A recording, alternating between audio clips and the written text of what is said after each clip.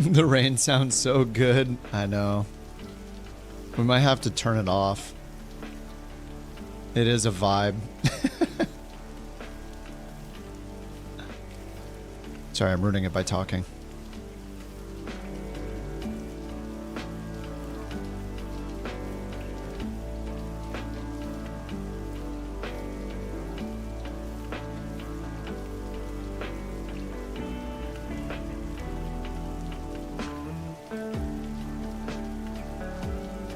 Oh, we got Bird ATC. I see Bird ATC ready to go.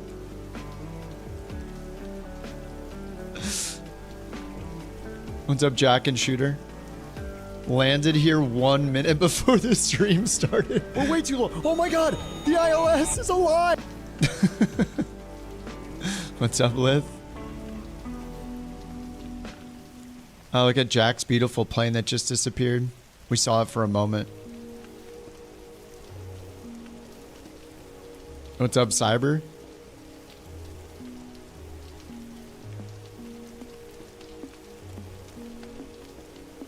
Yeah, I don't know. Maybe we don't want to do live weather. I don't know. See how bad the weather is in Kelowna. CYBD. CYLW. Let's check the weather there. It says VFR. Overcast at 10,000, 9 miles. Oh, broken at 3,100. So pretty low ceilings then.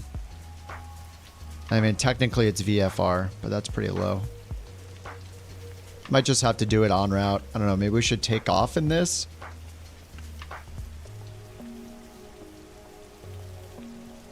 Let's see what the ceilings here are. Scattered 1,200, overcast 4,200.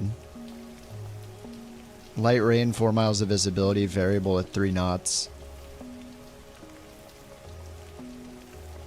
Let's hide from the rain for a second.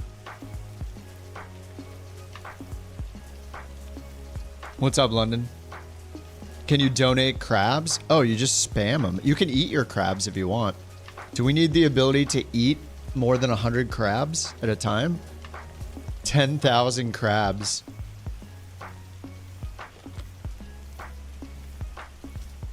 I mean, the nature of channel points is you end up having tons of them if you watch a channel regularly. I think I might have like hundreds of thousands of points on like Lyric's channel or something from having it on so often.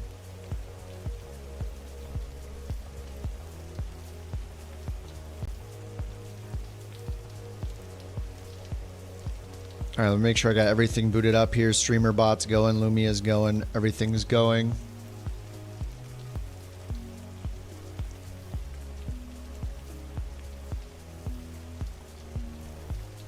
All right, let me hop over to NewSky and get the flight going. I'm in the Turbine Duke again. Whoops. All right, here we are. We're almost 90% done, or I am. I know other people are at other, what the heck? Other people are at other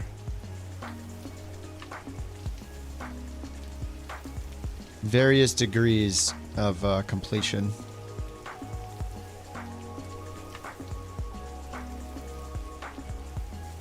Okay, so we're at, was it leg 60, 68 or something?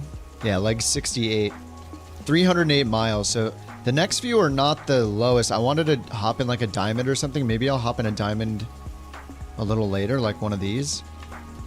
Maybe the DA42. I don't know if it's recognized by NewSky. I just tried the DA40 and it's not, like Jack said. Fall asleep to your dulcet tones as you fly and wake up to you screaming and killing peasants. Yeah, that was a rough night playing. Oh man, I had a bad time in Kingdom Come last night. I really think after this, instead of using NewSky, we can do something more flexible like Volanta or something, where we can fly more planes. Like NewSky is really good, but the downside is when the plane that you want to fly is not in it, you're forced to fly a bunch of other planes. So like I love the Duke turbine, or the Turbine Duke, but at the same time I'd love to fly like some of the newer planes. Yeah, On Air does have tours. They're community submitted too, but the problem with doing the On Air is that not everybody can join. But, you know, maybe it's not a big deal. All right, let's do 0 here. What's up, Steve? All right, let's book this and get the sim brief. Go. I don't even need to do a sim brief, right? And it's probably a good idea. We'll just see what it gives me. Take it from there. All right, sim brief generated. And see the map that it's giving us. Okay, it's pretty much straight southeast over there with Vancouver as an alternate. Though I think we're flying with Bird ATC today, right? So we're gonna end up following Bird, who's here in the flesh, the bird flesh.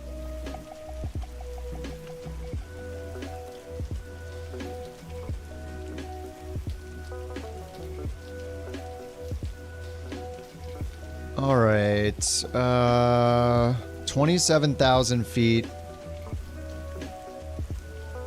Flight link. Oh, did you make something in the flight planner? Yeah, sure. You have the Microsoft Flight Sim one through the flight planner? That'd be awesome. We could all just import it. Yeah, it'll work. Copy message. Dude, you made a flight plan? Heck yeah. Here, let me paste it in both the streams so everybody can click it. Oh, it's giving you an error? Let me try. I'll try it right now. There's a link if anyone else wants to try it from Bird ATC. I'm loading it up in my browser right now.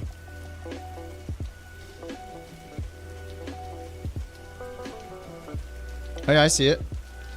Bella Coola to Kelowna load. Building route. Error while parsing given route. Certain elements have been removed from the route. But it still made the route.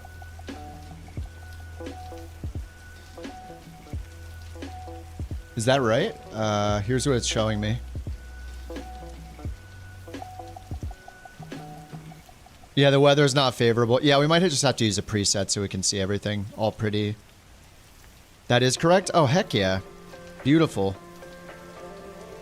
All right, let me set the route with that URL.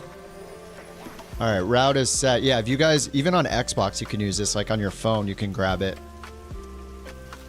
And then once you open it up in the web browser like this, I'm just gonna hit save down here, save flight plan.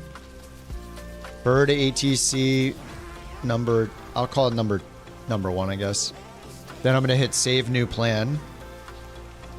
And now if I go into my EFB and go to the flight planner, under routes at the top, load flight plan. There's Bird ATC 1. Load. And it loads it in. Beautiful. Dude, Bird, thanks, man. That is the awesome thing about the flight sim stuff. Like the flight planner and the EFB. Sharing routes is super easy.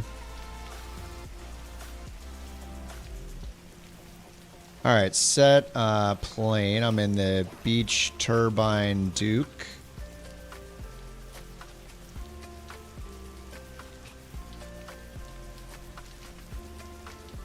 Yeah, that is awesome, dude. Yeah, we're following Bird ATC today. Bird, did you want to hop on Discord together, or do you just want us to follow you? Bird led us through a specific route. You do? Okay. Just hop into the lounge channel and I'll pull you into a live channel, a little private one.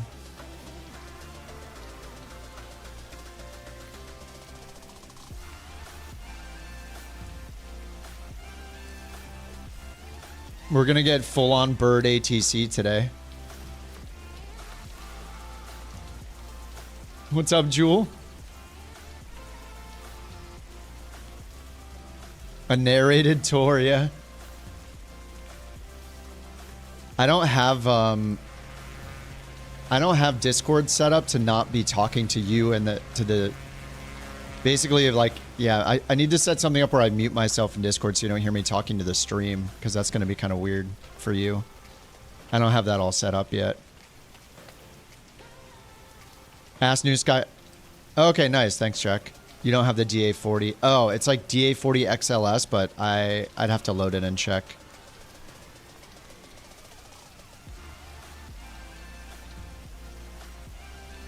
Oh, I see you, Bird. I see where you are. I'm going to drag you to another channel, Bird. Okay, Bird is going to be on the stream in just a moment. Let me... Why can't I drag you? There we go. Bird. Do you hear me? Hear me okay? Yeah, I hear you. What's up, dude? Sweet. My push to talk's working. That's excellent. Oh, heck yeah. Bird ATC on the stream.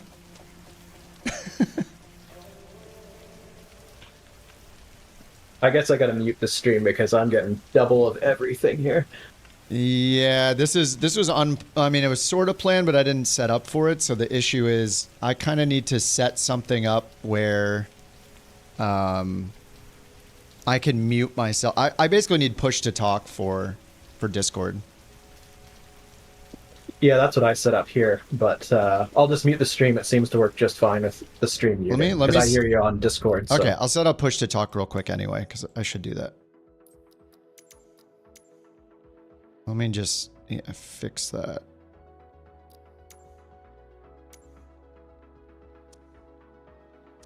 So then Bird doesn't have to hear me twice. Then I'll forget to hit push to talk, I'm sure, but that's fine.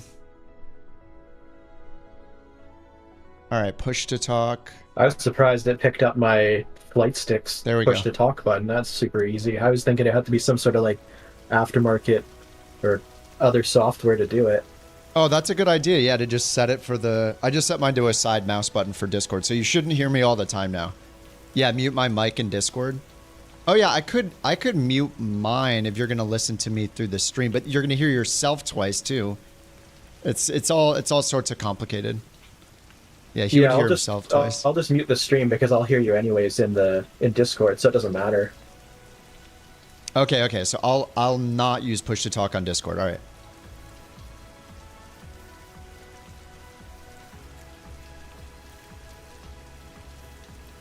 All right, sweet. Sounds good. All right, I got everything set up here. We got Volanta going. And let me get NewSky going, and then we'll be on our way. Bird ATC style. So we can see Bird is our guided tour today. He took us through into Bella Coola last weekend with this super awesome route through the mountains just via Bird ATC text. Bird ATC A cars. I don't know how we describe it. This will be a lot easier. Yeah. I got my B1000 fired up as well, so we're good to go. Heck yeah. All right, let me hop in the plane. Everybody get your tracking going. Introducing Bird ATC, now with live uninterrupted service.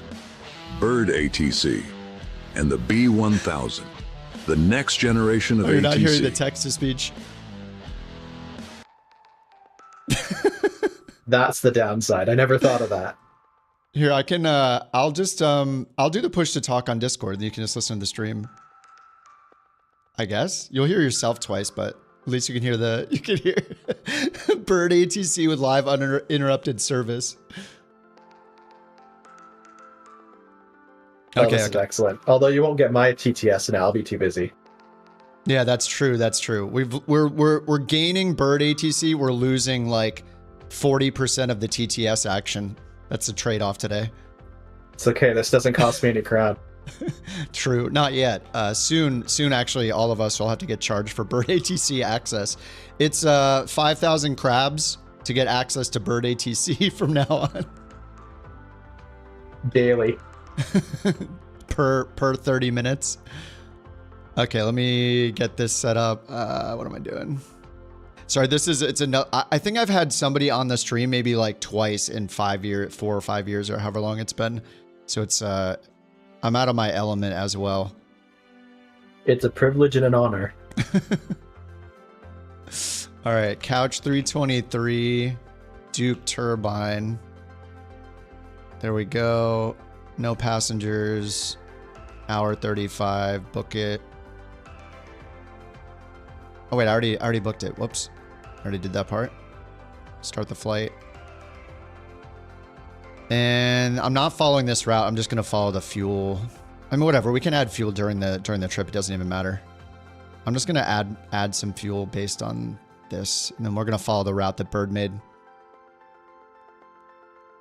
Okay, we got block fuel 600 kg. And I'm at... Okay.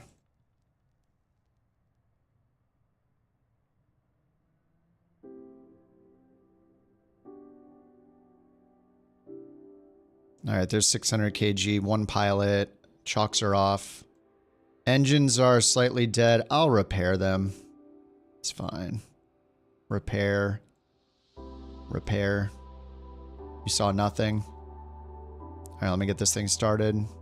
Battery master. Battery selector to both. Oh, I left these switches in the wrong positions. All right, the gens were on and everything. Okay, left ignition on, left starter on. Prop is full forward. There's the idle detent. All right, waiting for 15 NGs.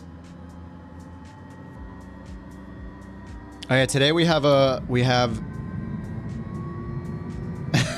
tell me, try one more time. Today we have a URL that Bird made for our route today, so I showed it a few minutes ago, but you guys can import it into your EFB through the official Microsoft Flight Planner website. So you click the link, and then it'll open up in a web browser like this. You can go into your web browser and sign in, and just click the download button or the save flight plan button in the bottom left down here, and then that'll make it so you can hit load in the EFB and load it in. You can always just follow along like wherever. We're just flying to Kelowna. We're following the Bird today. Okay, so this is all in here. Let me get ignition off, generator on, starter 2 on.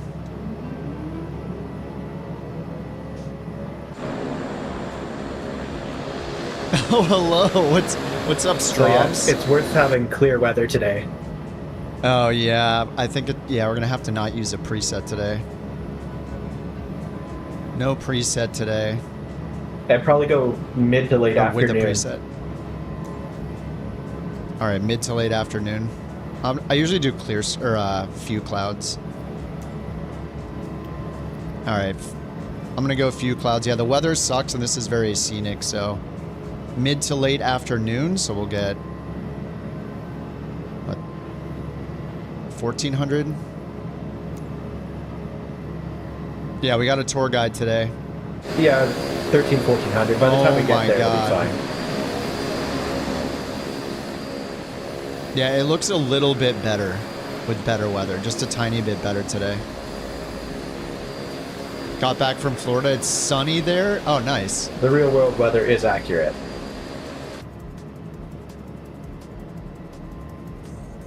Okay, let's get engine... Whoops. Engine 2. I'm killing the engine, probably.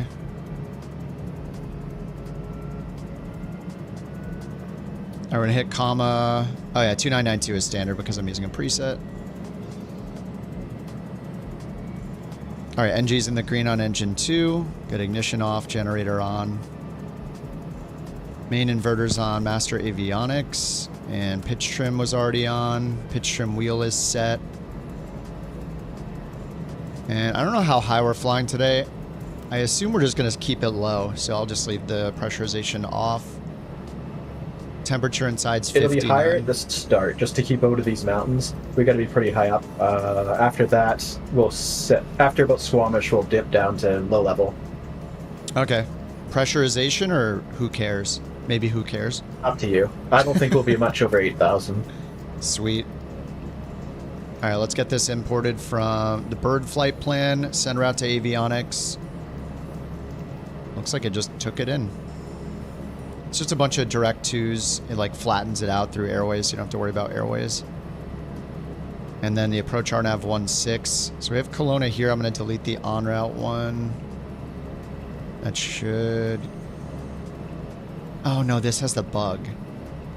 Oh yeah, this has a bug with it. All right, I'm just gonna send route. Just gonna redo it.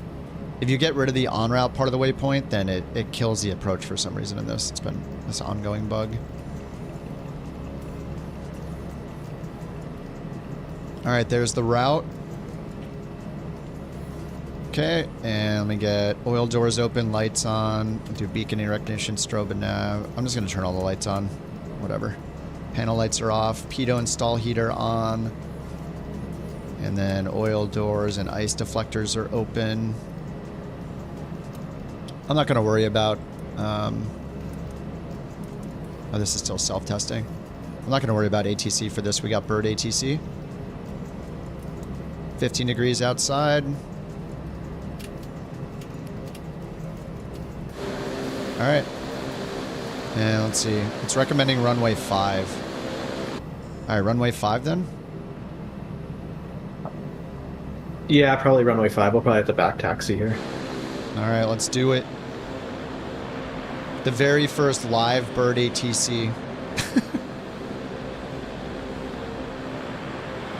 All right, parking brake is off. Real world weather. Yeah, it does. You can use real world weather. We do it most of the time, but this one we're in Canada, so this is bird didn't give me taxi clearance. Oh yeah, sorry. Did we need taxi clearance? Are we role playing this or? I'm not that serious. Yeah, but Deadly said no. Yeah, let's just go. Wait, we're not serious? I thought Couch Captains was all serious. Serious business. Very serious business. Yeah, you can use live weather, 24-hour historic weather. Especially with the amphibious plane on the runway up here. 100%. Wait, is somebody in the Spruce Goose? It just disappeared.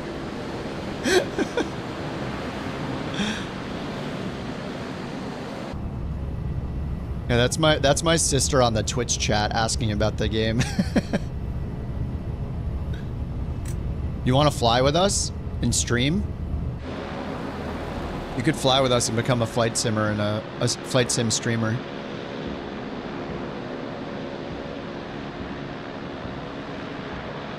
People would probably rather watch my sister fly planes than me anyway. Mostly about bork reports, yep. You would crash? Oh, I still do after like 5 years of doing this. It's fine. It's a video game, you know? Mattering who you ask. No?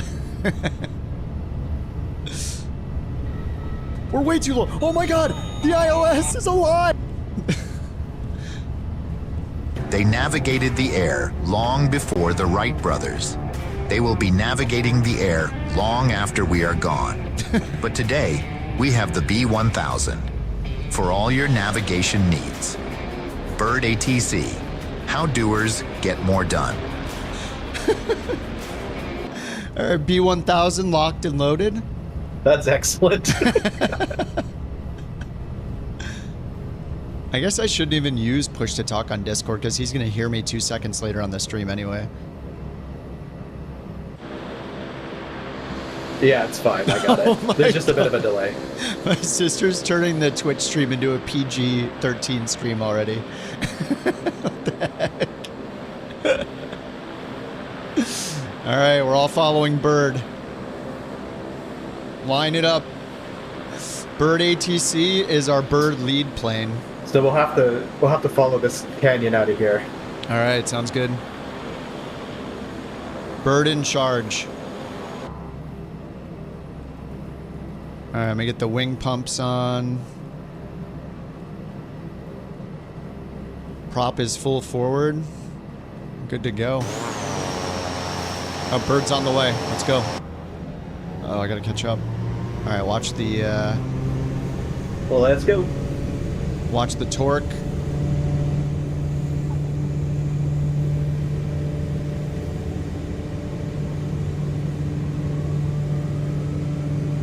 Rotate.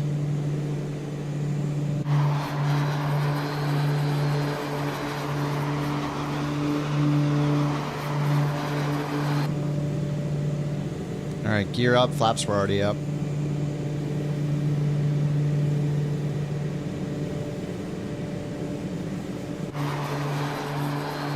Oh, he's keeping it real low. Okay.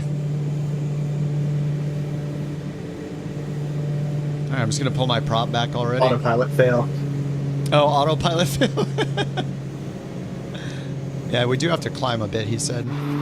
They upgraded the Bonanza yesterday, so it's got some fun features today. Oh, nice. Wait, what's new in it? Is there anything like really good in it? Looks like the G1000 was updated. All the windshield glass effects have been fixed, so there's rain on the windows and stuff like that now. Oh, damn, nice. Okay. Oh, that's awesome. All right, so we're making our way. There's still no key binding for the G1000 though, so they have fixed it. No key binding?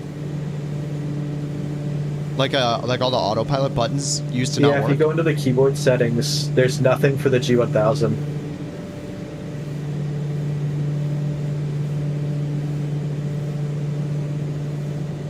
You mean like just like turning autopilot on and off? Let me get the auto. More specifically, like each of the G1000 functions, like direct to and stuff like that. Oh, you're talking about like SPAT or something like that? Just through SimConnect even, or just the keyboard binding. Okay, yeah. I'm not even advanced enough to use like SimConnect stuff. I just use all the default, whatever's available in the Sim vanilla. That's what I use. I'm lame.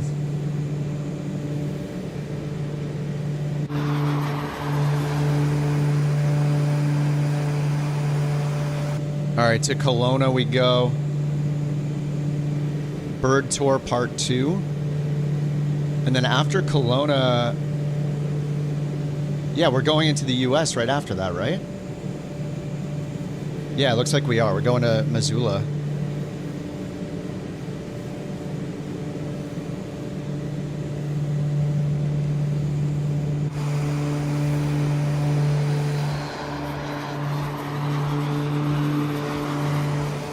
Okay, there we go. That was exciting.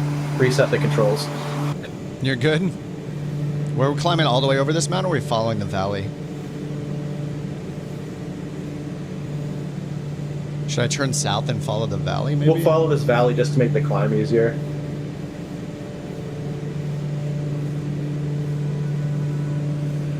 I'll try to keep my speed up for you guys. Oh yeah, maybe I'm a little too fast in the Turbine Duke. Can always just slow it down a little. Yeah, it's too bad the weather is so crappy here today. I mean, this is what we get for like flying at the end of winter.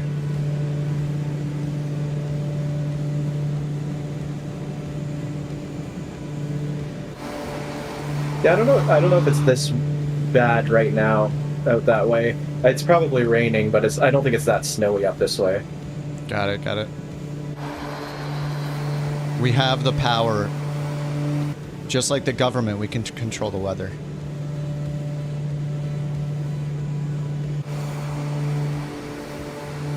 What's up, Shill? What's up, Hamil? How's it going?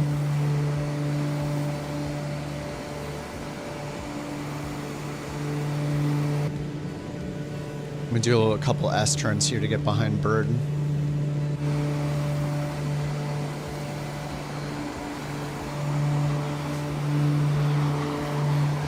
Yep, it's Bird. We got Bird ATC live. He didn't even charge us that many crabs. I think he asked only for like 20 to 30,000 crabs to be paid for services to Kelowna. Honestly, we would have paid a lot more. To get people hooked, you gotta give them a sample. That's true. Oh no, here we go.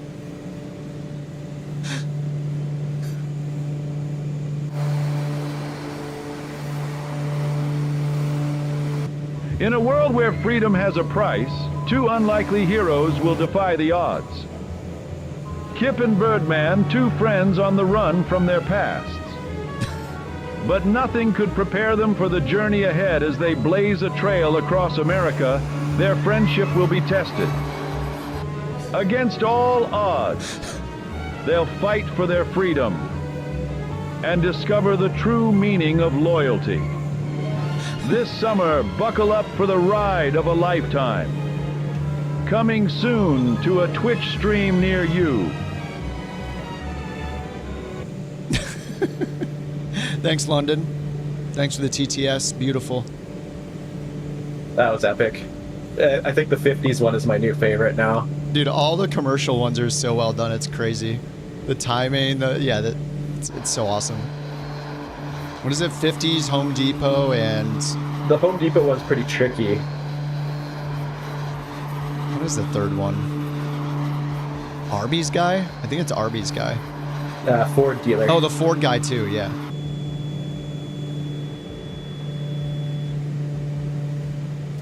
Apparently my autopilot just does not want to work today.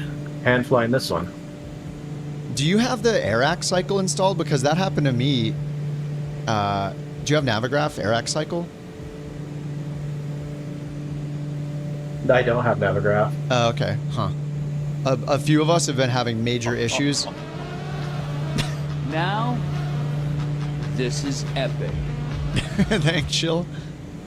Yeah, a few of us are having problems with... Whenever we have Navigraph AirAC cycle installed, we can't use, like, nav mode. Like, no distances and no courses were drawn between waypoints at all. Like, none of the data was available yesterday, so I had to uninstall it. It was super weird.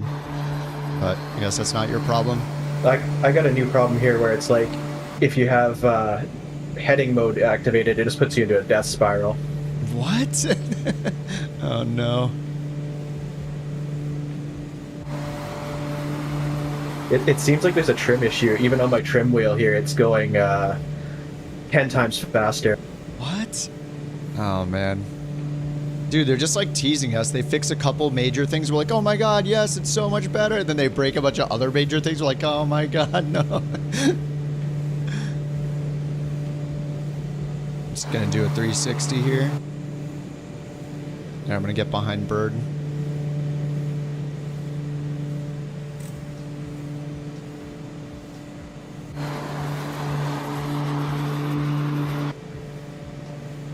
Once I get this stabilized, I'll sim rate where you can go a little faster. Oh, it's all good. There's no rush. We can enjoy it in real time.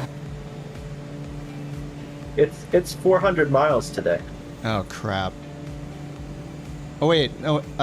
Oh, yeah. Okay. It's 308 direct.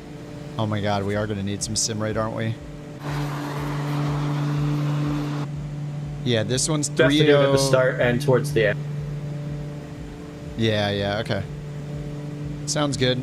Yeah, 308. Well, just the direct ones. Yeah, 308 miles. The next one's 279. So, yeah, we got a couple longer legs to start. At least it's not 700 miles.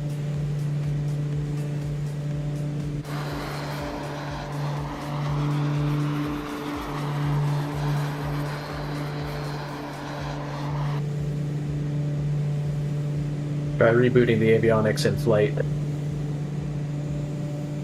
Oh, how's that going? You could try the flight director button too. Like if you have a shortcut. Moderately successful. You could try toggle flight director shortcut if you have that. It's different than hitting the button on the autopilot. Sometimes you guys have suggested that to me before too, and mine's been stuck. You like toggle the flight director on and off, and then it kind of wakes up. This is a weird issue. It's like every time it tries to correct course, it just does 10x the input it should. Does it have the input repetition thing being used? You know, that new like repetitive input thing in Flight Sim 24 in the settings that's on by default for like every button press? It's like rapid fire. Maybe that's not it though, because you're using SimConnect. Well, this is just using push buttons for the G1000. Weird. What's up, Jay?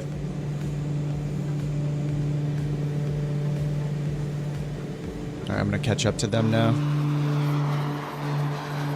Dude, I love the Turbine Duke. Wait, is Bonanza one of your favorite planes? I like barely have flown the Bonanza, even though I've been into the Beach Duke quite a bit. I've enjoyed it quite a lot. It's a lot faster than like the C-172 and stuff like that. I like the Skywagon, but no autopilot just makes it terrible. Yeah. What about the Corvallis? I've not been a fan of that one. I flew it a bit. at the start and didn't really like it. Yeah, it took me a little bit getting used to it. I haven't flown the SR-22 much either. It's a great plane, but I don't know. For some reason, I like the Corvallis better than the SR-22. They're both fast enough. They get you out of that slow 172 speed, kind of like the Bonanza. Yeah, I'm waiting for the market to open. I'm gonna get the twin Beechcraft there. That was in, what was it, Aviator? I'd much prefer that, but this is what I got. Was it the C90? Twin Beechcraft? The new King Air, maybe? It's the Twin Beach, just the small. I'm trying to think of the name of it. Oh, right the now. Model 18, maybe? The tail dragger? Yeah, I think that's no, not the tail dragger. It's a twin engine. It's the twin engine version of the Bonanza. Oh, I don't know if I've. Oh, the Baron. Wait, is that an Aviator? I've barely flown the. That's the one. Yeah. The Baron. Nice. It might be in premium. Oh, okay, nice. Yeah, I remember flying the Baron a really long time. I don't know why I haven't flown. Actually, no, I do know why I avoided the Bonanza and the Baron is because I was so intimidated by complex planes, like managing the RPMs and stuff, that I avoided the Bonanza completely and went straight for the Grand Caravan back then, like when I first started simming, because I was like, I don't want to deal with that blue lever, so I just avoided it, and I never went back. I should really fly it. Yeah, it's not so bad once you get used to it. I mean, in this flight, I just have everything full forwards, so. Yeah. I mean, like even at this, like there are rules to learn for each plane, I guess. But in general, if you just keep everything in the green, like you're good to go. Or you can test putting it all for full power, full forward, and see if it breaks the thing or not. Which is what I tend to do pretty often. Like, well, looks like I can run it full forward. With the Bonanza, you're kind of like full throttle. You're just teetering on the edge of over revving it, so it's okay. Yeah. That's cool. Yeah, I should try the Bonanza again, especially if it's getting a lot of fixes. I mean, if I owned it, I wouldn't do this, but it's course. digital. That's the thing about the built-in career mode is like even in like on-air company and NeoFly and other career mode apps, I just don't care about abusing the plane because it doesn't track it and force me to maintain it the way that Flight Sim career mode does.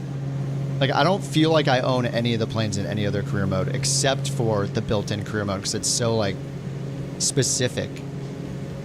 Every little component wears and tears.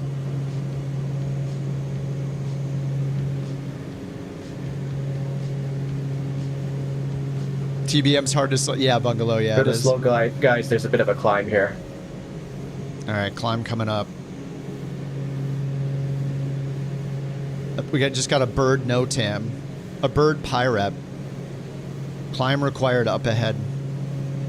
Unless you want to land on the glacier. Ooh. Me and landing on anything that's not a runway is always a bad idea. Get flashbacks to trying to land near our first base camp in the PC-24 and just failing over and over and over again. Yeah, the RBS landings, exactly. Yeah, it's weird. Maybe I'm the only one that has those problems. I had some limited success landing on the beaches. Yeah, it's just I don't know. Maybe it's just a me problem, but I can't understand how anybody can like land on any of the soft land in Flight Sim 24 because it's so bumpy everywhere. Oh my god, this is so... Yeah, I was using the Twin Otter, so a little bit more set up for it. Yep.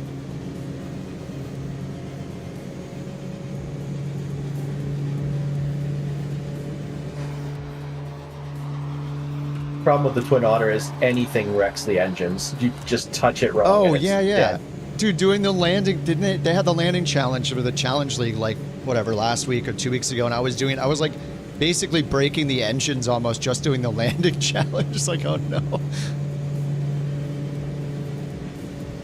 Oh yeah, there's many flights I've finished on one engine. That gives me flashbacks to the firefighting mission with the Viking where I barely beat it after like an hour straight of doing it and ended up with one engine. Okay, I caught up to Bird. They are finicky, that's for sure.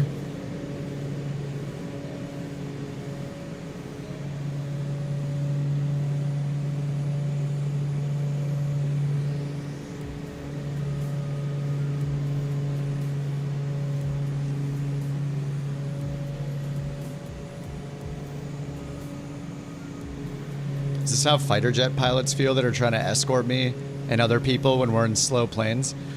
I'm at like 20% throttle. Exactly the same.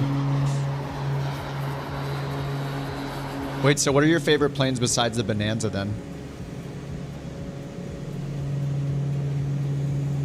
I've been a pretty big fan of the Twin Otter aside from the engine issues. I rip around in the F-18 every now and then. Yeah, yeah. I have not flown the Twin Otter yet outside The new of Skywagon's landing. really nice, but I want an autopilot version. Yeah, I think I was watching like the Avangels video on the Skywagon. I think she was talking about that too. She's like, it looks like they kind of wanted to put an autopilot in, but then decided not to, or I thought it had one in by default too. And I was a little bummed out it didn't.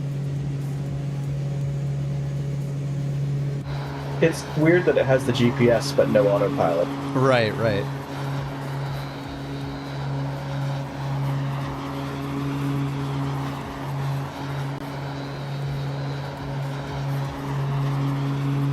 See if I make it over this hill.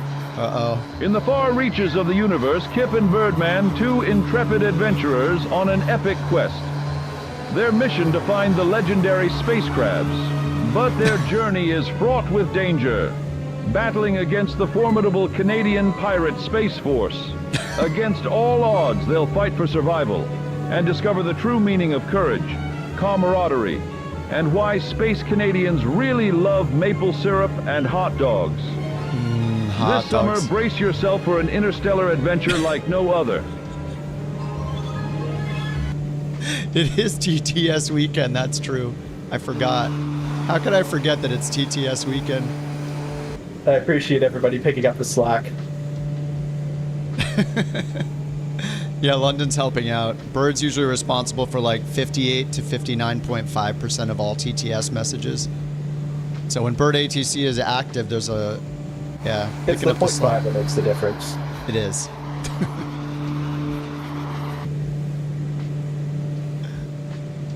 Sweet, made it. Okay, we're good.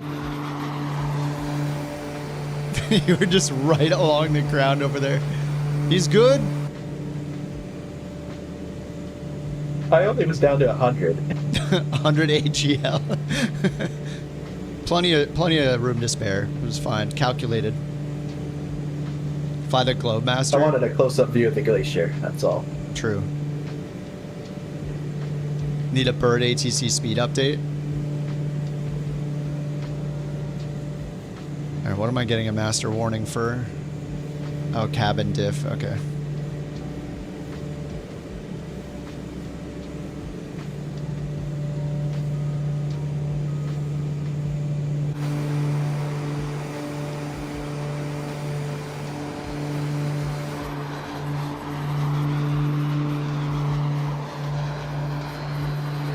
Anybody in floats?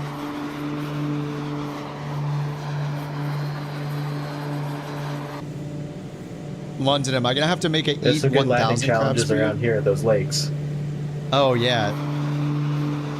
Wait, who did it? Somebody, was it Condor or somebody did on Discord posted a video of them landing in a little tiny lake like that? They're like stalling as they come over like the crest of a hill and right into the water. It was awesome.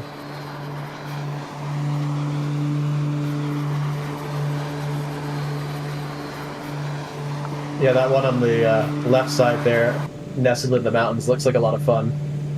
Yeah.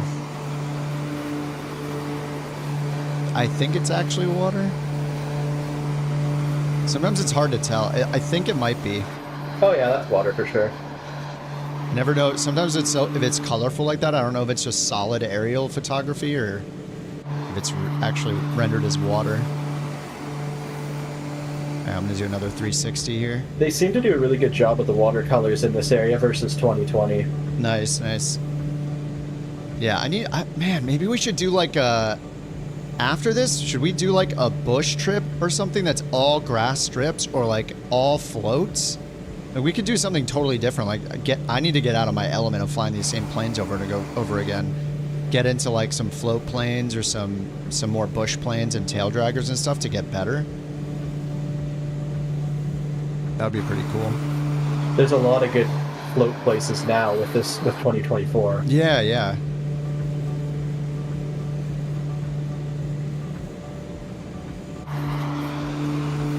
I mean, this is the best way to Here get better we see at a the mighty plane. bird in its natural habitat.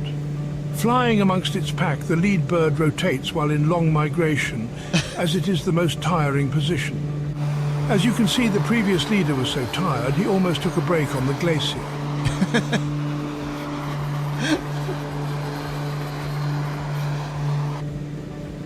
That was excellent. Yeah, butch trip. Even if it's just like a ton of grass strips somewhere, like we don't have to go super far distances. I mean, I guess in smaller planes we wouldn't anyway, but it'd just be nice to change it up and get into some different planes we're not used to flying. Or at least for me, like I'd like to do that, get into some planes I'm not used to being in. Especially floats and tail draggers.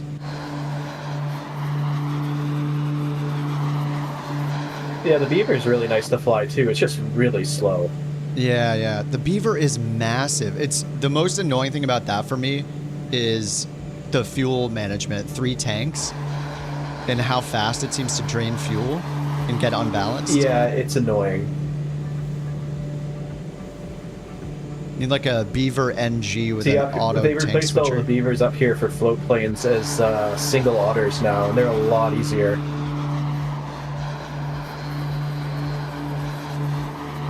Like, do you fly in real life, Bird?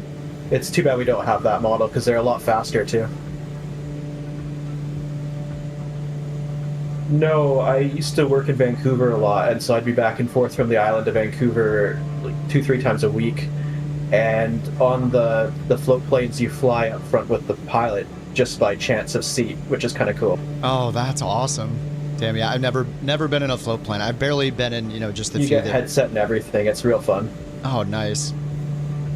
Wait, how much? So you would fly on a Beaver as a passenger And regularly? it'd be like $40. Yeah. So Harbor Air. So where we were landing the other night for the water airport.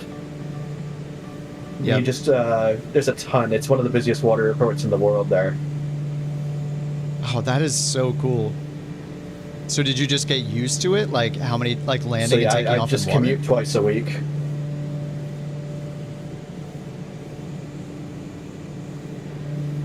Yeah, it's fun actually, and it's like bush flying because when they come into the land, it's like a 45-degree dive down to the water. It's wild. Oh my god.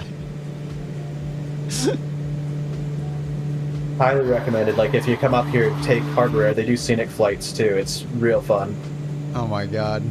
I would be terrified, but it sounds like an experience for sure. What's up, Sawyer? It's worth it. They have bubble windows in them too, so you can see out the side. Yeah, that sounds awesome. I haven't even really been to Vancouver at all. Yeah, I don't think I've never been to Vancouver. Well, if you need a tour guide, let me know. Will do. So we're getting Bird ATC, and then we're going to get Bird hosted Vancouver tours.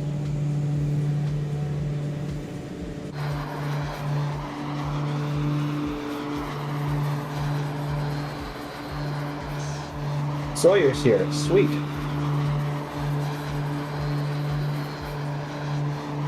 The real Sawyer.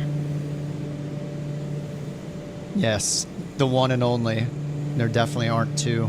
Sorry, Sawyer. When do we want to get up high enough to do Time Excel? This is still awesome looking. Oh, sorry, I'm just Sawyer. about there right now, so we could probably do okay. a little bit here. All right. Oh, that's awkward. We have both Sawyers here? Oh. Scratch that from the record.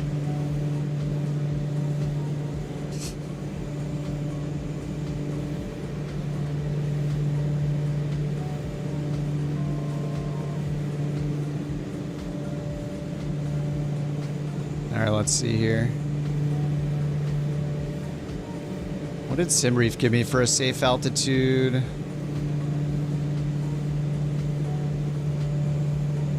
$27,000 feet. Well, that's more than safe.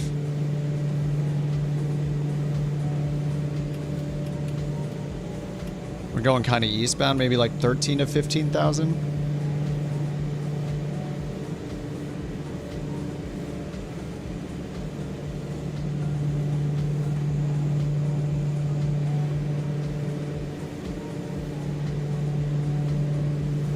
Yeah, this is wild. It's not even responding to the heading bug anymore. What? Yeah, that's so weird.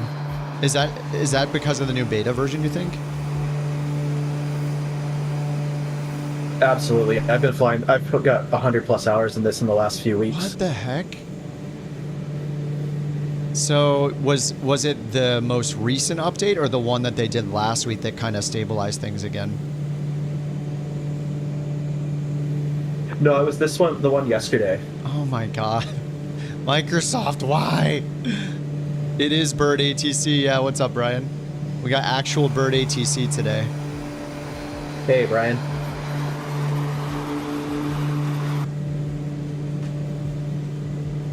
Hand flying the whole flight, apparently. Yeah, his autopilot is not, like, none of his autopilot commands work, and his autopilot doesn't work at all because of the beta update. So wait, even like clicking on the autopilot buttons does nothing? The whole thing is broken? I wonder if it's just that plane. Yeah, I'm messing with it right now, and it's definitely the whole thing. Rip. No autopilot, no flying. That's my rule. And if there's no autopilot, how can we possibly I get was to flying where the we're going? 185 last night. I should have tested this.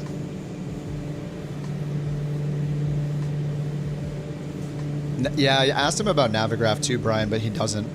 No Navigraph. He's been using SimConnect and stuff to do all of his commands for like the G1000, but the autopilot itself is just not working. B1000. Oh, the B1000. Yeah, it's reverted to the B1000, sorry.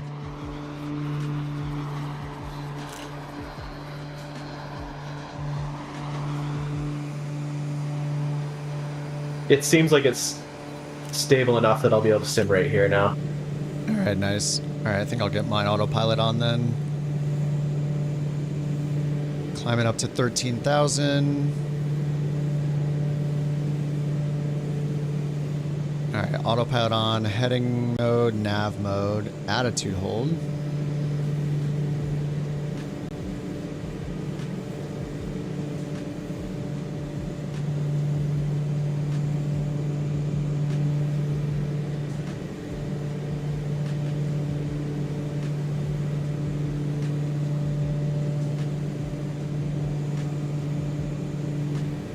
All right, let's see how many miles we have left. So let's check the airport elevation at Kelowna. 1,300 feet. So call it Probably start descent at LD. at LD. Okay.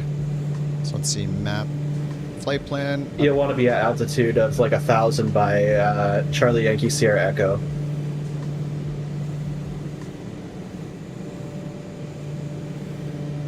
Oh, at 1,000 here. Okay, nice. Okay, so we'll just put in an altitude constraint at CYSE Squamish, 1,000 feet. All right. At 1,000 at Squamish, and now we can get our top of descent. Menu, VNav. All right, 26 minutes till TOD.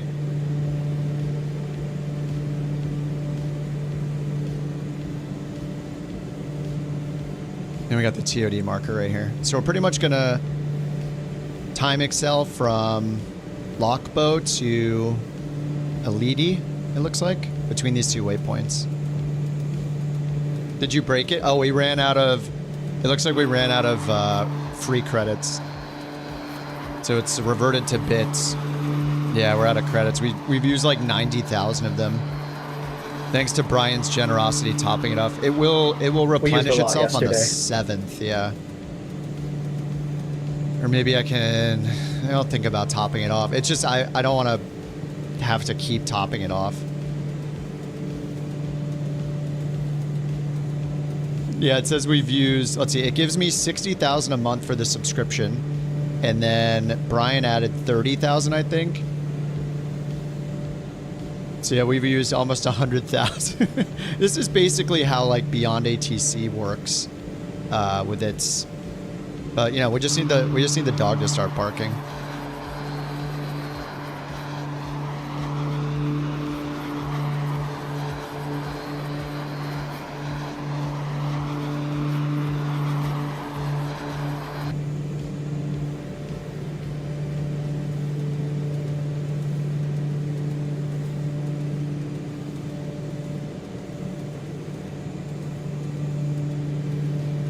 All right, I'll do it this time. I'll give it another 30K. It's $10.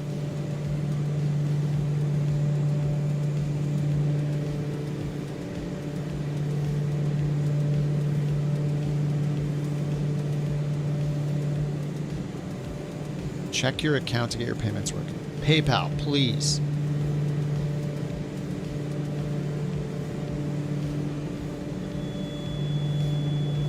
Overspeeding. All right, we're at 13,000. Make sure I got the relative terrain map on over here. Yes, terrain is on. There we go. That is set.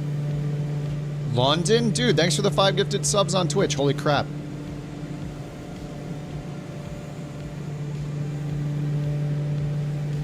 Welcome to DMB, Mike, Capu Stick, Geet, and Elt. Welcome to the Couch Captains on the Twitch, courtesy of Mr. London Markey.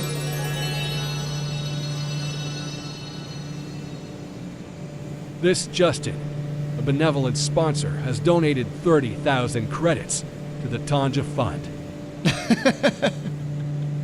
All right, let me match that then. All right, we'll do a double. Thanks, Brian. Thanks for the super chat. London, thanks for the 5 gifted. All right, let me top it off here.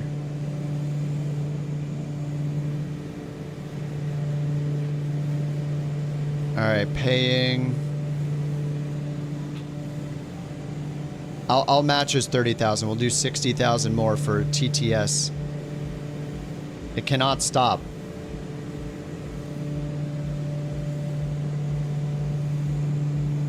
It is TTS weekend after all. Yeah, that's true. It is TTS weekend. I think TTS weekend started on Tuesday this week, if I'm not mistaken. It's like Black Friday. It just starts earlier and earlier every year. Yep. And people aren't even, they're not complaining about TTS weekend starting on Tuesday. This is taking all of my concentration. 4x sim right hand flying.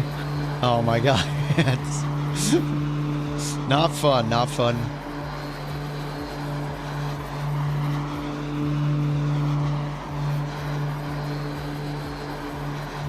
I think what I'll do is I'll jump out and jump back in and take off at Squamish there when we get closer.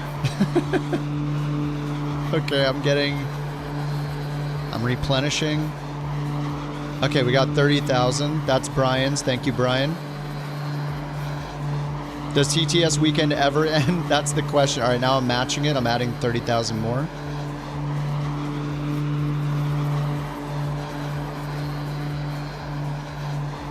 In the heart of this lush, verdant forest, we find one of nature's most elusive and enigmatic creatures, the lesser spotted birdman. With his remarkable plumage and low intellect, the birdman is a marvel of evolution. The lesser spotted birdman is known for his curious habits, such as his fascination with crabs, a rare find in these woodland habitats. It is said that the birdman collects these shells as tokens of his travels and adventures.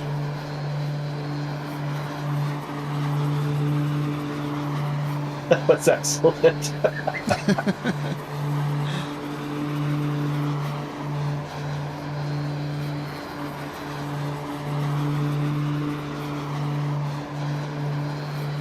All right, there we go. 30,000 more added. There it is.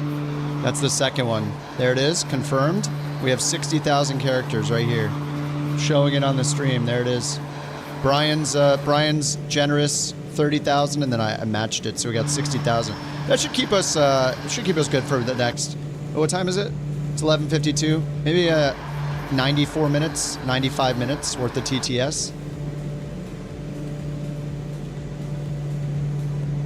Let me pull the. Well, you got to RPMs subtract back. 54.5% of that, so.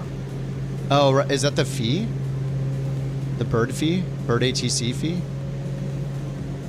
That's the bird usage rate. The usage rate, yeah. In fact, this isn't like Bird ATC is an AI. That's so every time he's talking, those are credits we've been spending to generate those voice lines that you're hearing. It's a new voice. Bird ATC was added. Many crabs. What's going on? What's up, Rich? We're getting live Bird TTS today for this leg to Kelowna. Just like we got last weekend to Bella Coola. And yeah, of course, and what's going on is it's TTS weekend, haven't you heard? All right, I should probably use Time Excel now. I haven't been 2xing Oh, he's aware. Yeah, we got live real-time Bird ATC. It's too bad there's such a delay on the Discord. It's hard to not cut you off. No, it's cool. Yeah, I can talk on Discord like this directly if you want me to, but then you'll hear it twice. Sorry, yeah, it's just a little weird. It's only a couple seconds. That's up to you. I can always just mute the stream too. Yeah, but you gotta hear the TTS. That's the important part. Pipe it straight to my ears. Straub, thanks for the 100 bits, Straubs. Hey guys.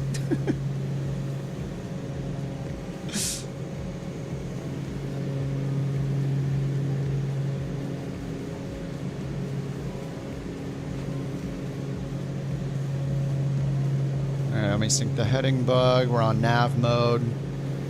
Get the speed as high as I can. We're going 2x speed now.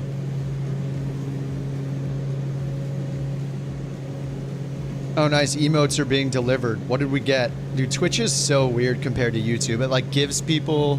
Yeah, Frank, what's going on, dude? It's live. Yes, yes. Very live. We got Birdman, aka Bird ATC, aka the B1000 Avionics, on board today for this leg to Kelowna. Oh my god, the water here.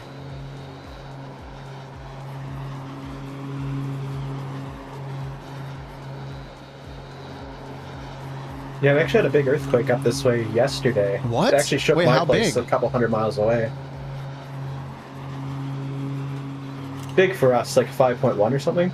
Oh, dude, 5 is big for us in California. Like, that's when you feel it for sure. Like, anything under a 4, you're like, wake me up when there's a big one. 5 is significant. Yeah, I thought the dogs had hit my chair or something, and I was like, oh, okay.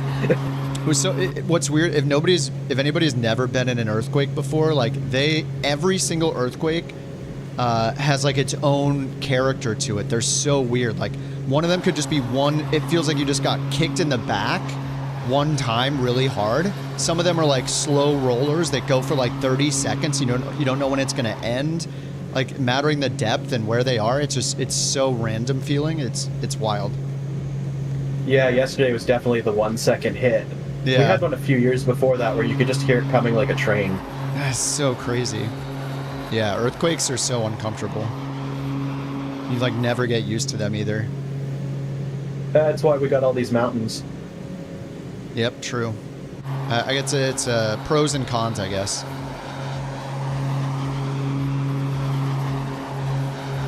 Wild how you're like met Yeah, in that's an right, earthquake. Brian. I'm on Vancouver Island.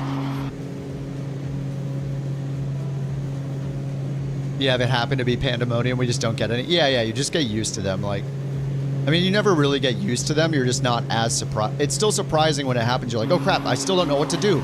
Do I go under here? Do I go in the doorway? Do I go hide in the bathroom? Like, do I get under the kitchen counter? What do I do? What do I do? It's always confusing, even after feeling like dozens and dozens of them over the years. I had an earthquake once, felt like someone lifting the house 3 inches and just dropped it. My instinct was to go to Twitter and see what it was. Yeah, you go to Twitter and you're just like, someone will post an earthquake. or on a subreddit for your town or your city.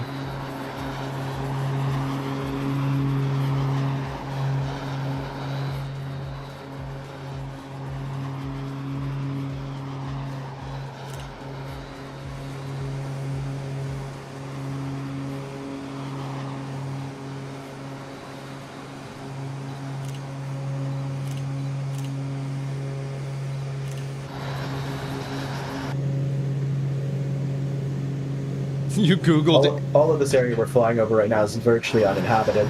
Dude, this is so awesome here. Jules says, I Googled, am I in an earthquake? I've done some mountain biking up this way where it's like, if you go, days into the woods, you will not hit anything. Just days and days and days. Oh my god. Yeah, that's terrifying. Or exciting, mattering who you are. Mattering if you leave your house. With the grizzly bears and things like that. Oh my god. Yeah, no thanks. Not for me.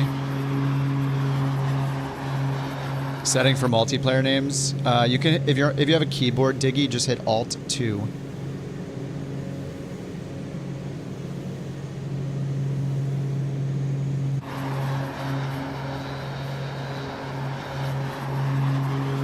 Alright, looks like I'm at the top of the descent here.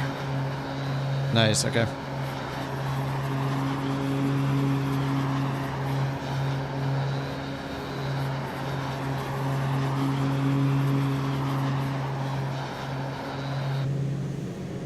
I'm a little bit behind. I just did 2x, but I'm coming up to it. A little more than halfway. I'll go to 4x to catch up. The Caravan. This is I'm flying the Beechcraft Turbine Duke. This is a third-party plane by Black Square. 2-engine Beechcraft twin turboprop variant. And it has like damage and everything. Fully removed Navigraph stuff from your sim. It's really sad. You'd love it, even in 24. Yeah, it's just been causing a lot of problems, unfortunately.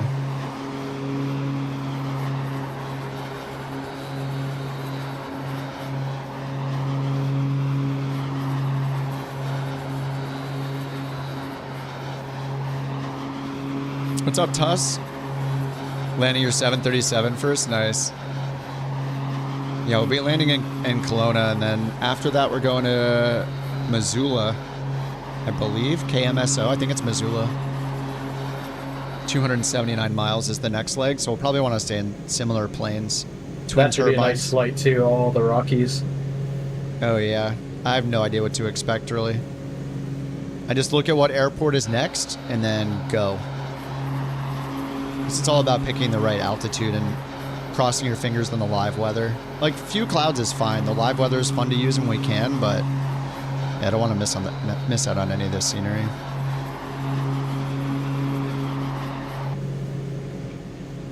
Yeah, especially if we come up into Howe Sound here, where they'll get just absolutely torrential rain.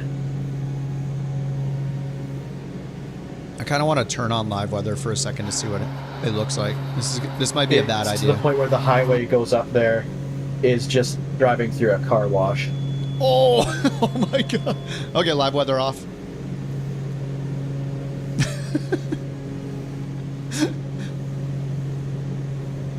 Let's get back to few clouds. Yeah, it's not friendly today.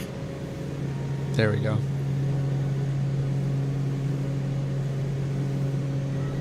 We're way too low. Oh my god! The iOS is alive!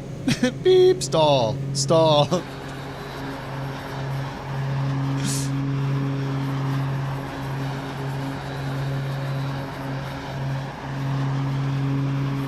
Thanks again for the beautiful hype train, Straubs and in London.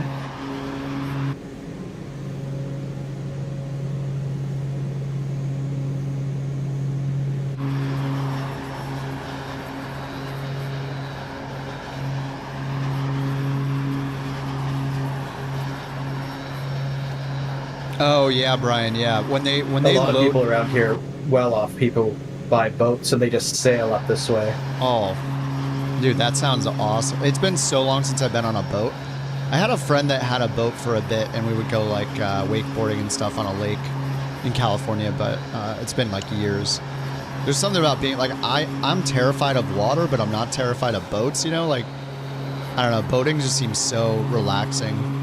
Yeah, it's awesome, man. Yeah, why don't It's we? something about can't we growing all up by the boats? water, I think. Like, I grew up by the ocean, and yeah, it's just one of the best places to be. Yeah, there's just something so calming about just chilling out on a boat with a few friends. It's just, I don't know, it's so nice. I can imagine, like, I didn't grow up, like, fishing or doing, like, super outdoorsy stuff like that myself, but I can only imagine, like, how relaxing and just peaceful it feels, you know, like, just sitting out there fishing or just chilling on a boat. All that stuff. Yeah. It's nice. Me either. Not a giant city, but I grew up in a city here, and it's not, you know, we're 15 minutes from this kind of stuff, though, so it was, it's hard to not experience it, I guess. All right, looks like I'm at my top of descent. I'm in 2x still, so I'm just gonna catch up to Bird, and then I'll go back to 1x. Yeah, that valley there, you can just drop straight down.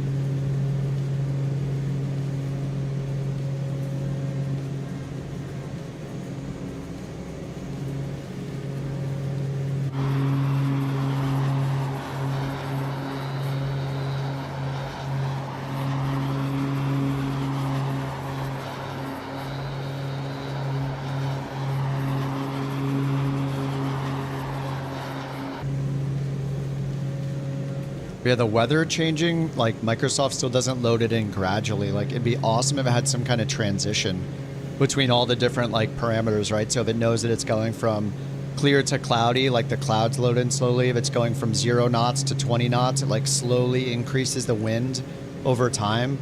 It's like there's like no transition. While our competition asks you for your ID and social security number, Bird ATC and the B1000 focus on providing exceptional navigational services. Bird ATC and the Bird B1000. No matter who you are, we take you there. Beautiful. Who asked for ID and social security number? Did the flight plan Awesome, change? Deadly. We're following a flight plan that Bird made through the Microsoft Flight Planner. We're pretty much just following him. Oh, Jack's over on the dark side now. Jack has made his way to Twitch. Should be coming up on Squamish here now.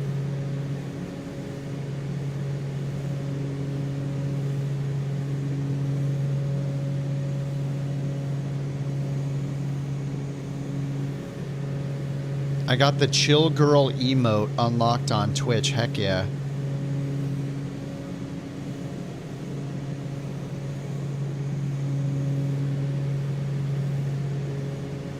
Sorry, what'd you say, Bird? Squamish? All right, We're coming up on Squamish here, yeah. So this is actually, if you remember the movie Walking Tall with The Rock, this is where it was filmed. I have never seen it, but I know I've heard of it. And I've heard of Squamish before.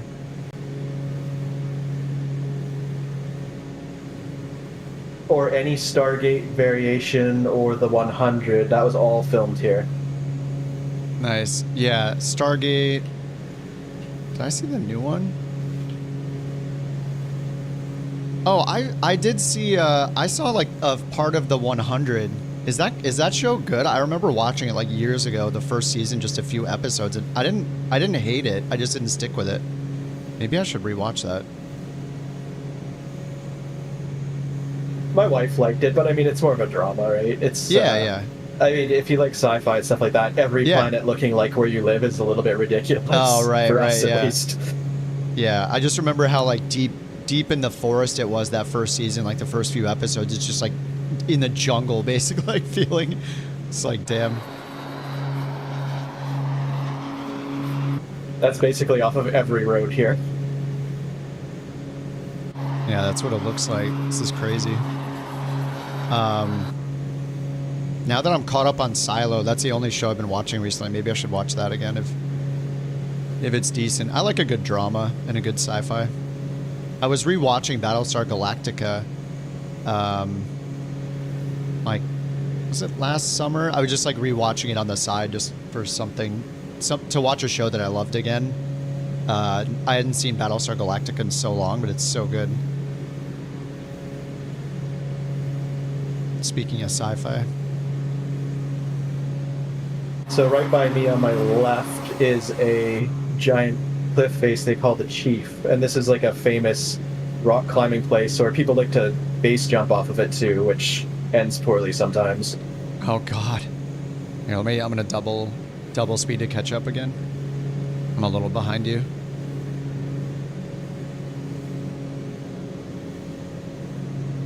So this is all, we'll be flying over what's called the Sea to Sky Highway now, and this was recently built up for, I guess not recently, but for the 2010 Olympics, they went to town making this fancy highway, and it's basically like a racetrack for rich people in Vancouver.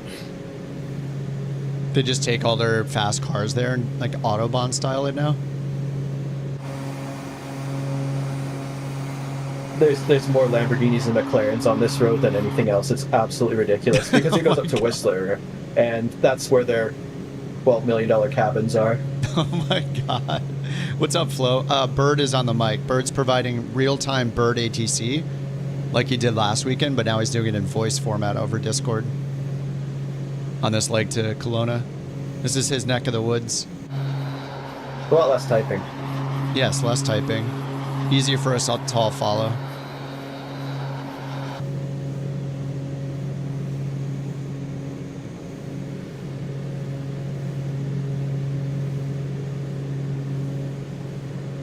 And the water is actually this color here. It's very like chalky. I love something in 24 like we don't really talk about much too is like how all the coastlines are cleaned up. Like every beach and every coastline, it's basically like what that mod did back in 2020, that Project Coastlines like cleanup thing, the photogrammetry fixes, and it's just like everywhere now. Like all of the, everywhere water meets the land, like it looks so much better now, just everywhere globally. Yeah, the vertical coast improvement, yeah, it's pretty insane. I actually went out to the place where my wife and I got engaged, and it was on a beach out near Tofino, and it's just phenomenal how accurate it is. Yeah, the water is like super chalky, like super muted blue-green color.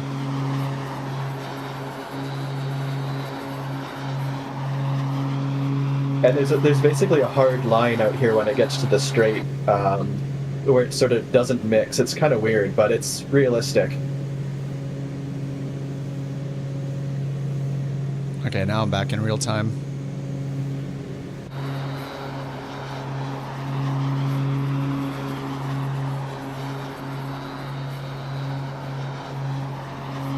And on my left is the golf course where they filmed Billy Madison. Oh, yes.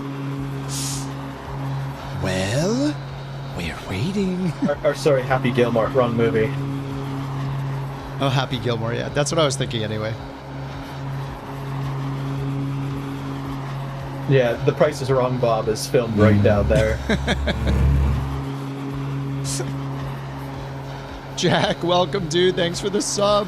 Mod Jack has made his way over to Twitch. He's caved to the pressure. Where's Shooter McGavin when we need him? He was here earlier. Shooter's probably still here on the YouTube channel. This is Shooter's moment.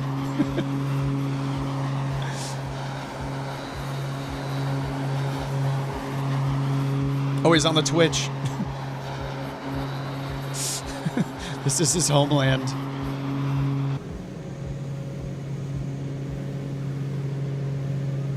His origin story. Yep.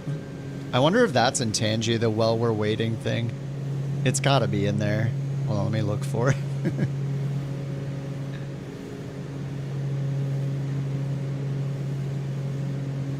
Oh, it's not.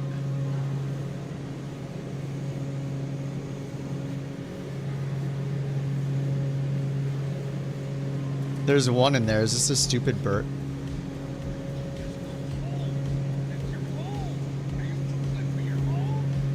there is one. There's this one. Stupid ball. Just go home. That's your home. Are you too good for your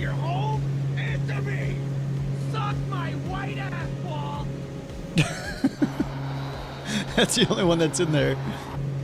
How do they not have the "well, we're waiting"? That would be perfect for streams.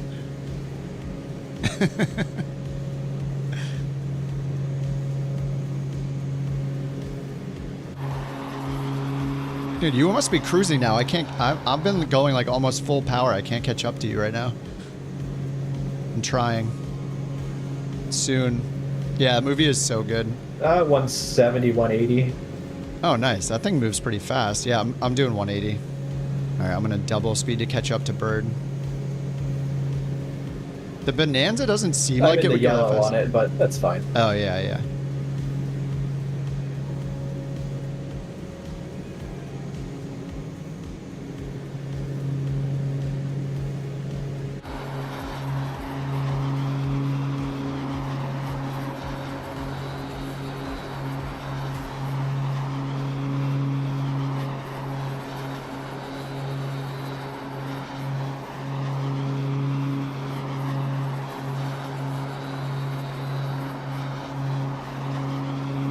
I'm sure right now this area is just bucketing rain, just complete zero visibility. Yeah, I think if I turn back on live weather, it's probably gonna be a hazard.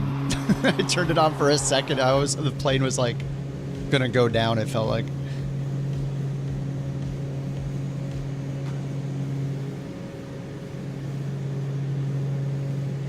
All right, how's my And so fuel? right in front of me is the main ferry connection, or one of the main ferry connections to Vancouver Island here.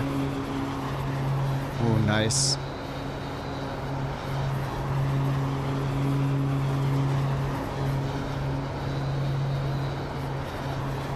Years ago, you might remember seeing in the news a ferry lodged onto the beach there. That was an exciting day. Oh man, right here? Is it just, yeah, right where I'm looking in this little cove looking place? Oh yeah. That's correct, right where you're looking, yeah, right there.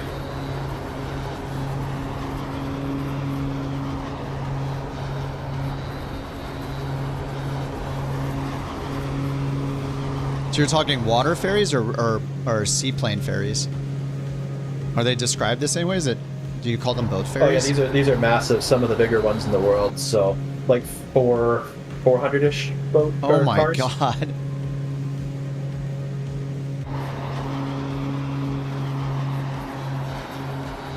Yeah, there's one every hour and a half. There's a lot of traffic between the island and Vancouver. I mean, Vancouver's what, like 4 million people, I think. Oh and my god, yeah. The island's got 1 million on it as well. So I didn't realize it was that huge. That is crazy. Yeah, I gotta go to Vancouver now. What's up, Flight Sim guy? well, in the last 20 years, it's over doubled. So Is it a lot of Canadians moving there, or is it a lot of Americans and Californians like coming up from the coast? Or is it just worldwide? It's probably just a lot of worldwide immigration, huh? it's a mix. So there's a ton of people from the UK, Eastern Canada, because it's a lot warmer out here, and then all of India and all of China are moving here. Oh man, yeah. There's a bridge.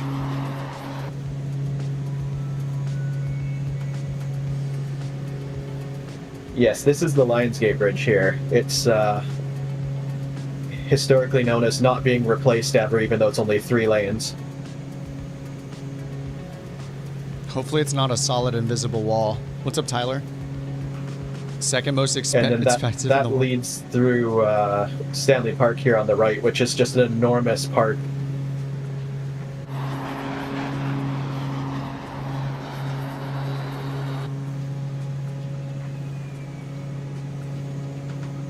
The left side here is North Vancouver. It's sort of like a ritzy part. They don't necessarily want that connection to downtown, just because it keeps all the riffraff out. Yeah, yeah.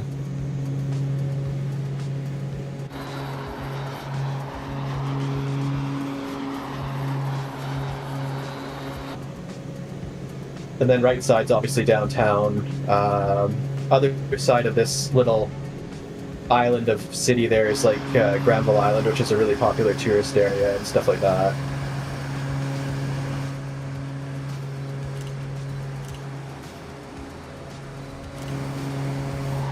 big hill in front of us would be Burnaby Mountain, sort of dead straight ahead, and then on the right of that's Surrey Metrotown. Big popular shopping area and stuff like that.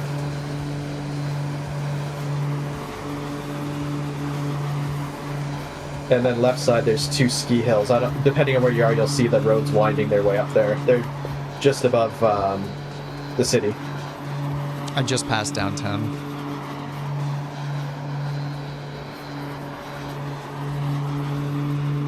I think Then having you get the second Narrows Bridge here, which actually fell when it was first built. Ooh. I feel like having photogrammetry on right now is like not good.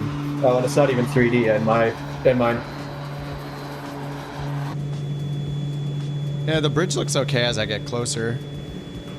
Photogrammetry is at least giving you a 3D bridge. Yeah, this one, yeah, it's 3D, but it looks like it's melting a little bit as it does. I'm always torn whether to have photogrammetry on or not. As photogrammetry does, yeah. Yeah.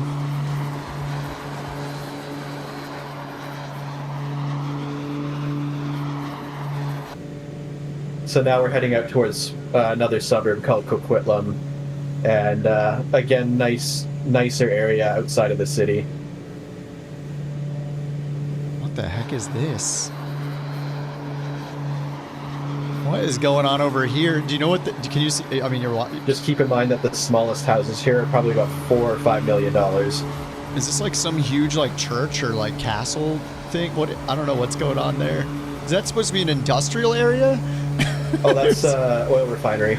Oh. It's like, what is it? Almost looked like a castle from a distance. Just like the way it had so many like towers on the sides. Yeah, a castle, power plant, same Canadian thing. politics, the Trans Mountain Pipeline ends there. Oh, I see.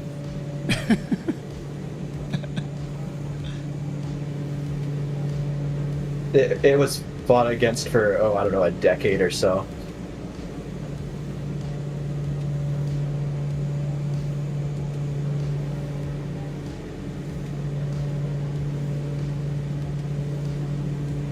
Then off, call it 10 degrees off center to the distance, you can see Mount St. Helens already.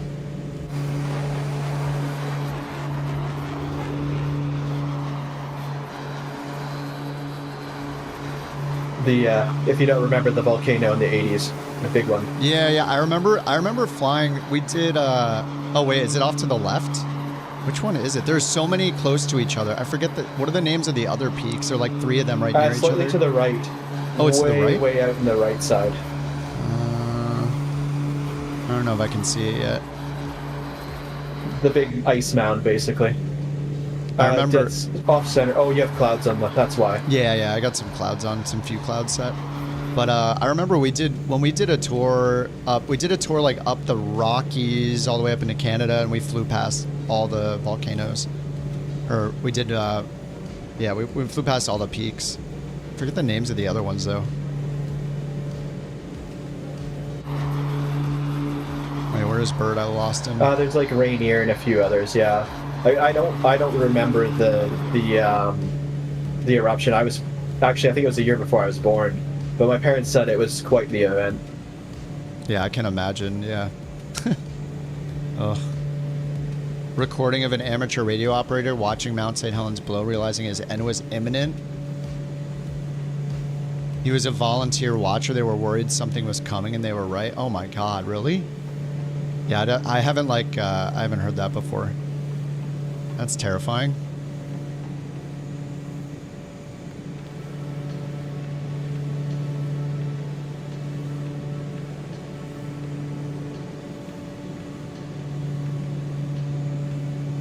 So Vancouver Airport's probably 10 miles to our right. If you're ever coming in here and you want to do some plane watching, definitely stay at the Fairmont Hotel there. It's amazing. Nice. All right. Yeah, I don't think I've even like connected through Vancouver or anything. I've been to Montreal. I've been to Toronto, like on layovers and stuff. Visited Montreal once, like a really long time ago. You'd remember Vancouver. It's a very, very nice airport. They just went to the moon and back with the details for the Olympics. Nice.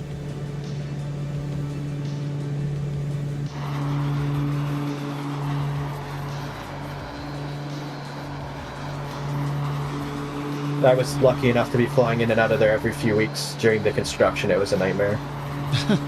Yeah, I mean, we're hosting the Olympics here in 28, so in LA. So we'll see if that brings about some good changes to the airport and stuff like that. LAX is insane. it's a mess. I don't know if you can fix LAX. Yeah.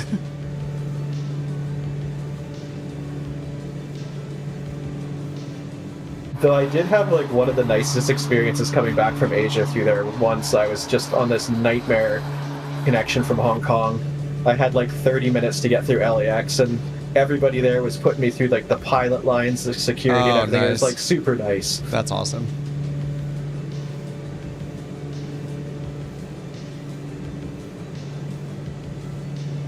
It saved me from a 47-hour trip. It cut it down to a 35-hour trip, so it was nice. 35, yeah, that is insane. Yeah, like going to Europe and stuff, doing like 24 hours of travel. I was coming back from Jakarta.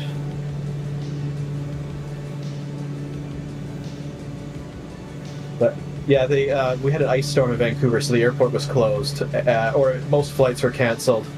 And so I had to quickly think, it was Chinese New Year as well, going through Hong Kong, so I quickly just booked whatever I could, and it ended up being like it was Jakarta, Hong Kong to LAX to Seattle, Vancouver. Oh my god.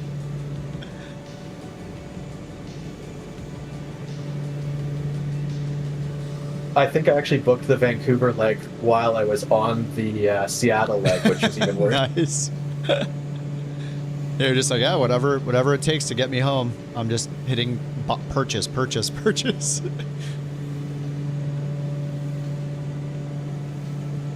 Oh yeah, and I mean, that trip was such a disaster too, because I went down right after Christmas for a meeting that never even happened. Oh, no. It was to the point where the government there was considering chartering a jet for me to go there. Oh man, you should be like, yeah, I definitely need the jet. Wait, have you ever been on a private jet? I've been on one time. And then I ended up getting stuff with just business class on Cathay Pacific. At least it's not economy, I guess. Have you been on a private jet before? True. Not a jet. I've had private planes chartered. Oh, nice. I've been on one private jet in my life, and it was awesome. I don't even know what type of plane it was, because it was like a really long time ago, and I forget. It was just one trip for this place I was working at, and they flew people out to their headquarters, and so there's just like 6 or 7. It was probably on a Citation or something, or like a Gulfstream. I have no idea. I had no interest in knowing what plane type it was at the time. I was just like, oh my god, jet, let's go. And just taking off backwards, you like get in, you got your beverages with you, you just walk onto the plane, and you're just gone in like 5 minutes. And I sat facing backwards in the business jet, which was super awesome. And yeah, that probably won't happen again, but it was an experience. It was really cool. Yeah, that is the best part about any private flying. I mean, for me, it was I had to get to the island at night to catch another flight, and there was no commercial flights available. And so we just booked a private charter for me. It's like a 15-minute flight. Cost like $1,000, I bet. But yeah, you walk up, pilot's like, hey, yeah, you're the guy? Okay, let's go. 5 minutes later, you're in the air. Yeah, it's crazy. It's so nice. You're like, I never want to fly commercial again, as if that's an option, but... Yeah, exactly. And then you look at the price of a private jet flight, it's like $60K. Yeah. Lee, how long has it taken to hit 89%? I mean, we've started this back in like, I don't know, August, September, and I was just mainly doing them on the weekends, and I took breaks for a while, so we just kind of been hitting it every weekend since, I don't know, since the end of last year. Yeah, it's taking a while. The fastest planes we can fly are business jets. We try to avoid them. Like, we try to pick a plane that's appropriate for the amount of miles each leg is. So we're in a lot of like Vision jets and turboprops, twin turboprops, and then every now and then there'll be like a 500 to 700 mile leg we've had to do. So we hopped in the PC-24, the Longitude, things like that. And I don't know what we're gonna do next, but I think we should change it up drastically, do something totally different, do like floats or bush things or something maybe shorter than an around the world, but maybe something a little more unique.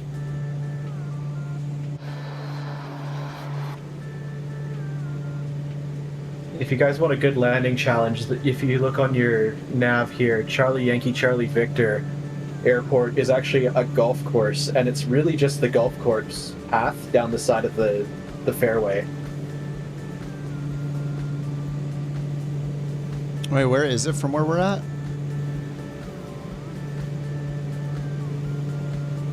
It's probably 15 miles, sort of straight in front of us. I must, okay. Probably have my detail off. It's actually right by the next waypoint. Charlie Yankee Charlie Whiskey?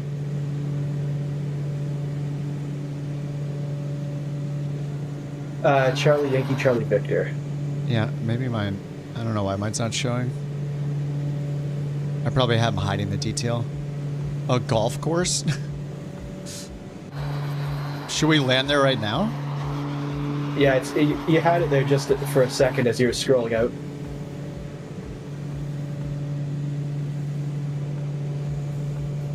You could, but I think it'll screw up the flight, won't it? Oh, I see it. I see it.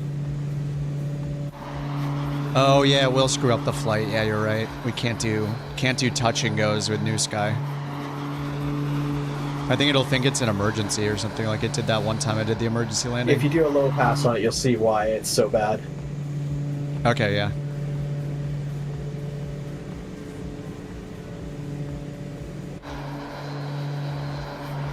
Did someone say golf course?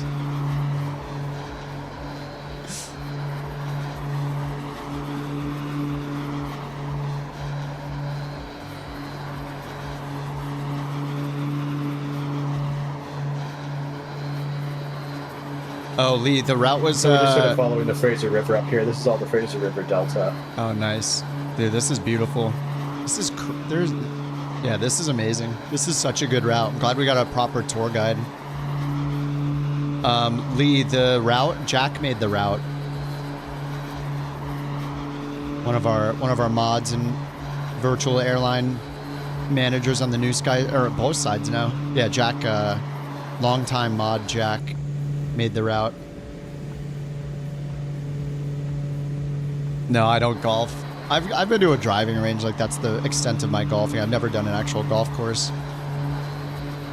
Driving ranges are fun though, or like go do a Top Golf or something like that, just for social things, you know, not for taking golf seriously. But yeah, I mean, just hitting some balls is a good time. But yeah, I have a lot of respect for people that can golf. It's so hard even just to hit the ball straight. It's such a crazy skill.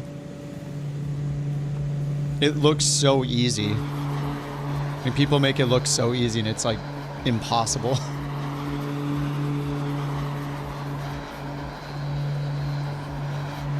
A good walk gone bad is what they say. A good what? A good walk gone bad?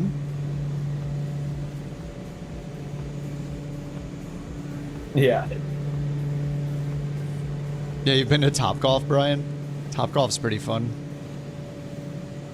I've only been a couple times just recently, but it's good. Okay, here comes the golf course.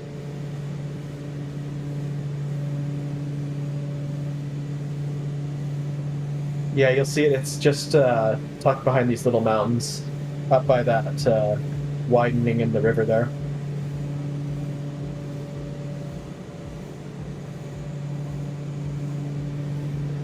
Right behind the pointy one. Oh, got it. Okay.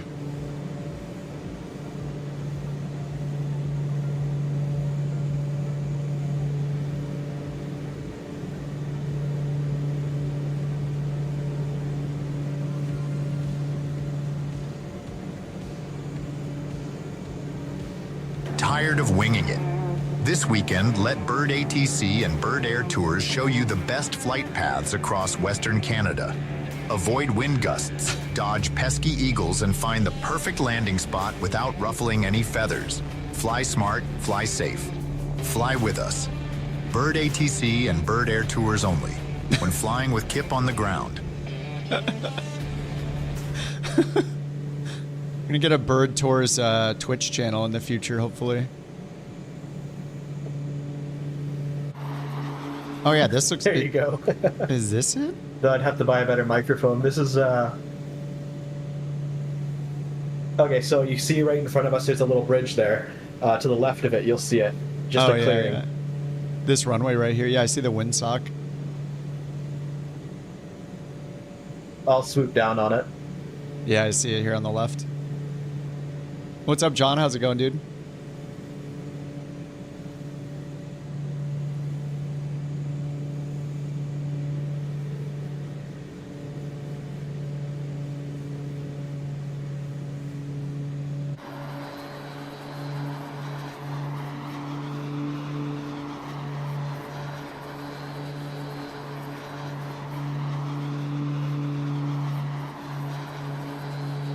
Look at that runway. It's like paved, so that they like tried to repave half of it. Is what it looks like. I think in real life it's actually half gravel, half paved. Oh, really? What? Interesting. I've seen a few people try landing there on YouTube, and it's way sketchier even than that. Oh man, it's so funny. Like my assumption would be, just flying by it in the sim would just be like, oh my god, look how funny that runway looks. That's must be a bug.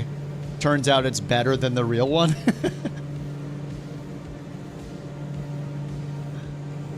That's funny how this sim is now. It's getting to that level where you just don't really know. Yeah, yeah. What's up, Robert?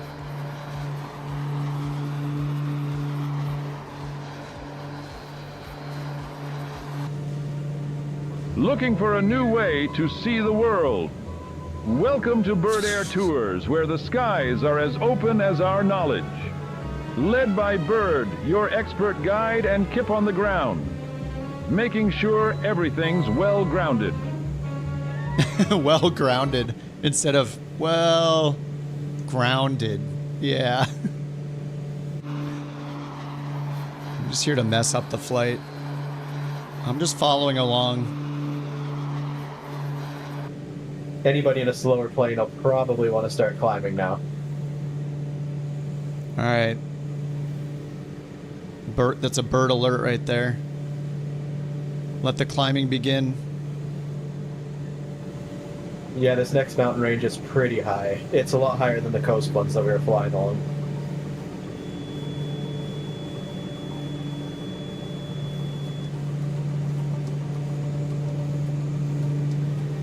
Anybody who watches the Highway Through Hell on the Discovery Channel, this is the Coca-Cola coming up. What's it called?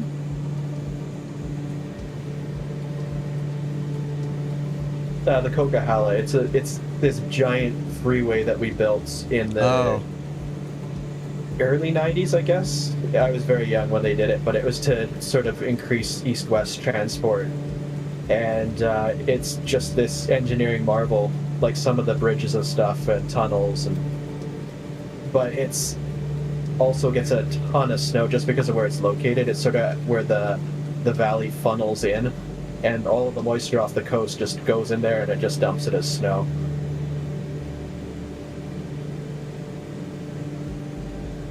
All right, my climb has begun. And so Discovery Channel decided that would be a good television series about snow plows. Wait, what's the series called? I think I've only seen like ice road truckers. Highway Through Hell. I think it's about snow plows. Maybe it's the tow trucks. I'm not a fan, but yeah.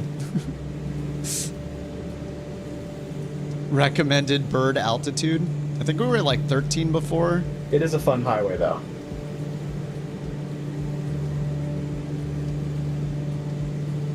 Yeah, the highway itself is 9,000 feet, so yeah, you're gonna have to be pretty high. Oh yeah, over here the restriction on the approach is 9,000 down here. So 15, 17 maybe?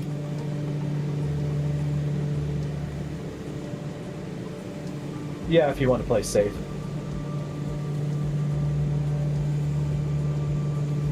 Highway of Hell was a series about tow truck drivers. It'll be a pretty steep descent into Kelowna if you're that high though. Oh yeah, yeah. We'll just scrape along the mountains here.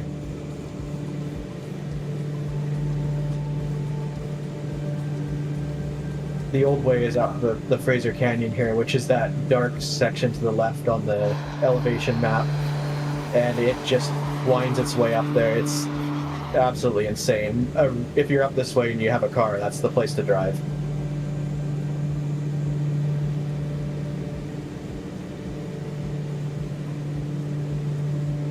Think of it as like Canada's Route 66, I guess.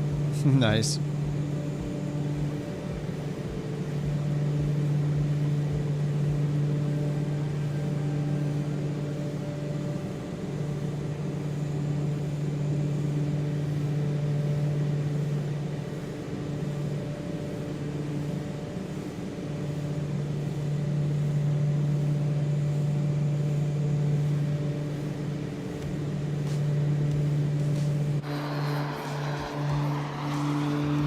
Yeah, this is one of the more scenic legs we've had. And then this the whole town world here tour. at the end of the valley.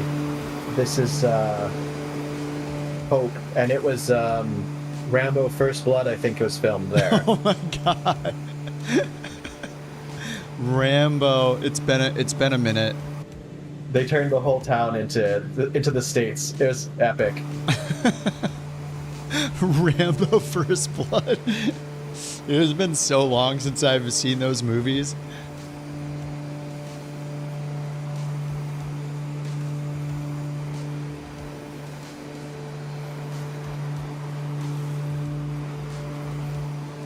Yeah, this is definitely one of the more scenic routes, like sections of the world tour we've been on that we've seen.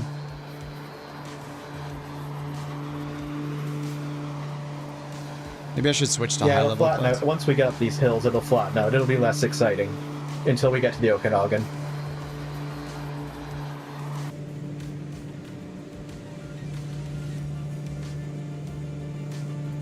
Looks like I'm safe above everything here. Yeah, it looks like it's safe around. You guys could just go to 9,000 if you want. Looks like 9,000 looks to be over everything. Yeah, there's not much. It's sort of a big, like, sort of flat plateau. There's nothing Yeah. crazy sticking out.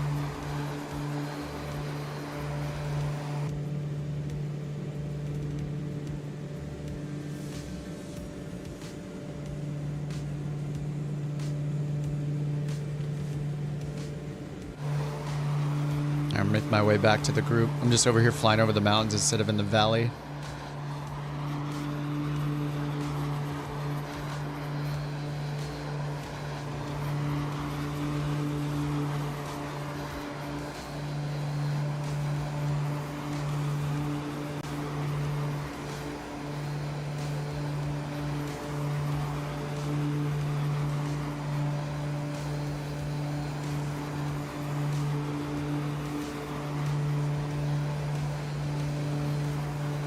Yeah, the scenery looks great today, but if you were here right now, it's gray and raining as always.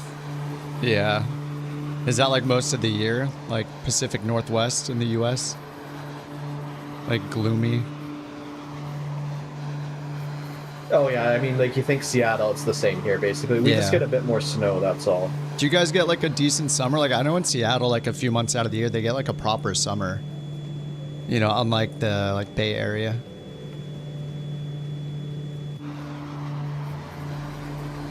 Oh yeah, it will get hot here. It's not uncommon for it to hit, you know, mid to high 90s for a week or two. Oh my god.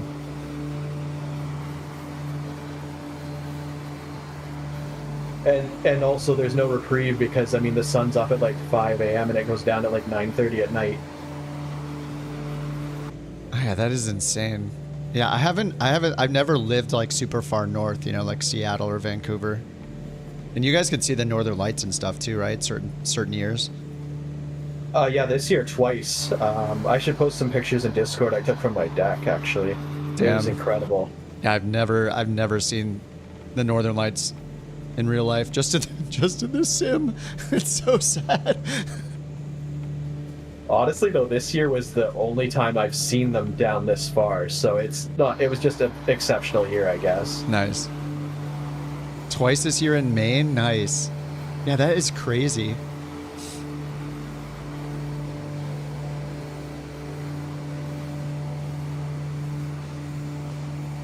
It's just one of those. Is it one of those things like the first time you see it, you just feel like instantly humbled? Like, holy crap, this is like, I don't know.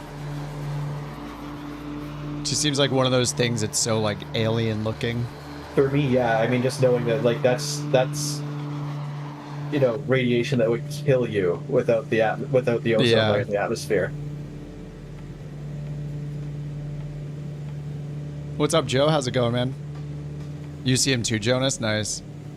Doesn't look quite the same in pictures. More white and reddish. Interesting. Yeah, right. That's what I saw too. The pictures are much more colorful, and it's very muted in real life. Huh. Is that just because people are like doctoring the pictures up, you know, like full saturation, color correction, all that stuff?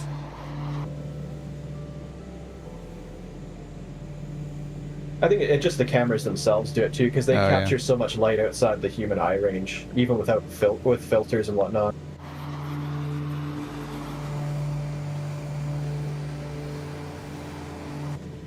Now let me get back over towards our tour guide here. But the one thing the pictures don't capture is how like liquid it looks. There's a lot of movement in it. Yeah, it seems like just from seeing it in the sim, it seems like they tried to capture that, like how like flowing it looks. Like it's got a lot of animation to it in the sim.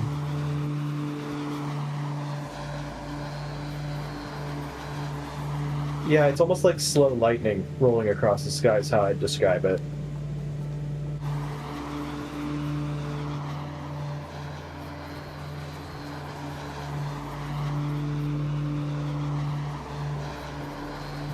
I just realized it looks like that last leg did disappear on my G1000 at least.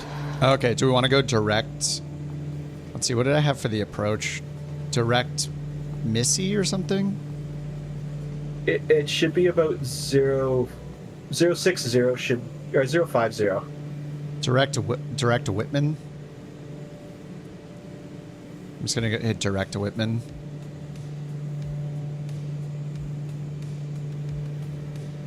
The approach on it's quite long if you want to follow procedure, but you can usually just dip down into the lake and make a visual, like a hard right into the airport. Hey, we can just dip down. Yeah, that's cool.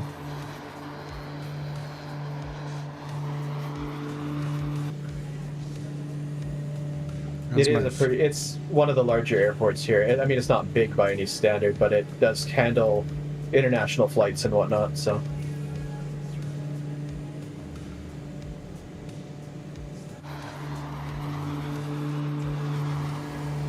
Now, I'm pretty sure I've flown into to Kelowna a few times. Kelowna. Am I saying it weird? I keep saying Kelowna. Kelowna.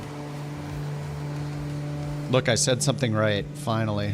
Note the date and time.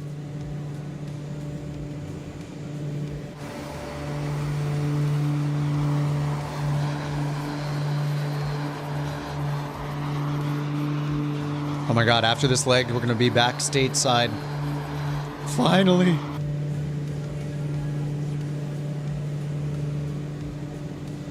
Wait, how many total miles was the world tour? The next leg should be really nice into the Rockies, but you probably want a faster plane. Yeah, it's around the same length as this one, I think, this leg.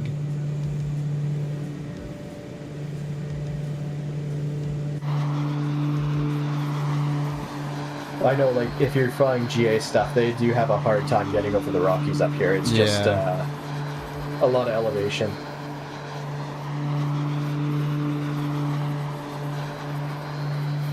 Yeah, we could hop into some jets if we need to, business jets. We could do PC-24, CJ4s, Vision Jet's always just like a turboprop replacement pretty much, though. It's really nice in the Vision Jet, just pretty slow.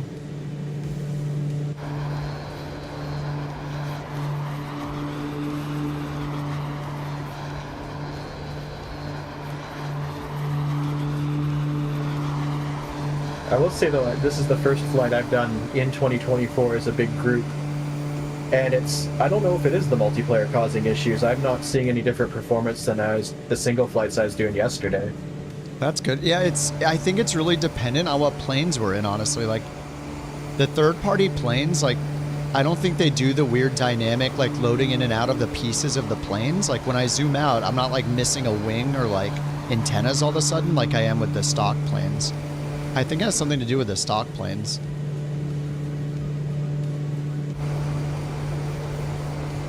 Yeah, I noticed the Bonanza doesn't do it as a stock plane either. It has almost no like LOD at all. Yeah, it's weird. The CJ4, the Longitude, the PC-24, I seem to have the problems with those planes.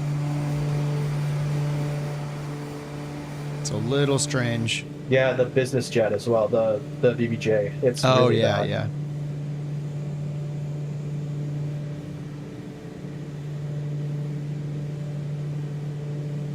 But I think these last two updates really did improve it, at least on lower end systems. It seems like mine's gained quite a lot of frames with Nice. no setting changes. You're looking for a weekend getaway? Hop aboard Bird Air Tours and fly from Vancouver to Kelowna. Faster than a goose, smoother than your mother-in-law's Gravy Trust Bird ATC to guide the way. TTS Weekend, because driving is for suckers. Brought to you by Kip on the Ground. He'd fly if he could. Thanks, Rich. Beautiful beautiful commercial. I mean, I know I say I don't run ads. You guys are kind of messing up this whole no ads on the stream thing, by the way. We might have to put an end to all these commercials. These are the ads we look forward to. They're like Super Bowl ads.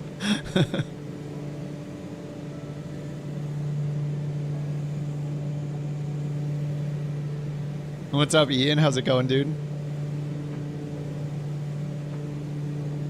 Oh, you're 400 kilometers directly west of where we are? Yeah, we were a little more west earlier.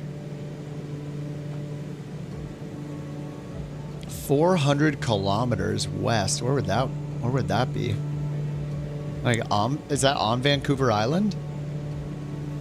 I think he means east. Oh, east. Trying to convert, like, is that 300-ish miles? What's a kilometer? Yeah, I don't know. 400 west is the ocean, I think. Okay. My American brain in miles doesn't understand. Like 400 kilometers, that's like 10 miles, right? It's like 270 or something like that. Yeah, okay, yeah.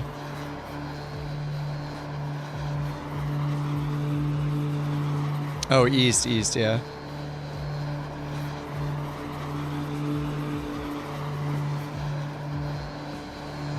How many paces would that be? Put it in terms we can understand, okay?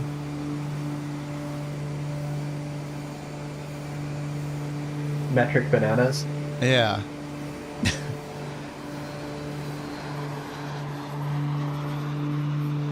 It's okay. Soon enough we'll have our own crab measurement system. How many bananas long? 9,900 yeah, hands. a good crab is equal to about a foot. One crab equals 1 foot.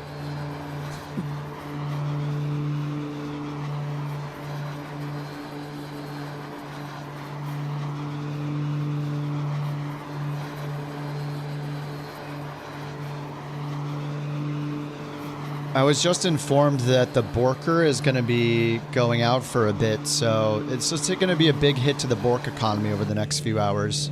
Sorry to say. Oh, never mind. No, she's staying, but Yeah, mine because are upstairs sleeping too, so we can't even count them.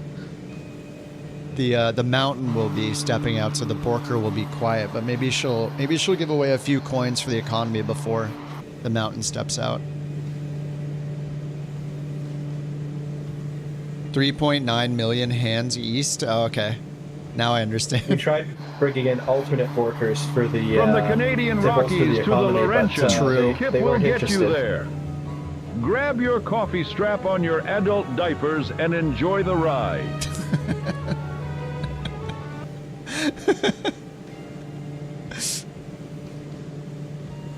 Coffee, adult diapers, and here we go. No breaks. Wait, did you say you have we have an alternative Borker at your place that could potentially be heard? We got two here. Oh, but, if they make they're noise. upstairs right now, so they probably won't. Okay, Be if they heard. do, it counts though.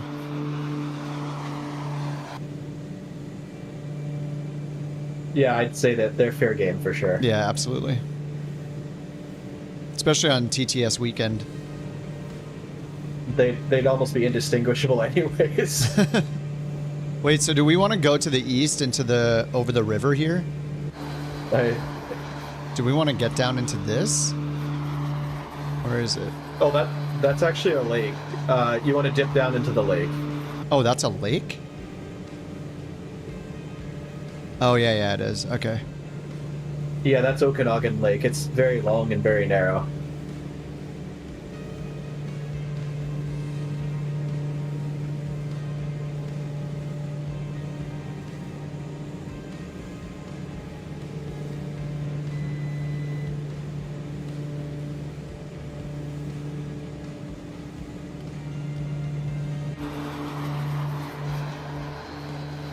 I've heard Okanagan before. I've heard these names. I don't know where things are. Or I've never been to those places.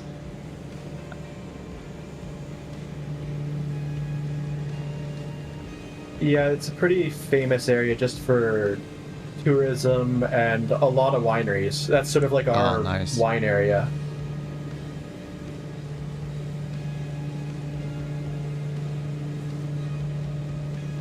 What's up, Kat? How's it going, man? Good day. Continuing our world tour today. I don't know. I kind of want to do a lot of legs. How many do we... I think there's like 12 legs left or something. I feel like it's easily doable by the end of the weekend.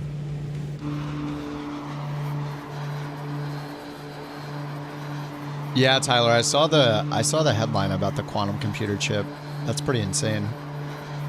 Can we have it now, and will it make our frames better though in the sim? Is it powerful enough to run Flight Sim 2024? That's the only question.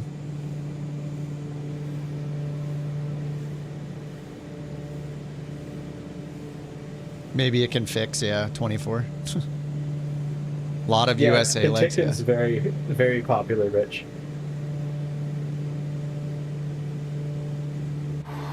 That and you go up to Summerland and Peachland as well. They're like some of the most popular areas in that region.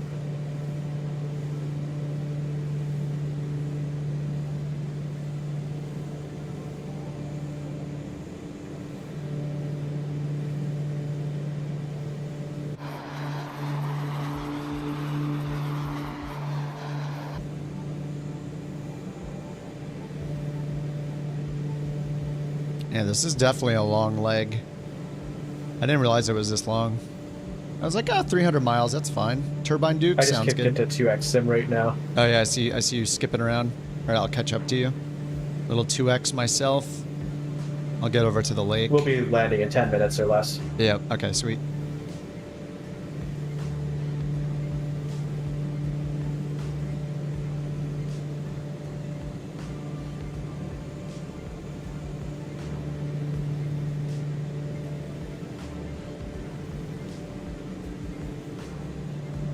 Yeah, there's actually a canal that runs between all those lakes too, Rich. So people, they'll go and they'll start at one with like a inner tube and they'll go down to the other one. Oh my god, that sounds fun. Is it pretty, do you know, it's like pretty calm? I've like floated some rivers and... it's like flat water. Yeah, it's very, very calm. Yeah. I floated like the Kern River here in California a few times, and man, that got sketchy certain years. I like stopped doing it after I got like almost sucked under one time. I was like, I'm done. I'm freaked out. I've never done it, but I don't think it's very deep either. So it's not nice. I mean, kids do this one. So Yeah. it should be okay. That's more my speed than like a river that's known for, some bad situations every year. Some people fall victim to the river every year, kind of thing. Mainly because they don't stay away from the. Oh no, this is more like you edges. take a 6-pack with you and you float and drink. Yeah, that's what we did as well in a safe part of the Kern River, but there are areas to avoid and certain years to avoid, and it always claims somebody every year, basically, because people get a little too tipsy and then they don't follow the rules of staying away from the edges, and they'll get like pinned down in some of the rapid areas. But yeah, one year it was like a bit too much for me, and I fell off in the middle in this like whirlpool kind of area, It was terrifying. I was like, I'm done. There she is. Oh, hey Ian, how's it going? Oh yeah, Ian, Bird is here providing Bird ATC.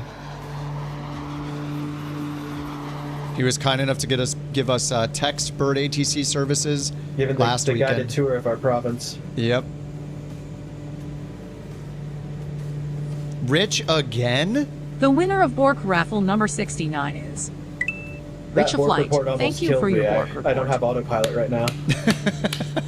Oh, you did? Did you type? Oh, yeah, you did. Dude, Rich has won like 4 in a row, I think. Last night he was winning all of them.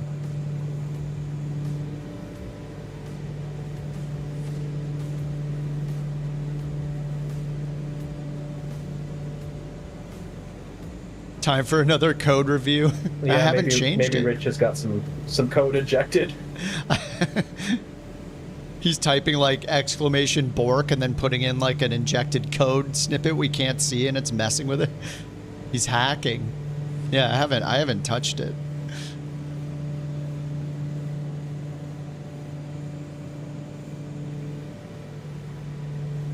So across the lake here, if you look over towards me, this whole mountain maybe 10, 15 years ago caught on fire, and it burned all the way up towards Kelowna. It was a pretty big fire. Oh man. My uncle was actually fighting it on that side, and their fire truck was overrun, and they had to jump in the lake and get rescued by a boat. Holy crap. Oh, I guess we share that in common, Californians and... It was pretty sad because the year before I actually mountain biked all the way to the top of the mountain there, but yeah, it's not the same anymore.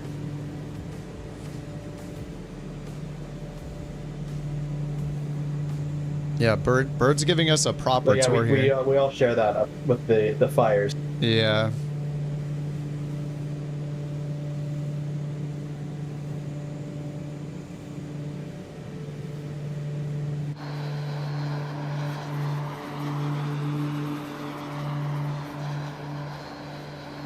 And this lake's super popular in the summer too, with people with houseboats, just because it's super flat. It's warm too.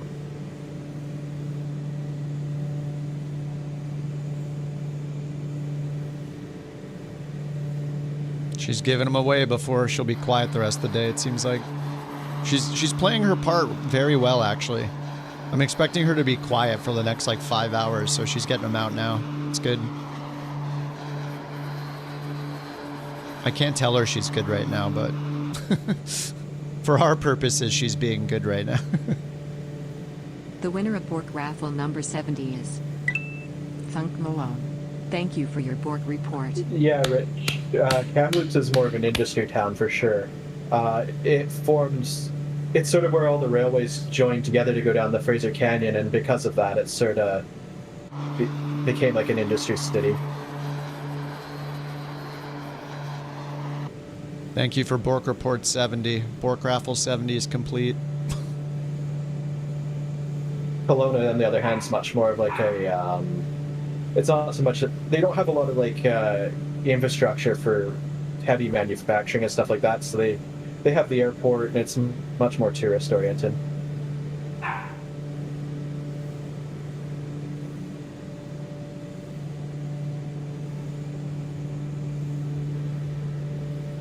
If you're familiar with Victoria, they got the same business model. They chase all of the dirty industry out, and in place of offices and tourism.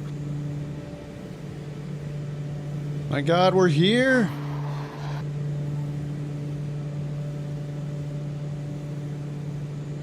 All right, ignition's on auto. Wing pumps are on.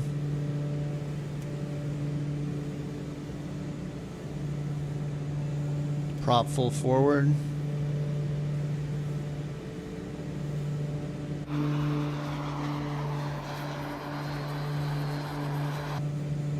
Twitch can't keep up. Well, there's a cooldown, so it's more like a Bork event. There's a little bit of a cooldown, so when she settles down for a minute, it's like a 2-minute cooldown.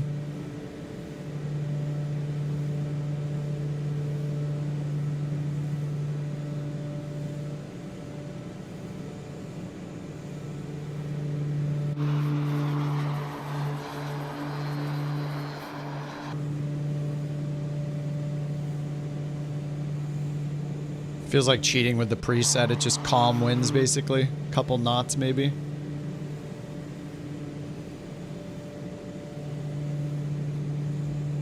think I just did that in 2x sim rate by accident. Oh, you did the landing at 2x? I've done that like 35 times.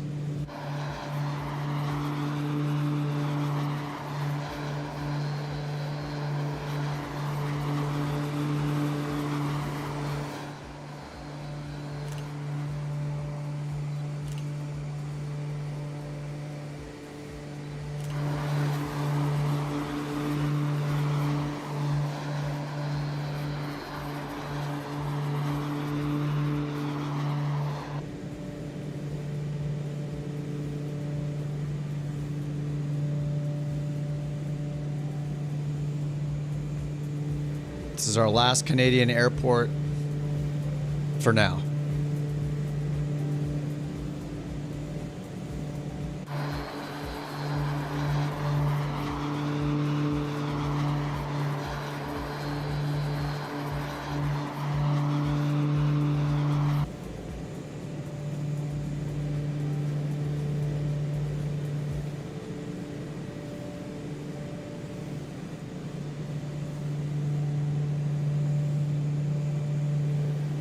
The Canadian dollar is getting close to the BorkCoin price.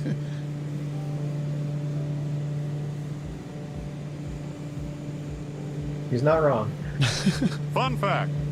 Bombardier started as a snowmobile maker, then moved on to trains and planes. I wish they sold propane and propane accessories. Wait, did they actually start with the snowmobiles?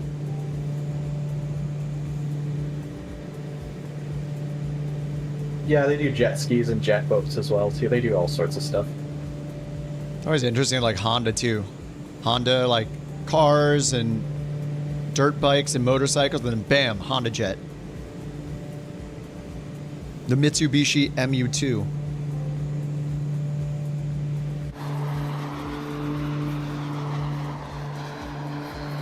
Well, I think Mitsubishi started out as an aircraft manufacturer and then became a car manufacturer. Oh, wait, did they? Oh, I didn't know that. I don't know. You have to fact check me on that. I know there was a lot of them used in World War II. That's all I know. All right, full flaps.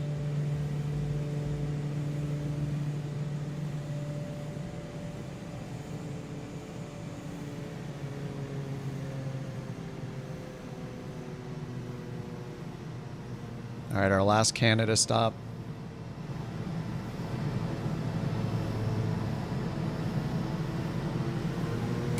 All right, ignition, ice deflectors, oil doors. Oh, Mitsubishi made the Zero? The Mitsubishi Zero.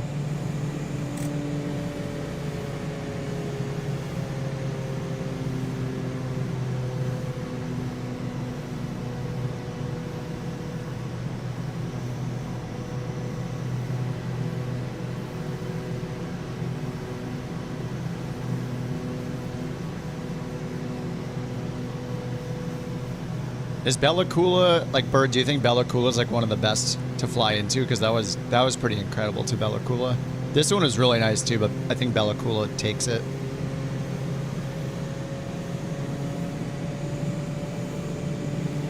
Yeah, for that area, there's a few. I mean, that one's probably the most scenic to people who haven't seen a lot of big mountains, I guess. But yeah, there's a lot of other ones you could do. Like Tofino out on the west coast is a pretty cool one.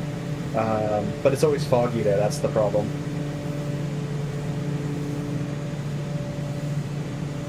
Tailwind? I'm not sure what the winds are. Even the approach to Victoria is pretty cool just because of where it sits on a little peninsula.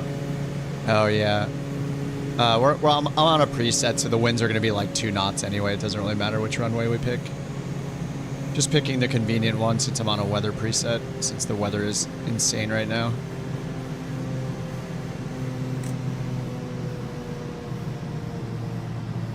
Yeah, and Terrace is a good one too.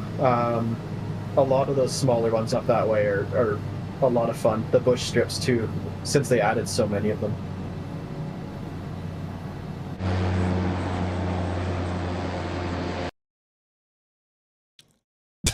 My sim's crashing. I touched down and the sim is crashing. Is this bug back? Oh my god, why? You're kind of 50 feet off the ground right now, cruising straight and level. Oh my god.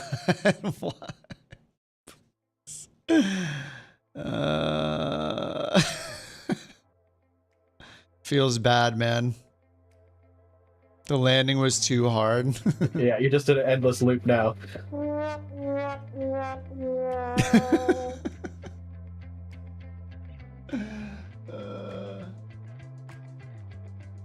Did we lose Bird? No, he's still here. Alright, I'm restarting the sim. Oof.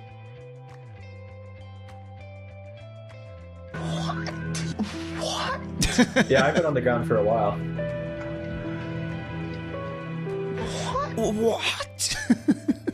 Thanks, Shill. Thanks for the bits. Sawyer, thanks for the bits. Start Kelowna all over again. Yeah.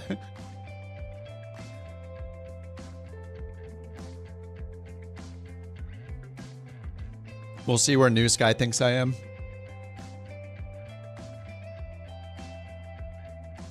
Like we got Jack's beautiful avatar up there in the top right. The sim is loading.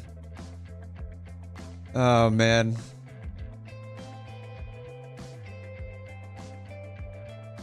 Tracking? Yeah. I'm using NewSky.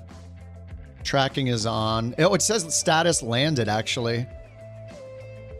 I wonder if I can just close it out.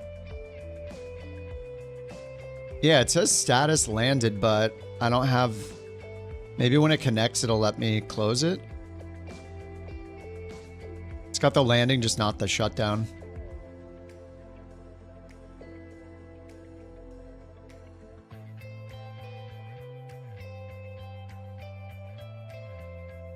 Yeah, Sawyer, you can manage it however you want, no problem.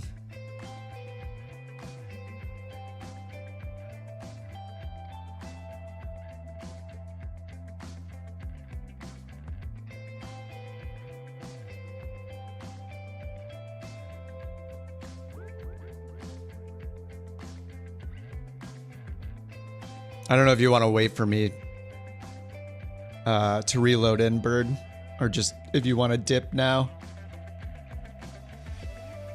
I am reloading in though. All good, doesn't matter to me.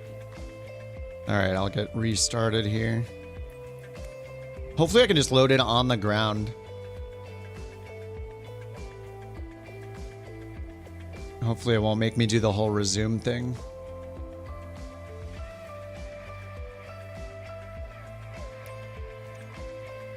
We're gonna want to change planes for this next one anyway.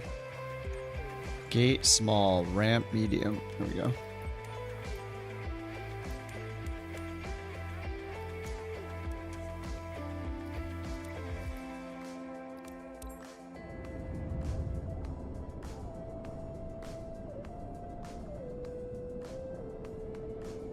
Your sim crashed the moment you touched down too?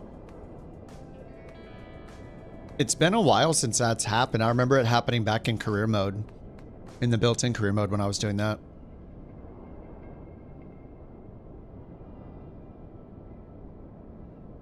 Yeah, it's like they introduced, like this latest update, they broke autopilots and introduced crash bugs again. Like, I don't know.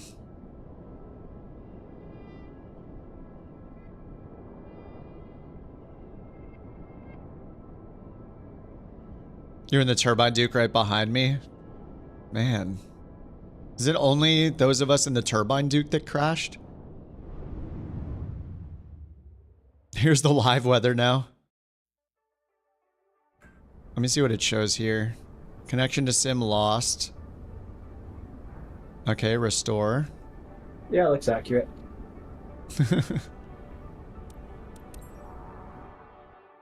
304 kilograms. We're gonna have to shift, switch planes for the next flight because it's over the mountains. Want to be in some jets, or maybe the is the Piaggio in NewSky? I don't even know. Okay, aircraft flight performance, mass imbalance.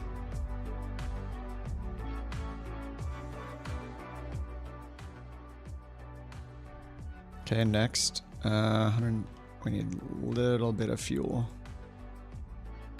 Okay, restore state. We landed. Close the flight. Come on. 9.9. Okay, I'll take it. Was it an altimeter problem? Greased. Oh, I greased the touchdown. Yes, of course. That's the problem. My God, we made it. Here, let me slew over to where you guys are at. Where's Bird at?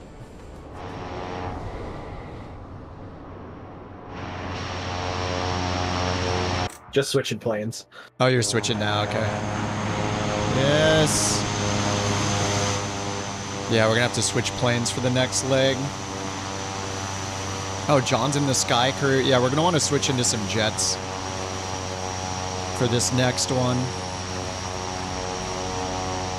I wanted to run up to my avatar to you to thank you with the crouching, but maybe just a verbal thank you, sir, we'll have to do.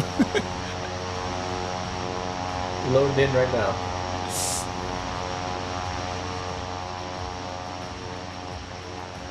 You were fine in the GA62, John. Nice. Welcome to Microsoft Flight Simulator, where you don't land planes. Planes land you. If you grease your landing, you will be penalized. Get ready to service your landing gear when on final to your favorite Canadian airport. Only in Microsoft Flight Simulator. I mean, to be fair, the being penalized is a NewSky thing because it's built pretty much just for airliners. So when you fly a little plane, it's like, oh, you grease the touchdown? That's not good. You shouldn't do that in an airliner. Too soft is bad, but it doesn't apply that. It doesn't remove that penalty from GA planes. Like, I don't know. They just need to make that change. They could probably make that change pretty easily just by looking at the plane's like max takeoff weight or something. Be like, all right, if it's a light plane under a certain max takeoff weight, then don't worry about the greasing, or max landing weight. There's probably some simple logic that could be a good like band-aid for it. Whoa, the sound just stopped. Oh, that was just somebody's plane being super loud. All right, I guess I'm gonna load into another plane too. Yeah, that'd be a nice change. Hopefully they do that. I don't know what I want to fly. Bird, it is here we part ways. Thanks so much, dude. Thank you for the guided tour. Thank you for Bird ATC. No worries. Thanks for hopping on Discord and sharing your voice and your knowledge and your tour guidance with us. We got a proper tour that time. I don't know anything about these areas, so it was super nice, man. Much appreciated. Well, I do backcountry up this, so I know quite a lot in the area too, so. Beautiful. Appreciate it, man. Thanks so much. I'm going to disconnect from the Discord and we'll do the other legs. Talk to you on the chat. Thanks so much, man. Great to hear your voice. For sure. All right, dude. Thanks a lot, man. Have a good one. What a dude. Thank you, Bird. Who's doing the next leg? I don't know if we have any other ATCs that we've recruited yet. Bird ATC is a unique thing. It is a unique service provided by Bird. Okay, let's I'm gonna hop out and get the next leg going. Thanks again, Bird. That was awesome, man. That's a first. It might be like the third person ever on the stream besides, like, I think a while back I did a shared flight with, like, maybe, was it with Delta Tango and me? Did one shared VATSIM flight back in the day. And then I did one with Skytation as well, and that was about it. Gotta get back on my TTS game.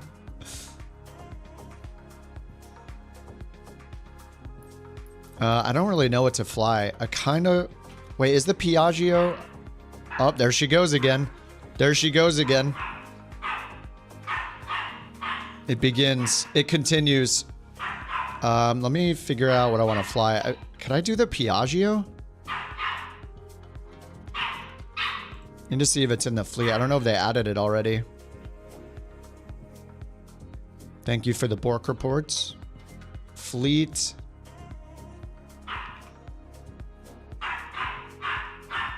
I don't think they have it yet. No, it's not in. Not in there. Raffle number 71 is Nerf Fedstev. Thank you for your Bork report. Nerf Fedstev.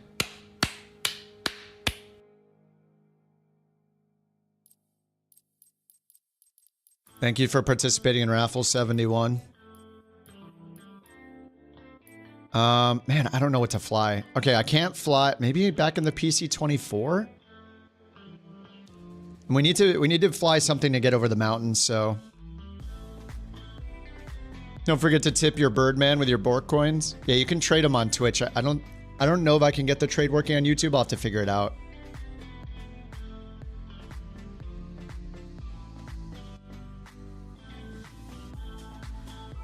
CJ4. Yeah, CJ4 again. The Duke. Yeah, it's just a really long flight. I think the CJ4 is good. Yeah, we brought back the CJ4 yesterday. We have to get over the mountains, and it's like it's going to be like 300-400 miles, so anything slower than a jet is going to take a really long time.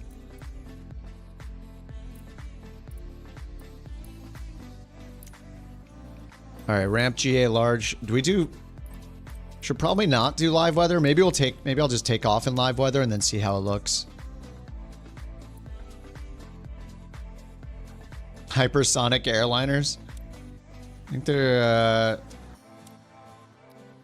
well, there is a Concorde.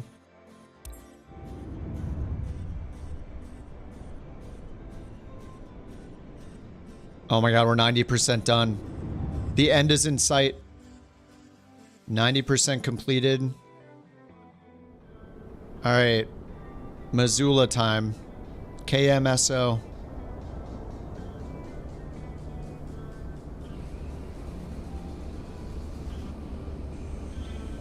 Oh my god. The mountain. And with that, Birdman soared into the golden embrace of the setting sun, his majestic wings lifting him to ever greater heights. Far behind we gaze upward in awe, our hearts filled with wonder and reverence. In that moment we ask ourselves, what deeds have we done to be blessed by his supreme grace and boundless love?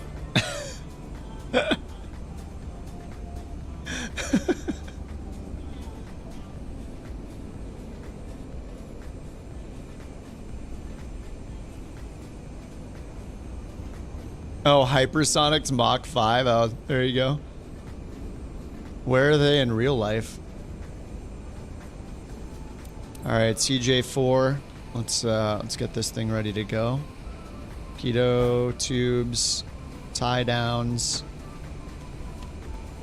engine covers. There we go.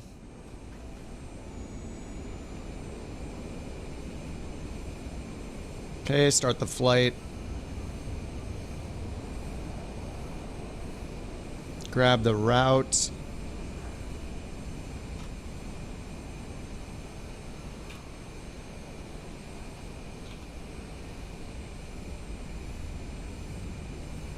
All right, there is the route. Runway 16, runway 12 if you're doing live weather. I think I might depart in live weather, see how crappy it looks once we get up, and then turn on live weather if we can't see the Rockies. All right, fuel-wise, it wants me to take 1,000 kilograms settings, kgs, Celsius.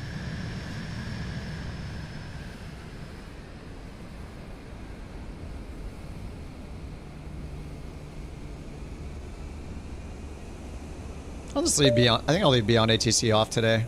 We got enough TTS going on. Gets a little too busy with all of it at once. Okay, view the flight plan. All right, let's get the dispatch mode. Actually, I need to fill it up first. So let's go plane, airplane, flight performance, mass and balance. And it wants to do 1,009, and then the payload amount is 0. Okay, good. So 1,000 kilograms. It's at 1184. I'm going to pull it down a little bit.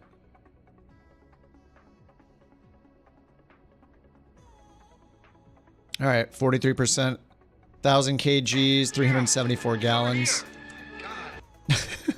Let's get the avionic, or let's get the battery on. Emergency lights armed and avionics to dispatch. Let's initialize our position. Go to flight plan, and we'll just try the import over here. SimBrief dispatch and import route.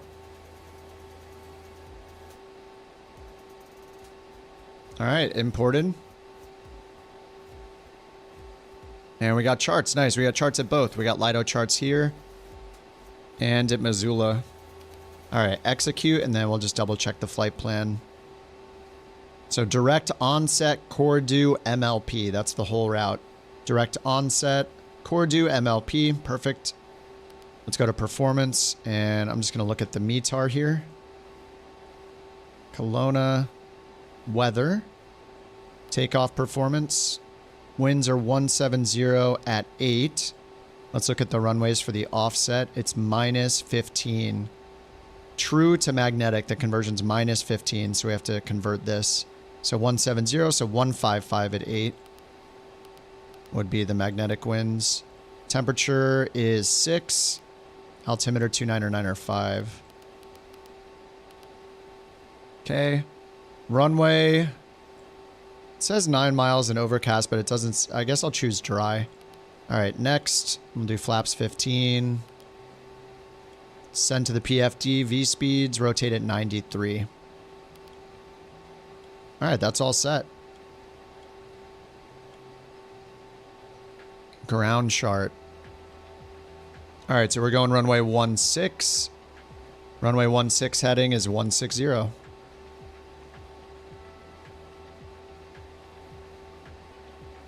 All right, let's get the plane started up, and then we'll set 160. Beacon is on. I'll get nav on, belts on. We'll do the quick double engine start.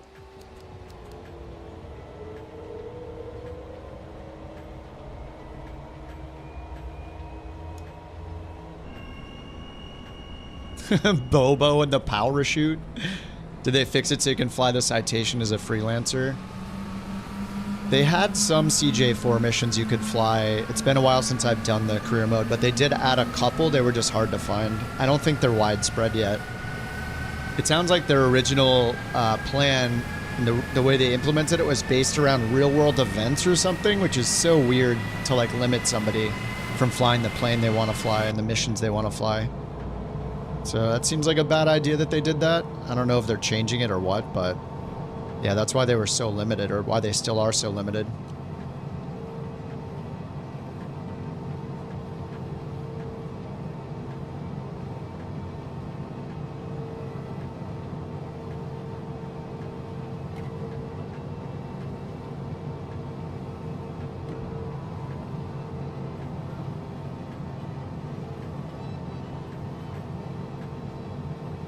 All right, flaps 15. Pitot heat on. Climate control is good. Avionics to on. Standby display on.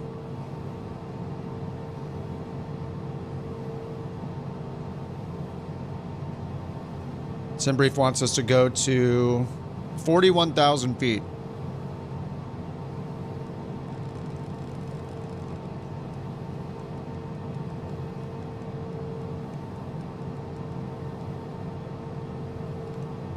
I don't know if I want to go that high. I don't know. It's not too bad. We'll be able to see the Rockies, I'm sure. Okay, and then runway 16 is a 160 heading. Let me set that up. 160 heading, flight level change, 250 knots. It's 240 knots. Oh my god, I stopped it perfectly. All right, 240 knots. Trims are good. All right, let's taxi. Oh yeah, let me make sure I'm tracking. I am. All right, taxi light on, strobes off for now. And then we're going over to runway 16 to my left. The white handle in the middle. Oh, this is the spoilers? This... Oh, right here. That's the... Isn't that the parking brake? Oh, no, it's not. I don't know what that is. It might be to adjust the rudder pedals, maybe? To move the rudders forward and back. We got parking brake. I'm not sure what these two do. But I'm guessing this is to... Yeah, it's not... You can't do anything. Unfortunately. I'm guessing it's to adjust the rudder pedal position, how deep they are for the pilot. I mean, it looks like it's kind of connected down there. Might be a rudder pedal adjustment.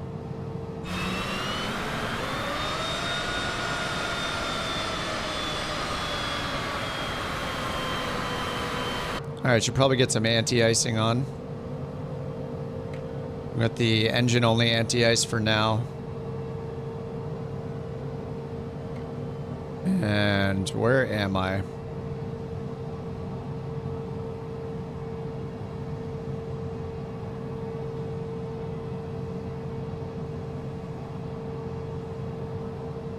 There's a taxiway somewhere.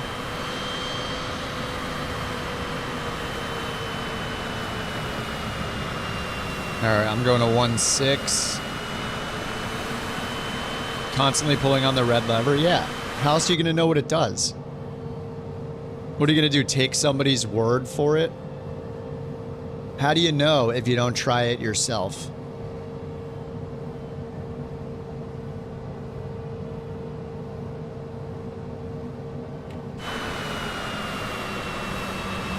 Oh, whoops.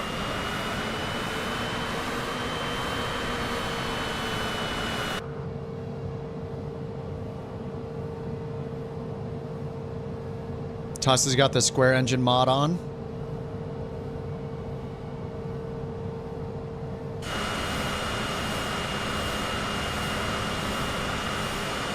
What's up again, Kat? How's it going?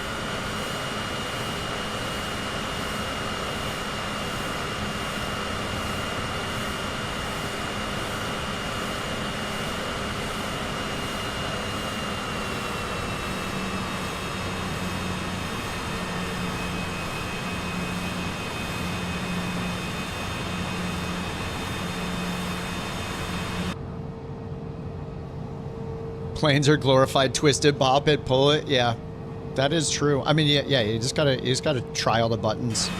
It's the only way to learn a plane is turn all the knobs, pull all the switches.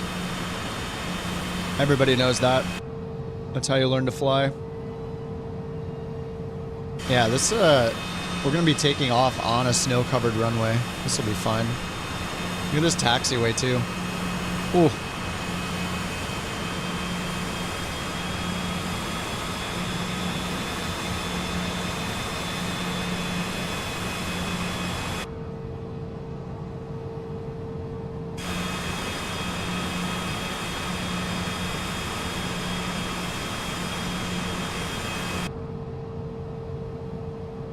You don't have snow on your taxiway? Maybe I have scenery? I'm on live weather. I don't know if you guys are on live weather.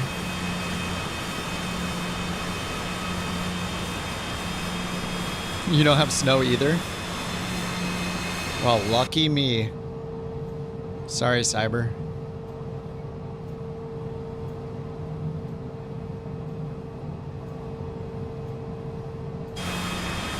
I'm floating 50 feet in the air. Nice. Probably the last time we flew into here.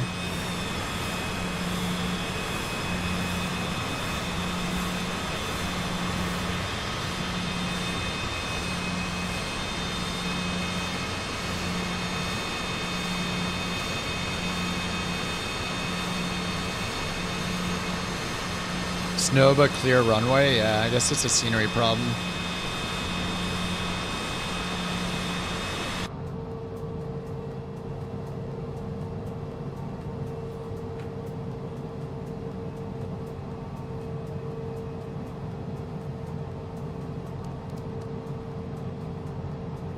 Alright, landing and strobe lights on, flap set to 15, rotate is 92.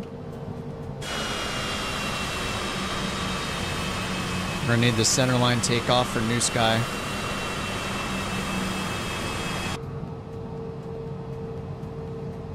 Alright, runway heading. Runway heading is set. Engine anti-ice on for the takeoff. Alright, let's go. Rotated 92. Let's get out of here. Goodbye, Canada. We have to go home. Takeoff just on the displace threshold. That's all I needed. CJ4 is insane. Oh, there we go.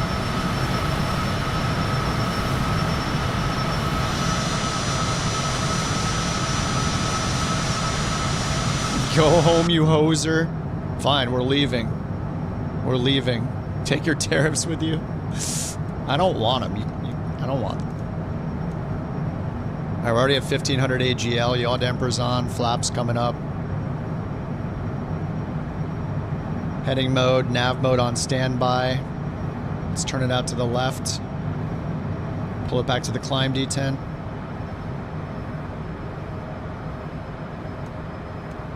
Engine anti-ice is on. Ram air temps positive 13 actually. I guess we're okay without engine anti-ice for now.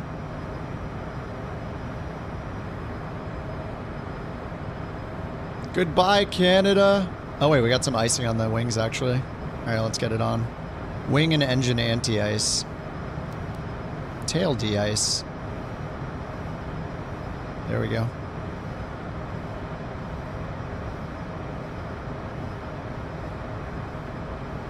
Oh yeah, aren't we home? Canada's the 51st state. My bad. I forgot, sorry. Our fellow Americans. Already almost at 10,000. Flaps are up. Gear is up. Get the landing lights off. 10,000 feet.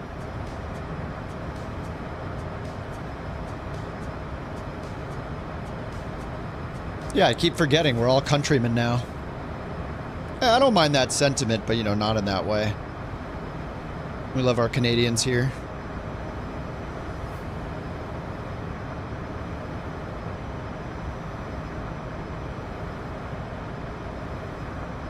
Us Californians and Canadians bond over hockey and wildfires.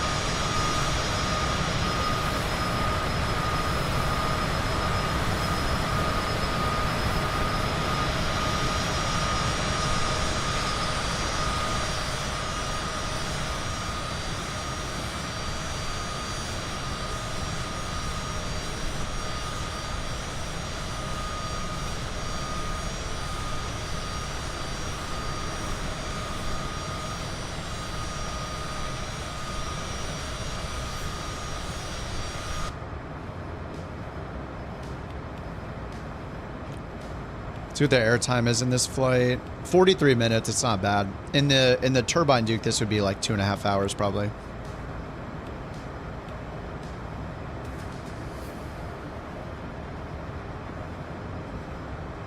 Alright, let me turn over to the left, get on course.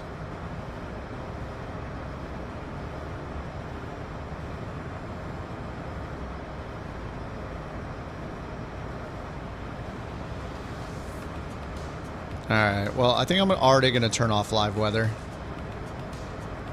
I want to see the mountains.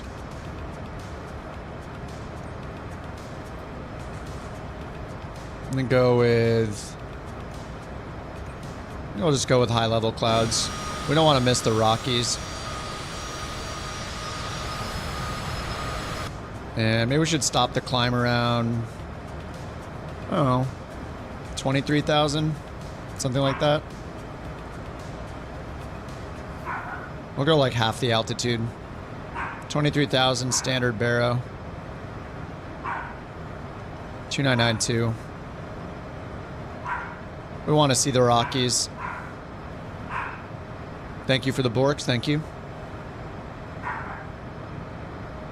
I think she's protecting me right now, something like that.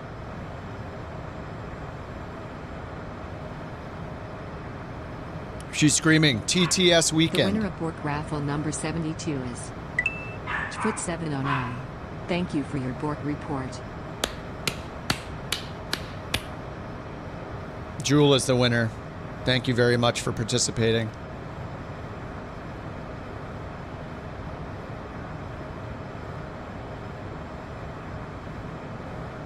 Altitude. All right, 23,000 feet. Just gonna level it off here. I hope I have enough fuel.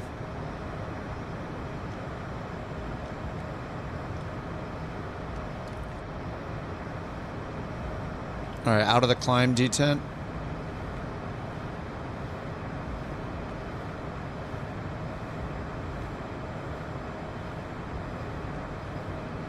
She was yelling at the internet. You can't do that in this house. We love the internet. Where would we be without it? Let me get the anti-ice off now. Leave pitot static on. VNAV setup. Can I set my cruise in here? 410 through 230. Target speed 300.74.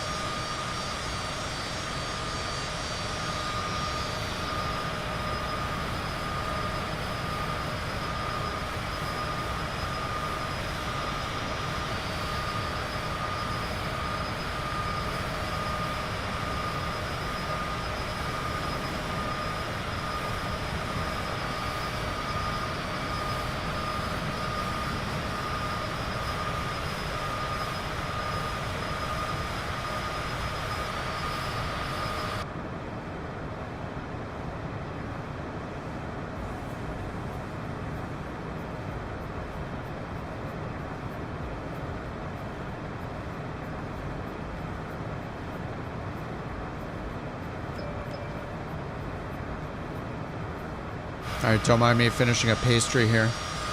Very important. Need the energy to turn on the autopilot.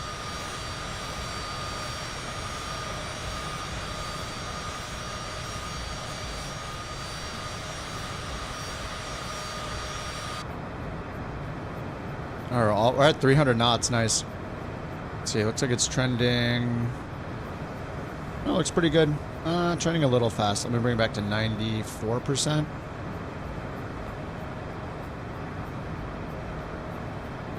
All right, 94% N1. See if we avoid an overspeed. Just got a little bit of a tailwind because we're on preset weather.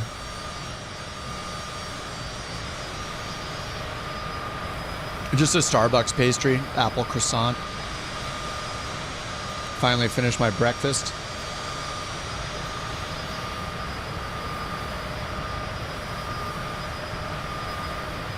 Starbucks, the daily ritual.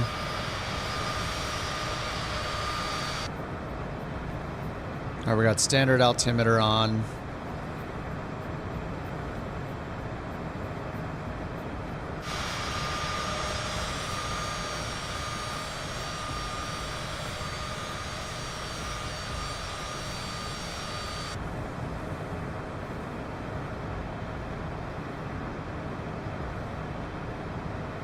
All right, onset, core do MLP, and then vectors.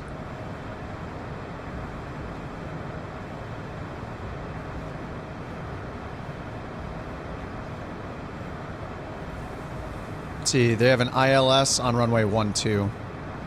So it's probably the most common runway in use. Most likely. I mean, we're not doing live weather, so...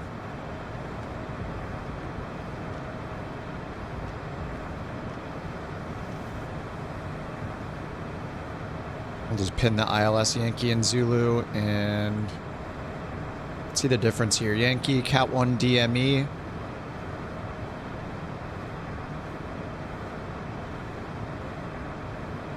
Zulu. Also Cat 1 DME. Oh, go around 6.8 degrees.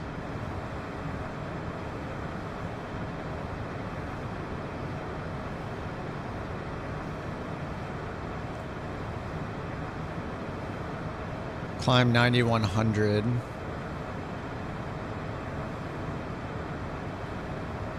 Climb 10,300. I guess we would probably do the Zulu in a jet like this. DME required. This just has like a requirement for our climb gradient for the go around.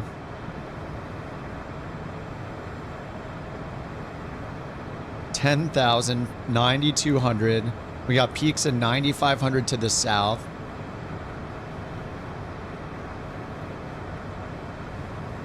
Uh-oh. Uh-oh, we got a false bork report. Oh no. Cat, you're gonna get auto timed out.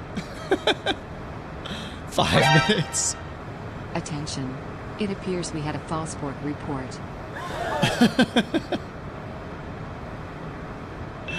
Oh, I don't think it actually timed him out. Shame on Robert Catmandu Bird from YouTube. You will be banished for 5 minutes. It's okay. Shame. It's supposed to be funny. Only 5 minutes. That's a short one. It could be up to 2 hours. First time offense. I don't think it's actually doing the timeouts on YouTube, though.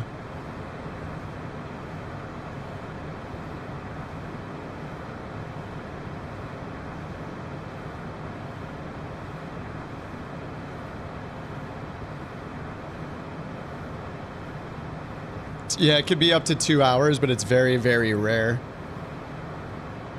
He didn't get timed out though. Yeah, I must have broken it. Or I don't know if it ever worked actually.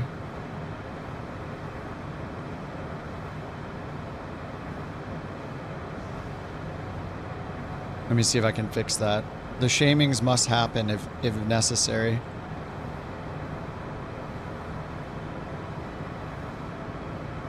Fidel, you trying to get bork coins with false bork reports? You shall not pass. Surprise amnesty, yeah. Saved by the bugs.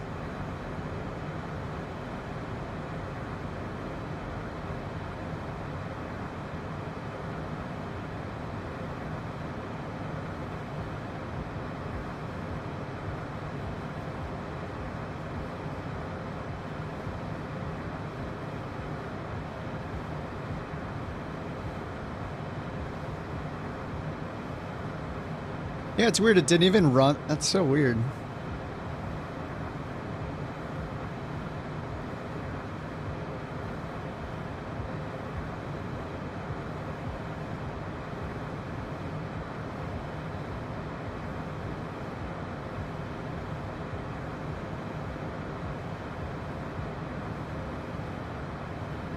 There, maybe I fixed it. We'll see. He's forgiven, yeah. It was only 5 minutes too, so he's not dodging a huge bullet. Thank you all very much. It's just supposed to be funny, Cat. It's not a big deal. We just had to put an anti-cheat measurement in somehow. Just in case somebody tried to do it on purpose. This time.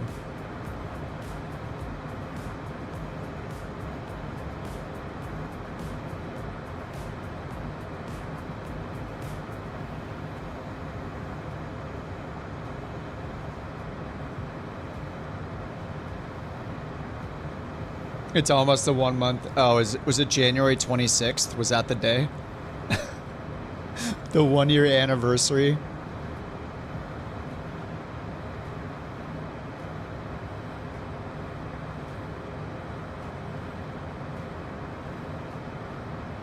Join the club for the check ride?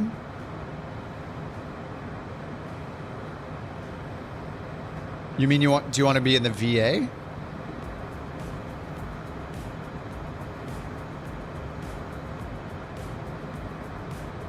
We have, we have NewSky, like anybody can join the VA on NewSky. You just have to do a couple of flights with the NewSky Academy. NewSky is pretty laid back. You can just fly wherever you want. On Air Company is very much more complicated, so it's kind of a work in progress.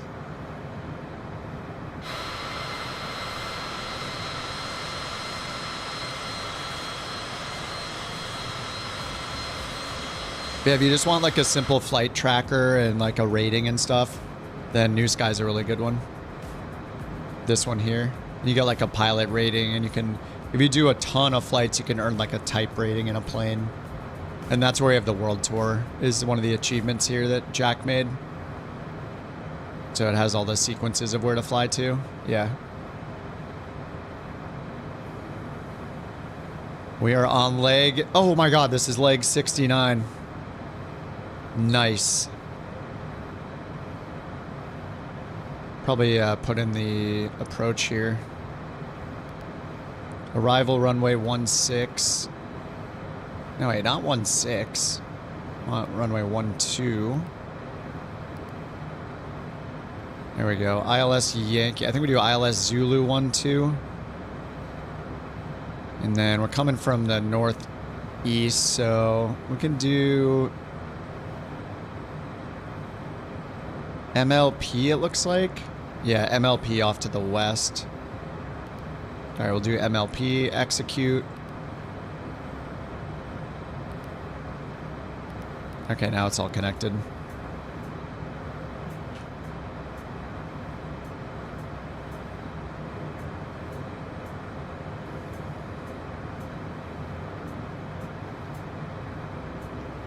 All right, top of descent's 25 minutes.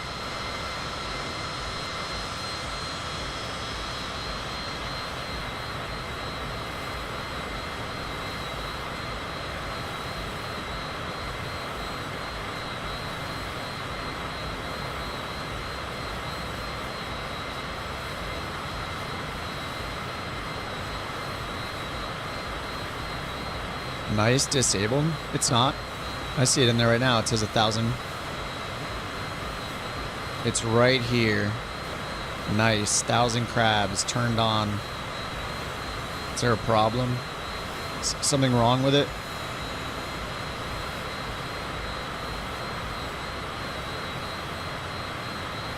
Oh, it says paused redemption rewards a bit. Oh, I don't know why. Unpause request. The heck? Oh, it says it's paused? I'm gonna take a look.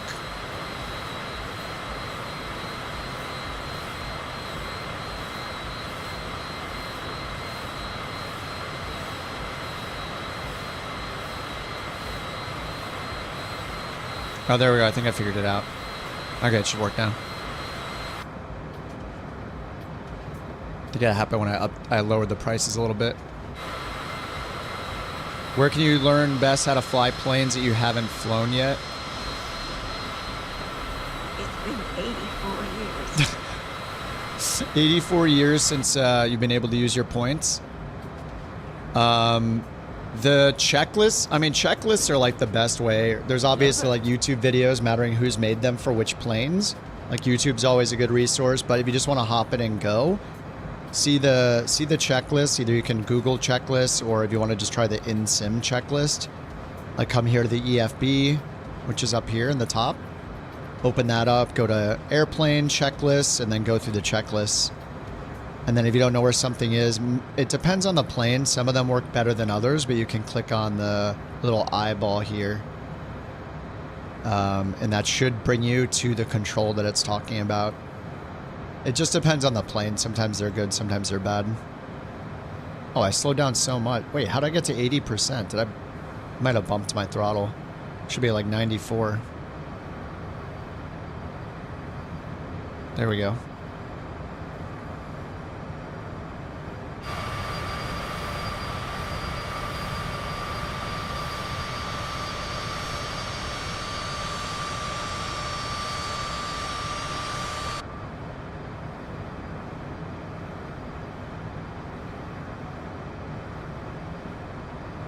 All right, this top of descent's gonna come a lot faster now. 109 miles away, but we're speeding up.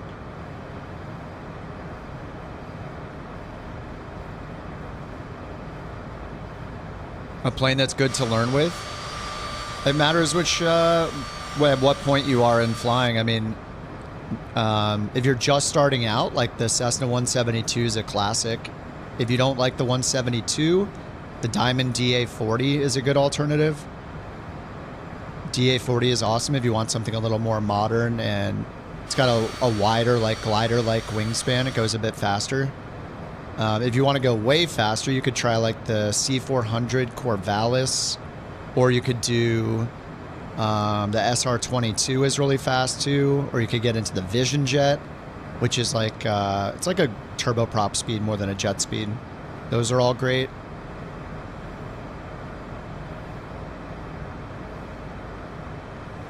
Yeah, if you've outgrown the DA42 and you want something a little faster, I mean, you could just step up to the DA62. The visibility in it kind of sucks, but it's a twin version.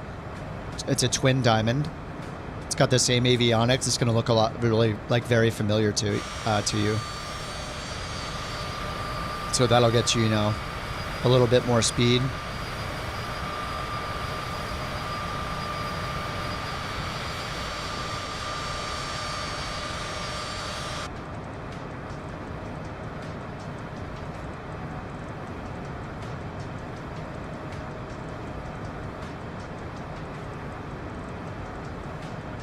$15 minutes, 98 miles.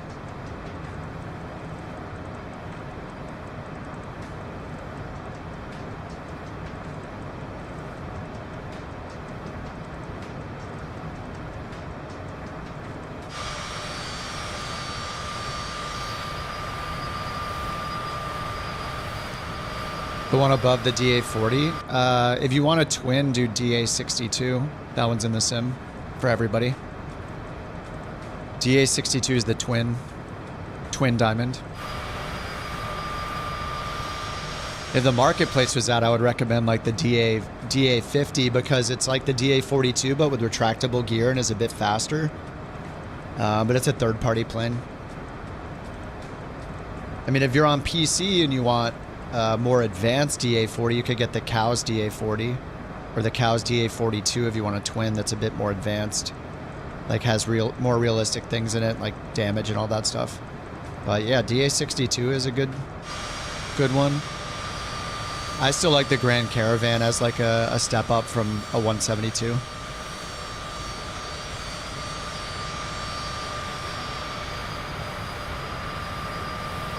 Yeah, DA62. It's the twin.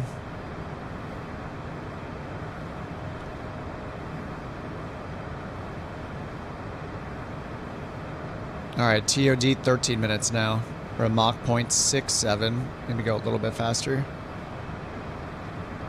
Yeah, the 172 to the Grand Caravan's an easy step to get a bit more speed, and it's really nice for career modes.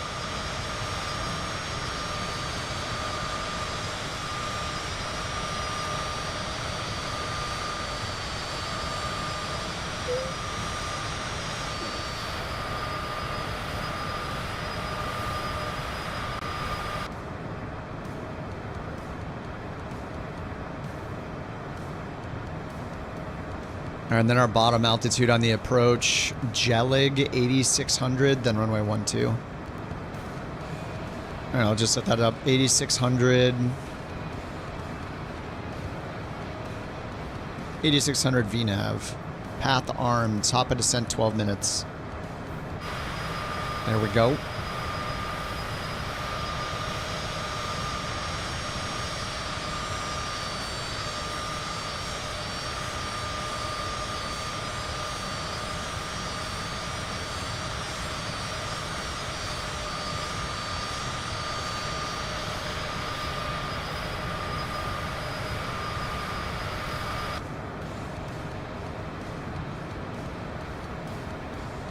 You bought which plane, Cat? What's up, Sing? You got 24, can't figure out how to play this thing? How do you spawn without having to do walk around? The only way to spawn without the walk around is to spawn in the air or on the runway instead of at parking. If you start at parking or on the ground, then you'll start outside of the plane. But if you want to shortcut it, just load into a runway. By default, when you choose an airport, it'll put you on the preferred runway for departure. DA62.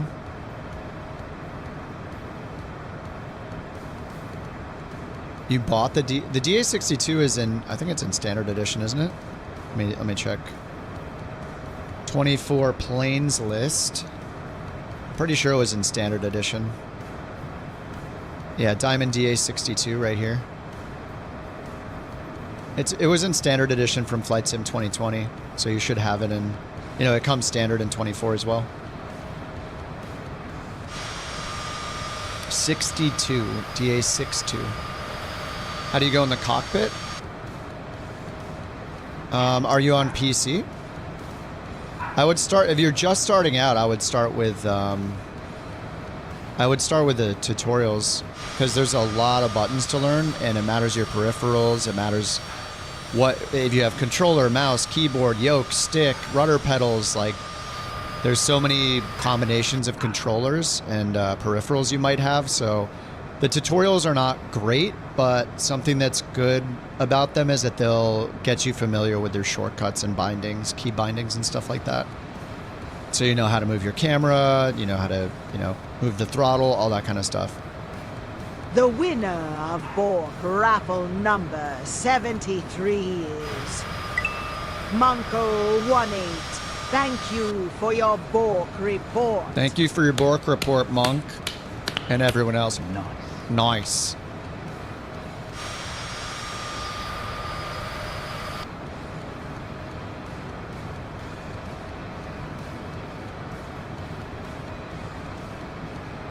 All right, top of descent is in 9 minutes. Sync the heading bug, and we're on preset, so we could see the mountains. I don't know. Maybe I should fly in live weather.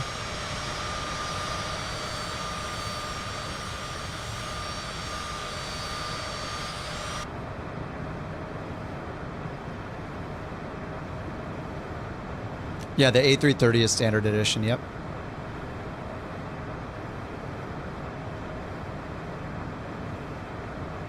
All right, let me switch to live weather and see what kind of mess we can get into here. Oh, okay.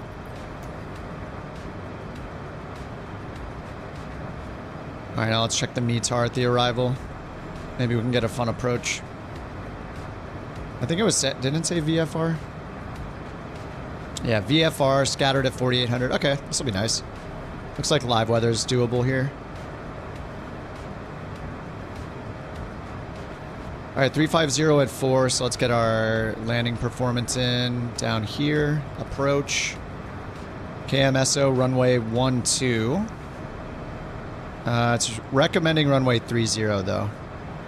3 knot headwind. Runway 12 will give us a tailwind.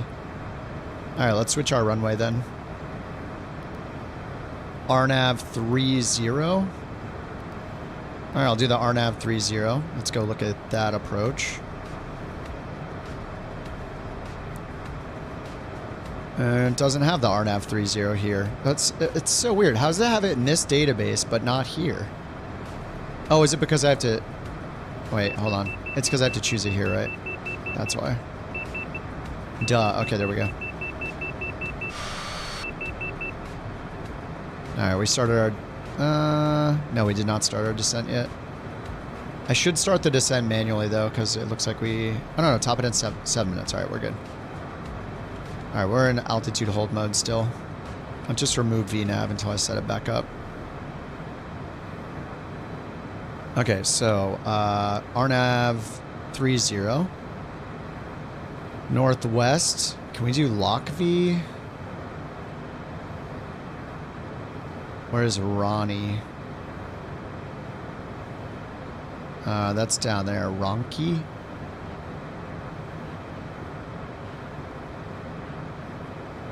That's to the east. Looks like Noha, maybe? Yeah, it looks like Noha is the one. All right, I'll choose NOHA, execute. Legs. All right, execute. MLP to the NOHA.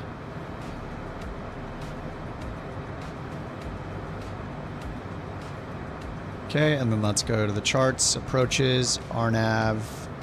Oh, it's an AR approach. All right, well, we'll see if it lets us do it anyway. RNAV, RNP.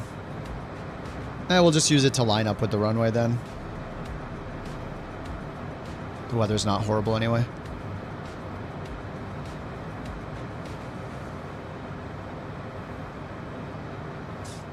You only see the dash 200. You have to choose the A330 and then go into the variants.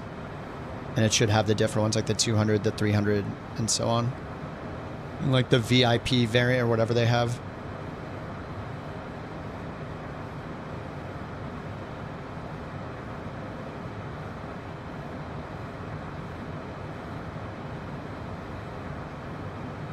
All right, we'll just use this to line up. We're basically do the visual almost. We're not using ATC anyway. We do what we want.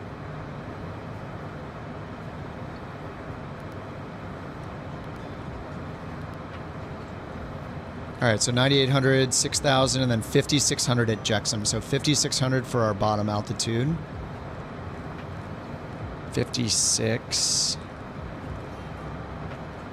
All right, 56 is set. Vertical navigation's arm. Top of descent's in 12 minutes.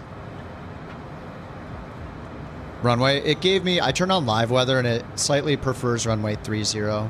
There's just a little bit of a tailwind if you do 12. It's only like 3 knots though. Probably don't care about it. All right, now we can get in our performance info for the landing here. All right, landing, approach, runway 30. Weather says 10 miles visibility, scattered at 4,800, overcast at 6,000. 3013 for the altimeter. Temperature. Where's our temperature?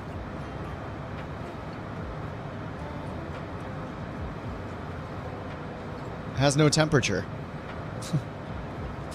3013 and winds are 350 at 4. All right, so if it's 350 at 4, look at the runways. Difference between true and magnetic is minus 13. So we need to subtract 13 from this, so 337.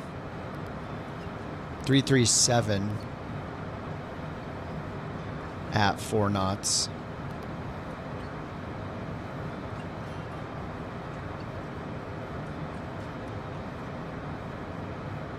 And then that'll match what we see here. Yeah, 3 knot headwinds. And oh, this says left 2 knots.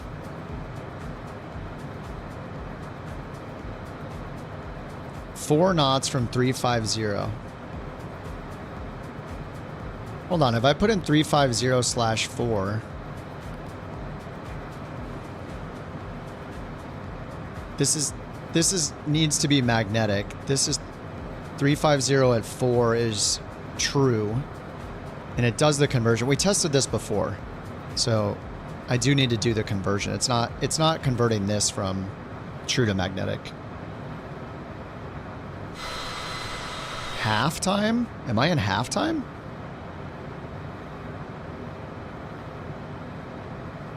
No, looks real time. I pulled my throttle out. Oh yeah, my throttle is just way out again. Did I pull it out or?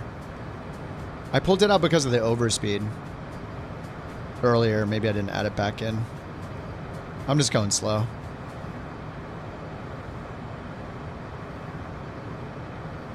So, yeah, I think that was right to subtract 13. So 337. 337 at 4. And then we don't know the outside air temp, so ATIS 126.65. Let's just look it up in the real world. KMSO. Look it up over here. KMSO temperature is 7 and 3011. All right, we'll just put in 7. That's fine. Runway dry and approach speed 98. Anti-ice off.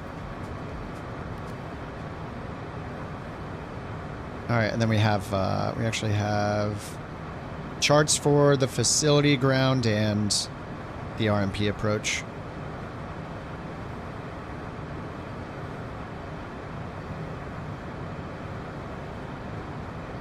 All right, 30 right here. 297 is the final approach course for runway 30. And then runway 30 is the long one. It's like almost 10,000.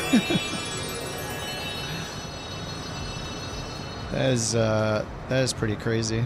Hi, Kip and Shadow 7. Have a beverage of your choice on me. Ooh, 07. Thanks, Binky. Thanks for the super chat, dude. Thanks for the 10 pounds, man. Much appreciated. A beverage on you. I do have some beverages available. Thanks a lot, Binky. Hope you're having a good one, man. The weather lookup site.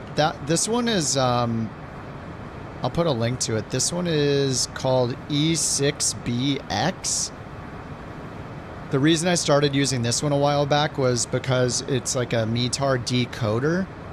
So you can either paste it in, you can paste in the METAR, or you can type in one to look up, and you can point to each one of the pieces to see what it means to translate it for you.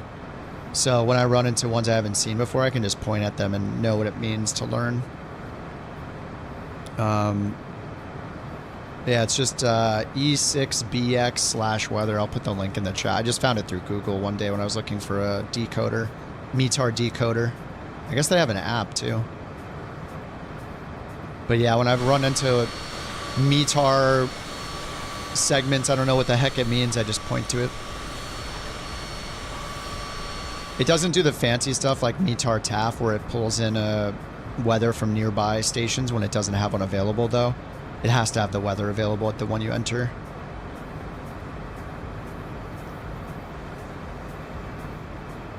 All right, 4 minutes till top of descent.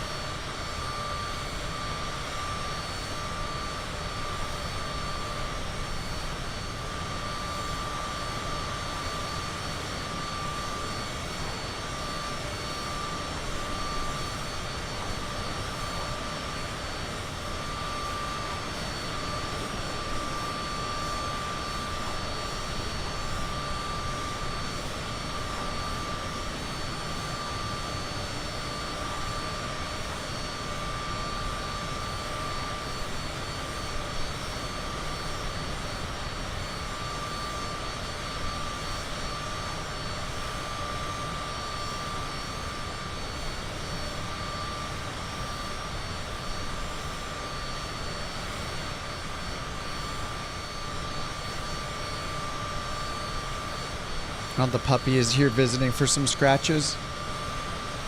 Close to completion. I know. It's the end is in sight. We're more than 90% through the miles. And there's only this is leg number 69. Nice. So after this one we only have 10 more legs to do.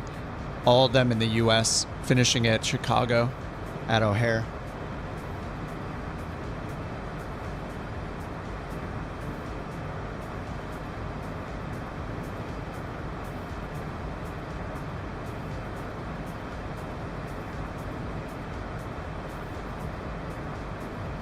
She is right here. I don't think she's going to give a bork away, though.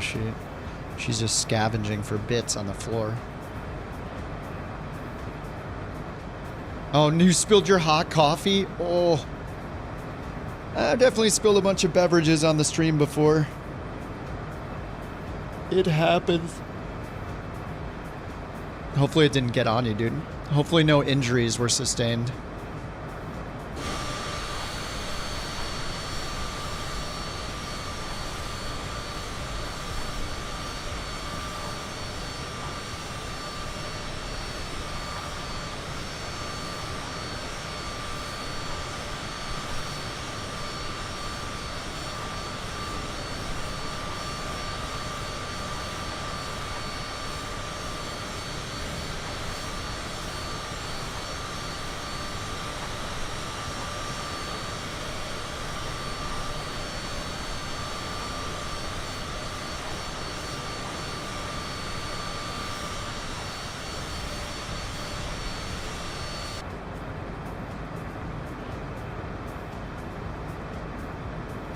All right, 1 minute till top of descent.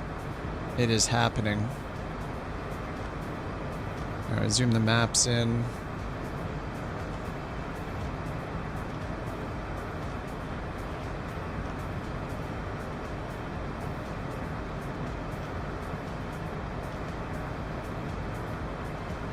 All right, there's our top of descent. Pulling the throttle out, pulling the power out.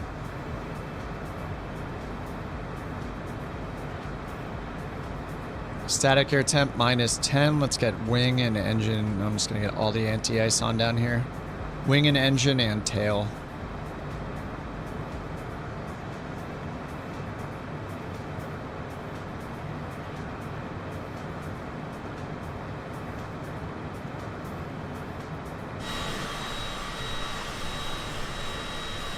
Isn't there weird texture bugs? What is going on with this? What is that? Is that supposed to be there? Is it supposed to be the dirt? There's definitely dirt on the bottom. Is it supposed to be like wet? It looks like camouflage almost. Looks kind of weird.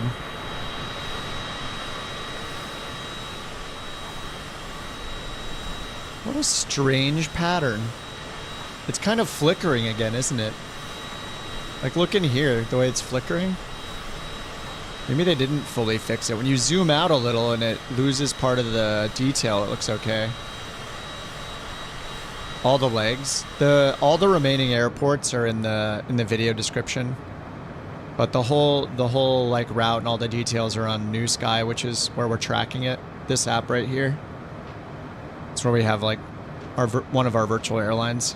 We just have our same virtual airline in a couple apps.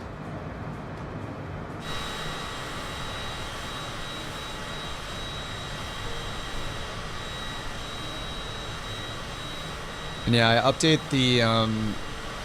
the bot with the route each leg, so if people want to choose the same route they can.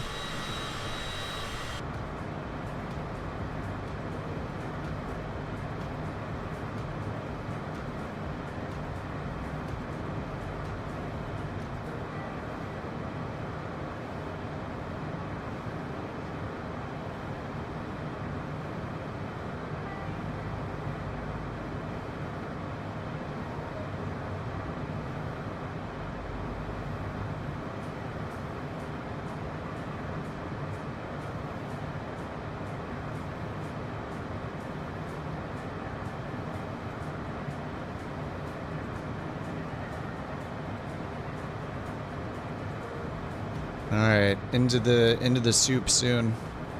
All right, 18,000. What was that altimeter setting? 3013.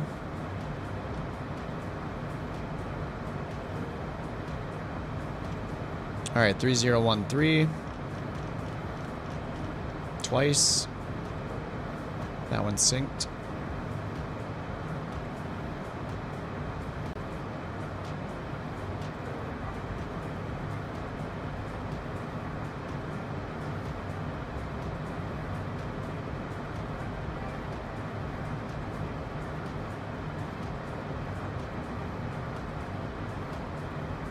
Just the lag when moving the mouse is just so ridiculous.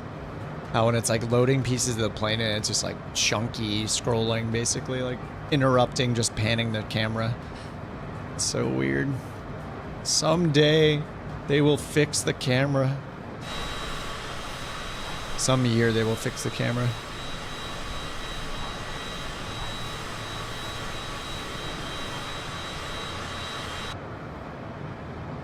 How does it take that long to switch back in? It's so weird. All right, we're going in. It's soup time.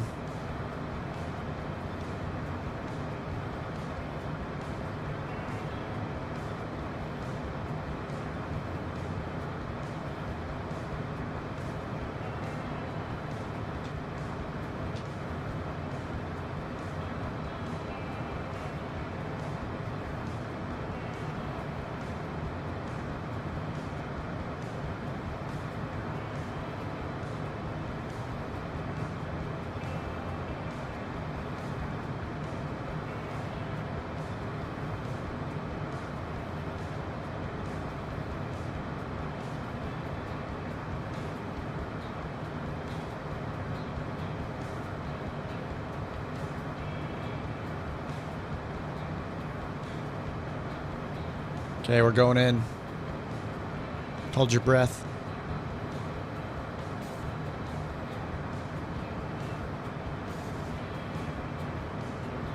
Pull the power down just a little bit. Make sure we're under 250 when we get to 10,000 feet. And how are our lights? Let's get the belts on.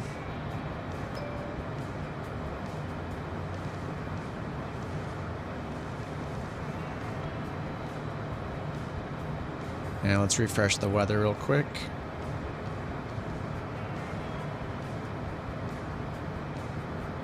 Overcast at 4,700. All right, 4,700, and it's at 3,200. So 8,000 feet or so at 8,000 barrow, we should be out of it. Yeah, we're kind of getting out of it almost. We're at 12.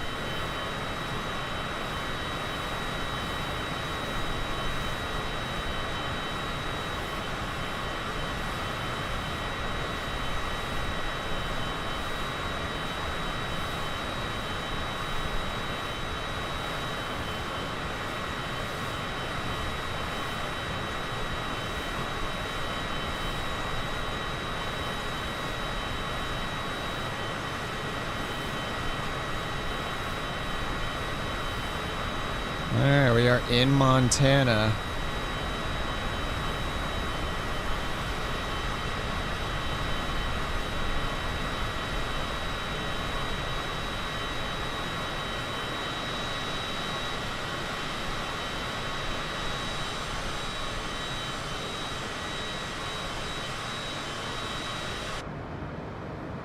This is a crazy approach. Oh, this is an RMP approach.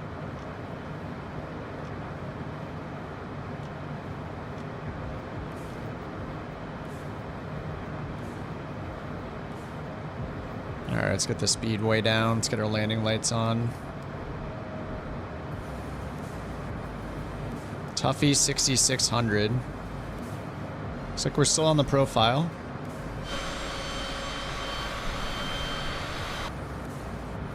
Outside air temp, +4. Put the anti-ice off for now, see if the windows heat up.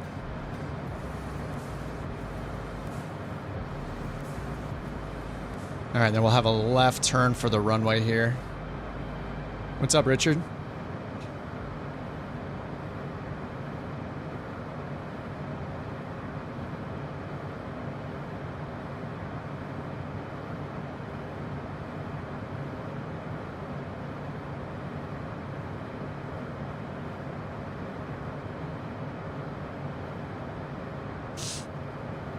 Yes, 3-0, thanks.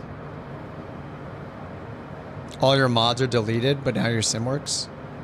Deleted, like, from your community folder? If you just installed the beta, check your library, go to Marketplace, Library, and then filter by community and enable all of them. It happened to me when I upgraded to the beta. It disabled all the community mods, even though they're in my folder. You just need to go and enable them in the library, like you would a streamed mod or streamed add-on.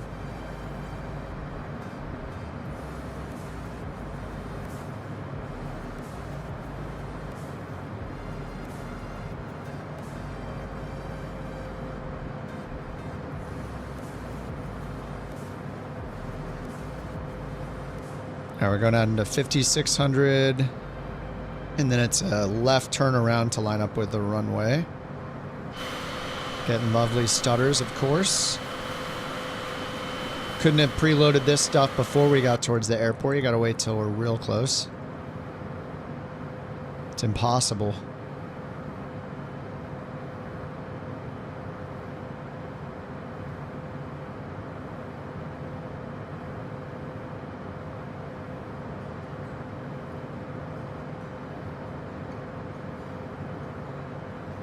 Alright, we're in range to get flaps 1 and gear down.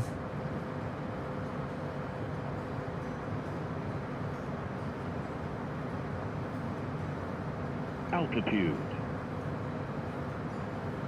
Alright, 1,000 feet to go.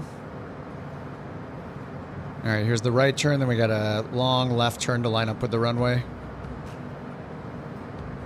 Now let's hit approach. Glide path is armed. Altitude.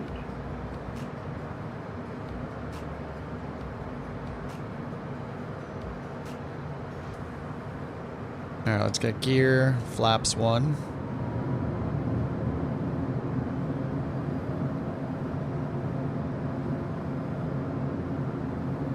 We're about 6 or 7 miles out.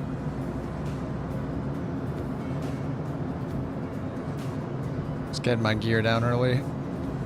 Like, this is an R&P approach, so it's gonna just turn us straight and then we're just gonna land. Just gonna turn and line us up with the runway. There it is right there. It's like using a visual approach where it just turns you right to the threshold. We're like in the turn on final.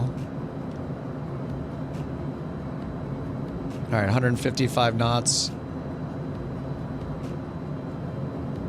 Then we got our approach speed down there, 98, and VREF is 92. All right, full flaps. There's the runway.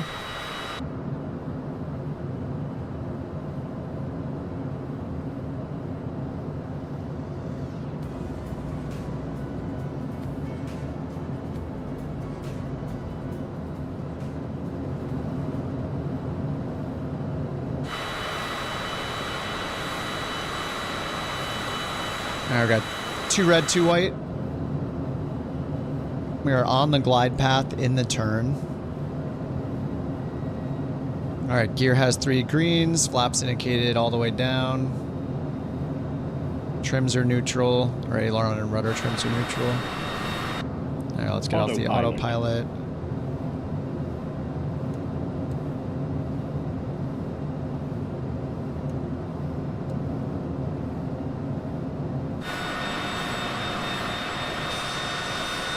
I don't know what's with the weird textures on this thing now.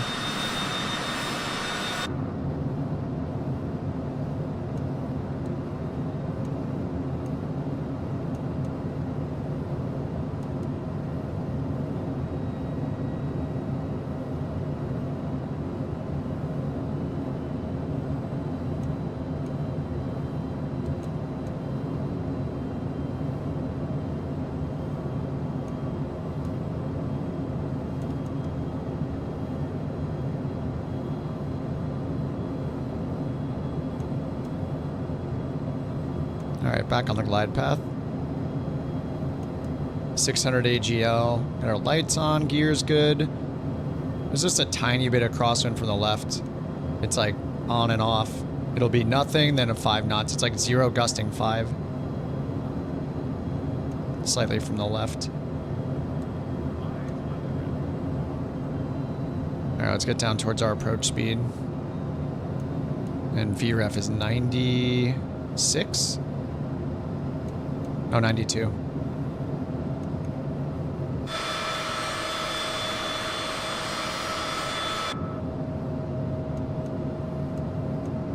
Alright, now the winds are steady from the front left. Oh, it's still kind of gusting up to 5 or 7 knots.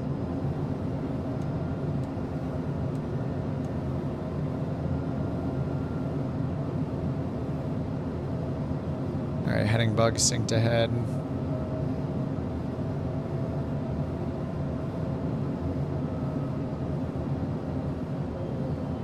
Okay, we're idle, ready on the spoilers.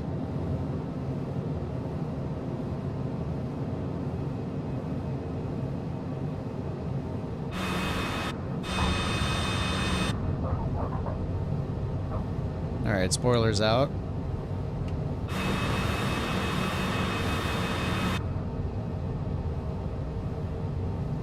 Oh no, I got 1.04 Gs, it's gonna ding me. Alright, looks like we want to exit up here to the right. Spoilers disarmed, flaps up.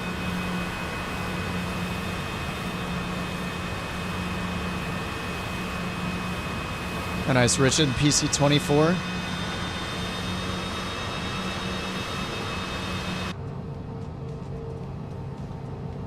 Oh, did that work for you, Richard? Nice. Hopefully that was it.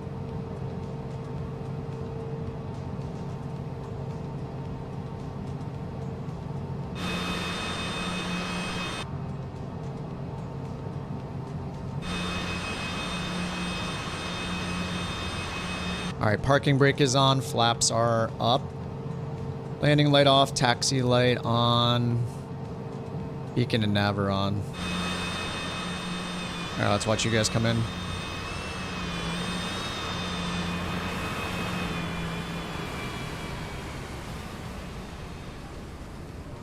Jewel is down. Shooter is down.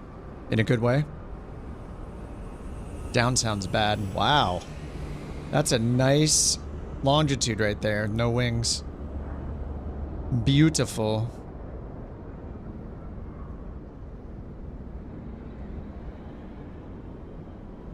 Alright, here comes Flight Simmer. Super Hornet. Watch out for the pigeons.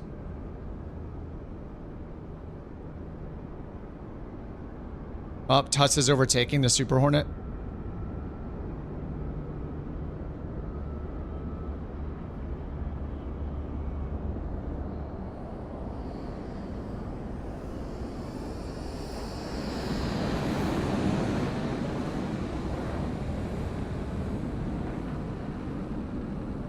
There was an RA. Simmer's going around. All right, here comes Jack. Oh, nice. Jack's in the CJ4 as well. He's not in the RJ. What's happening?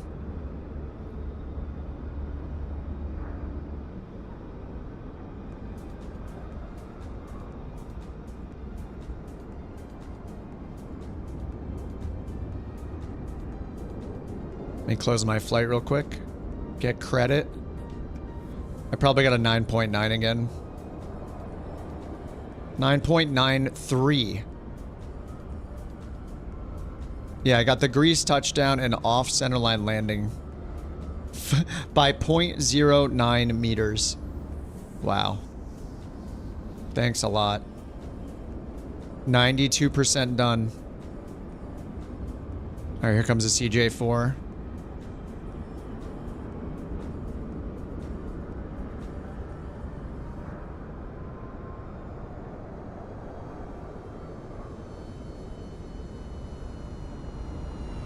Ooh, that was pretty. He touched the center line. He's hacking. Hacking. He's touching the center line over and over again. Nice. That was super, super buttery. All right, here comes Simmer in the F-18 again. Here comes Bird. Nice. Bird's also in the CJ4.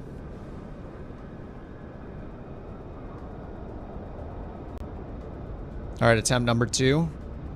No conflicting traffic this time. Boop.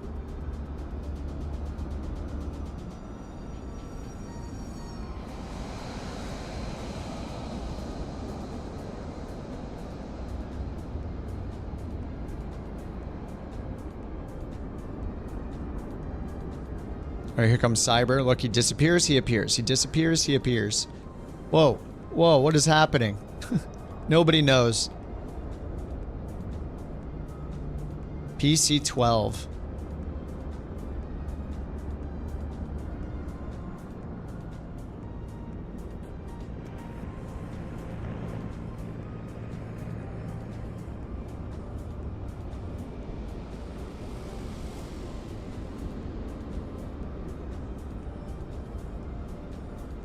Well, he holds it. He's still in the lane. Counts. Up next, owner of Bird ATC, Stupid Bird 26, not to be confused with Stupid Bird 27. They messed something up again. Haven't had frame drops like this. It's something with the plane, I think. There's something with the CJ4 that's messed up. I mean, it was flickering in my flight again, like a little bit. It was weird. Hornet landing. Dude, Hornets are so... I can't land any military jets. It's so hard. I mean, I can barely land them. They're not good landings.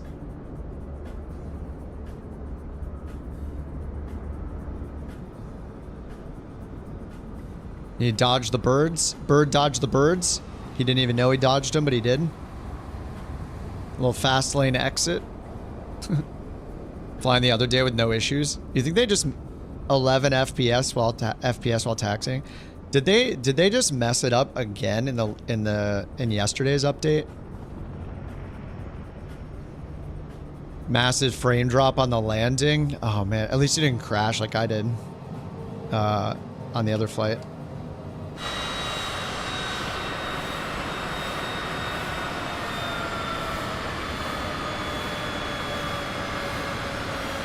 FPS at best. I don't know what, like, Wednesday, everything was working great. And then they patched it yesterday. Now it seems like some things are broken again. Did your autopilot work that time, Bird? Yeah, it's just a CJ4 problem. Flying all night and all day. You're just in the longitude, right, Brian? Are you flying the CJ4?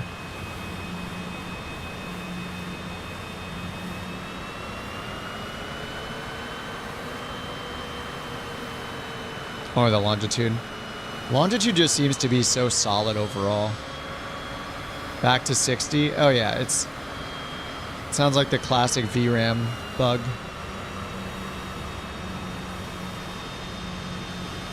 I mean, if I zoom out, is the plane losing pieces when I zoom out on this plane? Not really.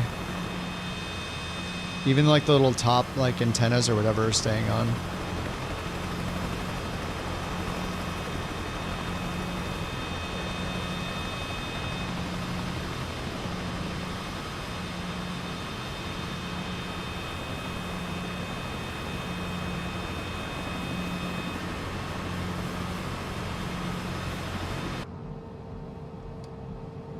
All right, parking brake. Lights. I think maybe we'll switch planes for the next one, see if some of the problems go away.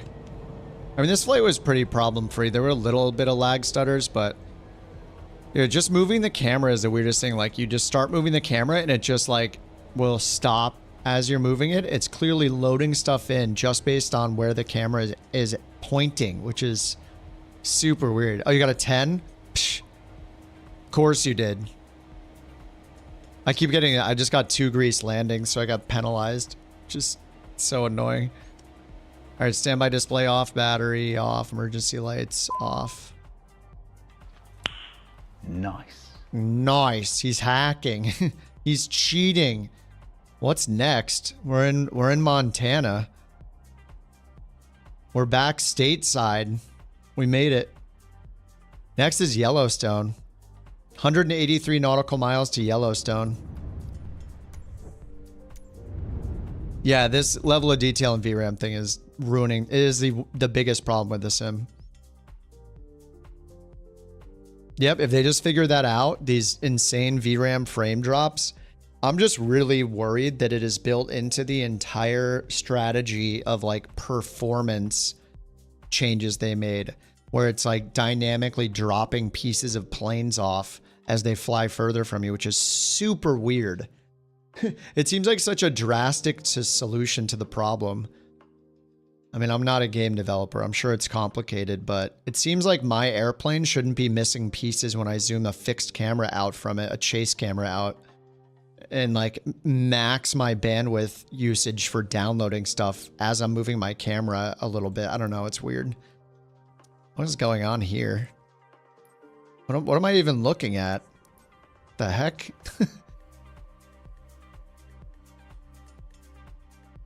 10.73 out of 10.73. Yeah, as soon as it gets to like 10 and 11, that's when the frame problems start. Turbine Duke territory. And I kind of want to switch it up a little. There's just I can't make the choices I want to make. Like, I would love to fly a couple other planes, but I just can't because they're not in NewSky. So I think for whatever we do after NewSky, we need to not use NewSky for the next World Tour things. We can use, maybe Volanta is a good one. Because everybody can get Volanta for free, I think. Do you have to pay for Volanta for the events? Or whatever? I'm not sure if you need Volanta Premium.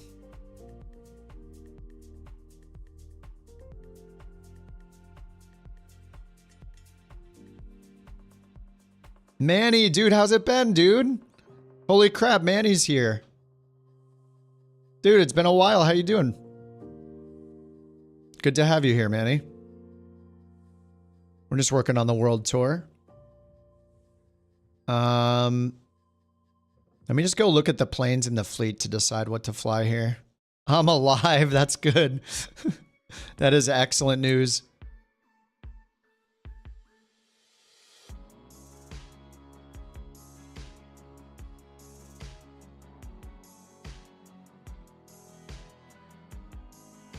All right, let me look through here and see custom weights.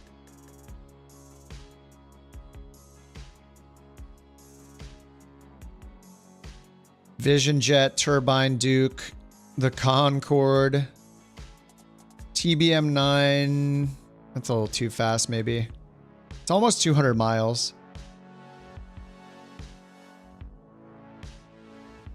Learjet, I don't have the 850. DA62, Kodiak. Oh, the Meridian. I should hop in the Meridian for a flight. It's been a while. Let's do the Meridian. Or I'm going to do the Meridian.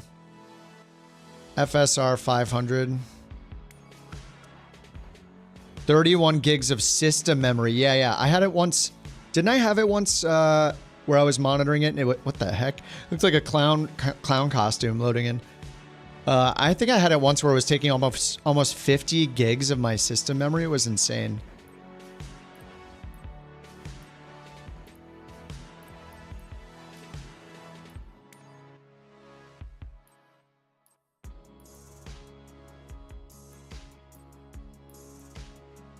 I kind of like this blue one. Yeah, the blue one's nice. This one's I don't think I've flown this one. Yeah, this one's cool.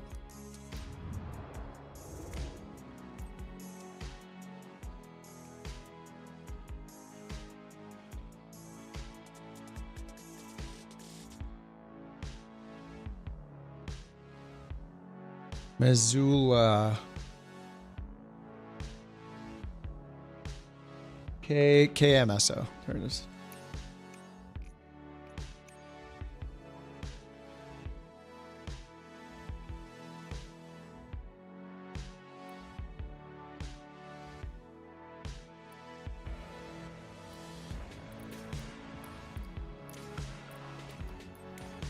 All right, I'm going to go live weather. Real time -1 minute, all players. Game has been too unstable. You've been in 2020. Really? Have you been trying the betas?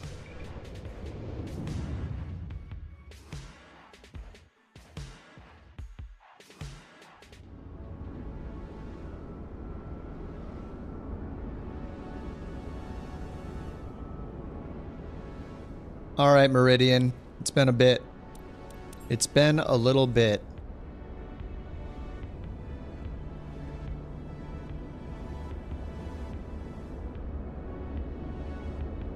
All right, Missoula to Yellowstone.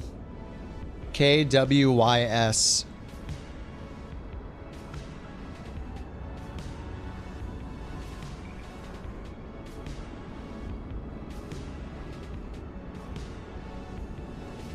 %92 complete. The end is near. Then we'll never have to fly again.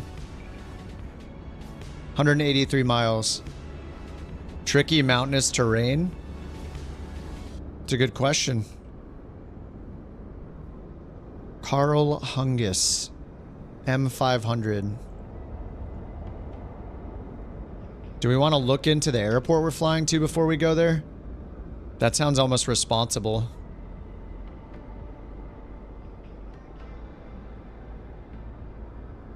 It's the CJ4, went back to the beach, gained 10 FPS.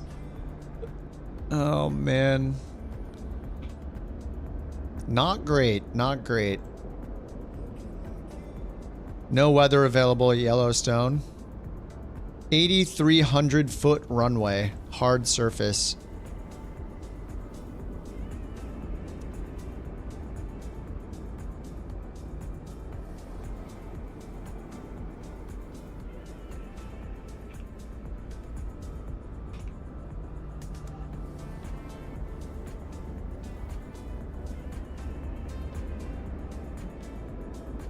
All right, let's hop in this thing. Look, it's still loading the plane in. Still loading the plane. Okay, it's loaded now. It's so weird. Things are going to be potentially very different when we can load the planes in too, when we can save them all locally. Like, I like the idea of scenery streaming in, because, especially the world updates, because those things took up so much space.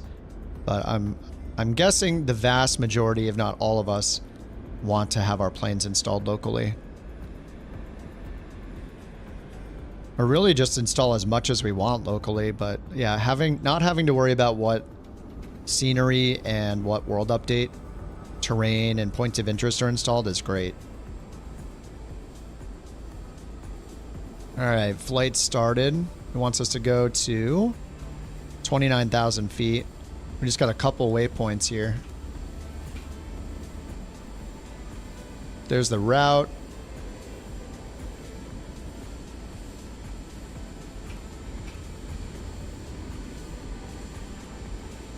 $2060 Super can't handle it. Oh man, yeah. I mean, I'm on a 4080 and I have problems, you know, like with the VRAM, it's pretty insane. But yeah, I mean, it's listed on their bugs, like it's the #1 thing on their list. So I think Sim Update 2, who knows when we're going to get Sim Update 2, but they have a lot of things set for Sim Update 2 to be fixed. 3060 is on fire. I think if, you know, I have my multiplayer traffic set to ultra, but if you go in and turn your air traffic down from ultra, that could probably help a lot, so it doesn't load in too many plane models.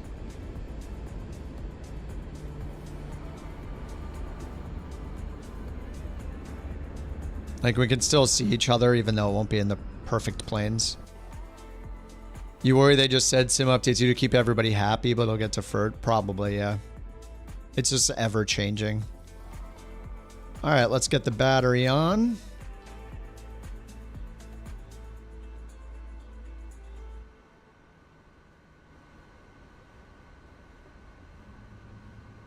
All right, let's get fuel pumps to manual, ignition to manual, nav light on.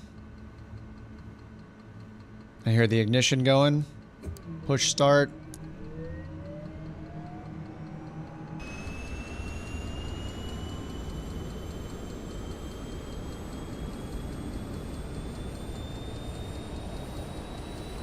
Whoa. The heck? Did that just spit out fire? Am I seeing things? I looked away for a second and then I thought I saw a glimpse of like...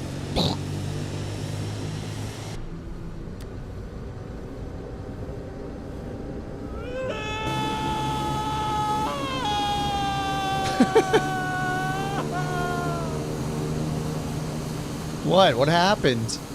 What's up, Apex? Alright, fuel pumps to auto and ignition off. Get the generator and alternator on. Avionics on. Flaps down 1 notch. Rudder trim 3 degrees right.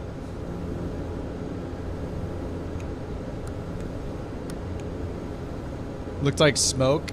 I looked away at the chat for a second. I had something caught my eye and I was like, what is happening? All right, let's hit comma for the altimeter. And what did it say? 29,000 feet? I can turn the knob so fast. Oh, I missed it by 200.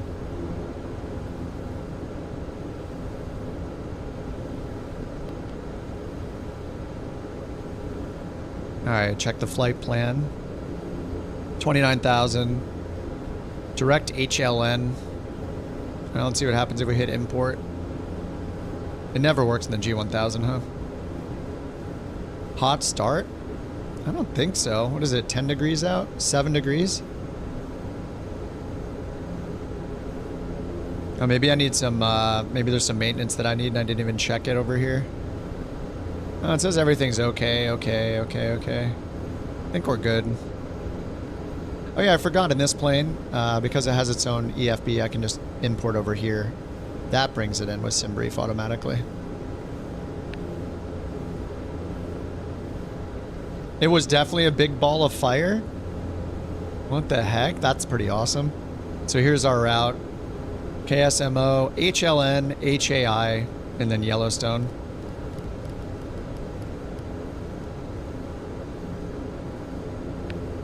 And let's see, it wants us to take runway 8 and then runway 1. 8 here, 1 here.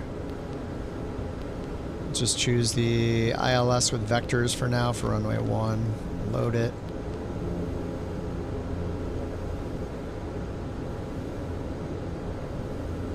Okay, and then, yeah, it looks good. All right, runway 8 over here, the short runway. And how's the weather looking here? We got charts here, but not at Yellowstone. Weather here is 3011 for the altimeter. 7 degrees, 10 miles visibility, overcast at 4,700. Winds are 230 at 4. So why does it have us taking off on runway 8? I think we should change that. Let's take off on 26. So we have a headwind. Yeah, I'm going to go with 26.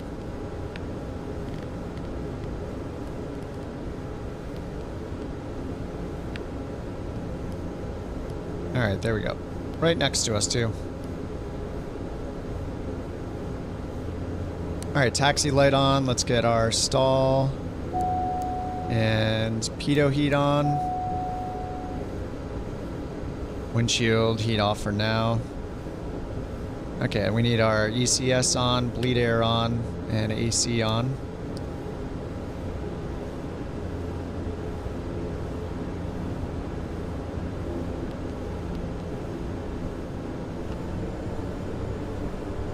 All right, takeoff config.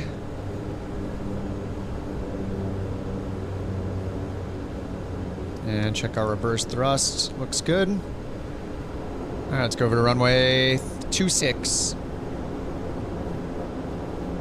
IMC, yeah, we got some clouds above us right now.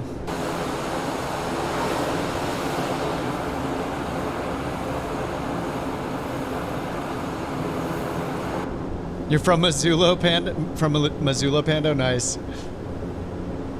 What's up, Maldo?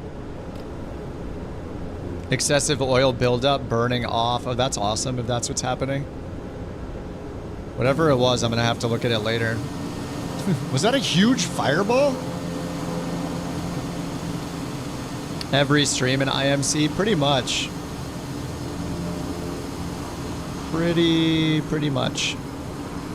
Alright, I'm not sure what runways you guys got, but I'm going to use the short one over here.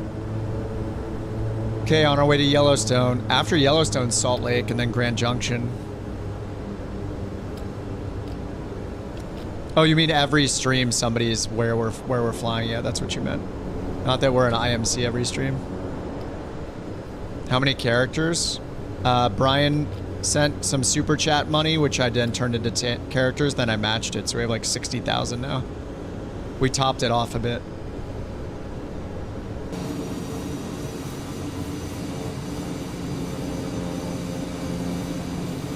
I mean, it is TTS weekend, as you may have heard.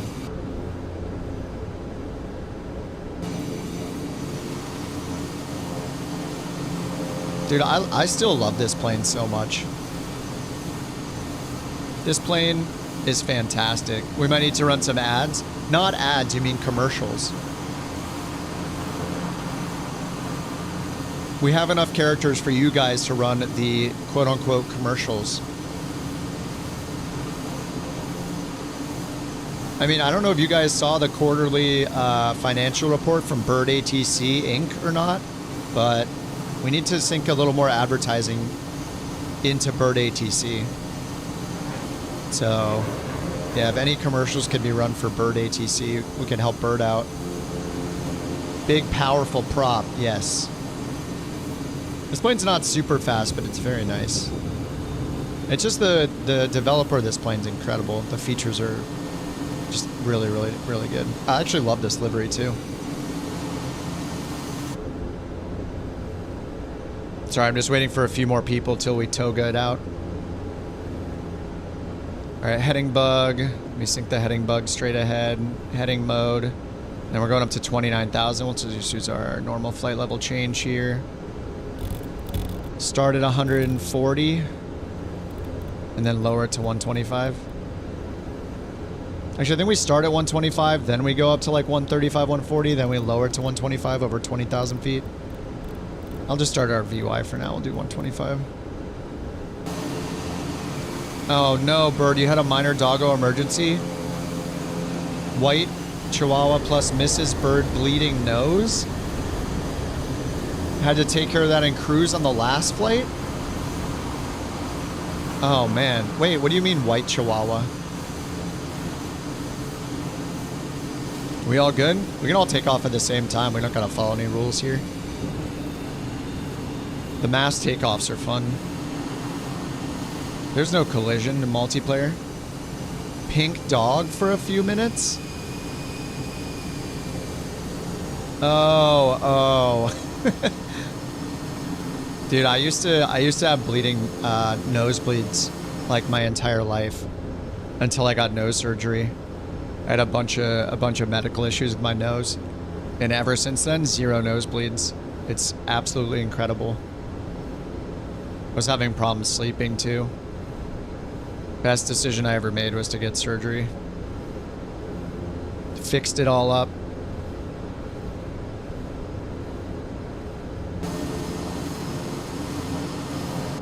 All right, we're ready to roll. Let's get out of here. All right, parking brake is off, landing light, strobe light, taxi light off. Prop heat will stay off for now. Fuel pumps to auto and ignition to auto. Actually, we want both of these to manual. Manual and manual for takeoff. All right, here we go. Watch the torque. Don't over torque it and kill the engine because it will literally blow up.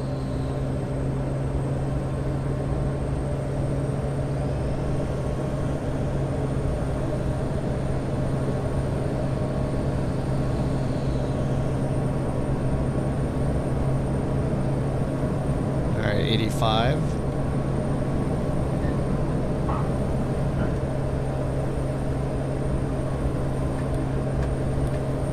Gear up.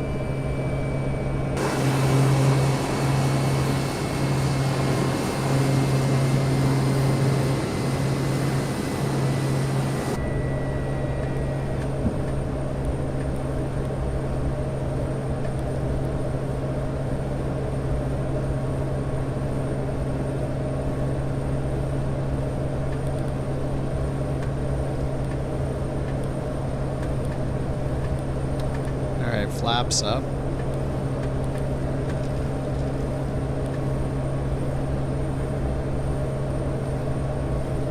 And we're going to want to turn around. I think the right turn seems safer.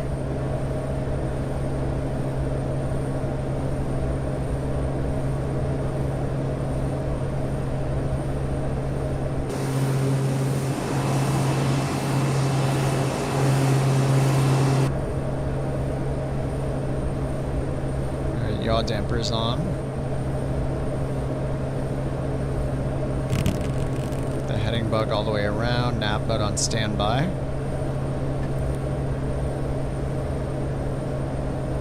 Yeah, the climb rate. We're at about 2,000 feet per minute right now. It'll get quite a bit slower as we get higher. Yeah, this plane isn't like super powerful. It's way slower than like a TBM. But it's just really nice. All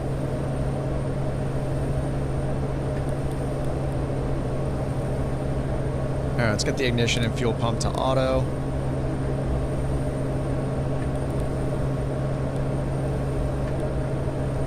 Hand fly the new update for the PC-12. Oh, the SWS PC-12? I still haven't flown it since in 24, not at all.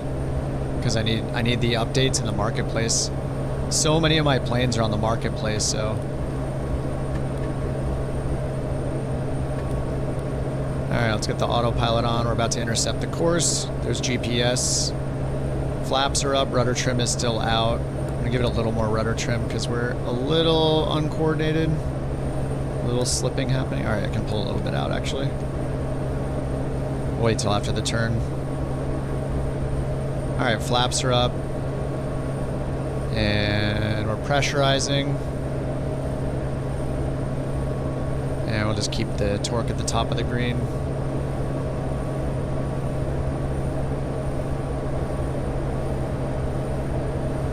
Oh, we're icing up. All right, let's get prop heat, surface de-ice, and windshield anti-ice. We are getting into the muck.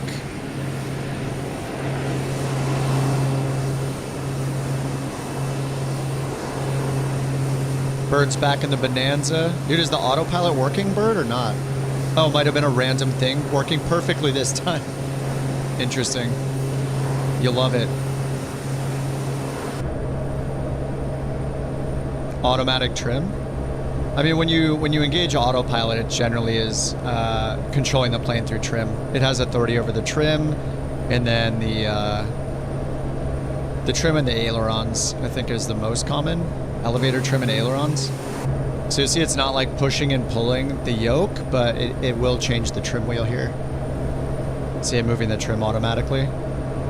So it controls our pitch through the trim, not through the elevator.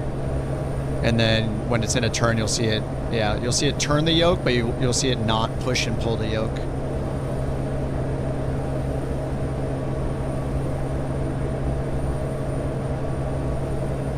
All right, 10,000 feet.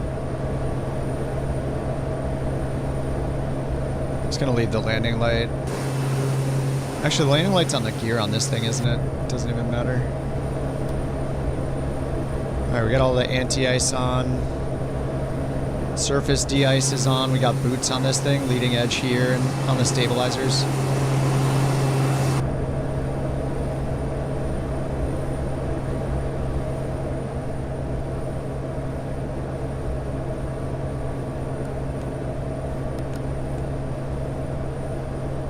Oh, I didn't fill up our fuel. Whoops. I can just do that now.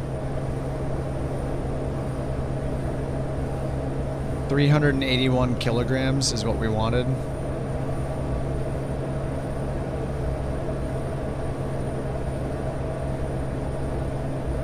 Burned a bit of that. Oh, there we go.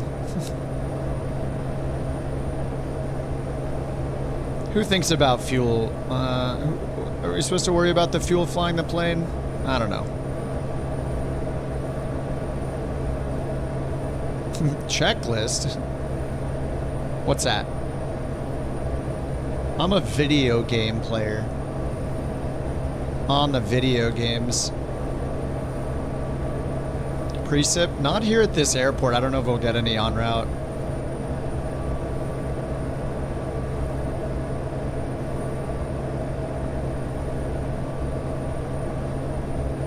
And we don't have weather at our destination either.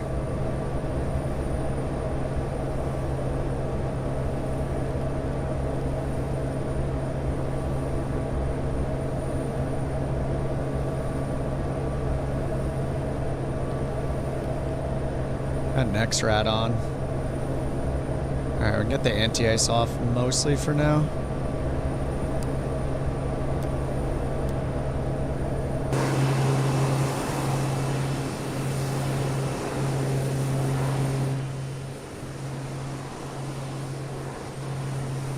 Run out of gas so many times driving, had to walk somewhere in a plane. I'd probably do it in a plane and not walk anywhere.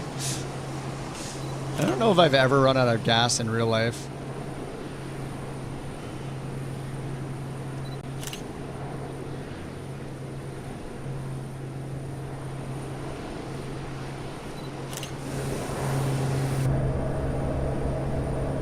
You've never once in your entire life? Yeah, I don't think I have either. Even riding a motorcycle, I don't think I have. And a motorcycle is a little trickier because you don't have a fuel gauge, or at least in the bikes that I rode. Max cruise. I think this one's 30,000 in the M500.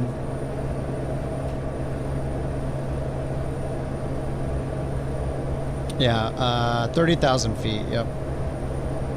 260 knots cruise, max cruise speed, 1,000 miles range, 30,000 feet. Oh, you said the same thing, yeah, Brian. Even with the motorcycle, yeah, which doesn't have a gas gauge. Never did on your motorcycle, but have in cars. Oh, because you think you can push it further when it's on an empty, yeah. Yeah, with a motorcycle, you're just paranoid. You're like, well, I don't really know, so I better fill it up. Better play it safe. You had a motorbike with a very inaccurate fuel gauge. Police gave you a lift. Oh, that's nice. I forget if my R6 had a fuel gauge or not. I don't remember. I think it did have a digital one, actually. I think my first bike before that did not. I pretty much didn't trust the gauge anyway. I would just keep it topped off as often as possible. Every ride, top it off, basically. You know, any significant ride I was doing, I'd top it off. R7 has a fuel gauge. Yeah, I think I had a digital fuel gauge on the R6. It was like I think it was like a 2009. I think it was a 2009 R6 or maybe a 2010 R6. Hello there. What's up, Sandman? Hello.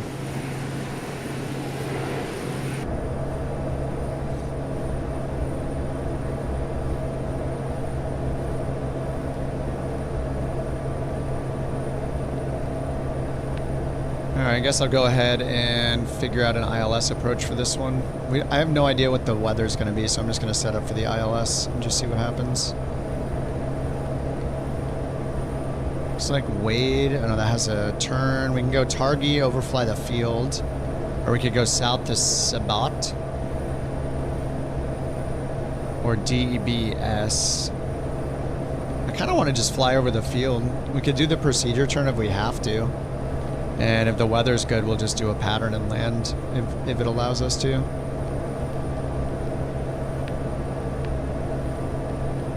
Delete the en route waypoint. There we go.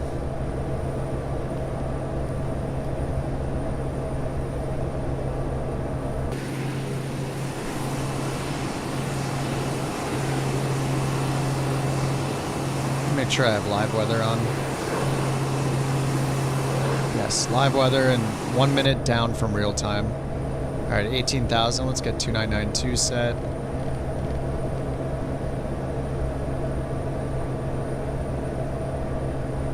And we're about to be 20,000. Oh yeah, we'll just stay at 125 knots. Add that power.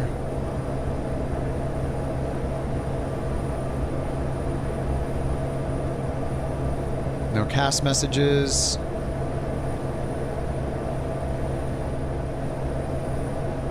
And what do we got? A Navograph at Yellowstone. TTS weekend is on now. Upgrade your flight sim experience with AI-powered celebrity voices. No charge. Join in with Gilbert Gordon and Jeremy and their in-flight drama. Your skies have never been this exciting. But hurry, these deals won't stay on the radar for long. TTS weekend only at KIP on the ground.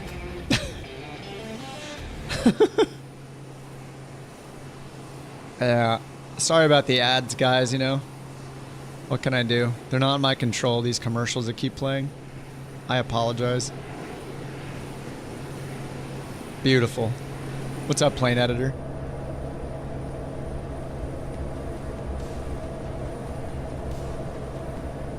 Time for me to grab a snack from the fridge.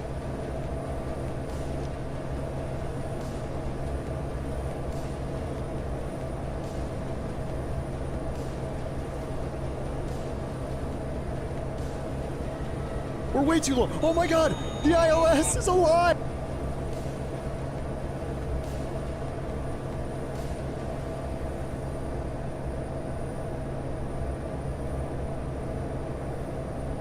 Stupid Bird and Danger Noodle. Is that them two boys that have been whacking it in my tool shed?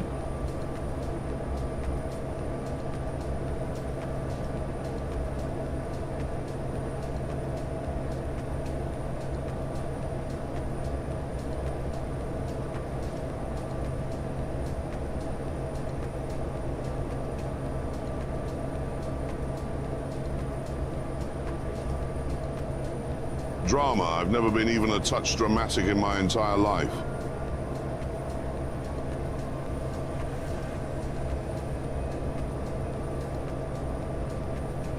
I ate what yesterday? Oh, I did have noodles yesterday. Yeah, sorry about that. Yeah, I ate danger noodles yesterday.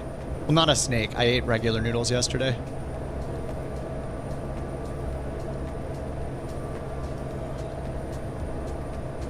Alright, grabbed my normal little protein meal shake here. It's got a little caffeine in it. Keep me going for the grind.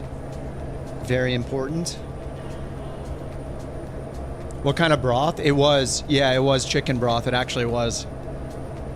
Chicken broth and noodles. I followed the recipe from Gordon. We got the Gordon recipe yesterday. I just did what I was told. The voice of my master, the president, haven't heard it.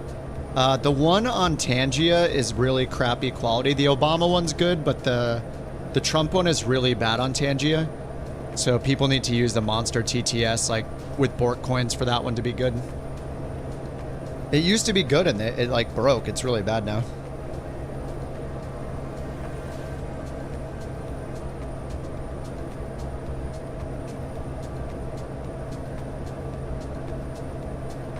Two birds in one meal.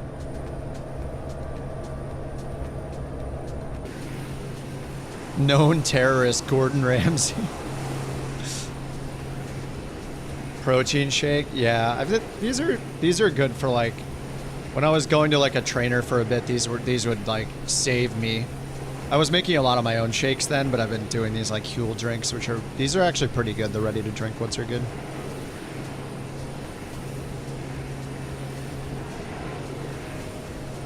It's the only protein shake I've ever had that the chocolate is not the best. An idiot sandwich.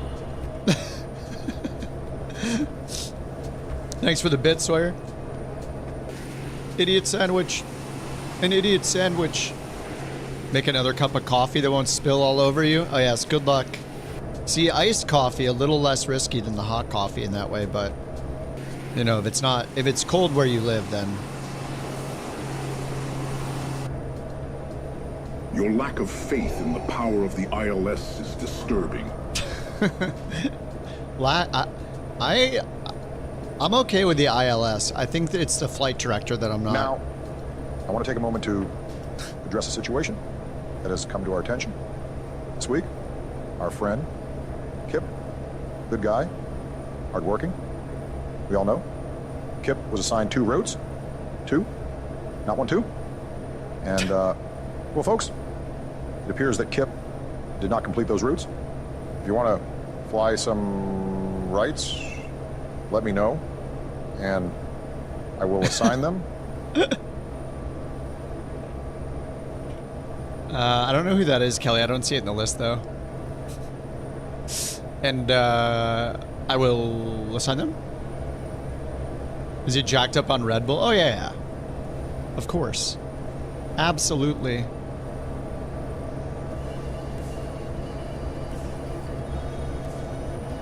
I did not complete those routes. I was assigned 2 routes? Oh. I'm doing the world tour this weekend, though. That's the problem. I didn't know I was assigned routes.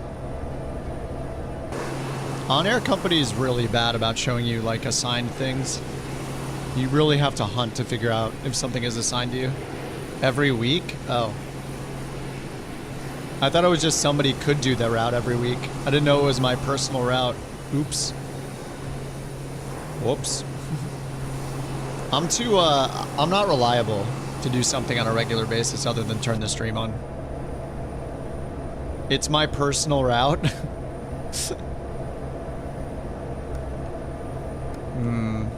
Yeah, I can't have a recurring route.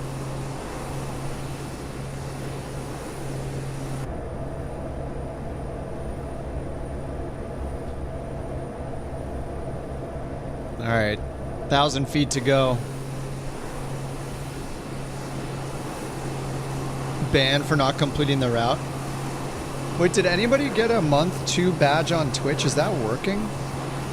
Didn't a couple of you guys hit month 2 already? I just want to make sure that I set up the badges right. I thought I did. Community. Subscriber badges. Yeah, I did. They are all set up. 2, 3, 6, 9, and 1 year months are all set up.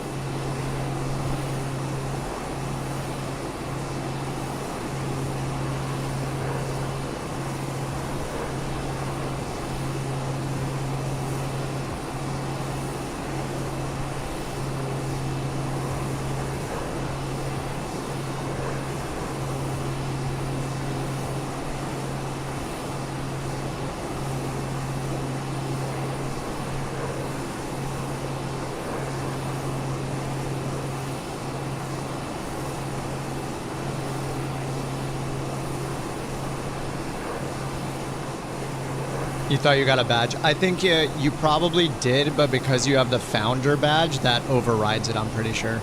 You'd have to like go in, you can click like your chat identity and choose which badge to show when you have multiple ones like that. Climb rate's pretty nice. Yeah, it's not too bad.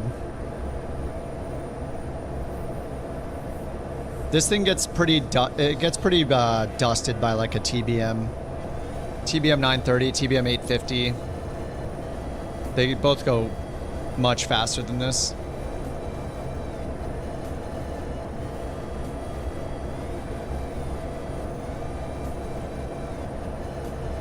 All right, let's see our top of descent now.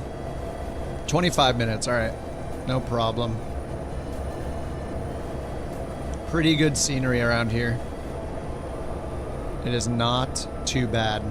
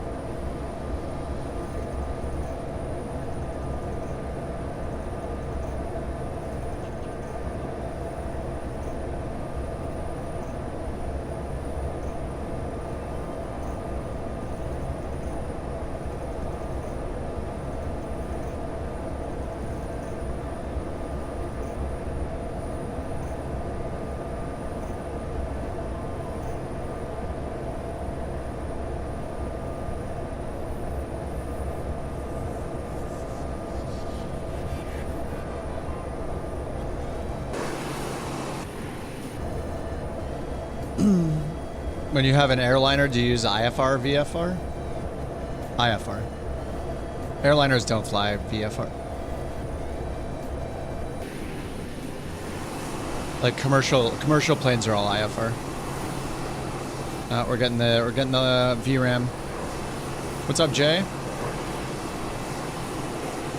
Spicy queso for the nachos, delicious. You'll do my Davenport to Miami route if I ask nice. Well, I could do it after this. I could do it tonight. Davenport to Miami. Is it the K-Pi one? Or is it actually Miami?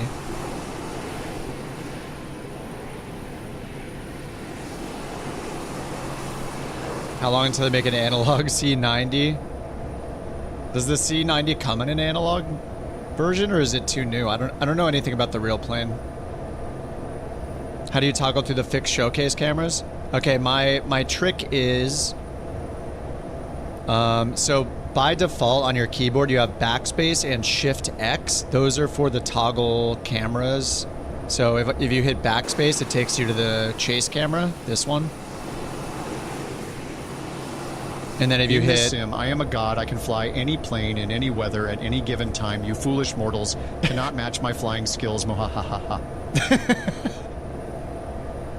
Sorry, I had to interrupt what I was saying to let you guys know that.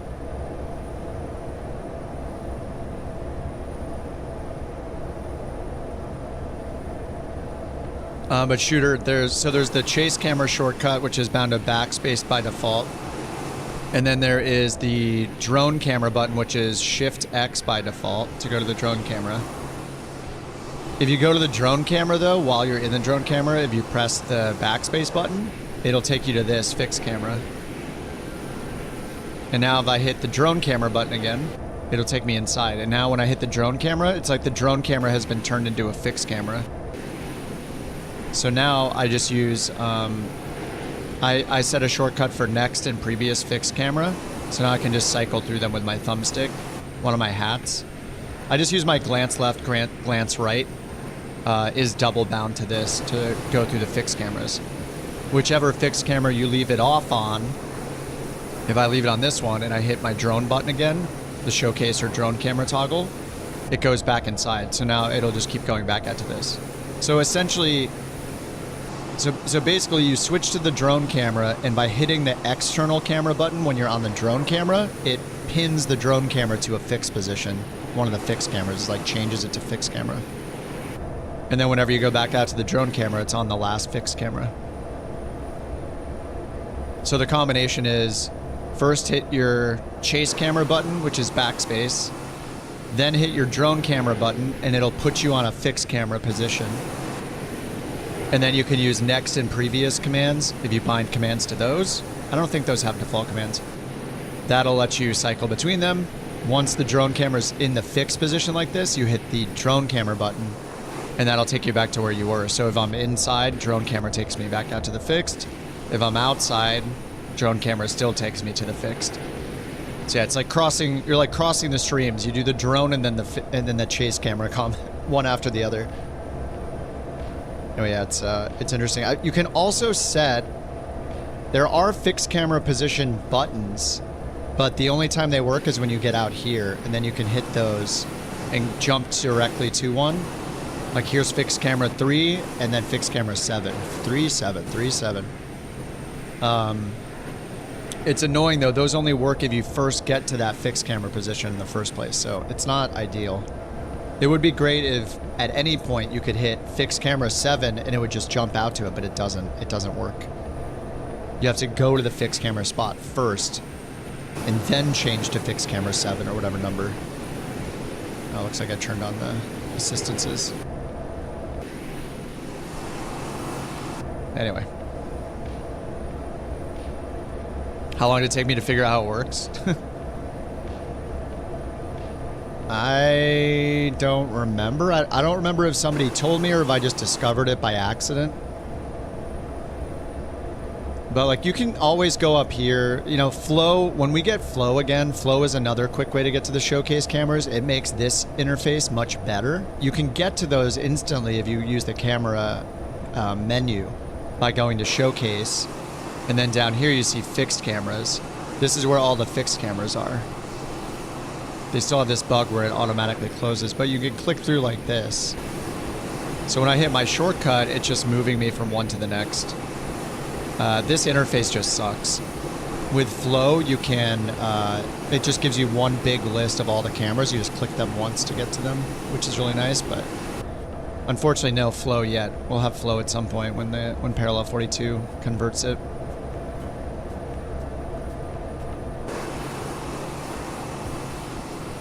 Yeah, PC12 pressurization fix. Somebody put it on Discord. I think Brian maybe put it on Discord in the sim help section. I haven't tried it myself, but that's pretty cool.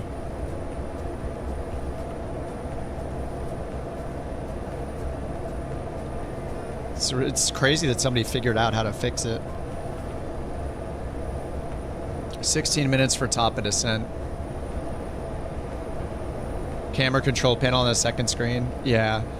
Yeah, it's just the interface kind of sucks for it. I guess if you resize it tall, maybe it doesn't have those bugs, but it's like closing it keeps closing that little like drop down.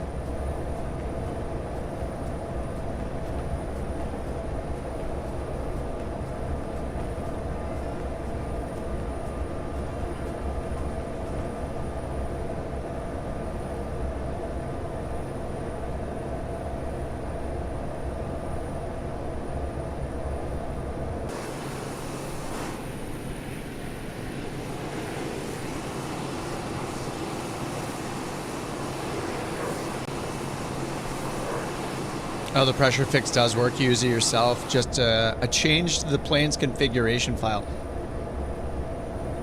Isn't it so annoying when we see like just some random person put a fix in for the plane that's been in the fix list from the developer for like 3 months or whatever?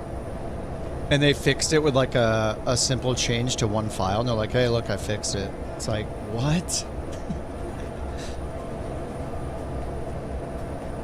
I mean, there's probably a big difference between some Band-Aid that somebody figured out to do just so it doesn't fail in career mode and the pressurization system actually working how it's intended to. Like, there's probably a big difference there, but still, it's like, couldn't they just put out the patch real quick like this until they do it the right way?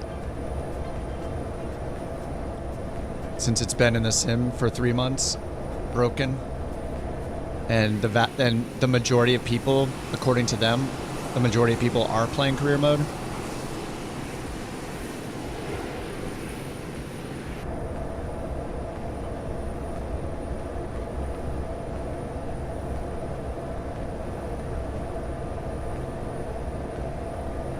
Ooh, 57 degrees Fahrenheit.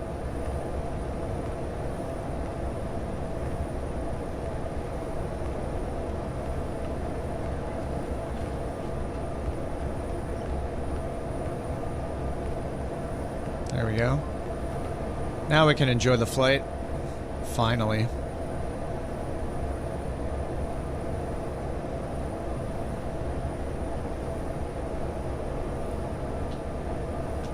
Cabin and outside pressure show up on the screen. And the PSI differential? No way. Oh my god. Microsoft, just hire that person. They're not even part of the dev team and they're figuring out how to fix bugs that have plagued people since the release.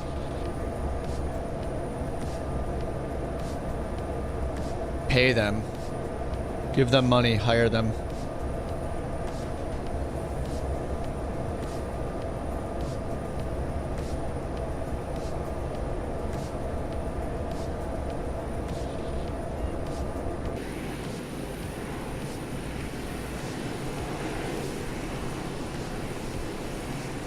Yeah, the fix came from the forums, yeah. Just somebody randomly was like, hey, I fixed it. Here you go, everybody.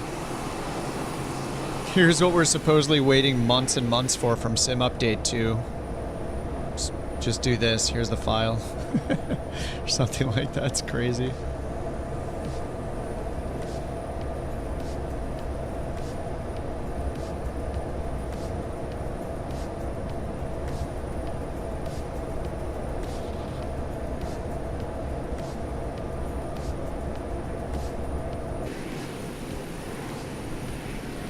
Oh yeah, you saw it while you were reading. You couldn't believe it. That's pretty insane.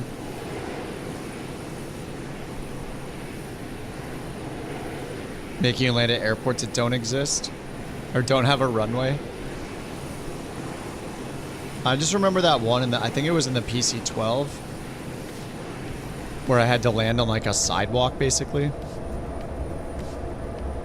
All right, top of descent soon. 11 minutes.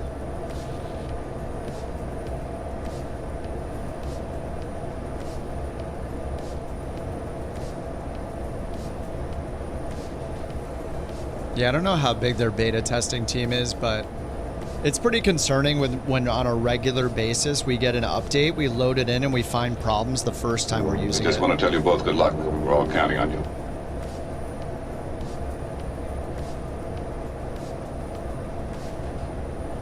Yeah, high-rise buildings in the middle of the runway or right at the departure end or the arrival end of the runway at certain airports. Didn't DCA have one? There was like a giant building at DCA. It's probably still there.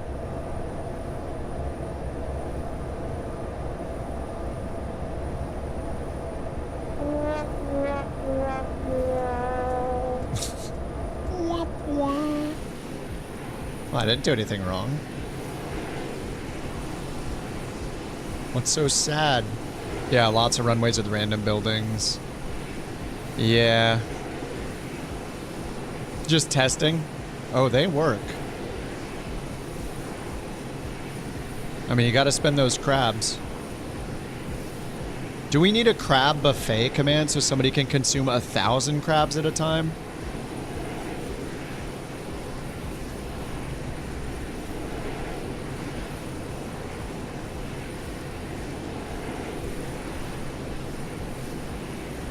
Yes.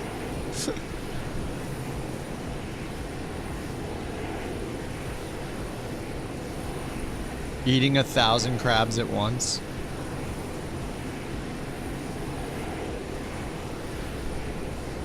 For the really hungry eaters, yeah.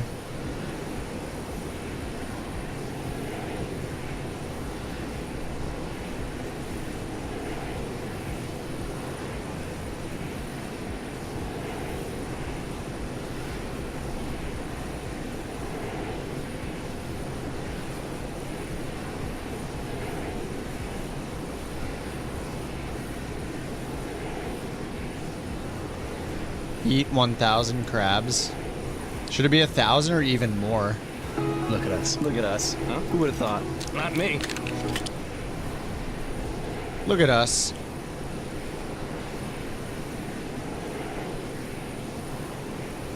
I mean, should it be 1,000? How many crabs need to be able to be eaten?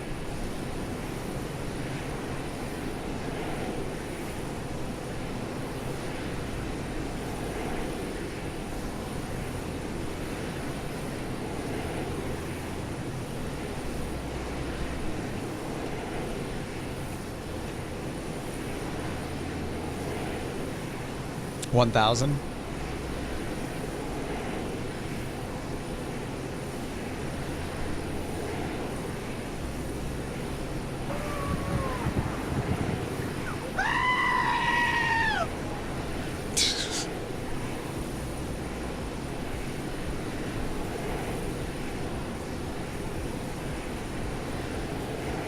Do it. I think I need to reload the bot for it to work. Hold on. Let me reload the bot real quick.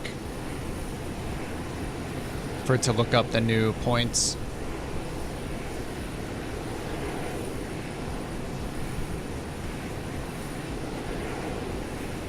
Very important stuff we're working on here.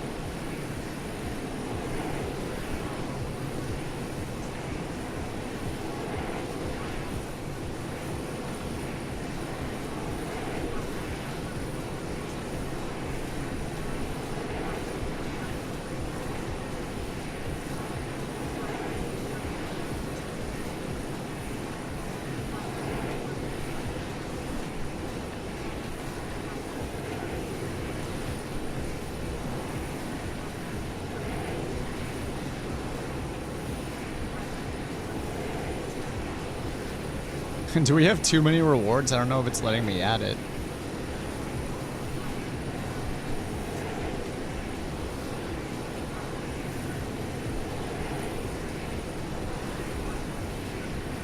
You have created the max amount of rewards allowed.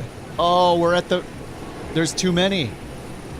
We have to remove something. I don't think we'll want to remove anything. I mean, I can just change the eat crabs to eat 1,000 instead if we want. I don't think we want to get rid of any of the TTS or anything.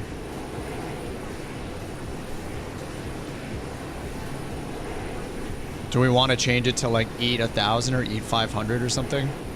Yeah, 500.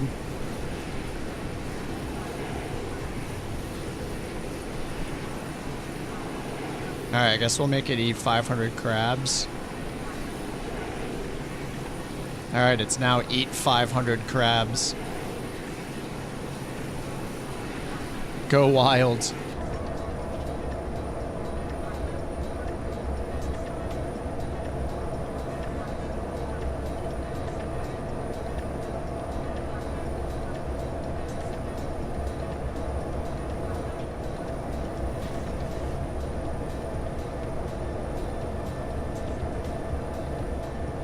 Very fixed. How will you cope with the crabflation? Hey, you just gotta cut back on your crab consumption, okay? Alright, 4 minutes till top of descent. We're going down to 8,900 feet. 8,900.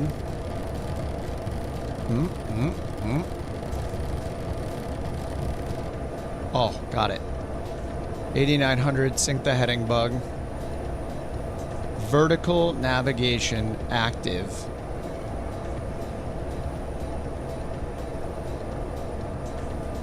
And we're just flying over the airport, so we'll see what it looks like from there. We have no weather at the field. I guess I could check up here. Populate, search.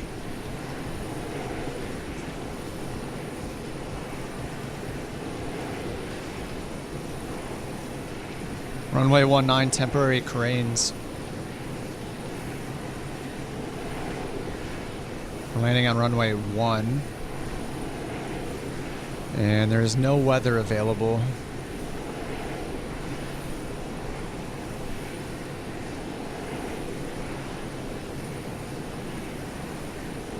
We just have an ILS.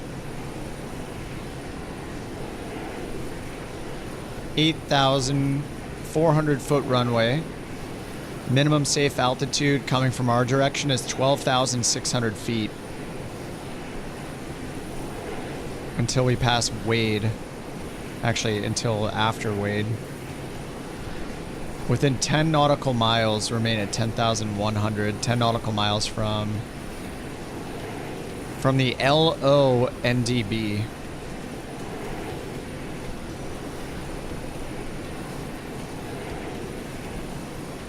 Oh, we got a localizer 1107.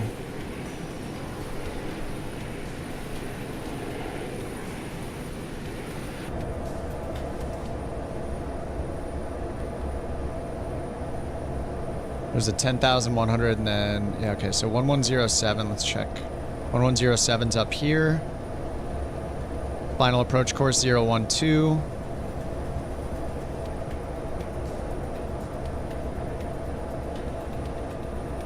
And LO, this NDB is our final approach fix. 415 on our ADF, so let's go ADF. And we want 415. 415 is the frequency. All right. That is on, and then we'll go down here. Let's close ADF and then go to PFD bearings. Crabflation is when you have too many crabs chasing too little TTS. ADF. So the mass eating of the crabs should ease the crabflation. Yes. That's him, negative.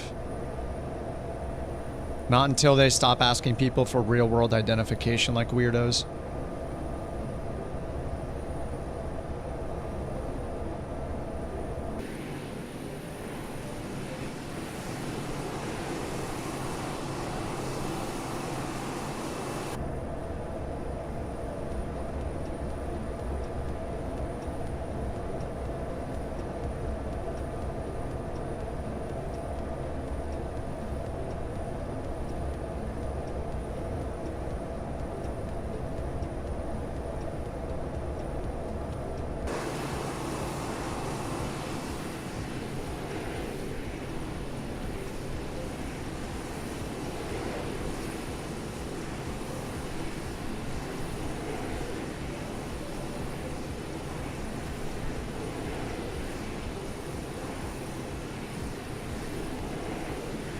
YouTube strikes again, chatting with past Kip.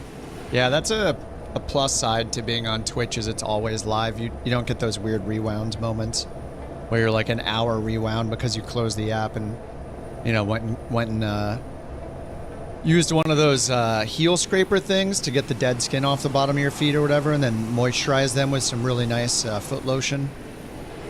And then you come back, and then after you're done doing that, trimming your toenails and stuff, and ate a bagel.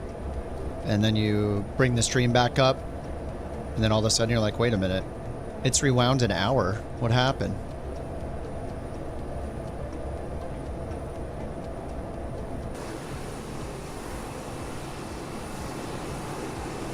You stepped away from your PC? Why? How dare you?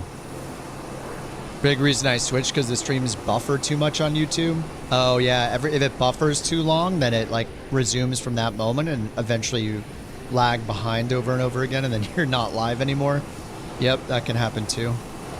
Oh my god, I see Manny over there. He's in 2024. Wait, Manny, are you Mike? Are you on the Manny, are you on the beta now?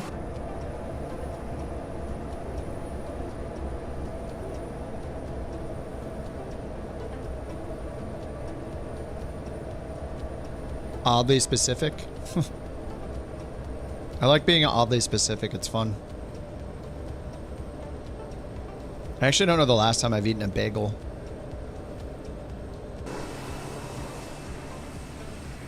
Maybe the last time I had a Dunkin' Donuts bagel breakfast sandwich, it might have been like 4 months ago. Something like that. Performance is still weird. Which plane are you flying, Manny? I have problems with certain planes. Like we were just flying the CJ4 and I was getting down to like 5 FPS here and there randomly. It's a problem with the VRAM bug in certain planes. Last time I had Krispy Kreme, probably like 15 years ago. Forever. Oh, the P180.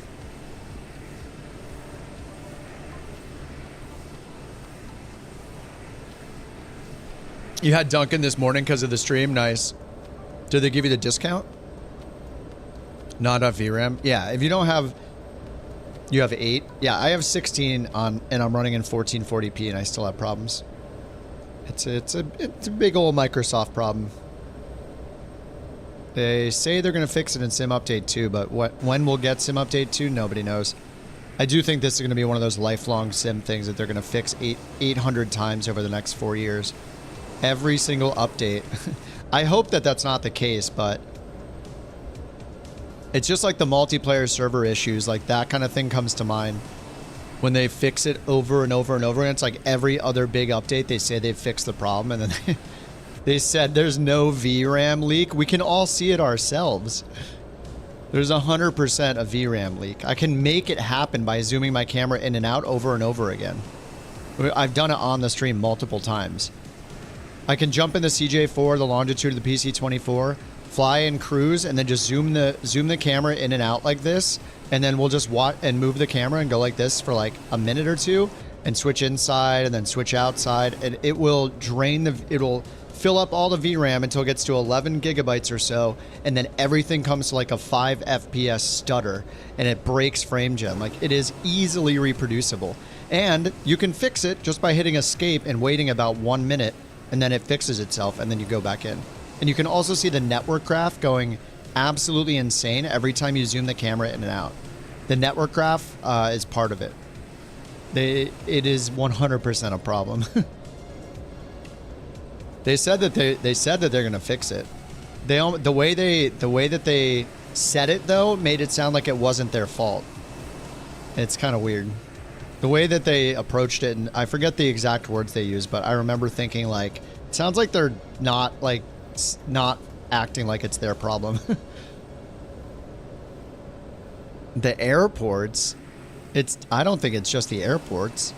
Unless every time I move my camera, there happens to be an airport in the distance. Like, and then what? Is it deleting and re-adding the airport over and over again as I move my camera? There's just a lot of very strange performance things that happen when you move the camera in your own plane. It's very weird. And it seems like none of those camera-based things should be happening, especially with my own plane. There's some weird bugs.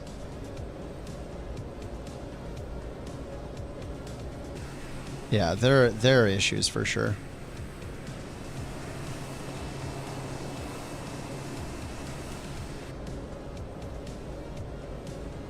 All right, we just got to be careful of our safe altitude here. Minimum safe altitude from the northwest where we're coming from up here is 12,600.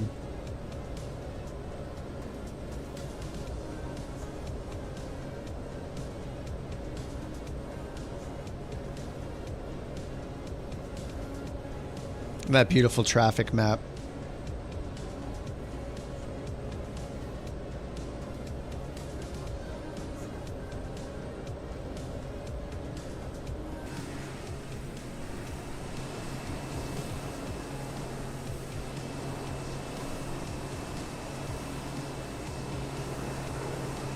Wait for a year. I mean, as long as it's mostly playable, I'm not upset about it. it is the most glaring bug though. Like it's forcing all of us to like think we need to spend $3,000 on a 5090. That's the main issue with the bug lasting this long, and it's just like we start blaming our own PCs, and it's not our PCs, it's the game. If you can play other like AAA titles and modern games with no problems, you know, this is the only problem. This is the only game where I'm dropping to 2 FPS. Like it's a Microsoft issue. They need to fix it.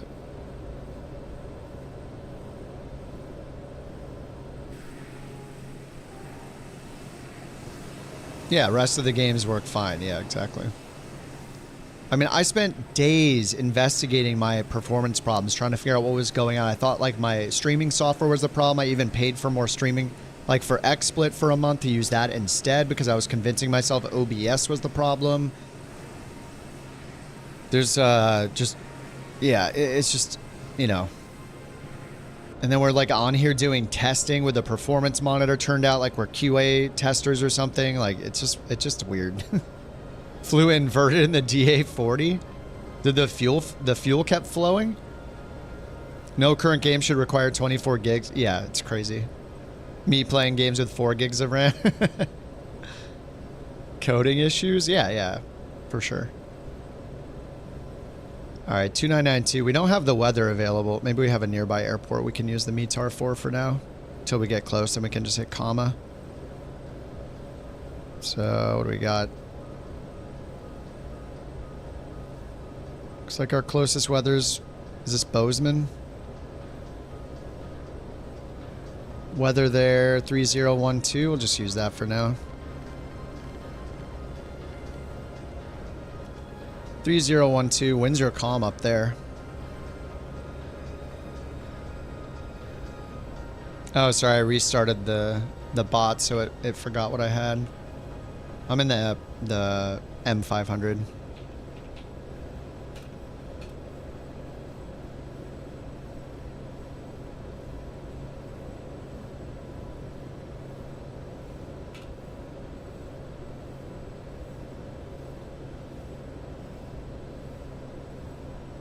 Alright, into the icing.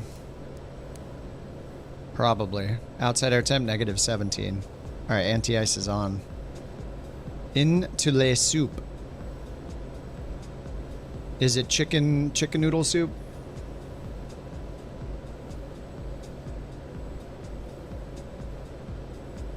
Probably.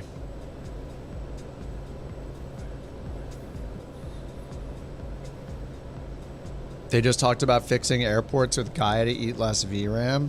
That is not the problem. How many do they think that we are always flying above an airport made by Gaia? Is that their hypothesis? So how many miles is the closest airport scenery made by Gaia when I'm zooming in and out and it's eating all my VRAM with no airport in sight? That's just wrong. There's no way. That can't be the problem. We run into this problem no matter where in the world we are. It seems way more plane dependent than it does airport dependent.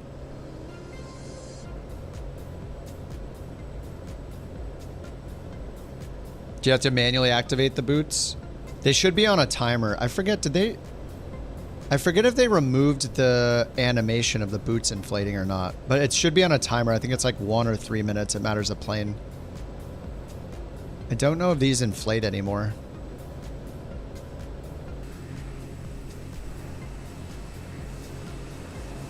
I have them on the stabilizers too. I don't know if these inflate or if they're liquid, if it's a liquid solution that comes out. I think it's liquid actually. I don't think there's inflatable boots on this. I should know this after flying the plane. Yeah, it says surface de-ice, so I think it's just a liquid liquid anti-ice like secretes on the leading edge. I'm pretty sure is how it works with this one. And then like the prop heat is usually like electrically heated for prop heat. And then same with the pitot install vane heat. Those the probe heats are I think all electric. And then the boot, either they're inflatable boots where they actually inflate using does it use the bleed air system?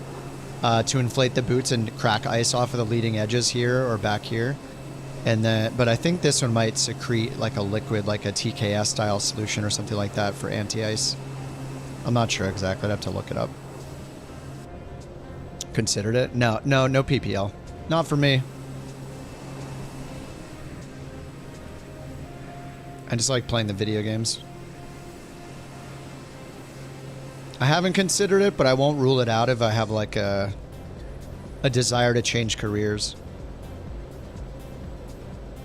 But I'm not going to become like a commercial pilot or anything like that at this point. Yeah, it sounds like it'll be an ongoing issue. Yeah, exactly. Especially if they're saying that it's because of airports when it's clearly not, when we can just zoom in and out of our plane and cause the problem. There's no way that it's the airports. I don't believe it. So yeah, I'm also concerned that this is going to be this like this issue that just never truly gets fixed.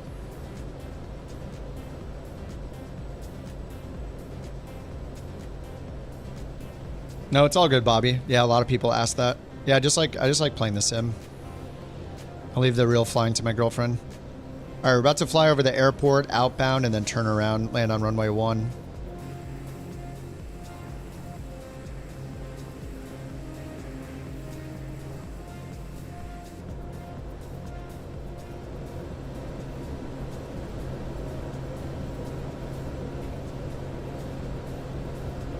All right, we got auto there. Let's get the anti-ice off, pitot heats on, prop heat off, surface de-ice off. Landing light can come on. We're at 10,000 almost. We're out of the clouds. -8 still. We'll just see if the windows start icing up or not. So far they look okay.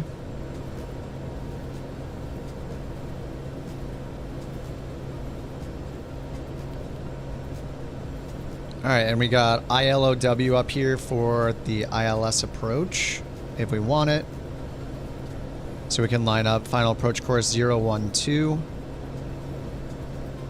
And then we can get down to 9,600 feet for the final approach fix. We just flew over the outer marker. There's the airport.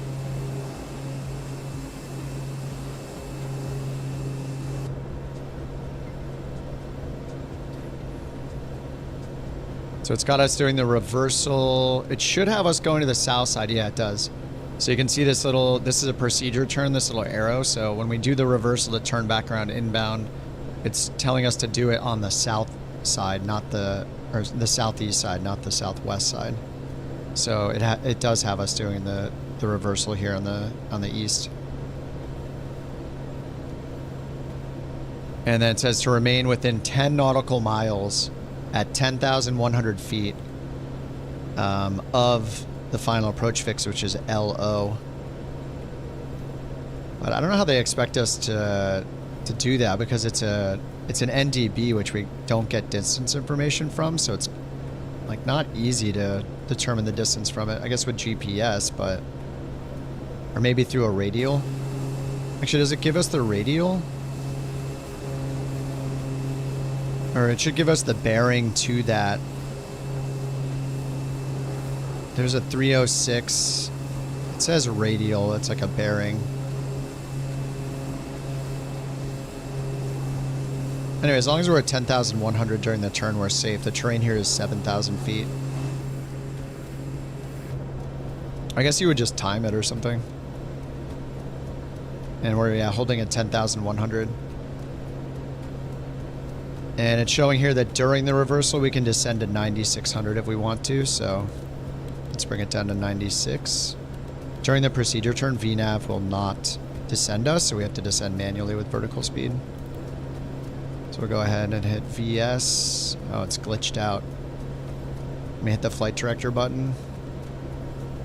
Let's see, VNAV off, vertical speed on. All right. Let's go 500 feet per minute.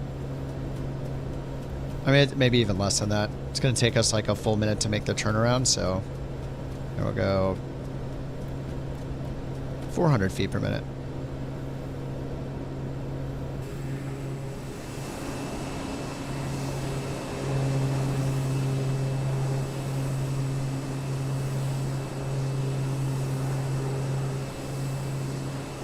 I just landed, Maldo. Nice.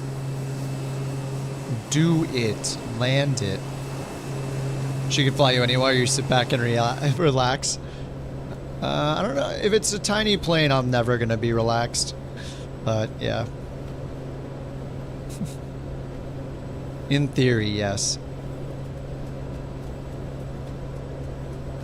Alright, ILS nav 1.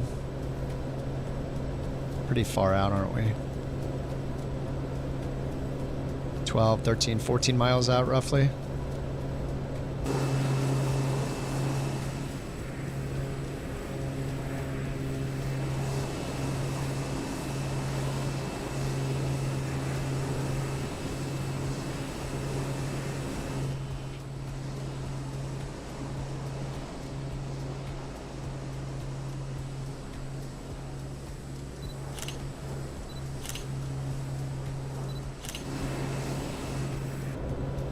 No, it's not a stock plane. It's by FS Reborn. They made the Meridian and the Sting S4 and the, what is it, the TL 3000. They made a couple planes. This one's my favorite. This is one of my favorite GA planes in the game. It's awesome.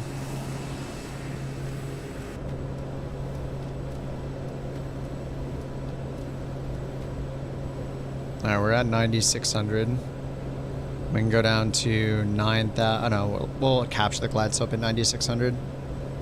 Minimums are 6849, which is 200 radio. I'm too lazy to dial in 200 or 6,000. So let's just dial in the 200. Though I think technically we're not supposed to use the radar altimeter for minimums, but I'll do it just because I'm lazy. Alright, RA 200. Alright, there's the runway in front of us. Sync the heading bug. We don't need the ILS, but if we wanted it, we could hit CDI down here to switch to it. Loc 1. And we can go back to nav mode. Now we're on the localizer. And then we'd hit approach. Glide slope. Ready to capture. It's more than 2 dots above us, so we wait till we bump our head and then it would capture it. Yeah, I like this livery a lot too. I don't think I've used this one. It's got a bunch of liveries. It's even got one with a unicorn farting a rainbow, which is hilarious. They have all these like serious and cool looking ones, and then a unicorn with a rainbow trail behind it.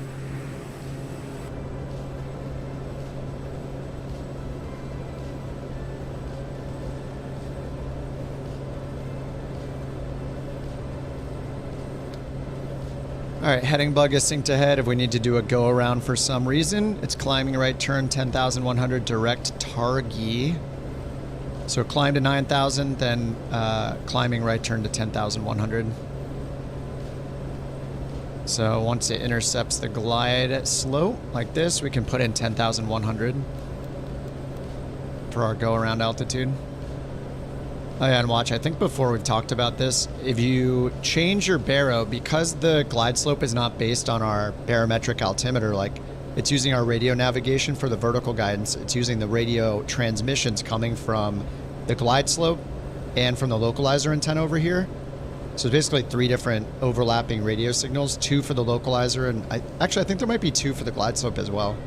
We're way too low. Oh my god, the ILS is a lot. If I change my baro here, I can change the baro all I want. You see, it's not affecting where we are. The altitude we're reading is obviously wrong now that I've changed it. It's wrong that I've changed it very, very much, but you can see it's not affecting how we're going on the glide slope because it's radio based. It's not using our altimeter's altitude to determine our altitude right now. So you can mess with it all you want. So if I hit comma now, all of a sudden we're 500, 600 feet higher, you know, on the altimeter. Nothing has changed. It's like a radio tractor beam. All right, let me get the gear down. I need to be 178 for gear and flaps 1.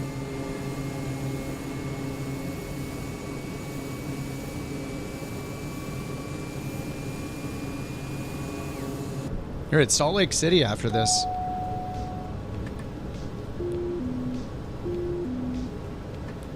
Alright, flaps 1. What's flaps 2? 135, then 118. 168, 135, 118. Alright, flaps 2.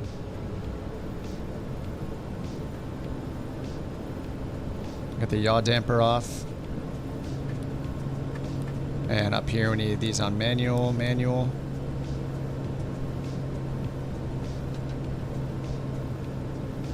Big plane for Salt Lake. It's only 187 miles, I think. Oh no, 237. Yeah, we might want to hop in something a little faster.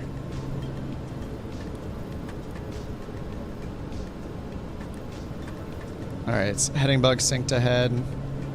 Full flaps, we're in range in the white arc. Winds, we got a 5-knot tailwind, it looks like, so.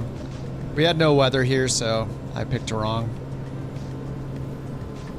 The beta build, some people are saying the one yesterday has been giving them trouble with certain things like Autopilot. I don't know, maybe we need to delete our like streaming packages folder. It's been okay for me.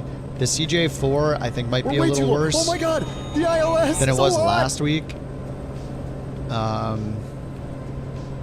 It doesn't seem like it's only been good, the one that they released yesterday. The one they released last Wednesday, or was it? Yeah, was it last Wednesday? Or this Wednesday, sorry. They did Wednesday and then Friday, right?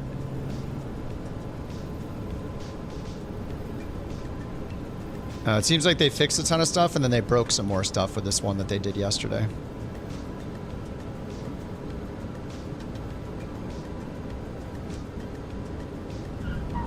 I might have greased it. Yeah, I greased it again. It's gonna, yes. It's gonna ding me for the greased landing.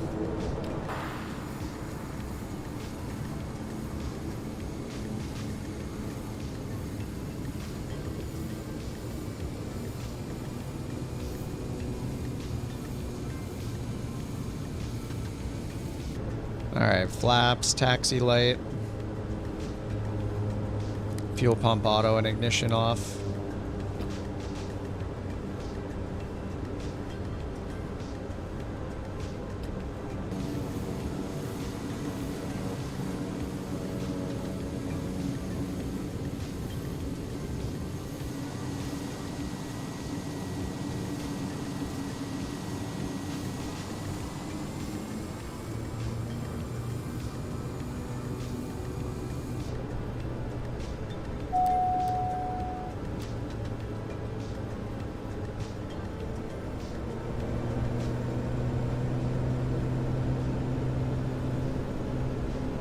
Just gonna make my way over, close the flight while we're taxiing because it doesn't matter with NewSky.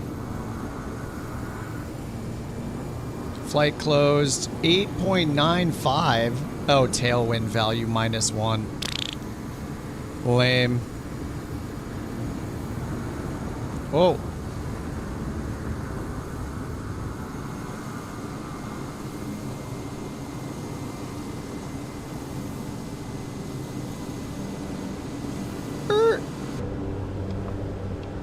Alright, parking brake. Pull that. Pull that. Why not? Lead air off. AC off.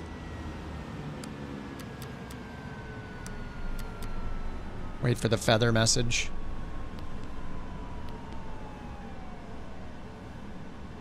Feather.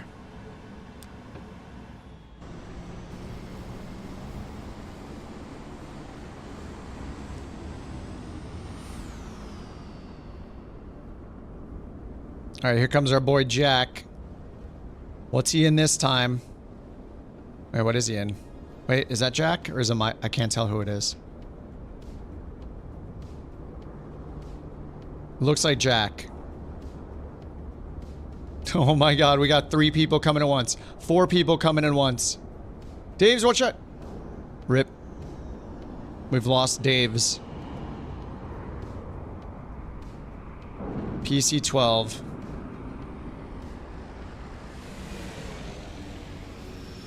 Oh. Migraine A330. Here comes Shooter. Turbine Duke, baby.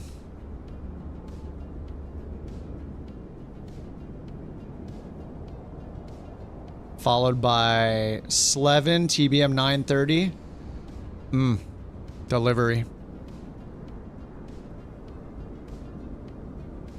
That livery.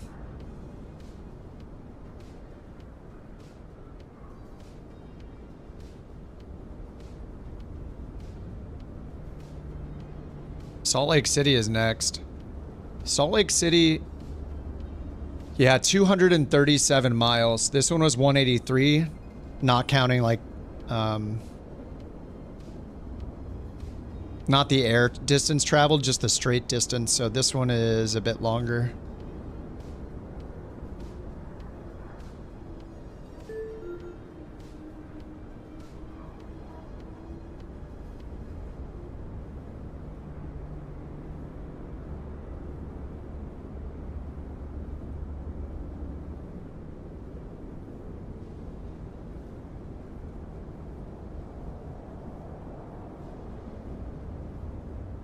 I don't know, are we technically in Wyoming or it's on the border of, I'm looking at the map right now. It's on the border of Montana, Idaho, and Wyoming. I think technically we're in Montana. It looks like technically we're in Montana. West Yellowstone. Yellowstone Lake is in Wyoming. Like we're like right over the border here. So Montana's up here, Idaho, Wyoming. This is the Idaho border. This is the Wyoming border, and up here we're in Montana still.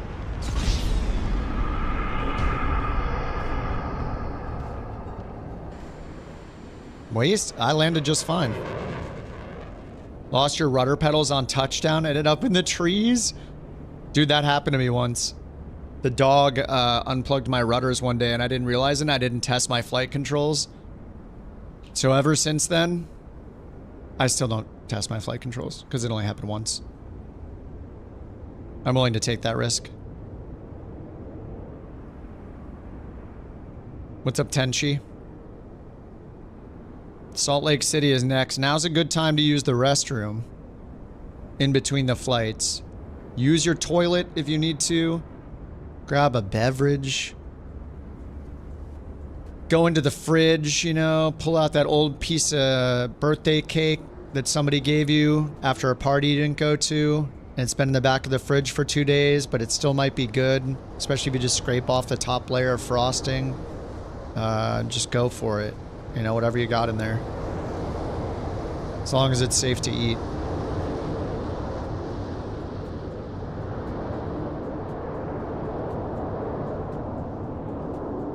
Yellowstone right on the border, the one place... Wait, what?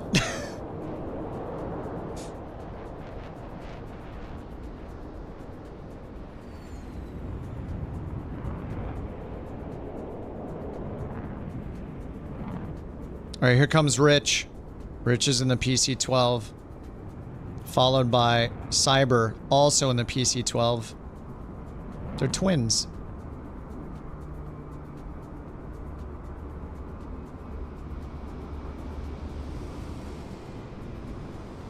Touching the center line. Almost. Oh, there's Cyber. Cyber overtook him. 2 of his wheels, all 3 of his wheels disappeared.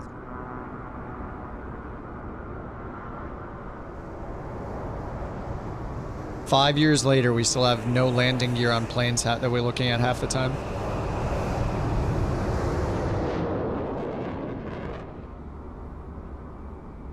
It's fine.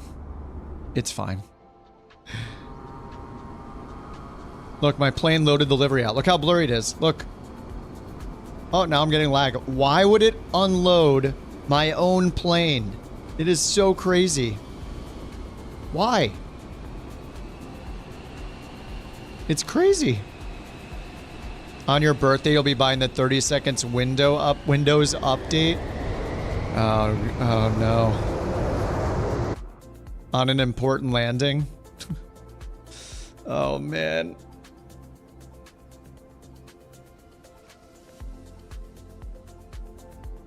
I was tempted to remove all the full screen ones because they're, I don't know, they're a little intense. They're a little crazy. I like the ones that pop up in the corner, the shorter ones that don't block everything. Like the ones that Tangia has are a little more reserved. Everything they were saying fully resonates with me, but they're going to be chasing VRAM issues for some time to come with no singular fix. That's the problem. They found out that developers internally have been misusing the new LOD system. Oh god. Yeah, it's the planes. It's all about the planes falling apart. Like I have no idea what's happening. Super weird. I think we need to change planes again on our way to Salt Lake because this is going to be another long one.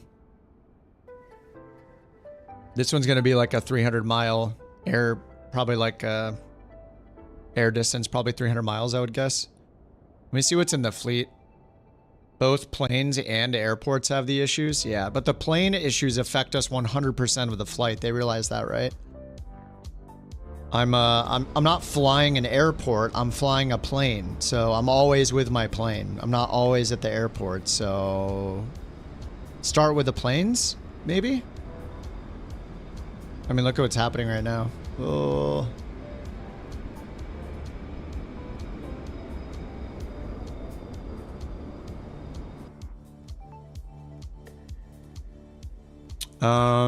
Let's see what's in the fleet. I just want to see if there's anything that might catch my eye here for the next flight.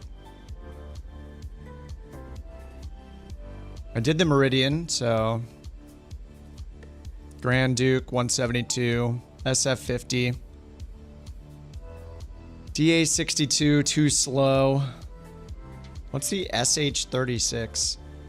414, probably not fast enough. 208, 321, Kodiak.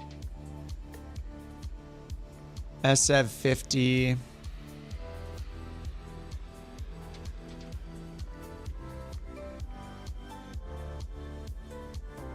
There's the Meridian.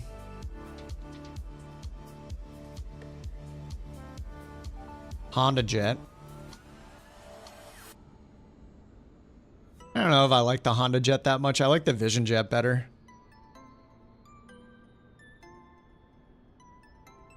Oh,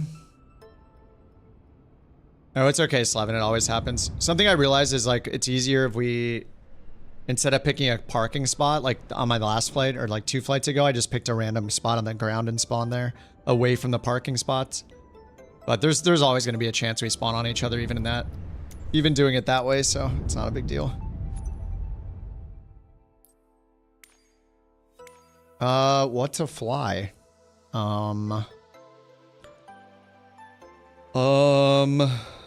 I mean, we can use, I kind of want to fly the Vision Jet again, even though it's not super fast. We can always use time acceleration. It doesn't really matter. As long as you can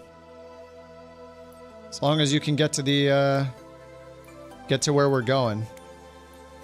I never know which one of the variants to use, which one may or may not work with NewSky.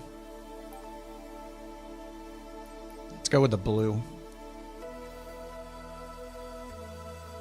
There we go. All right, KWYS.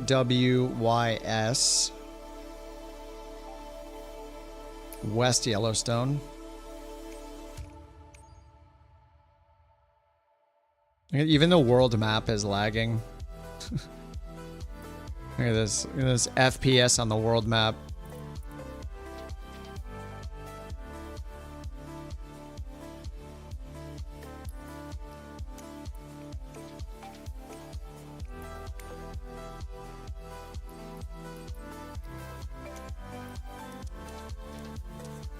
Oh god, I always do that. Alright, there we go. It just froze my entire computer for like 15 seconds. Nice. Okay, let's restart the sim again. While it's restarting, I'm gonna go use the restroom. Be right back.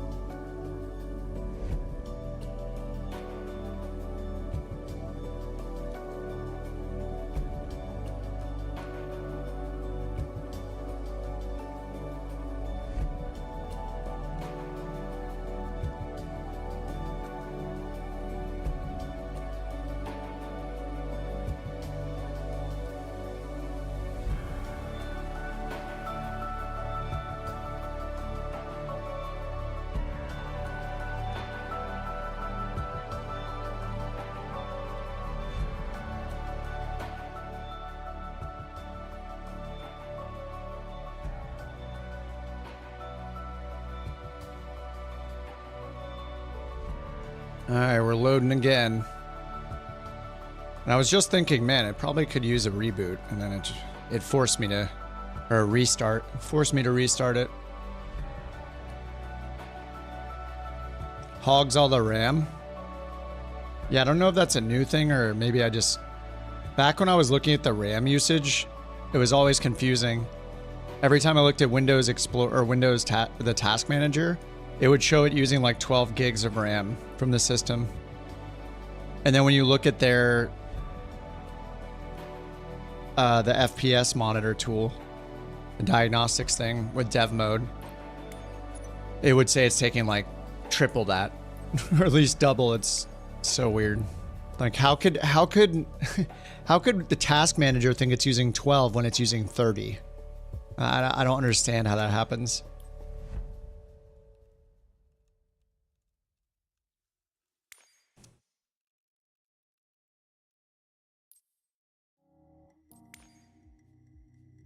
How do I get it to load so quickly? Oh, they're doing the virtual, that's why, instead of RAM. Is that's a virtual? I don't know why mine's loading so quickly lately. It might be a beta improvement, I'm not sure.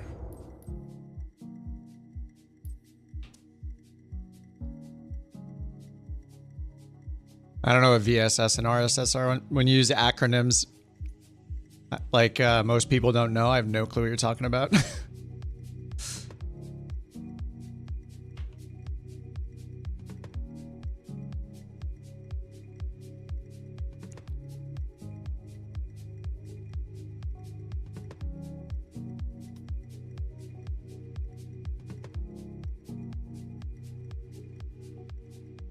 Reporting the entire space they could use, not what they are using? What?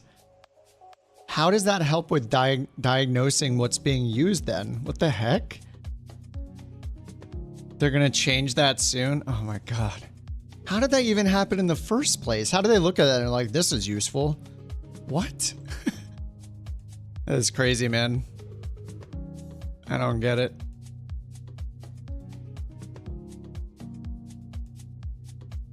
Let's see. Western Yellowstone. West Yellowstone. There we go.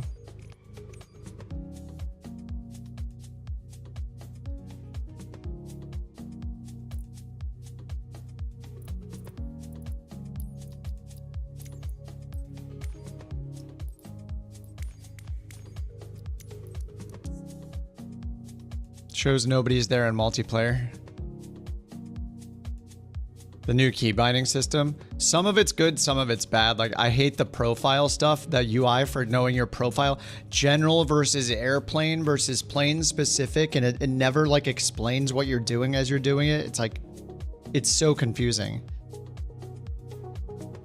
The thing they did well with the new binding system is getting rid of the pop-up menu to set a key. Now you just click and then hit the key. Like, that's an improvement. But the rest of it is not. The rest of it is so confusing.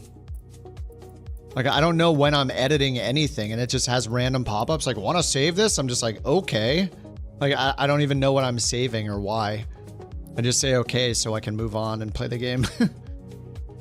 Like, you would think that if you want to add aircraft specific controls, the first thing you would have to do is go down into a section and click a button that says add, like, enable aircraft specific controls for your currently selected plane, whatever that is.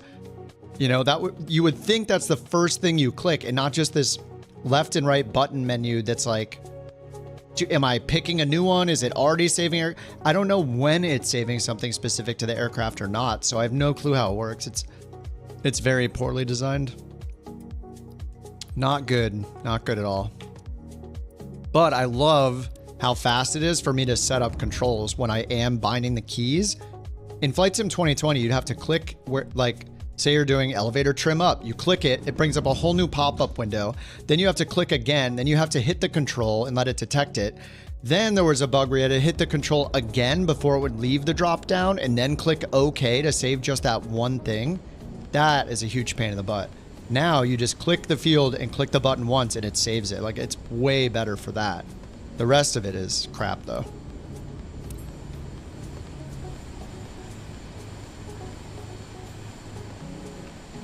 Yeah, every time you load the plane, the elevator axis and throttle elevator get blended.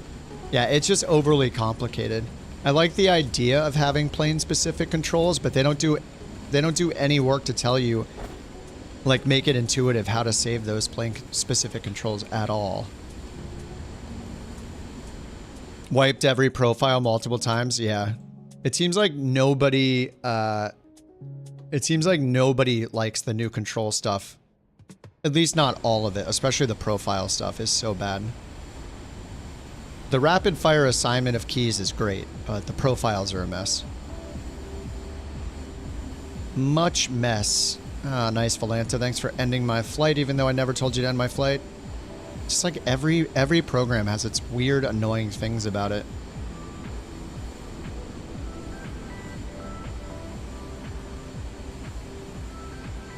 Okay. Salt Lake City? Whoops, no, not that one.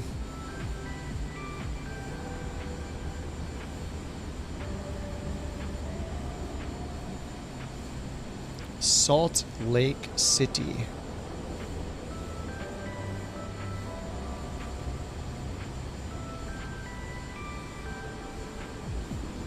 Straight south we go.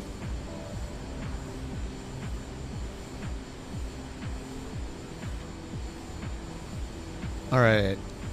Awards. Where are we at? This is our fourth one of the day. 237 miles is the straight distance. It'll be a pretty direct flight probably. I don't know. It's pretty much going straight south. I guess you can say that about almost every flight. It's just straight south-southeast. All right, SF50 executive. What is mine? Complete? I don't know which one. I don't know which one is which. Like, why does it matter? Why doesn't it just all the SF50s work?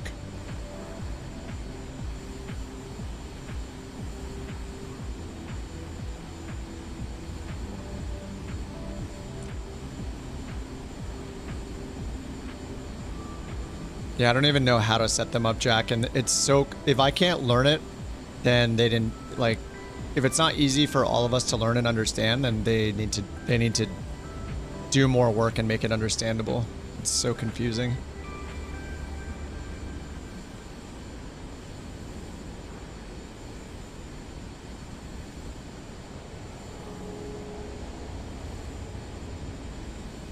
Okay. Call sign. I'm not using ATC anyway. It doesn't really matter. All right, direct Targi and then the Carter 1 arrival.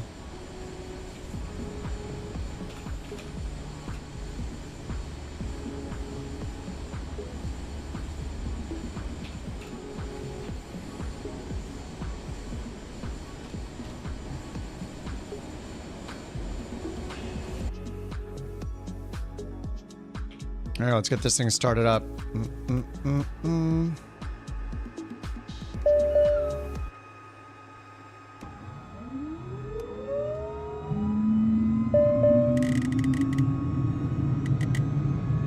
They made this super dark now by default for some reason, so you have to go down here, grab this knob, and turn it up, like, every time, I guess.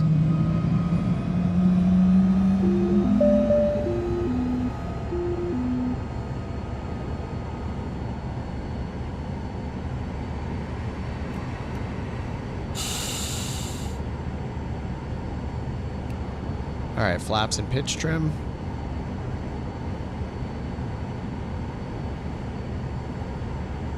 Simbrief import.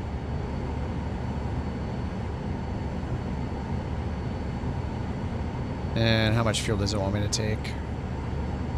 410 kgs.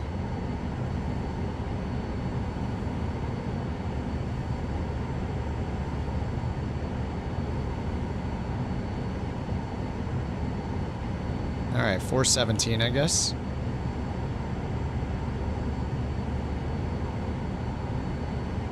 All right, runway 1 to Targi, direct Targi. And then we have the arrival, the Carter 1, runway 34 left. Looks good. Runway 1. I don't know our takeoff distance. You're a computer, you figure it out. Oh yeah, we have checklists now. Oh, I forgot we have checklists. Oop. Damn. It's so cool they brought it back. So all you do for the checklist is just use this little knob right here that says checklist. So it's like a little mouse wheel. So you can scroll it up and down, and you can right click it to press it like a button. So all you have to do is right click it when you do each step, or if you need to skip around, you can roll it up and down, and it's reversed, I guess. I don't know if it should be reversed, but it's reversed. Rolling it up moves down, and rolling it down moves up. Alright, battery 1 and 2 gen, verify FADEC channel is displayed. And you just right click for the next checklist. Engine start, strobe lights were already on, we did all this. Fuel pump, yep, fuel pump was on. I don't know why the scroll wheel's reversed. Normal, IPS as required. It's -4, we can do engine anti-ice. ECS control panel is set. It's not, it's already enabled by default. Avionics and knits complete. Caps pin, remove and stow. And the other emergency exit pin. Alright, seatbelt secured, bleed switch. Battery 1 and 2 need to be on for 2 minutes. I didn't do that before the bleed switch. Comm, nav, ATIS clearance, we're doing our own, but let's put in our altitude here. 30,000 feet. This is kind of a longer one too. Going all the way up to our max.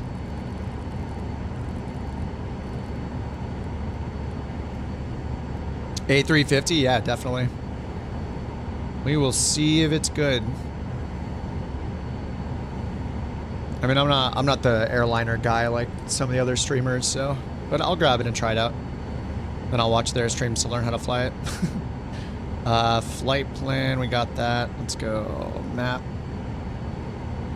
Full screen map. All the way south we go.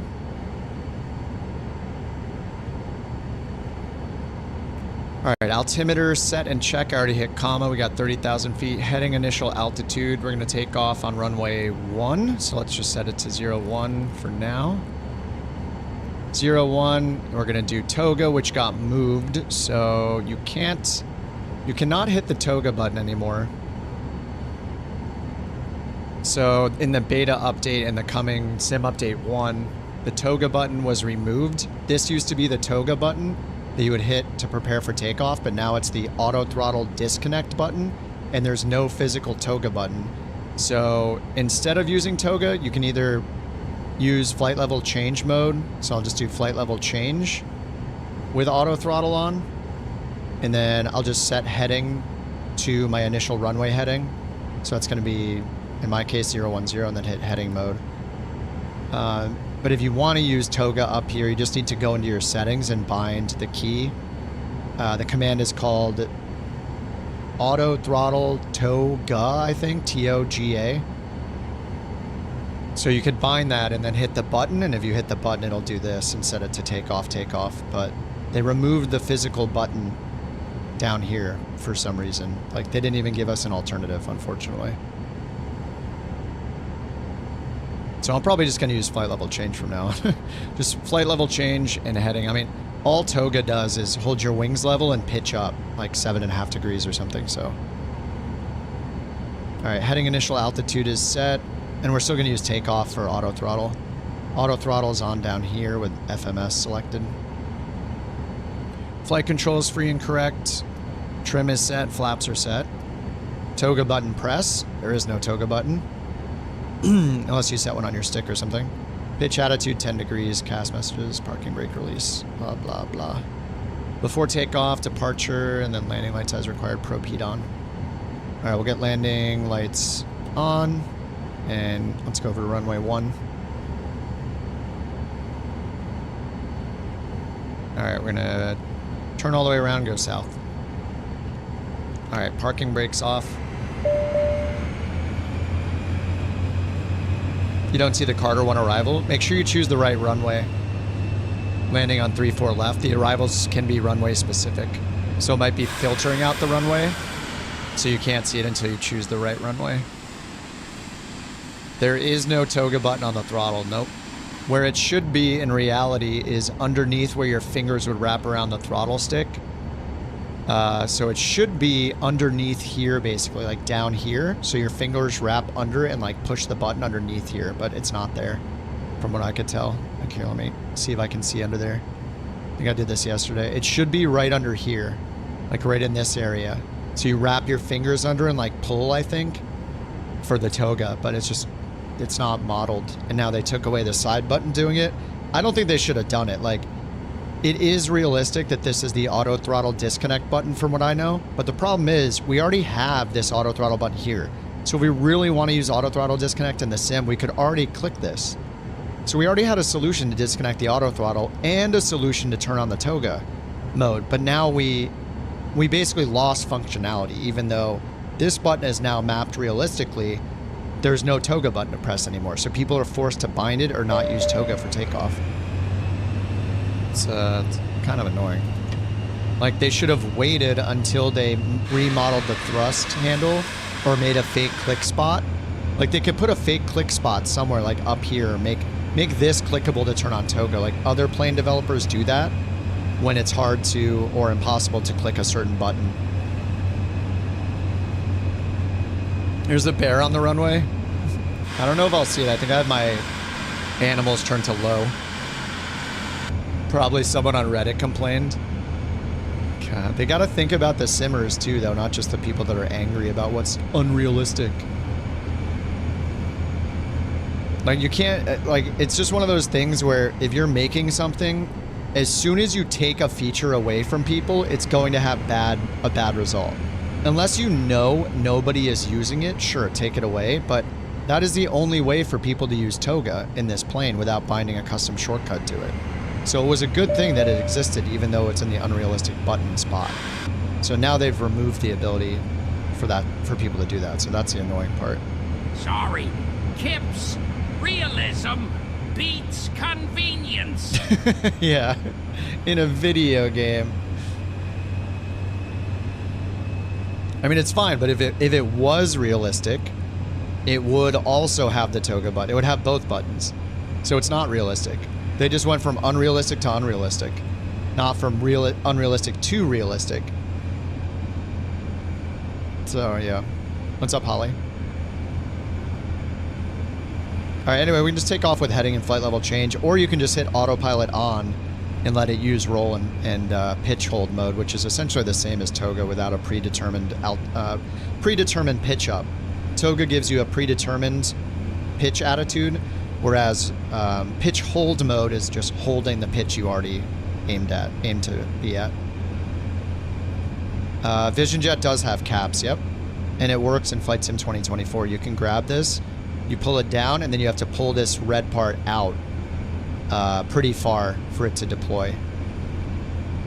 But it does work, yeah. The parachute comes out and you float down to the ground. It's also got the safe return auto land button right here too that works. So it'll find a nearby airport and land at it automatically. Pretty cool. And now they have the checklists in, which is amazing. Like, I was under the assumption they couldn't do checklists anymore because they took them away from the CJ4 like over a year ago, maybe longer, and they never put them back in the CJ4. So the assumption kind of was, oh, I guess there's something preventing them from using checklists. And now suddenly we get them back in the SF50, like, so I guess they can put in checklists. So have they been choosing to not put in checklists the whole time, or maybe the aircraft manufacturer has to work with them to approve the checklist because it's, I don't know. What is going to happen? A real pilot's going to get in their SF50 in the real world, pull out their laptop, load up Microsoft Flight Simulator, and then turn on the virtual checklist here because they forgot their checklist at home? Like, is that really the liability thing? If that's what it is, like, is that what's going to happen? You know, like hold on, I forgot my checklist for my real SF50.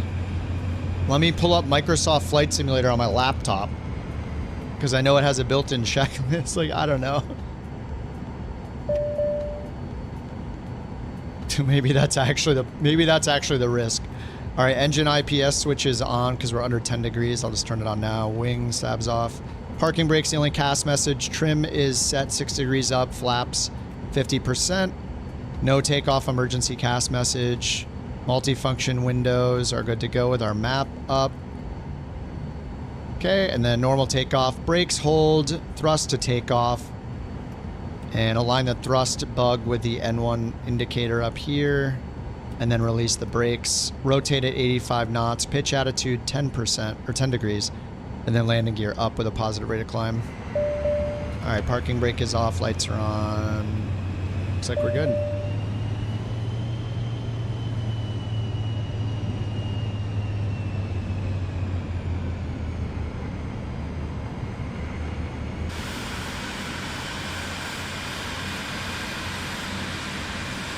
God, the Vision Jet looks so good.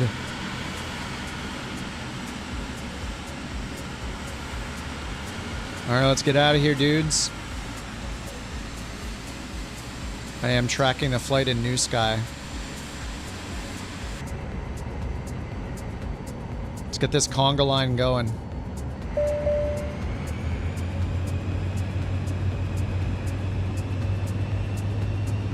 Honk. Honk.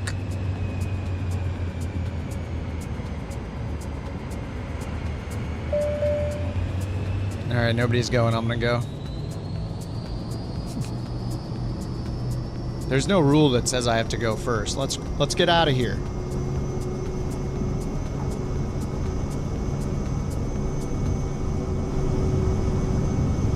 All right, waiting for 85 knots.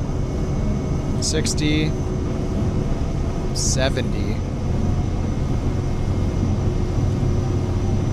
85. Positive rate. Gear up. Just want to tell you both good luck. We're all counting on you. Thank you. Thank you.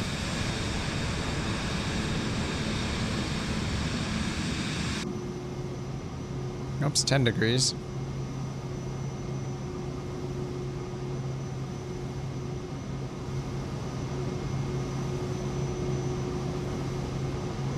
All right, now we aim down to get some speed, get above 115 knots, and get our flaps up.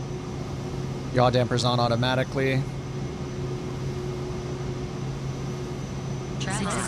We're automatically in climb power. That's, I guess, one downside using FLC. All right, over 115 knots, flaps up. Landing gear was up, flaps up above 115 and clear of obstacles. Airspeed is being handled by Autopilot now. All right, Autopilot and auto throttle are on. Thrust lever to MCT. So we have auto throttle on, so it should move it, but I'm pretty sure. Oh no.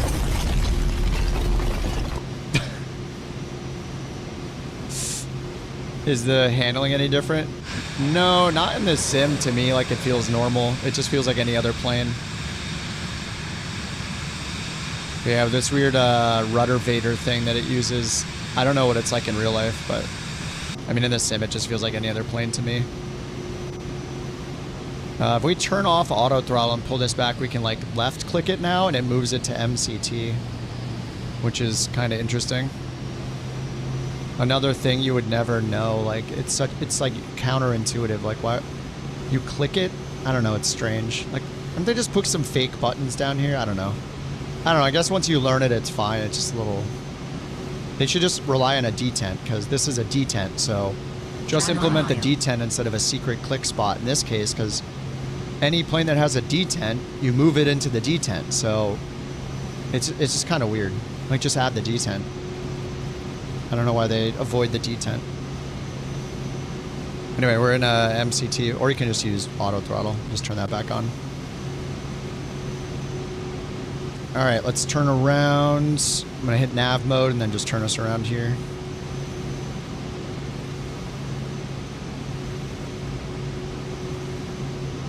On to course.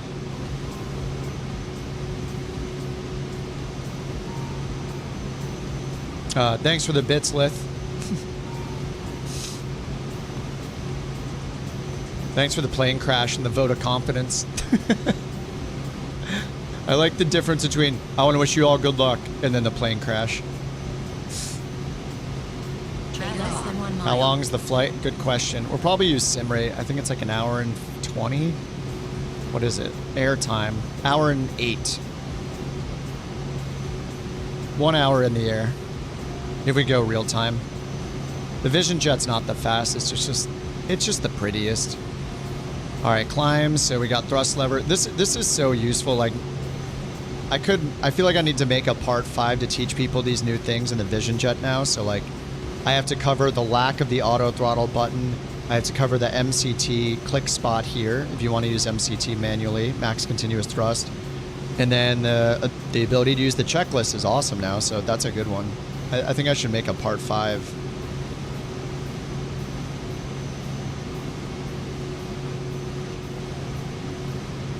Just to point out those 3 new features. Or, you know, one's not a new feature, it's almost like a new bug.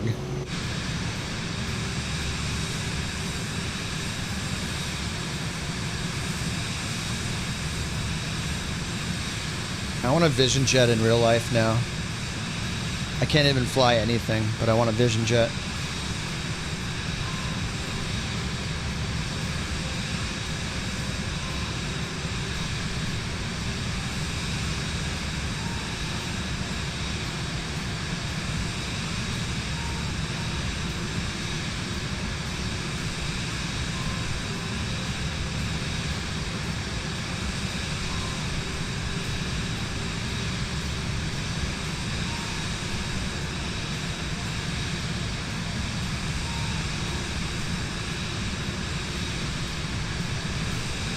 Imagine getting your private license in a Vision Jet.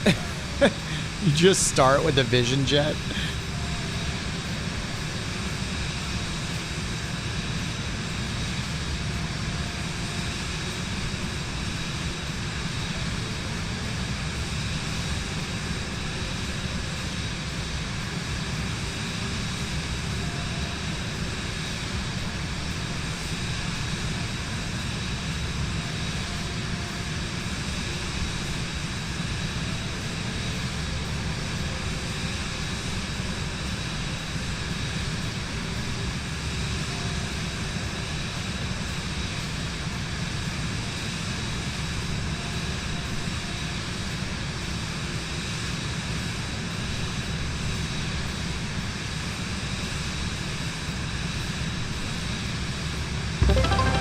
Whoa.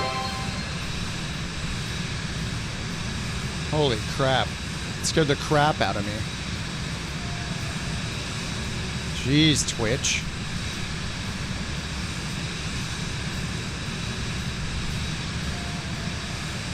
I like the little automatic goal things are cool, but I guess you can't do an automatic bits goal.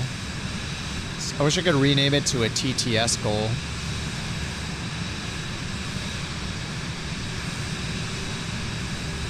Goal alerts. Let me delete that one. End goal. There we go. All right, fixed.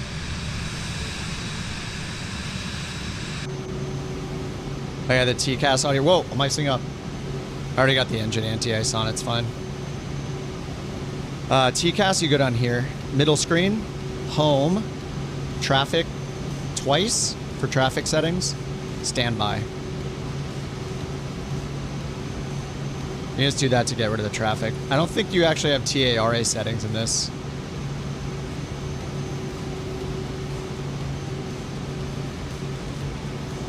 Because over here, if you go to the transponder, here we just have altitude reporting and on. In other planes like the longitude, there's a specific TARA like setting here you can turn off. You can go from TARA to just altitude reporting or just TA only, I think. But yeah, and this one, the easiest, if you just want to silence it, I'll just go here and turn it to standby. But then it gets rid of all the traffic, unfortunately.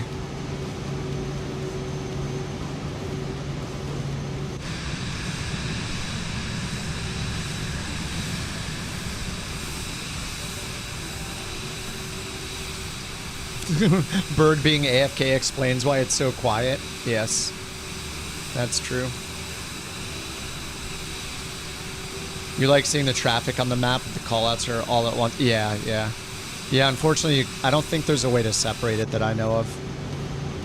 Oh yeah, we didn't get through the checklist. Pressurization or engine parameters monitor. Everything is in the green. Did they fix the takeoff emergency battery bug? I didn't notice that on that takeoff. Ice protection as required and altimeter standard right now. Cruise. All right, sync the heading bug straight ahead, going to 30,000.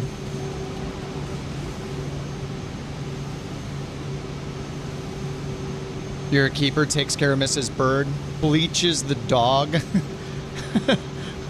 makes dinner all in one day. Seriously.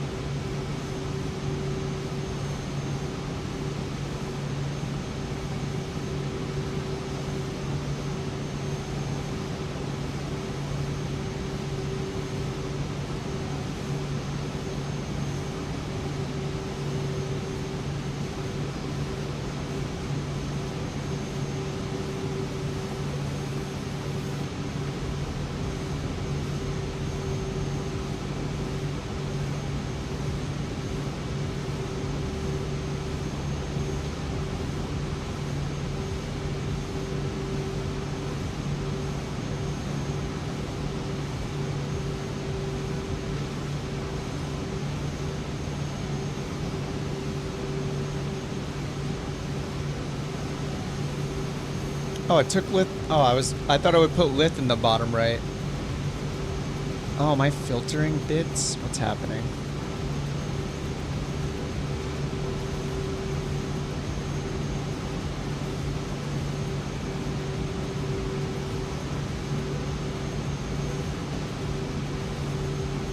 Oh, well, whatever. Thanks again, lith. Oh, I was just going to put the little thing in the bottom right that shows the latest cheer person or whatever. As like a little thank you that lasts longer. What's happening now? The what now?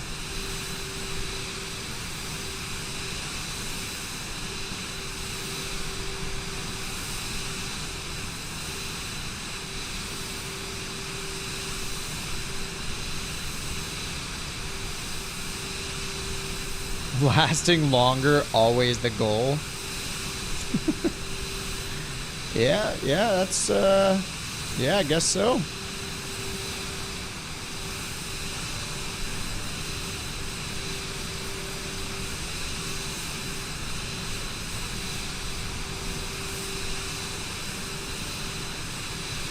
That's what she said.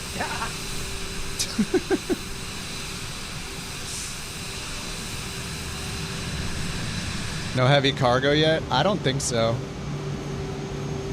I mean, I haven't jumped in career mode in the beta yet. I think I loaded it a couple days ago to see if any new planes got added.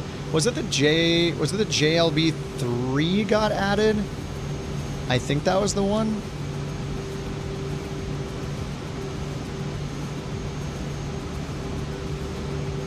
Do it.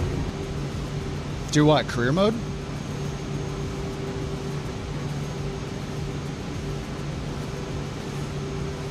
Do career mode? Do it.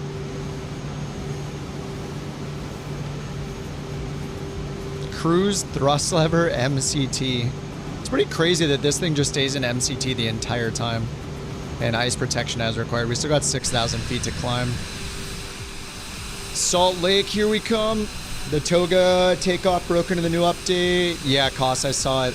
You have to. You can just do. You can just set it up to use flight level change mode and heading mode if you want, or just turn on the autopilot after you take off. But yeah, they didn't break it. They turned this into auto throttle disconnect without providing the alternative Toga button, which is underneath the throttle. So they took away the thing that we were able to use without this. Like, these buttons are almost the same at this point. This will disconnect the auto throttle. See, if I click it, it goes away. we could already do that by clicking this. So even though this is realistic, they got rid of the they got rid of our ability to click for toga. So if you go into your settings, costs, go into your settings and bind a button or a key press or a key combo to, it's called auto throttle toga, I believe. I think it's like this, auto throttle toga. That's the name of the shortcut. It's under the autopilot section. Yeah, max continuous thrust. Yeah, that's it. So if you bind a key to auto throttle toga, you can hit that. If you don't want to do that though, just take off normally and just turn on the autopilot. Just pitch up at like between 5 and 10 degrees. Normally it's like initially 10 degrees and then down to 5 degrees. If you don't set up the autopilot before you take off, if you take off and then you engage the autopilot, it will put you in a roll hold mode. So it'll say roll, ROL, and PIT for pitch. So it'll hold your wings level and your pitch where you had it. So as long as you pitch up between 5 and 10, that's probably around where you want to be, like 7.5, maybe right in the middle. Pitch up when you do the initial takeoff, get to 400 feet, and then turn the autopilot on. And then after that, you can then you can go in and turn to like flight level change mode, heading mode, nav mode, all that stuff. Autopilot enables. Oh, maybe they fixed the. So autopilot shouldn't be engageable until 408 GL, but I think maybe they removed that because of the bug on landing. So maybe they removed the landing bug where when you come in on landing, it was disconnecting the autopilot at 408 GL, which was a bug. So maybe they fixed that. I guess I'll try it out. We'll take this down to minimums, to under 400 AGL when we land and see if that bug is fixed. That would be something else for me to point out in a part 5 video.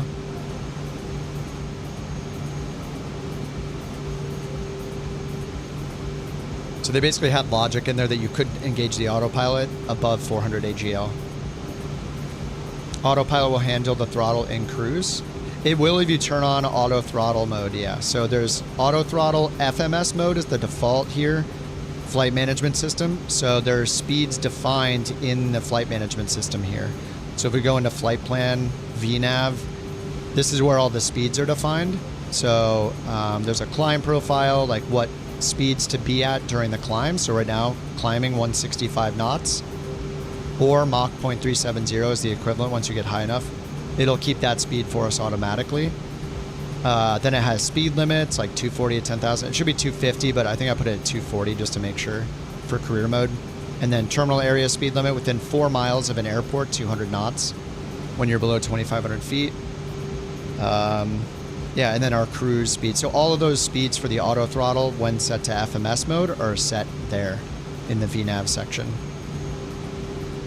And then, or you could switch it to manual mode and just use this knob right here, this little dial, to tell it what speed to fly at any moment. Or you could use the throttle yourself in either like whatever speed you want it to be below max continuous thrust, or you can now click it to move it to MCT or push it all the way to go into toga takeoff position, which you're not supposed to use for more than a few minutes. We're going to get a hell of a nice tail. Oh, yeah. Hey, look, 69 crosswind. Nice. Ice protection as required. So I'll turn these off for now. It's negative 45. I'll leave the engine one on, but we'll turn the... We don't have to worry about wing anti-ice when it's that cold. In RVSM airspace... Are we in RVSM? Oh yeah, between 290 and 410, so technically we are about to be. Contact ATC and notify them of non-RVSM status. Alright, next is our descent checklist. Alright, 1,000 to go until we get to 30,000. Yeah, we'll test the autopilot. Do a lesson. I have, I did make 4 videos on the Vision Jet, but I need to make one more to go over the new changes that are coming with Sim Update 1, because that's going to confuse people. I taught people in the very first video to use this for the takeoff go around button, because that's what it was, and now they removed it. Now it's something else, so now those videos are wrong.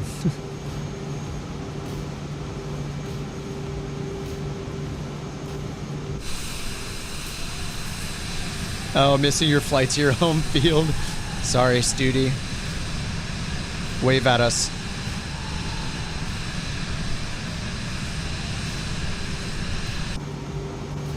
Yeah, they changed the button now. Once the beta is out, those videos, that button is going to be wrong. I already put a note in there from the video. But unfortunately, YouTube, you know, whatever, 15, 20 years later, you still can't edit a video. You can't replace your video or make any modifications to it once it's up. So, which kind of makes sense, but at the same time, it's also kind of annoying.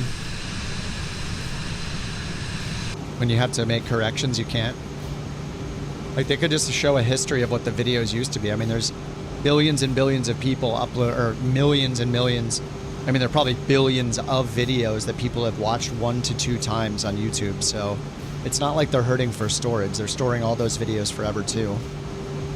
They should make it so when you edit a video, maybe if you're like a YouTube partner, you can edit your video and then it'll show a history of the changes you made or something like that. People can get back to see the very first version, so you're not like hiding anything, you know? I mean, you could always just delete the video, but it's just a little weird. I don't know what they think people are gonna do, but it's a bummer when you can't update a video you've had out. You have to make a new one. All right, chilling at 30,000 feet. Top of descent, 36 minutes. After Salt Lake is Grand Junction. Let me see, wait, how many legs do we have here remaining? Might need to do another one. I'd like to finish this tomorrow. We're on leg 71. So we've done 1, 2, 3 legs today, right? Yeah, we started Bella Coola. 1, 2, 3. This will be 4. There are 1, 2, 3, 4, 5, 6, 7, 8, 9 legs left.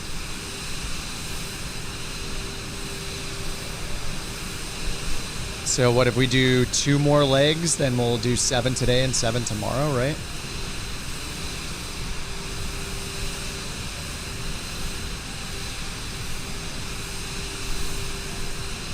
So if we finish at Southeast Colorado, that'll leave us with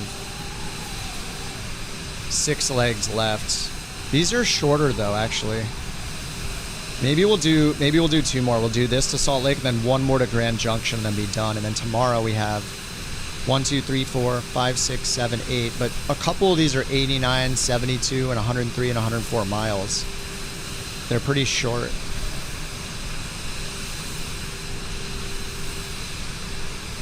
Around the World finale tomorrow.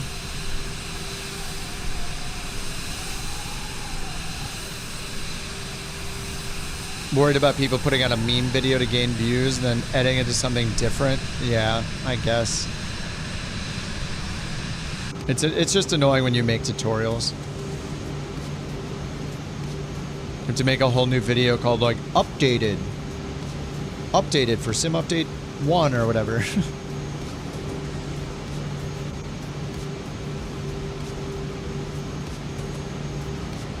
Start, my name is Kip, and I would like to make some announcements. All of my videos are fake news. You can see proof in my incorrect info in the first Vision Jet video. Yep. Next, I love mayo. Next, I love mayo. I could go for a mayonnaise on a hot dog bun right now. No hot dog, nothing else, just literally a hot dog bun with only mayonnaise in it. Sounds absolutely delicious.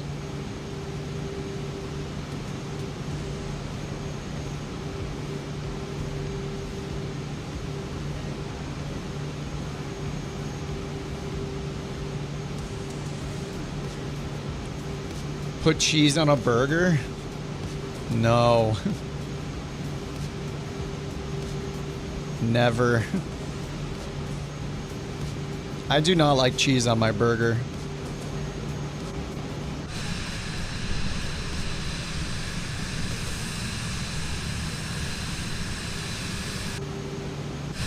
No, sir, I don't like it.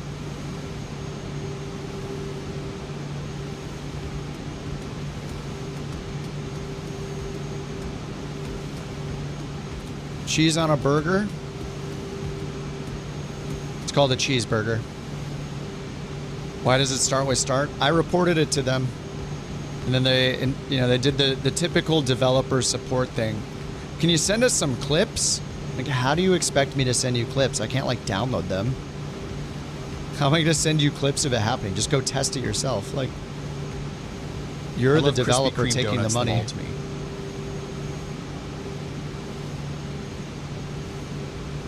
I love Krispy Kreme donut. Wait, I got to hear that again. I love Krispy Kreme donuts, them all to me. Them all to me. Give them all to me? You know, I'm not saying that I wouldn't like Krispy Kreme donuts today. I haven't had them in so long. I recognize that it's possible I would like them. I just remember the last time that I had one. It was not good. It was not good at all.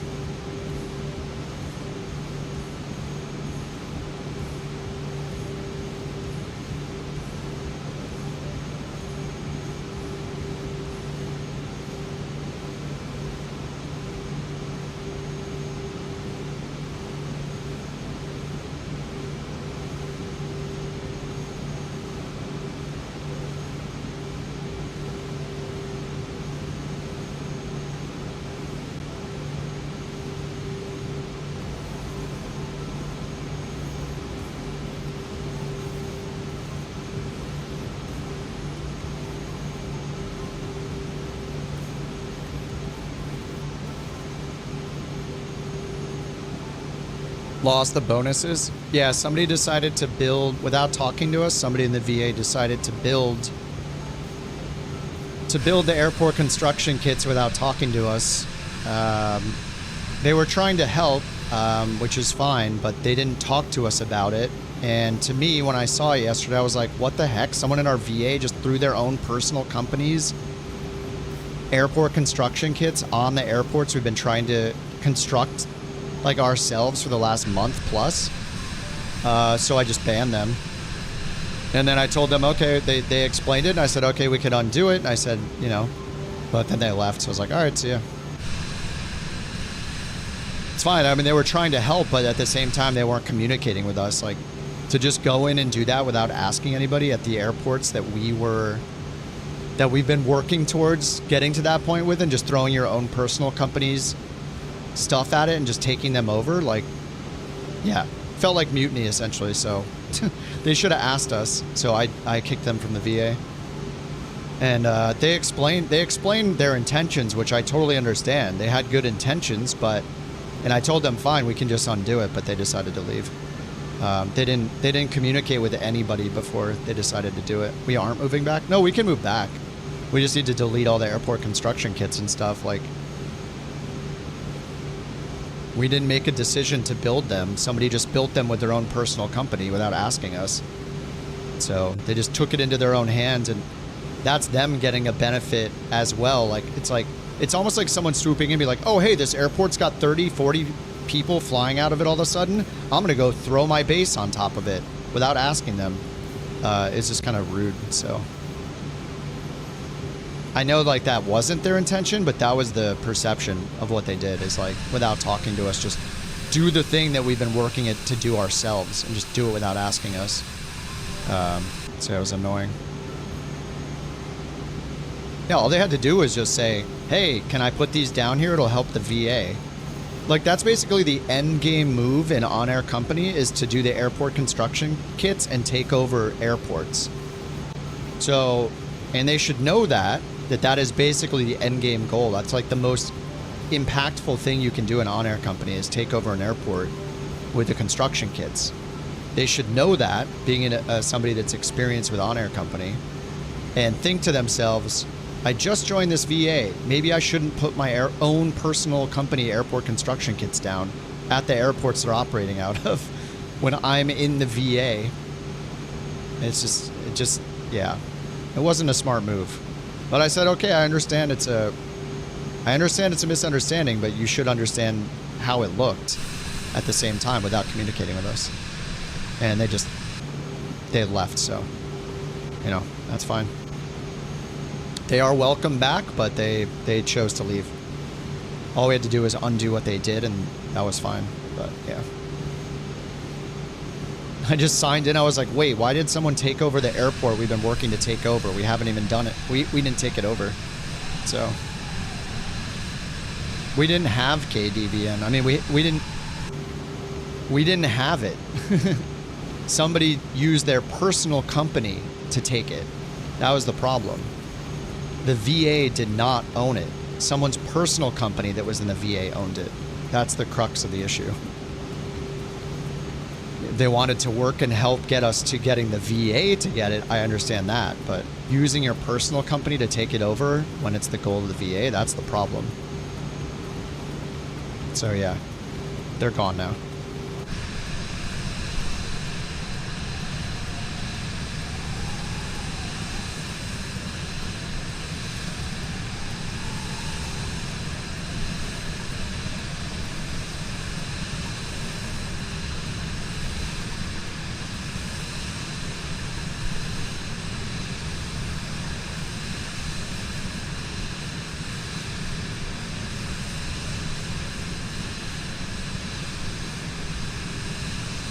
Yeah, we don't need to move. Yeah,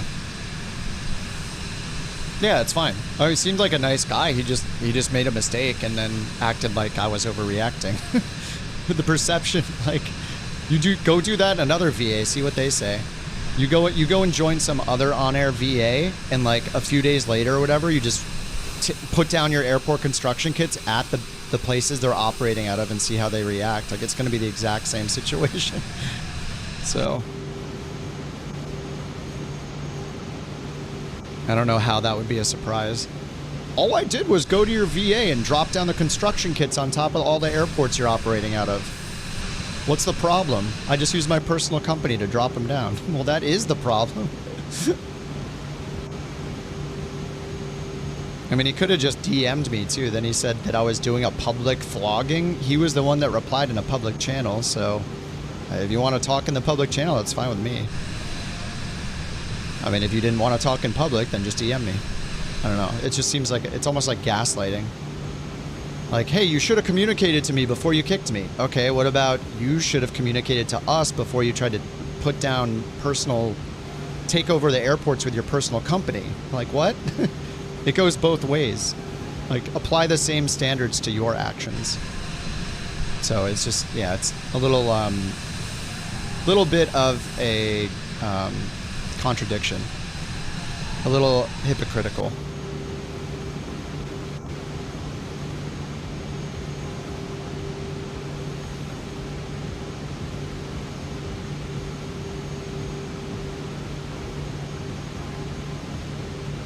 Anyway, yeah, so we can take it over. It's totally fine. Me and Lith and Jack were talking quite a bit today about just like, what do we want to do in the VA? Because we have so many options. Like, On Air Company has so many things to do. I think the primary goal is for everybody to be able to do the things they want to do, because not everybody wants to fly a bush plane to the same field over here where we put a base camp with a hunting thing and a mining company or whatever and deliver stuff in bush planes. Some people want to fly, you know, Vision jets from regional airports, or fly business jets, or fly airliners across the country. So like, all those things are possible. We just need to figure out. We just need to make sure that everybody's having fun doing it, basically. So it just gets a little complicated because there's so many options. But like, the unique things that On Air gives us is like those base camp features where you like land and physically have a base over here, which is really cool. You can put it like anywhere, like we did. Airspeed. Like we did with our little hunting thing.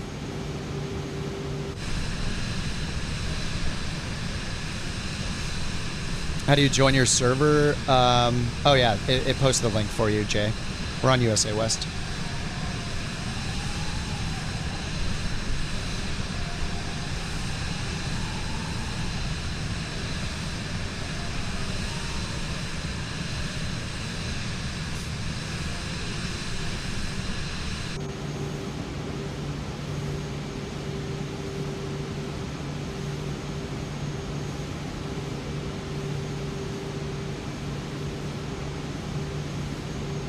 Oh, it's a 404? Oh, I took out the 2024 part. Sorry, let me fix that. Here's the real URL. Sorry about that. I took out the 2024 from the title, it looks like. It broke the link. Now let me fix it on the bot. Thanks for letting me know.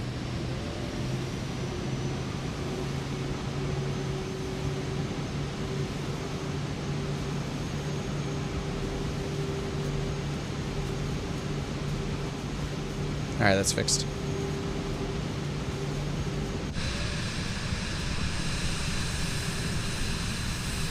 Oh, the sunset. Look, man, you can't just come into someone's home and put your feet all over their couch. That shit just ain't cool, man. Shooter. Exactly.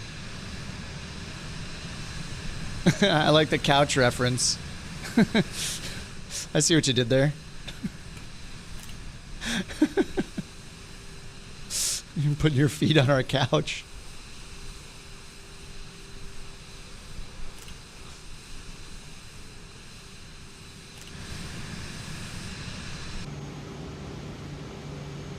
All right, how's our top of descent looking here? 9 minutes. Oh no, that counts as a bork. Thanks for the bits, Lith. That counts as a bork. It counts as a bork. It counts as a bork. He's using his bits to give everybody a bork. It counts. I'm gonna have to make a little button I can hit. I guess that is the sound. That counts as a bork. Thanks for the bits, Lith.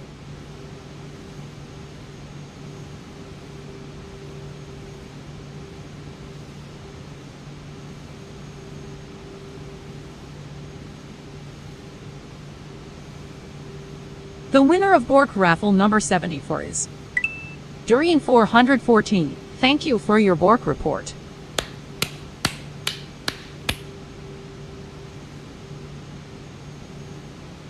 And why doesn't it show you in the bits thing at the bottom, though? You know what? I think it came because it went from a different event or whatever. I think that's why it doesn't work. That's annoying. Dang. Didn't even get your own bork? Oh, yeah, you didn't. Dorian stole it from you. Ah, you're trying to get your own borks, huh? He's not even trying to be nice to give people a bork coin. He's just trying to convert bits to bork coins.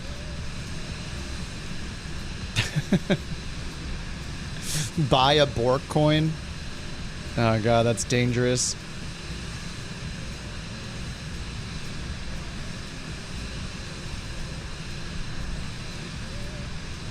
One raffle?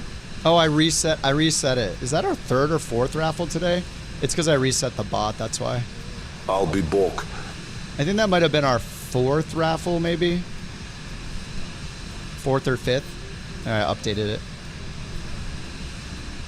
I'll be bork.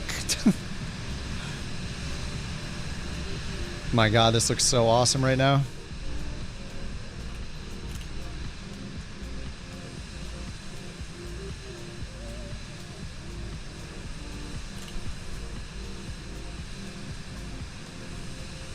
At least I have the decency to remove my sandals when I put my feet on someone's couch.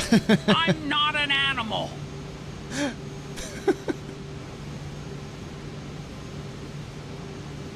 Oh, Dorian's too nice. Wow. Look at that. Just gave his bork coin to Lith. I had one? I don't know, man. Use exposure? I just did. I just raised the exposure.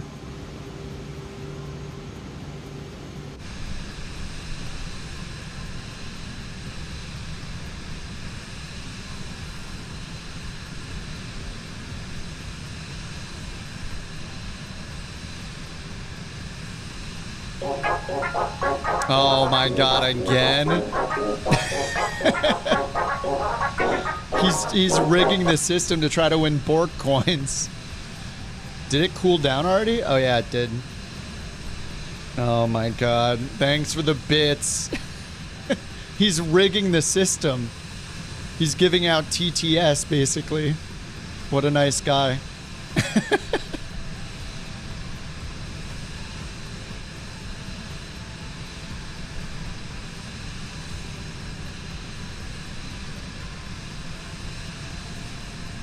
Dorian won again. The winner of Bork raffle number 75 is Dorian _414. Thank you for your I just want to tell you both good luck. report. We're all counting on you. Good luck. Good luck, everyone. Good luck winning. Sorry, Dorian won again. Don't even try. Top of descent, 5 minutes. Lava. Lava. Rigged. That is some bullshit. Completely rigged.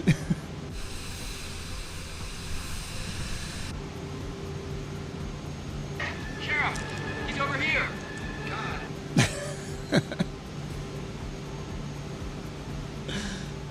Oh, man. Very rigged.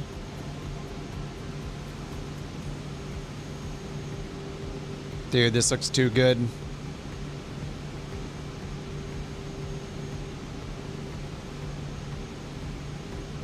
We love the way it looks.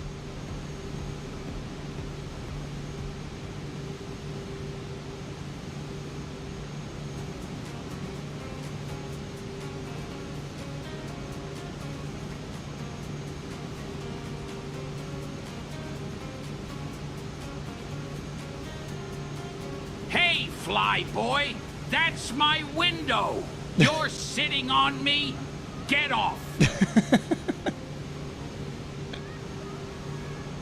The winner of Bork raffle number 76 is JD Shinjani. Thank you for your Bork report.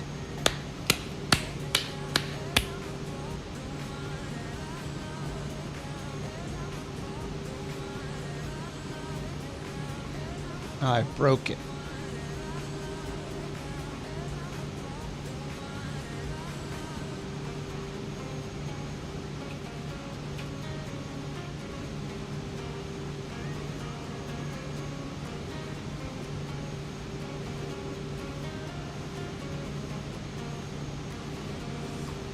No YouTube Bork winners rigged? Oh, they're put in the same group. They're in the same group, I swear. There's no rigging. There's no rigging happening at all.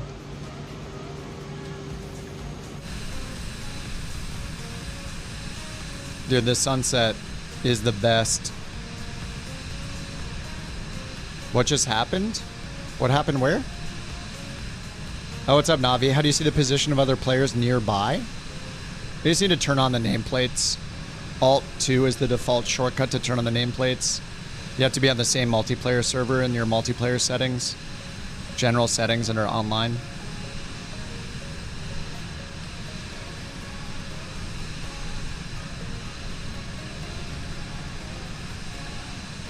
What Bork?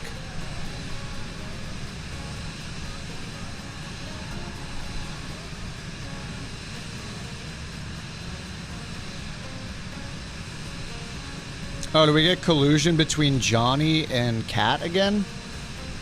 Is that what happened?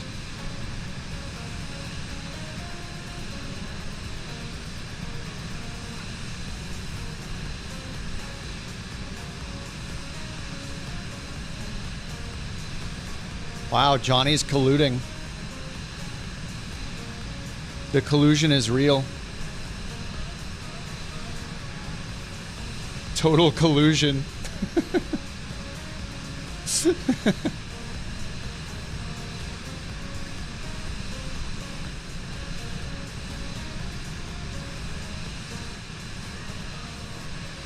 As night falls, a weary traveller prepares for rest. The bed a sanctuary of comfort beckons. Heavy eyelids descend, surrendering to slumber's gentle embrace. And so for now, we bid farewell until dawn's first light. Wow. Vision jets are cool, like if you enjoy flying a tiny jet at altitude slower than a PC-12. Oh, and speed has never killed anyone. Suddenly becoming stationary, that's what gets you. Stop the BorkCoin collusion. BorkCoin there's no collusion. Everything's fine. Nothing happened, right? Okay, how do we need, it's been removed? Oh, but you used it. He turned it in.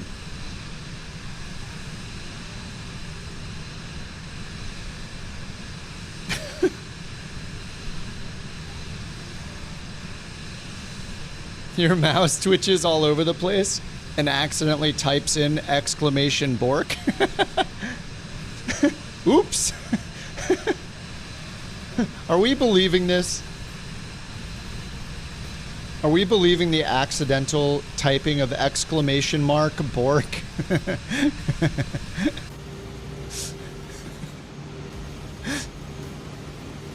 He even, Cat even avoided the timeout last time because of a bug.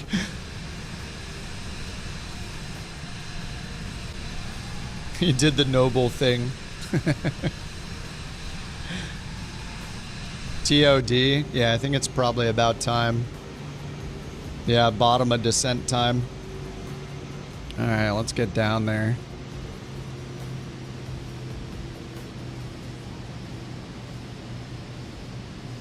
Alright, where are we getting to on this approach? 14,000 at setter.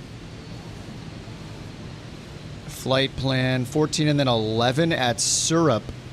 That's in the missed approach, I think. 3-4 left. Manual. Oh yeah, that's just on the arrival. 11,000. Alright, let's set 11,000. And get VNAV on as we chase it down.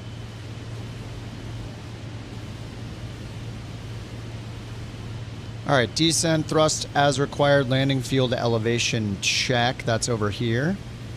Landing field elevation 4424. Ice protection as required. We got engine anti-ice on. Altimeter to the local setting. Let's check the METAR. Flight planner, route, and Salt Lake City weather. 3033. Let's get in the pre-selector. Alright, 3033. Alright, that is done. Seat and seat belts are always secure. Brake pressure check. I don't know if we... Can we check that? Where do we check our brake pressure? Probably in one of the aircraft systems. Landing gear.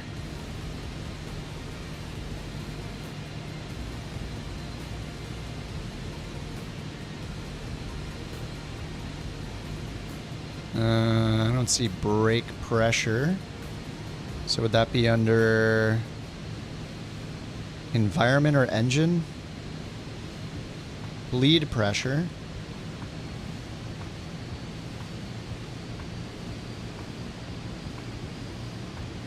Can we check our brake pressure?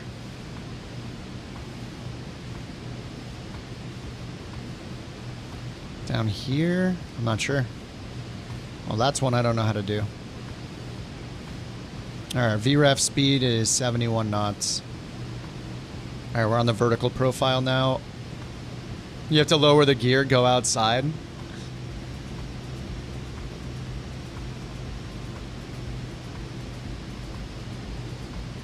Also, I'm left-handed. Me too. Only for writing, though. I do everything else righty.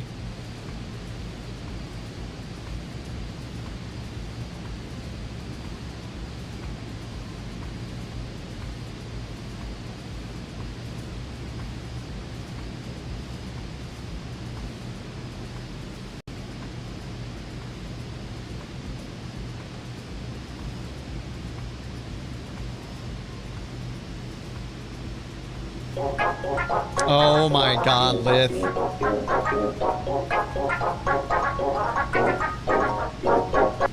He's doing it again. The man cannot be stopped. Thanks for the bits. TY for the bits. And the Bork report. The new Bork raffle. Lith is just going until he wins one, I guess. I don't know. Alright, approach briefing. We didn't choose an approach yet. Let's just look at the winds. 360 at 4. Runway 35 is recommended. And we're already The visual. winner of Bork raffle number 77 is Jack94. Thank you for your Bork report. Ooh, Jack's the winner. What, Jack? All right, runway 35 visual, straight in, load. Let's get rid of the manual sequence here. Whoops. Manual sequence, delete. All right, so we're going to leave set. We're just going to turn around left for runway 35. We'll just do the visual because it looks pretty visual. There's the airport over there. Looks pretty VFR. We are way under the clouds, 13,000.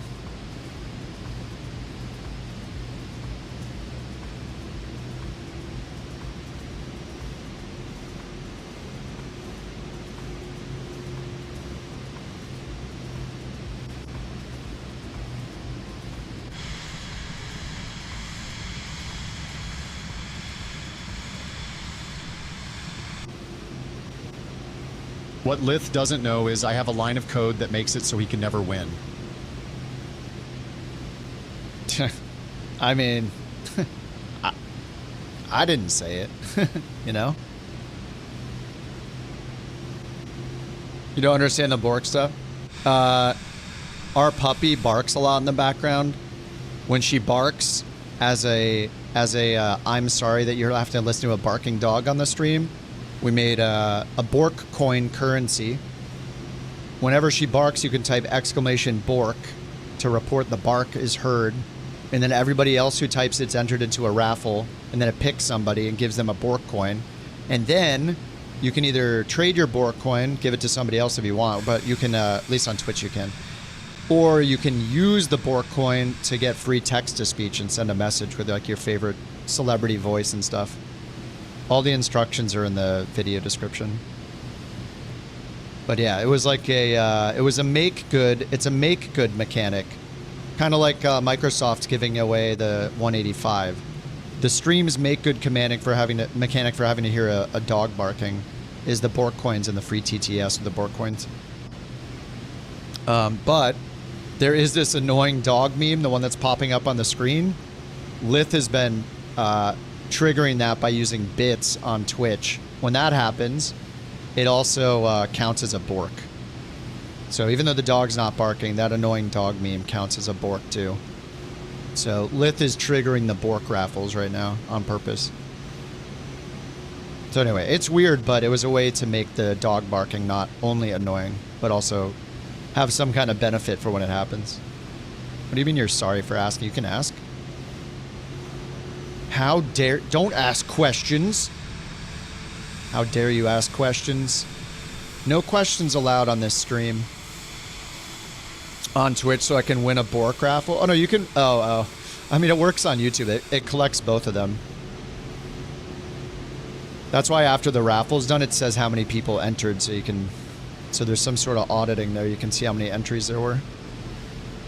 Engine sound? Huh?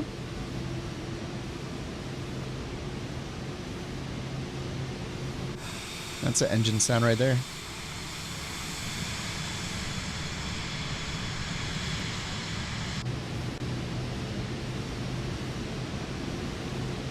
All right, approach briefing. We're just going to do the visual runway 35. Seats are good. Ice protection's good. And lights are as required. We got our landing lights on.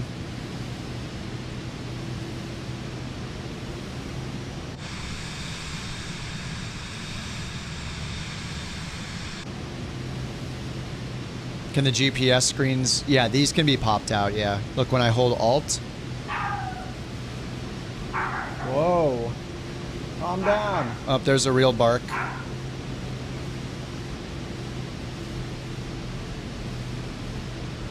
You only speak when spoken to, boy.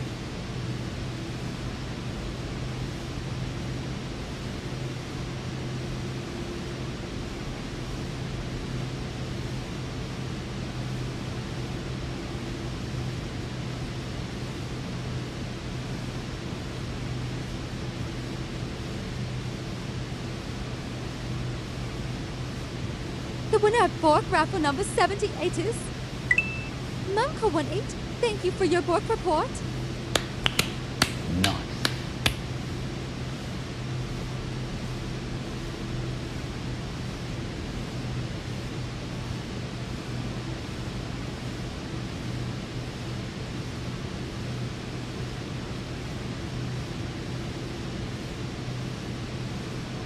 Sorry, Peach's our dog's friend.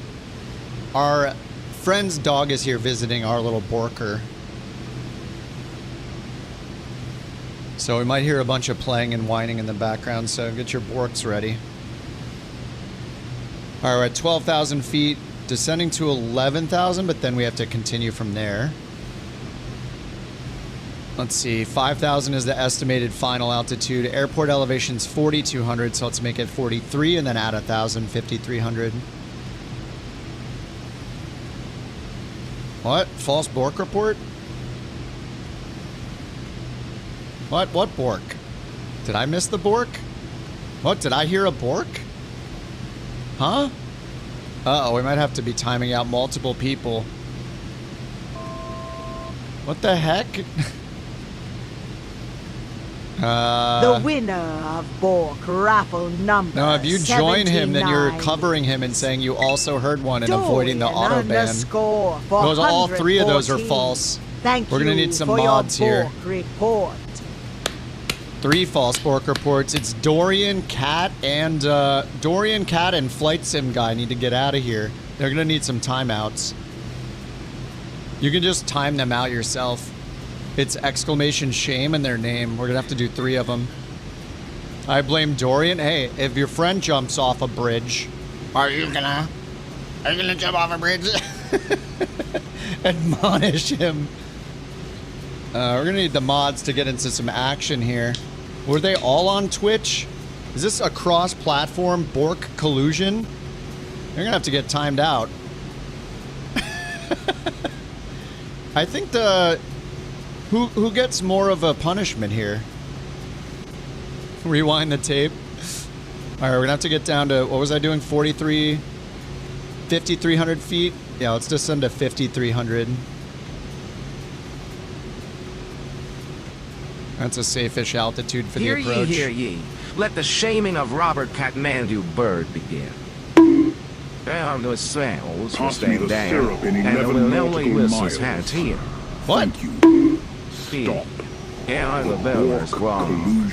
And Con that's Grand P. What? Shame, shame, shame. Whoa. Now, straight to jail. All right, well, that was Bye-bye. Cat. They'll forfeit 2 Bork coins. Dorian has lost 2 Bork coins. Oh, man.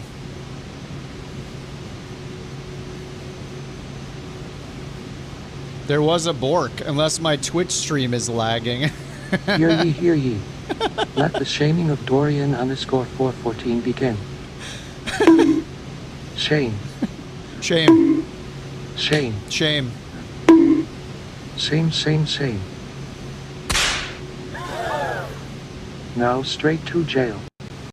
Well, these shamings Bye-bye. don't do the timeout, but they take away 2 Bork coins. Who was the third one there? Wasn't it Flight Sim? Wasn't it Flight Sim guy? He's in here. Flight Sim guy's in here cheering on the shaming. I'm pretty sure it was Flight Sim guy.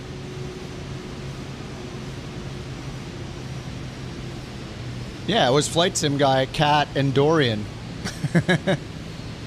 The shaming continues.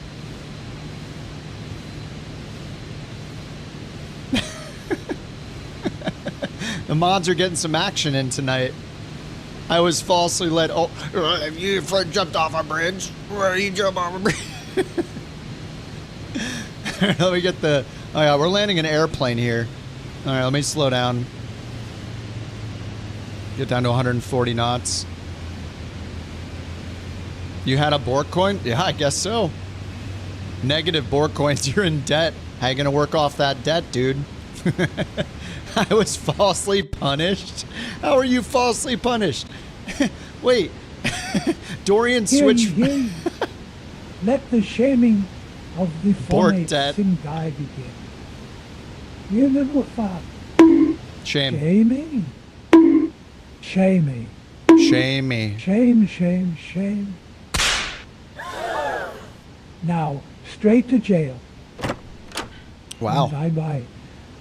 I see any kid. What? You house in. The heck? What did he just say? All right, we gotta land this plane. All right, runway 35. Is that this one over here? Is this small one 35?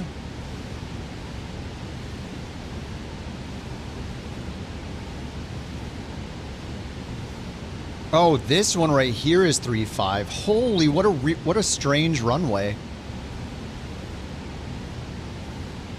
Salt Lake City looks pretty cool. Looks pretty good. What do you say? I have no idea, man. I have no clue. Like, I'm not the keeper of the AI, okay? All right, flaps 50%, airspeed to 140 knots. Check. And check. Before landing, landing gear down and locked. Flaps as required. We're supposed to have a 4-knot headwind on runway 35. Cabin pressure, 0 PSI. Where's our PSI? Down here, that's checked. Windshield IPS off. It is off. All right, let's get auto throttle and autopilot turned off. And we're going to get rid of the flight director. Auto throttle warning cleared. All right, flaps full. 35 is this one right here. I got an airport diagram. Look, right here. 35. Oh no, that's 32. Oh wait, this is 35 in front of me, isn't it? 32 is going the other way. I was gonna land on the wrong runway. Why isn't moving it? How can you not get panning an image right? Microsoft, please. Shame, shame, shame. Hey, shame on you. If you can't dance too, I said shame, shame, shame, shame, shame, shame, shame, shame on you. If you can't dance too. 500. Flaps 100%. Checked. Airspeed VREF is 71 knots. All right, I almost landed on runway 32. Flight sim guy actually just saved me there. I mean, nothing would have happened other than embarrassment, which I'm used to. The winner of Bork raffle number 8 is the flight sim guy. Thank you for your Bork report. Nice, nice. Thank you for Bork report 80. A win after evading a timeout? No, that's a different guy. Isn't it?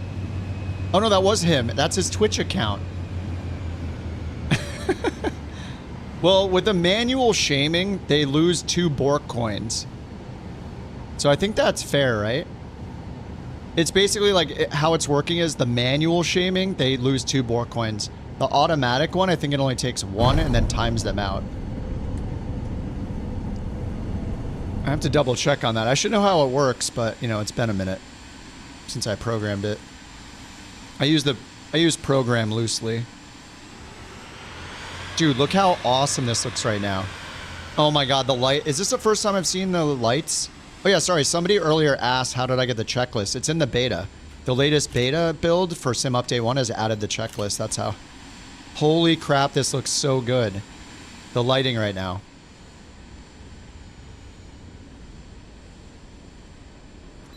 This looks absolutely insane. This looks so good right now. Look, the lighting on the Vision Jet is working. Like it's aiming forward. He made his BorkCoin back on YouTube. Playing both sides, I see. We've had somebody that's done that before. Bird. We have to call up some presidents. It's really funny how the criminal has become the prosecutor, isn't it?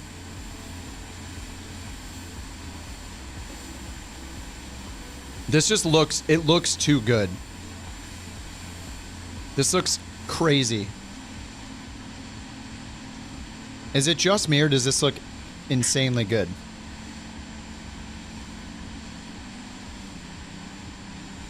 Desperate times call for desperate Bork measures. Yeah, you should have seen what Stupid Bird got himself into. He's basically made us change the whole Bork economy because of his exploitation of how it works. Let me tell you, folks, these couch captains, they are not just any pilots. These guys are the best pilots, okay? Incredible. Nobody flies better Nobody knows the skies like the Couch Captains. They're out there soaring, making those high-flying moves. Making those high-flying moves like no one else can. You want comfort in the air? These pilots know how to make you feel like you're on a couch in the clouds. They make flying great again. Oh, thank you so much, Mr. President. Ladies and gentlemen. Oh, we got another Good Mr. evening. President. Tonight I report to you an unfortunate travesty of justice. Oh my God, here we After go a false again. bork report. 2 individuals were rightfully timed out on Twitch. However, they then went over to YouTube to circumvent their bans. Interesting. This will not be tolerated. We will find them, and we will punish them.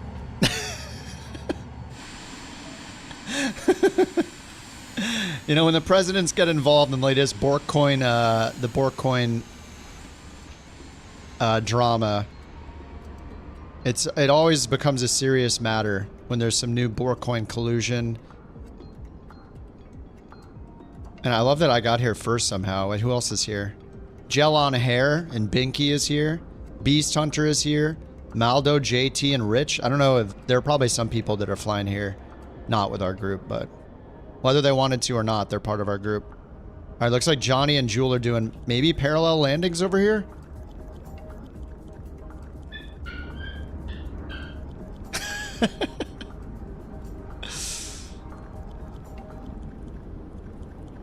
Maybe during the next flight I'll program it so you can give bork coins to each other on YouTube. Right now you can only do it on Twitch. I don't know if it's possible on YouTube or not.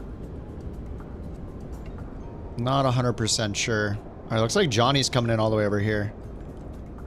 That's legit. That's a legit bork right there. There's a wine in the background. Filing a false bork report. Very bad. Very illegal. Total disaster. Ruins lives. Wastes time.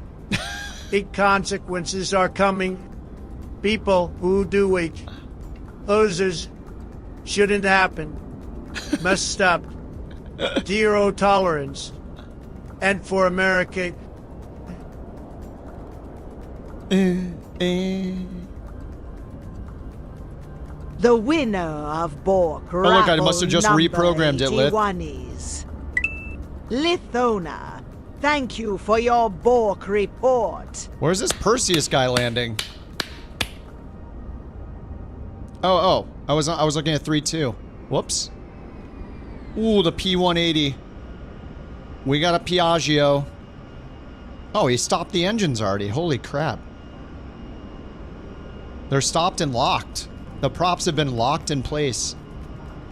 Yeah, that TTS is really good, yeah. The one on Tangier used to be really good, but they ruined it. I think they have to fix it. Sorry, guys. I'm watching runway 35 over here. 11 raffles. A lot of these were because of Lith's donations. Lith's biddies. 45. His 1, 2. Did he do it 3 times or 2 times? He did it 3 times. Essentially giving away 3 bork coins.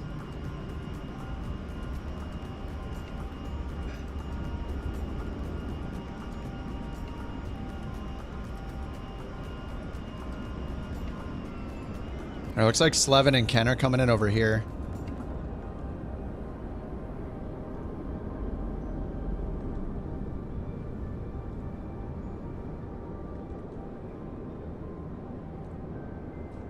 And maybe Cyber too. Attention! It appears we had a false Bork report.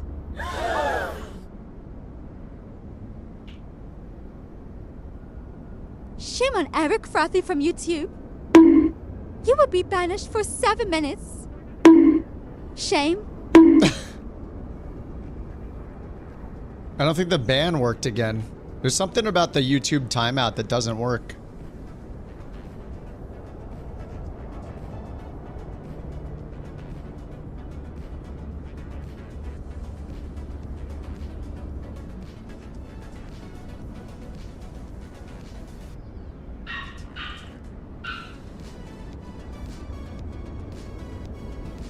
Shame.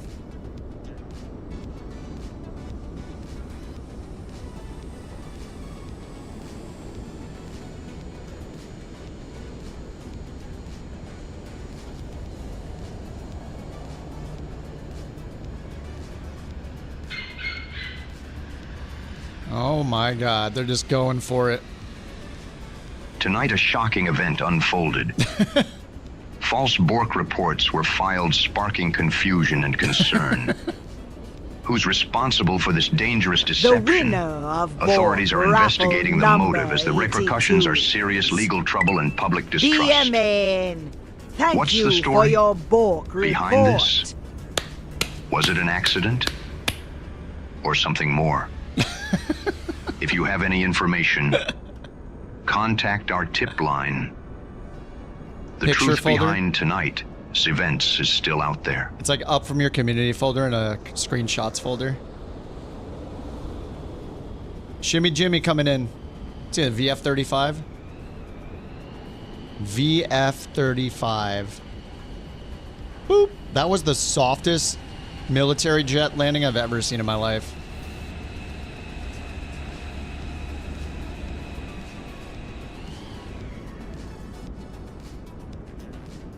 Oh, Jack's coming in.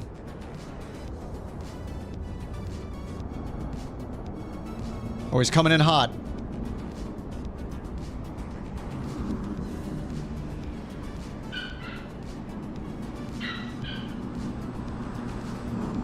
Look at these lights, look ridiculous.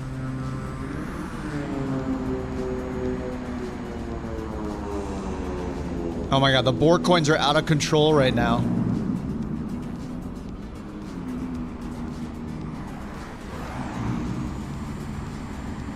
The lighting is so good.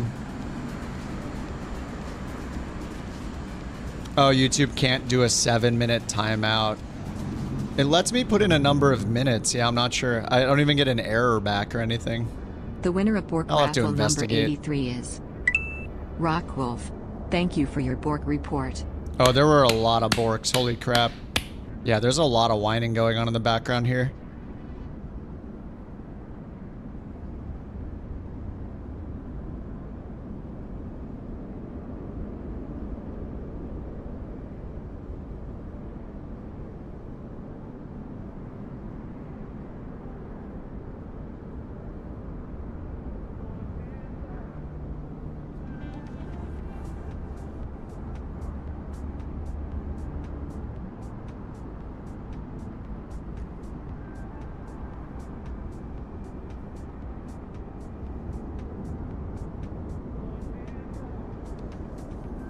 What's the penalty?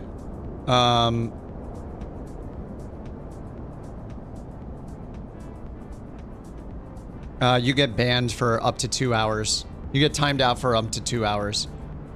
That's the penalty. And you lose the BorkCoin that you. Actually, you don't lose the BorkCoin because you were never given the BorkCoin. Oh my God, Lith.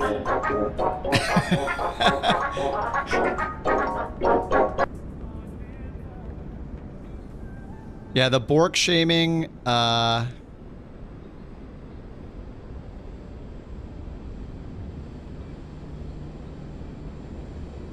shames the user. Oh, it doesn't take the BorkCoin away? Oh no, it never gives them the BorkCoin, that's why. Lith, thanks for the bits. The winner of Bork raffle number 84 is Cyber Warrior. Thank you for your Bork report. Apparently the very high-pitched her friend is here. Yeah, it's a different kind of Bork. There's definitely a lot of whining going on in the background. All right, here comes Shooter McGavin. He couldn't make the golf course. He couldn't make the golf course, but he's here now at Salt Lake.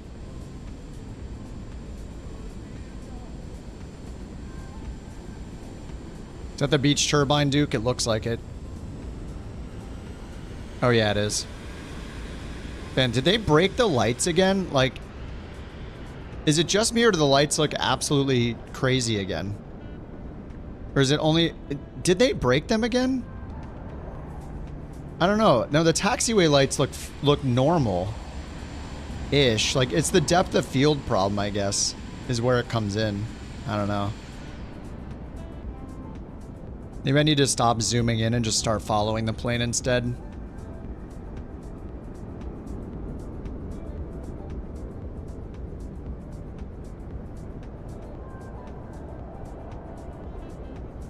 The Bork report? Yeah, we got... It does count the raffles. It reset when it became a Bork raffle. We were up to like 200 and something Bork reports. But now we do Bork raffles. So it's not just the first to say Bork, because it was unfair before. We added in the chance. We added in the RNG chance. Makes it a little more fun.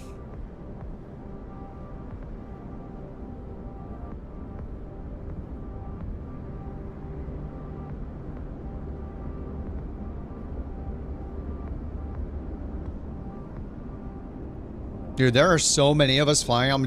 We've been down here watching landings for like 10, 15 minutes. This is awesome. Everybody's still coming in. After this, we're going to fly to Grand Junction. Grand Junction is next. That's KGJT. I think that's Grand Junction, right? It sounds like it. Alright, I should get my, I should have closed this out a while ago. 9.5. Whatever.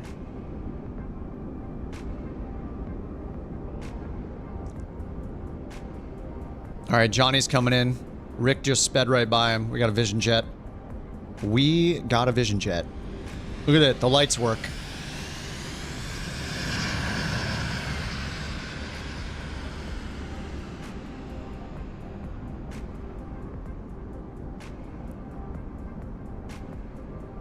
Yeah, I don't know if they can fix the runway lighting or not when you zoom in like that.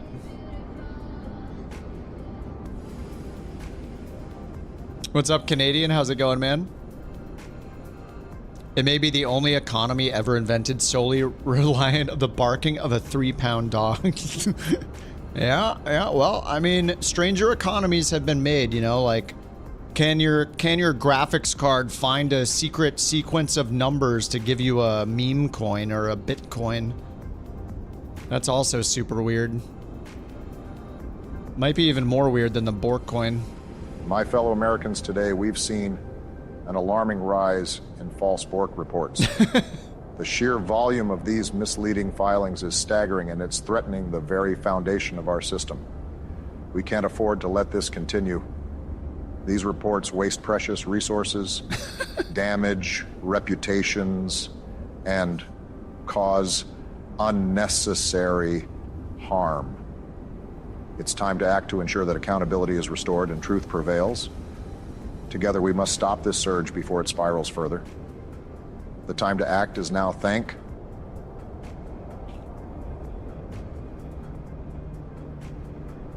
Is now what?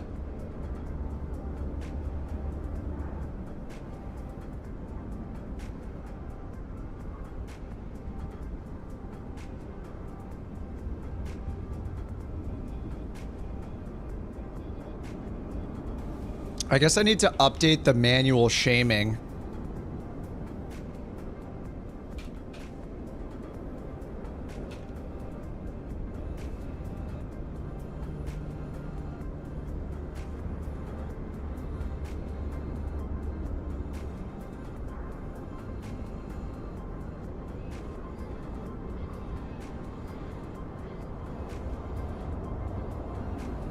Wait, on YouTube, I don't think it's removing their Bork coins.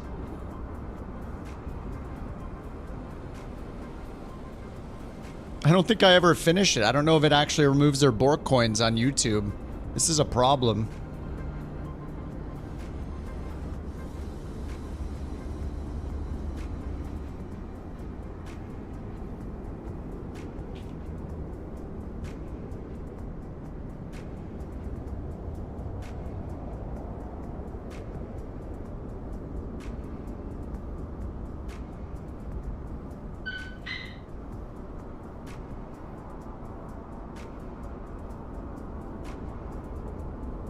Yeah, I think YouTube, people on YouTube get away with a lot more. You still have all of yours.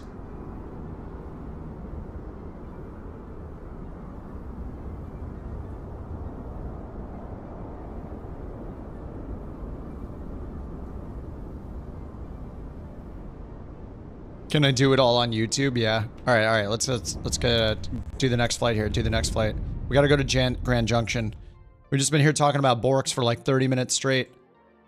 All right, my awards. The winner of Bork raffle number 85 is Jack _94. Jack Thank again? you for your Bork report. Oh my God, we're 94% done. 94% done. Okay, Salt Lake City to Grand Junction is next. Let's do it. It's only 187 miles. We're going to pull an all-nighter and just finish this. What time is it? It's only 6 p.m. I almost feel like pulling an all-nighter and just doing this.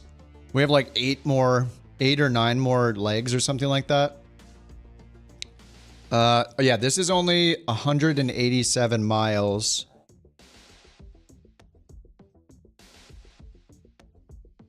Turbine Duke, Vision Jet. What do I want to fly? TBM? I haven't flown the TBM for a bit. I think we do this one in the TBM 930. Do it. Do it. Do it.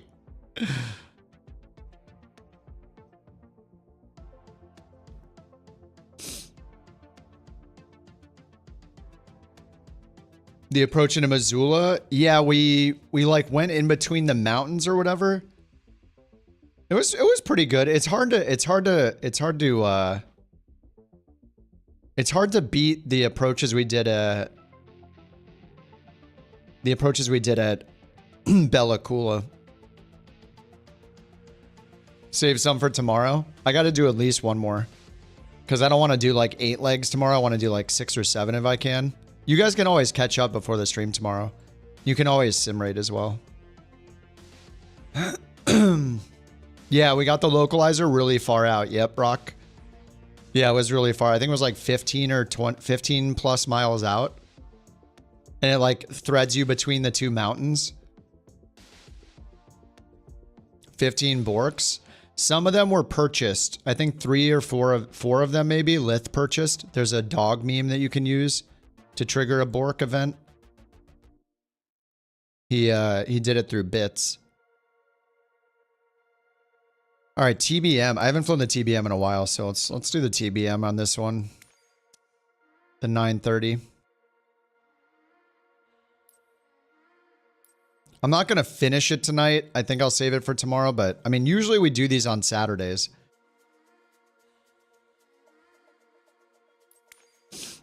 Okay, livery, Kenmore. I guess we're going livery 1. I mean, you got to use this livery. Wait. Oh, there are no variants on this. Hi, dog. Hello. Hi, puppy. Puppy is here. The right flyer? I'm not going to do that. Negative. Negative. Ramp GA medium. Should we do a night flight? I don't know. Yeah, there were some false Bork reports too. It shouldn't... Does it count them when it's a false Bork report? It does not. It does not count it if it was a false Bork report. Good evening.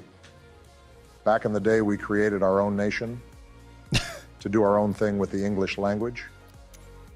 We will create our own food, like the hamburger. It is not made of ham if it were only that simple. Yes, because it's made of ham. That is why. How do you know it's false? Well, we can see, we know if nobody's backing you up, but the automated way is that if, maybe it should be 2 people. The code is set up so I can change it to a threshold of how many reports are required for it to be considered a legit Bork report. So right now, only 2 people need to say it. Maybe it should be raised to 3 or 4. I mean, we've had a lot of action tonight, so I feel like the logic should be upped by 1. So if, and it would automatically time out as many people involved as it needs to.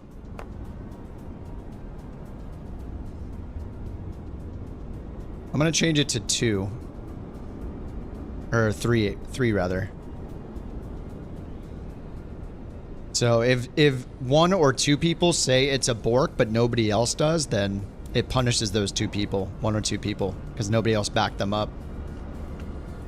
Have I been near Virginia? Have I been near Virginia? I don't know, maybe. Maybe when I was a kid. I mean, I went to DC. I've been to DC before. That's close enough. Do we want to do this nighttime or not? That's the question. What's up, Rick? Oh, you just randomly saw us here? What's up, Rick? I saw you fly by.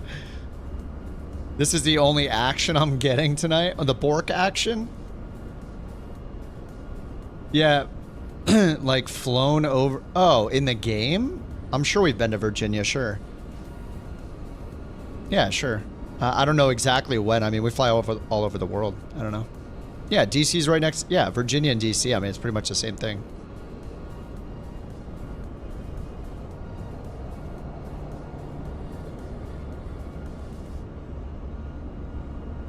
You got to find the time to do 70 legs to finish this. I mean, Johnny, you don't necessarily have to do this one. We've just been doing this one for months. As soon as we finish this one, we're going to figure out a new one. We're going to figure out something else to do.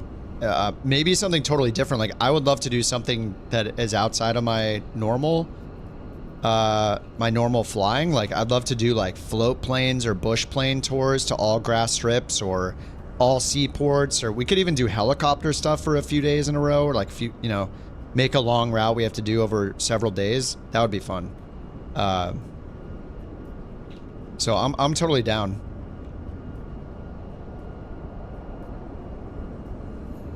All right, let me set the route here.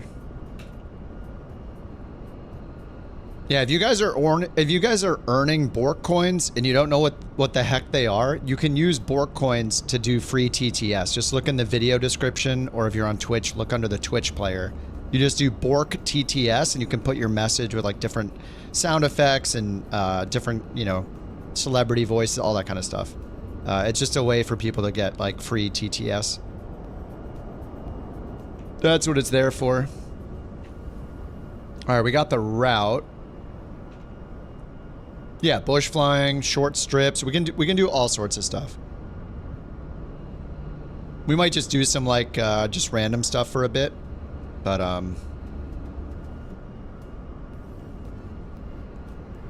TTS. Weekend, it's here. Bigger and better than ever. The more you earn, the more you unlock. What are you waiting for? Bork's at the ready. Beautiful. We got to advertise TTS weekend. All right, we got this set up. Let's see. We got the plane. Which waypoint is TCH 094075? That's a great question. What is that? It's probably, I think it's TCH is going to be, it's going to be a radial and a mileage distance from the TCH VOR. So I think it's TCH VOR. I don't know if it's is it 094 miles or 094 radial 075 miles? One or the other. Looks like we're going to have to replace that. I'll load it in and then we'll see. We'll see what it does. All right, I'm already... Welcome back, Osviver. Hey, Kip and chat, how's it going? Let me tell you something about my friend Osviver. Osviver is great. I love him. And that is all. Anyway. That's it? Wait. Did Osviver... Did he do that TTS? Maybe? I mean, to get an endorsement for such a prominent person, that's an honor. It's like if a president talked you up.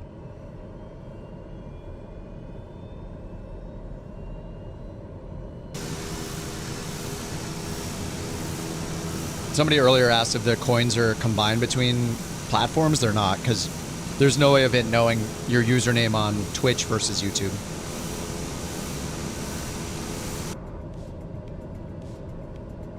I haven't flown the TBM in forever. This could be a pretty bad flight here. We should do a night one, I guess. Cabin light. Oh. Cabin light on? It's kind of on. Our light's up here. Panel, there we go.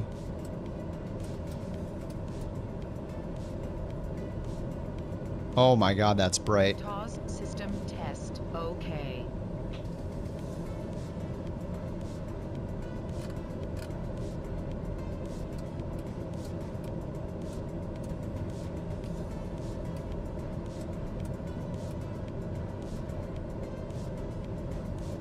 Autopilot on, there we go. Fuel Tough, selector to reliable, auto. unstoppable. At Bird Airways, scenic tours, we don't just show you the views. We take you to them. Our fleet of rugged aircraft, powered by precision and durability, is built for the adventure you deserve. From breathtaking mountain peaks to coastlines that never end, we will keep you flying high. No detours, no delays, just the best seat in the sky. Bird Airways, where the journey meets the horizon. We got a little commercial there for Bird ATC, Bird Airways. Sorry, there's just so many ads on these platforms, you know. We can't get away from it. 403 kilograms of fuel. All right, should probably set that. KG, 403. Oh, that's nothing. All right, we got 421. All right, FOB sync. Sure, that works. Accept initialization. Flight plan. Ooh, how did that get in there? What? Simbrief, is that right? Did I do that? All right, this can't be right. KWYS. We're not at Yellowstone. We're at Salt Lake. There we go. Salt Lake City, runway 34. Bork talk, and all I got was a goddamn lousy grilled cheese last night. The Bork engine must hate us Jews. Oh my god. What? Spock?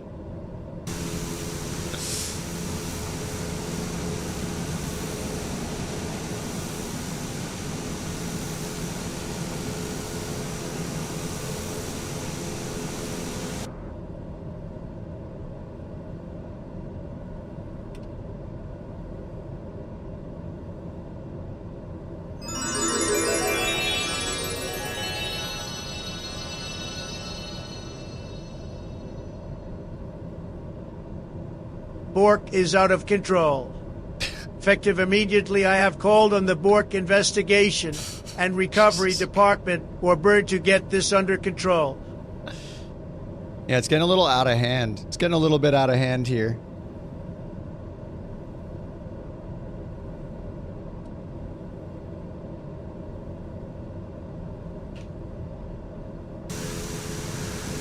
No, doesn't that make it worse than Spock?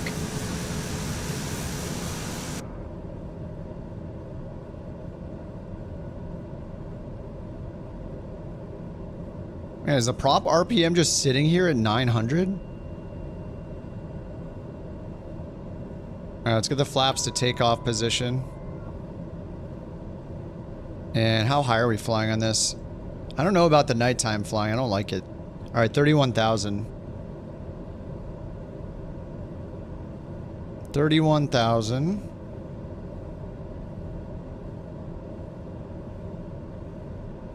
Alright, 31,000 set. Rudder trim to the right.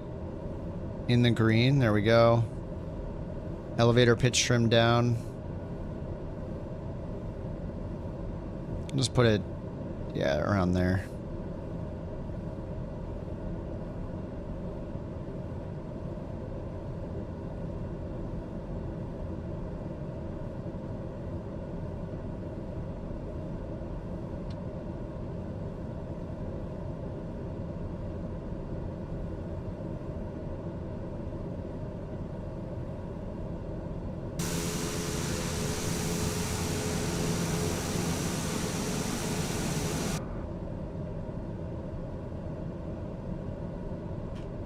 I just submitted 2 new sound bites for our listening pleasure.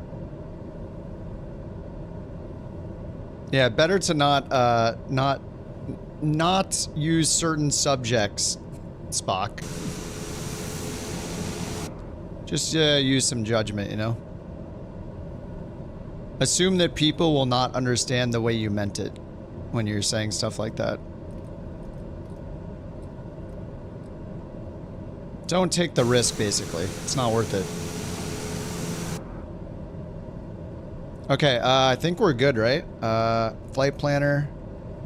Salt Lake City, runway 34 left, and then arriving on runway 22. What kind of approach do we have? None. Okay, Grand Junction, no approaches available on 22.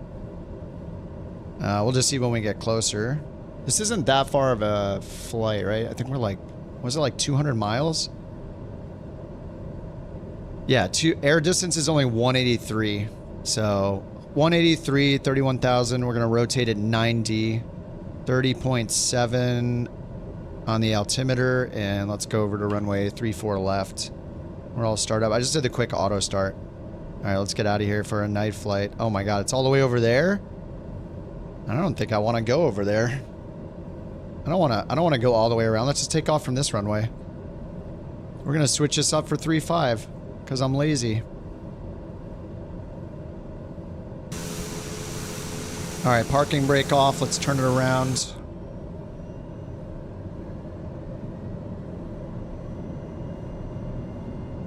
Ice light, prop de-ice. Where are our regular lights up top?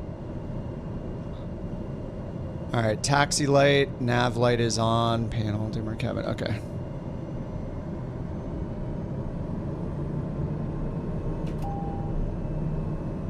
All right, parking brake is off. Oh, does this still have chocks? Don't worry about that, Mumkai. I'm sure everyone will be okay, Mumkai. Okay, but oh my God, I left the chocks on. Wait, I left everything on. Where am I? What the heck? What? Where am I? What? Hello? Why are the assistances on? Dude, my plane is all the way over there, isn't it? Wait, what the heck? Oh, okay.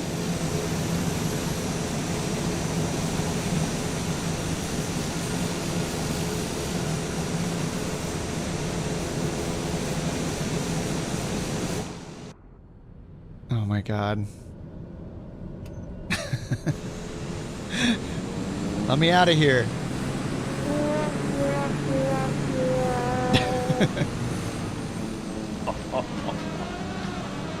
Now, this Get him out of my face.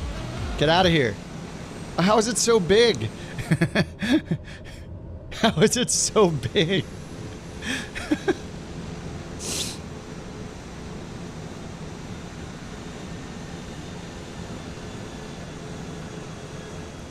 Deadly, thanks for the super chat, by the way, dude. Thanks for the 5 Canadian doll hairs. The Trump TTS, it's on TTSMonster. It's like, I don't know, 20 bucks a month or something. But it's got unlimited TTS use, which is great. So I use it with the bot, and we use it with super chats, and... Alright, here's runway 35? 3517, 3214. They're both over here.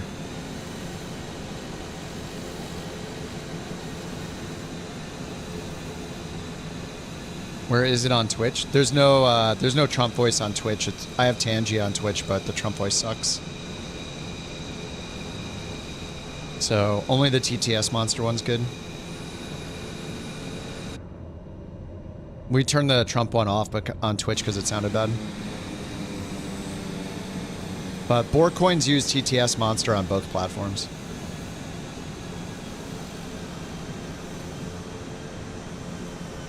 Whoa. Why are those assistance things on again? I didn't even hit the shortcut. Alright, auto throttle is set. We're going to use flight level change. VY is 124. Heading, flight level change. 124 seems way too low. Excuse me. Alright, let's get out of here. Alright, watch the torque. Stall heat's off, whatever, I'll take care of it once we get up.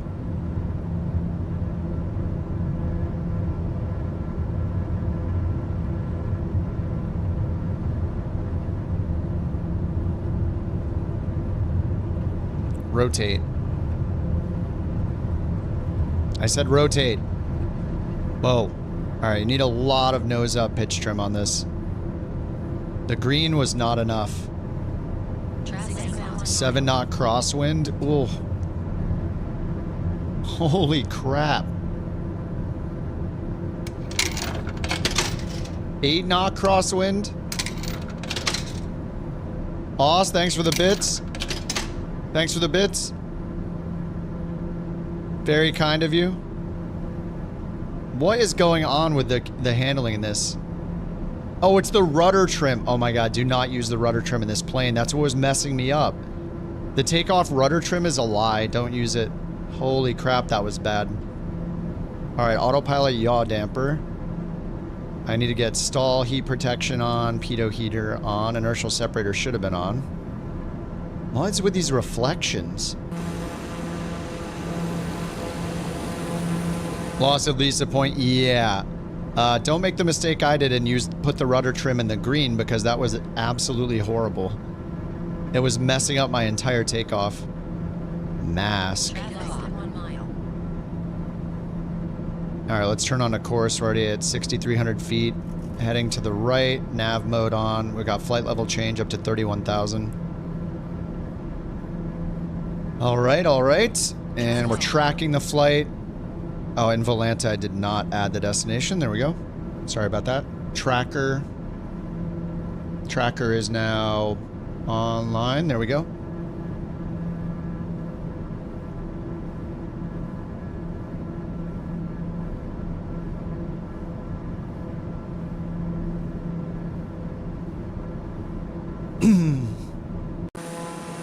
Yeah, the night lighting when you're near cities, yeah, looks incredible. Oh my god, guys. Holy crap. We have is the group growing in size as the night goes on? This is insane. Is that a mountain? Oh, I don't know. I can't see anything out of this.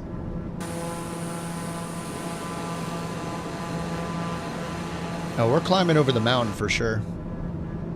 What is going on with these effects? That's what she said. Oh my god.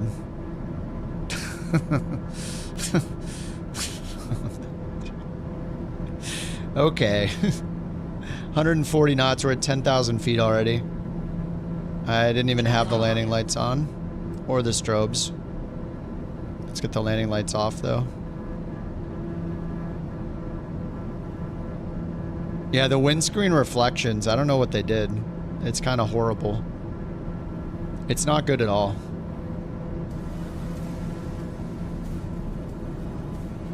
Missed the last leg, flying direct from Yellowstone. Oh, we just took off from Salt Lake. Oh, are you tracking it, Jonas? You doing NewSky?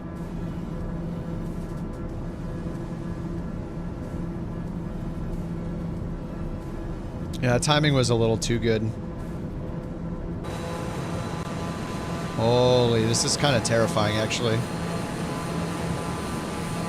The delay ruined it, but you saved it.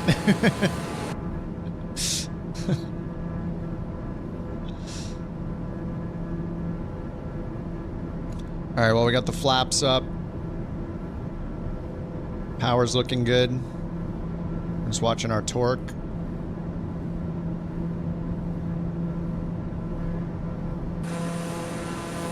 Oh, I'm in the TBM this flight.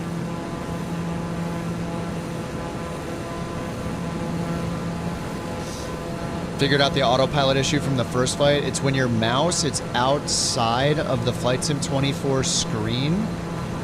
Oh, if it's not focused, if that app isn't in focus, then it messes it up. Oh, that's so weird. I said the group is growing. That's what she said. Yeah. Equinox, thanks for the follow. Oh, man. I don't know. I kind of want to do more legs. Like, I'm not going to finish it tonight, but it's only 6:20 p.m. I mean, it's not like there's some huge celebration, like, special thing planned or something with, like, confetti and stuff on the stream. If people need to catch up, like, it's not a big deal. I mean... Steve? When you fly with Danger Noodle Airways, you're not just booking a seat, you're embracing the thrill. Sure, other airlines worry about turbulence. We worry about actual danger noodles slithering through the cabin. But don't panic. This plane is built to handle it all. Smooth flights, rough landings, and the occasional airborne reptile. Danger Noodle Airways, built to fly, built noodle, tough. Built noodle tough. I like that this is turned from commercials about where we're flying to commercials promoting each person's individual gamer tag airline. What's next? Are we gonna get a Stevo 2X? We're gonna get a Stevo 2X advertisement for military jet escorts in Flight Sim 2025. Contact me at Stevo 2X on all socials. You know, only $5 per 30 minutes of escort in Flight Sim 2024. Is that what we're gonna get? Is that what's next? Everybody's advertising their own personal airline services. Is that what this has turned into? This isn't even about the couch captains anymore. This is about everybody's individual reputation as pilots. Shilling your services out to people hanging out here for a good time. That was a great commercial, though. I'm a little interested in Danger Noodle Airways. Not for the snakes, but for the transport.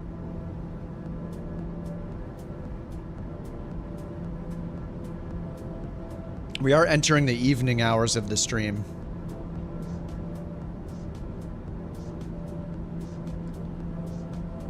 It's only 6:30, but it's 6:23 p.m. It feels later. All right, we're over 18,000. We're in the United States. Let's get the barrow button hit. Where's it at? Where's the barrow knob? Oh, there it is. All right, standard barrow set. Up here, barrow set. Look at this. You can click this one. All right. Do we have lighting control of our avionics? Let's check our fuel, make sure it's even-ish, 59.58. I did turn auto on up here. If you guys did the quick start, make sure up here, if you're flying the TBM, you turn on auto fuel selector right here. Otherwise, you'll become unbalanced. And then over here, AP and trims need to be on, or your autopilot isn't going to work. Make sure those are on. The auto start does not do those things.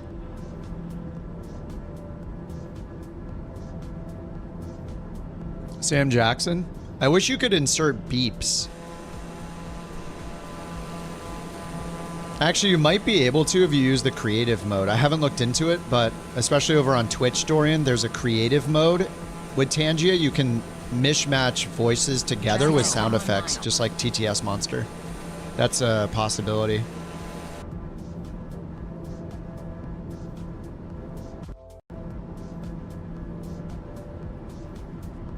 The rumours of my demise have been greatly overstated. I was on a short trip to the southern USA where I enjoyed many kinds of delicious danger noodle preparations. We had fried, danger, noodle, grilled, danger, noodle, danger, noodle gumbo, and even danger noodle chili, delicious. And of course, delicious. The classic standby of stupid bird on the barbecue.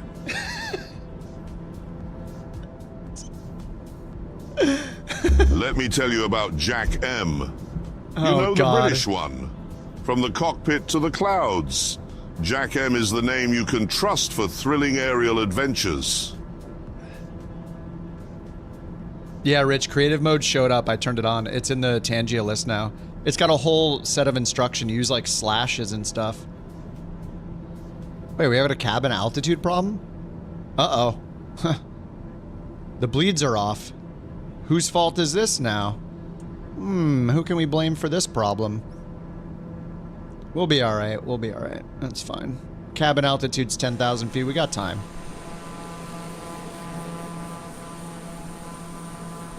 You know, the British one. The name you can trust for thrilling aerial adventures. I mean, nobody yet has volunteered to become an AI voice besides me. I know that a lot of people don't want to be an AI voice. But you know, if you want to be an AI voice, we got 3 slots with Monster TTS and 3 slots with Tangia. You have to like record yourself with reading a script of whatever for like 3 minutes and then send it to me. I am sick and tired of these motherfucking commercials. Oh my on this God. motherfucking plane. And don't get me started with these motherfucking noodles. Jeez. I should hit that. I could self bleep it. Sorry if there's any young people watching, but don't use those words. It has reached the evening hours, as we can see, and if you got somebody like Sam Jackson around, Sam Jackson AI, there can be a problem. I mean, he's role playing. It's his character. What can we do about it? It's okay. It's okay, Flight Sim guy. Just don't use those words.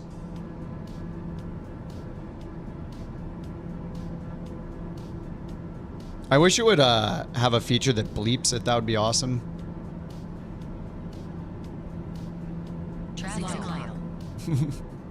We have hit the evening hours. That's true.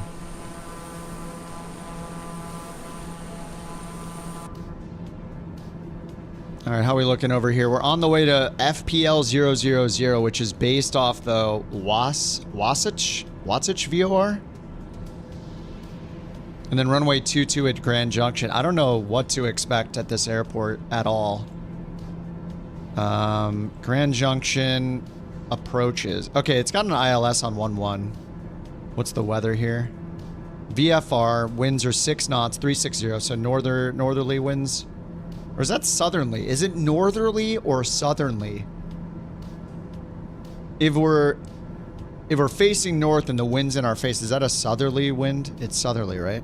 Southernly. Anyway, it looks like we're gonna want to land on maybe RNAV 29. Use the RNAV 29 approach. And then if we go up here, runways. I don't know. It says 4 is recommended. Oh, there's a 4. Whoops, not 29. There's a runway 4 for a visual. There's just no instrument approach for runway 4. And how long is runway 4? Go here, info, runways, runway 4. 5,300 feet long. The magnetic variation is -9.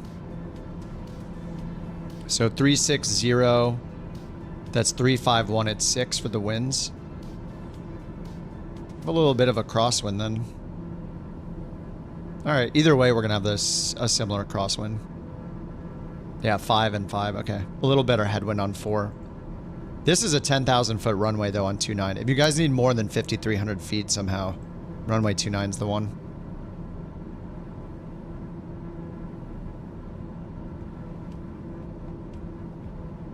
Alright, so let's just set up for the visual procedures approach. We're going to do runway 4, visual, straight, load it, okay. And then we'll delete Grand Junction as an en route waypoint because we don't want to fly over the airport, then back out, then back to the airport. We're not using ATC, so it's just up to us. Alright, that's set. And down here, yeah, it's just going to turn to the left to get runway 4. Alright, we're all set. We'll do this night flight. If we do more, maybe I'll do, maybe we'll do a daytime flight.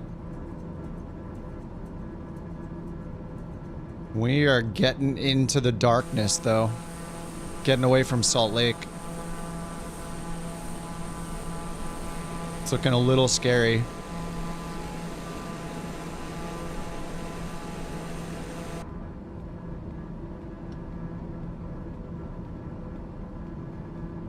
Do we have... Okay, we got the hours meter. Where's the... Do we have panel lighting? Or we have panel lighting, but I don't know if we have avionics lighting.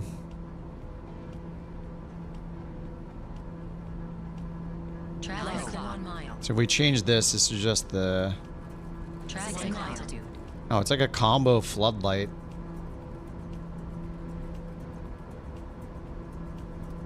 That does nothing.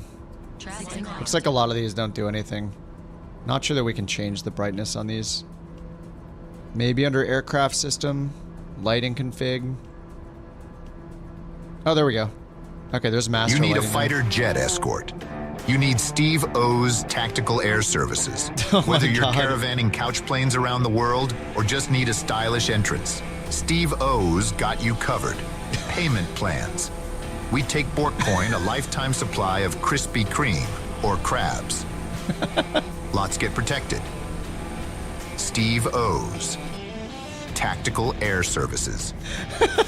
They told us our jet's been disarmed. You better hope so, because Fox 3. Steve, you got your own advertisement here. Hope you recorded that. You don't want to have to generate that again. I mean, you got to pay every time with Bork coins.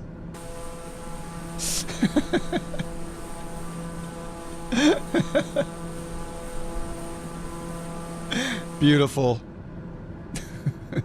Oh man, my VRAM is just eating it right now. Steve O's Tactical. What did you say? Tactical what? Tactical Air Services.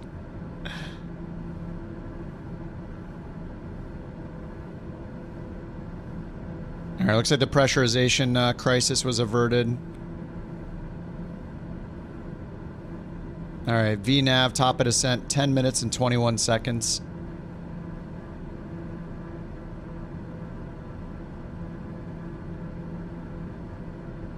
All this Tired is of good. dodging drones, rebel forces, or the occasional rogue weather system? It's time to stop hoping your flight goes smoothly and start making it happen. With Steve O's TACCOL, Air Services fleet of armed jets, you'll breeze through dangerous airspace while everyone else hides under their seats. Count on protection from the best air protection in the world.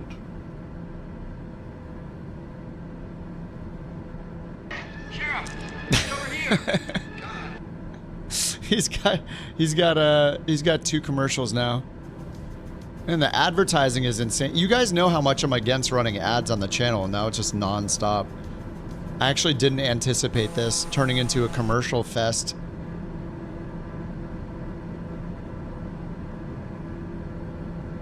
I turned the ads off for a reason.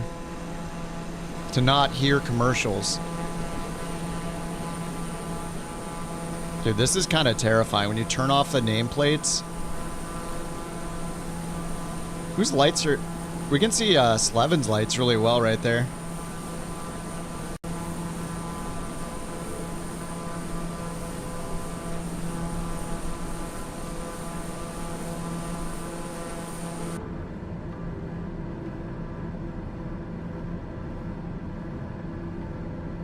Better than any commercial you've heard in the last 20 years.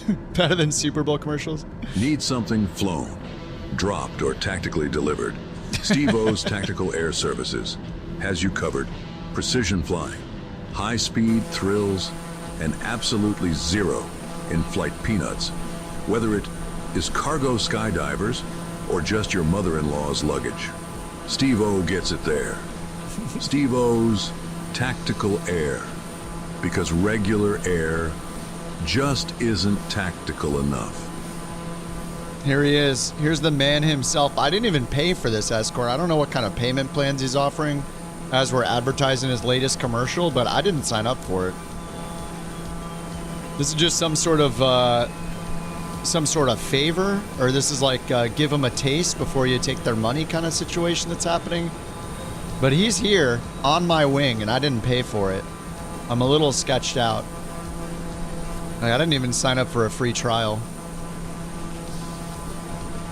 You're now accepting charitable BorkCoin donations to the BorkCoin Foundation.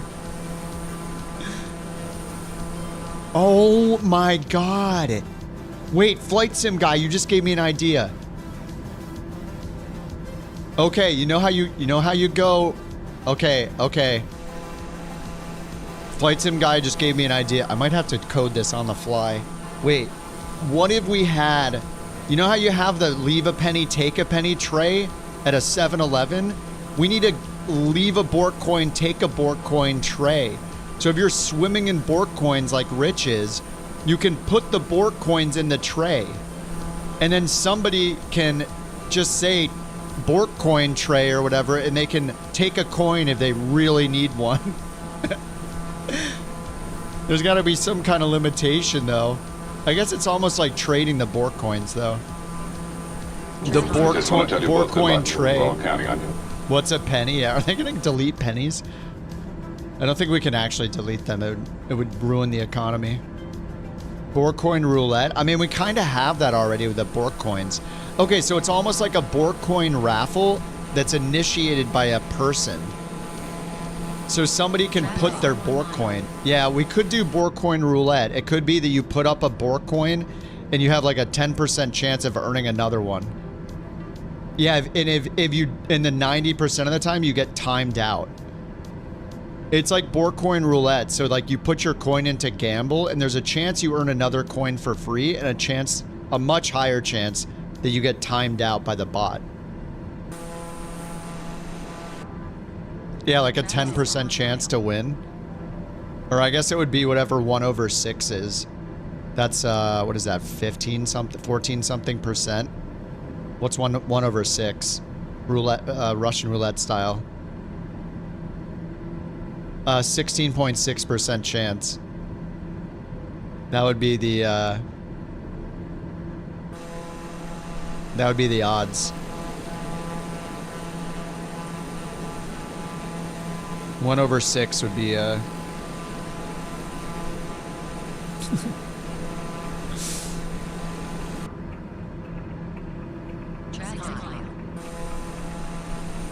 Anyway, we do need to come up with new ways to spend BorkCoins. Pay off Flight Sim Guy's BorkCoin debt. Hey, somebody can give you a BorkCoin. You're on Twitch. If you can convince them, they can just hand you one and then you'll be at 0 instead of -1. Oh, it's with a 38? What does that mean?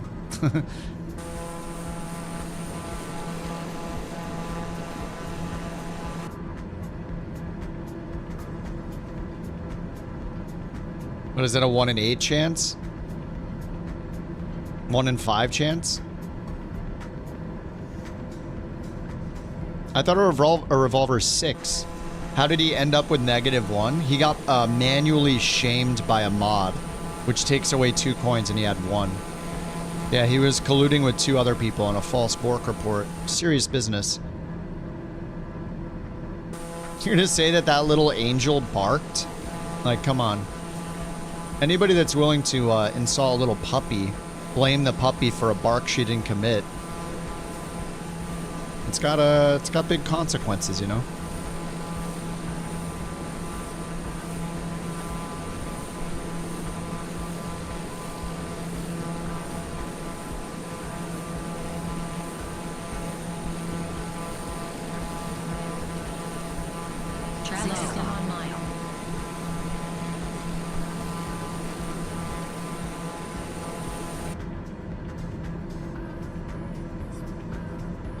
I'm just worried about the non-stop spam that'll happen with the BorkCoin gambling, you know? At least now there's like an event that has to happen for it to be triggered, so all the spam happens at once. You know, all the entries. It's hard enough to follow chat as is.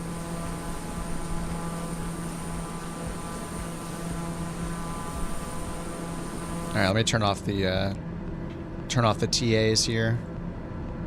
Is it on the transponder on this one? Do we have the option?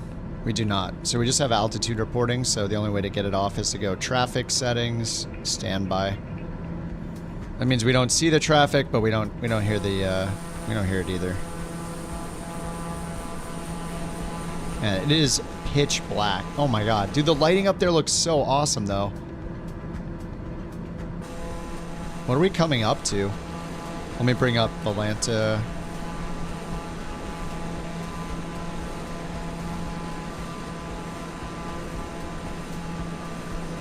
Oh, that's Grand Junction out there. Yeah, if I go to Volanta, the next big city is just right up here is Grand Junction. So I think that's what we're seeing up there is Grand Junction.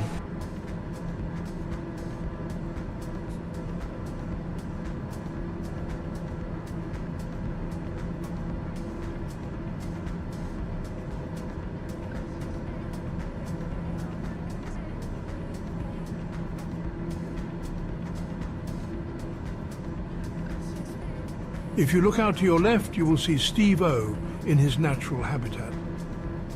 Steve O's tactical air provides more than just protection services. If you watch closely, you will see a little wave from his speed brake as he approaches to guard a small prop plane. A gesture of goodwill, Steve O will be a hospitable host, so long as you do not interfere with his hunting.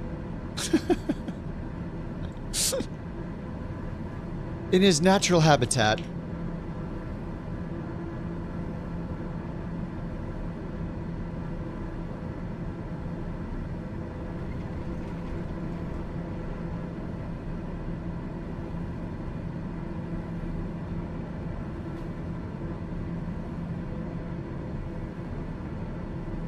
I gotta make trading the BorkCoins doable on YouTube as well. It's only on Twitch right now.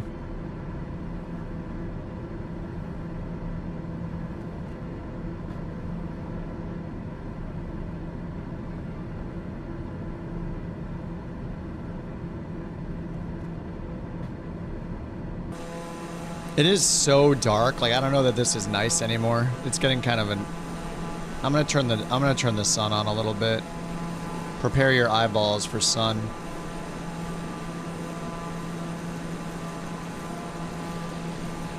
There we go. It's getting a little better.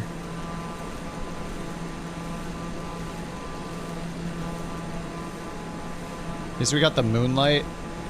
That's pretty nice with the moonlight. One BorkCoin lets you buy a ticket. Draws at the top of the hour. I like how the current raffles work. Yeah, I don't want it to be too much spam.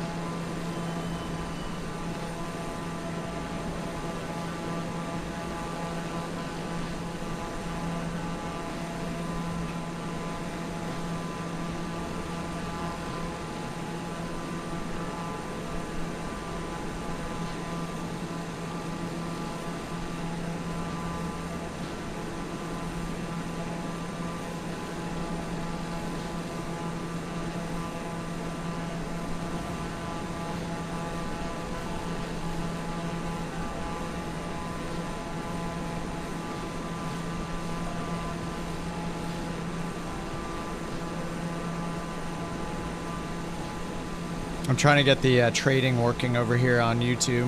Where's our top of descent, actually? Alright. Maybe we should check the top of descent. VNav. Oh god, bottom of descent. Oh, we gotta descend. Alright, let's get out of here. Alright, pulling the old... Okay, there it is. We gotta go to like 2,500 feet per minute. Let's go faster than the vertical profile requires. Turn VNav on. And go look at our final altitude. Oh my god, that's a bork. That counts as a bork. Bork, bork. Bork, bork. That's a bork right there. Thanks for the bits, Lith. Thanks for the bork. That's a real bork. 5628, 57, 67. 6,700 feet or so. 6,700 feet. He's trying to inflate the bork economy. Alright, 6,700 feet. Going faster than we need to. VNav is armed. The winner of Bork raffle number 86 is Hobbyation_Johnny. Thank you for your Bork report.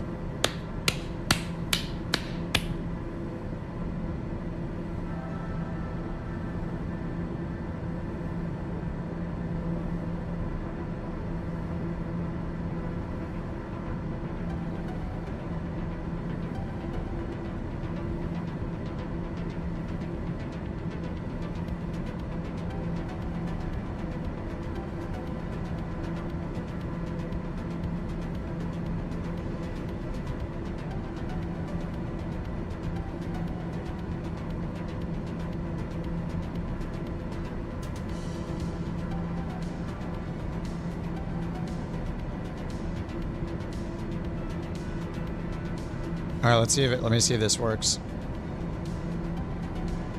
Where's the stream? There we go.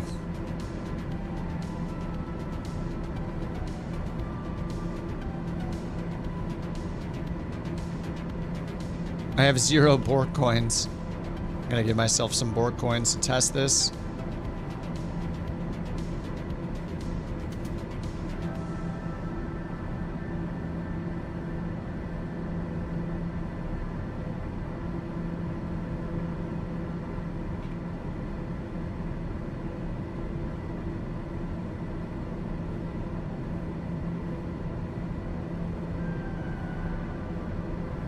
Oh, it didn't work.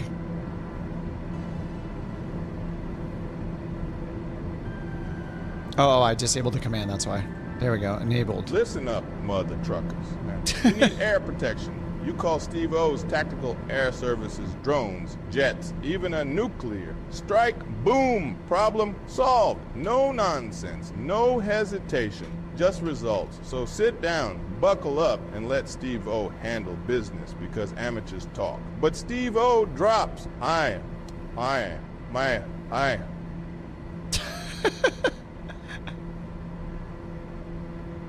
Steve-O's getting all the, oh, look, I messed it up. Crap. Okay, hold on. I gotta fix it.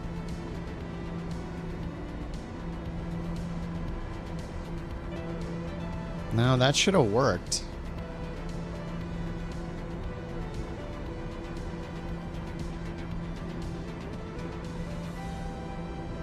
Yeah, I don't know if it works on YouTube. It's very limited, unfortunately. Doesn't have nearly the power that it should. You have to come up with a company. It's just your gamer tag. Dude, the moon looks so good.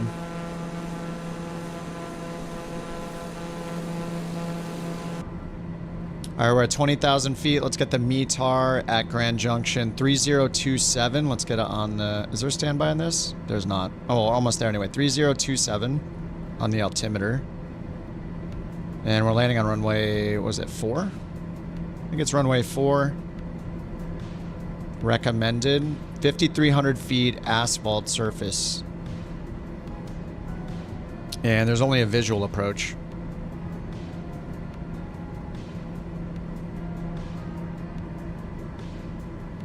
We're still trying to catch up to the vertical profile.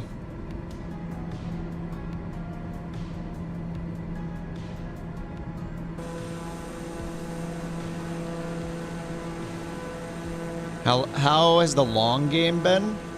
The long game? The long game for Flight Sim? I mean, I haven't used Flight... I have only loaded Flight Sim 2020 to buy one plane. That's it. I have been full-time on 2024. It's just better. Both have their problems. Most of the bugs in 2024 with career mode, so just don't play career mode until they make tons of... unless you have a lot of time and you're not going to be devastated by crashes or anything, but it's still a lot of fun. I mean, Sim Update 1 has a lot of great changes, so when that's out, that's even less of a reason to avoid it when Sim Update 1 comes out because of the live weather fixes and stuff. So you can turn the sun on and do live weather just like you can in 2020. It's nice. Any time of day, so it's better for supporting things like IVAO and stuff like that. Anything you use real world tools with.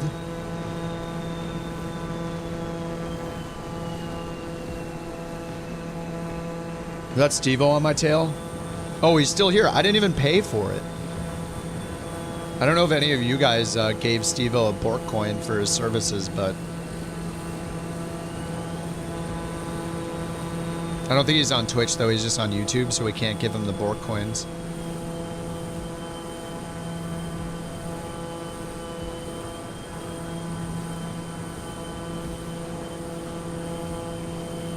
First cheap plane crashing in 24 is dead. Oh, that happened to me. I crashed mine. I took it to Tahoe and ran into a tree. On my second mission, I think.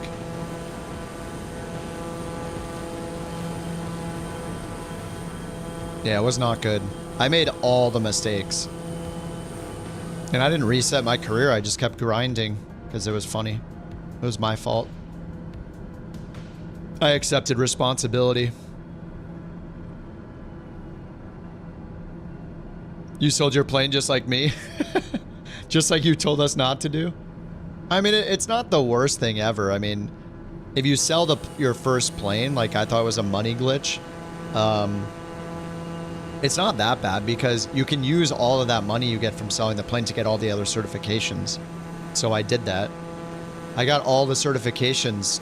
I just used it all for that. So I had like jet endorsement and ATP and all that stuff really fast because I used the money for that. And you still have to do a bunch of grinding with the specializations anyway. It's not all about money. It's about number of landings and stuff like that. So, yeah. Doesn't really matter. Resetting your career is always the wrong decision. In one corner, Steve-O's tactical services, fast, aggressive, and mildly terrifying. In the other, Danger Noodle Airways, smooth, cunning, and crucially still airborne. When the dust settled, Steve-O's squad was outmaneuvered, outclassed, and dare I say, out-noodled Victory Danger Noodle Airways. Because sometimes tactics lose to pure unfiltered danger.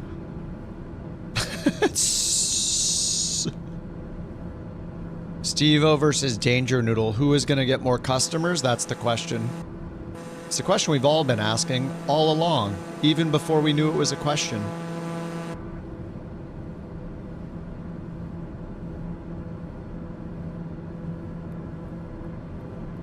Is this the airport, or is that the... This is the longer runway. There's going to be one going the other direction.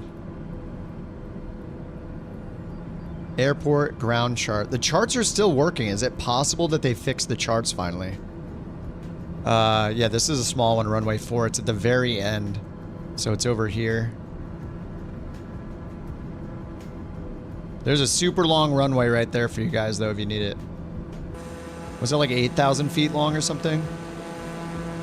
9 or 10? It's probably 9 or 10. It's 2,800 meters. This other one's 1,600 meters.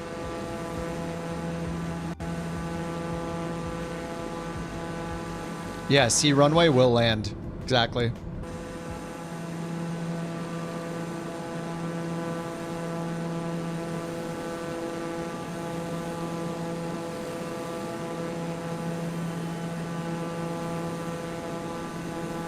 I didn't even pay extra for the aerobatics, and we got it for free. Delta, what's up, dude? Delta in the chat. Which runway? I just try to get around one to the other. I mean, wherever most people are coming in. It's hard to catch everybody at once. We have a pretty huge group right now.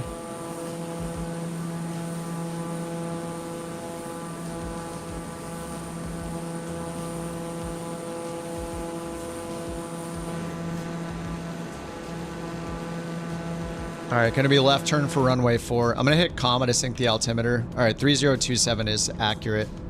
Let's pull the throttle back. Let's make sure our landing lights are on up here. Landing lights are on. Anti-ice is on. All the anti-ice systems are automatic on this, aren't they? I feel like they're automatic. Like those lights will go off when it doesn't need them. All right, there's the runway. I can see 4. The reflection? Yeah, I don't know how realistic it is or not, but it's a cool effect. It's kind of annoying because I'm not used to it. But maybe that's how the glass is? I have no idea.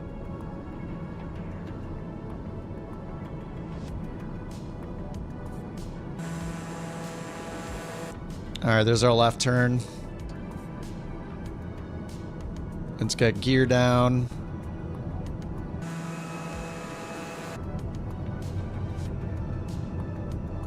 Landing gear. We're good, we're good.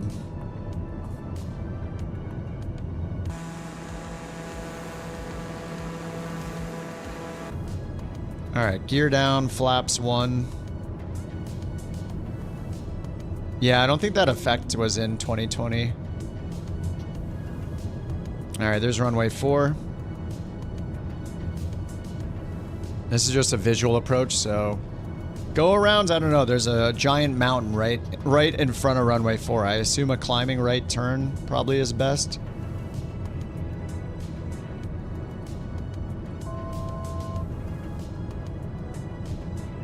Yeah, let's get that turned off.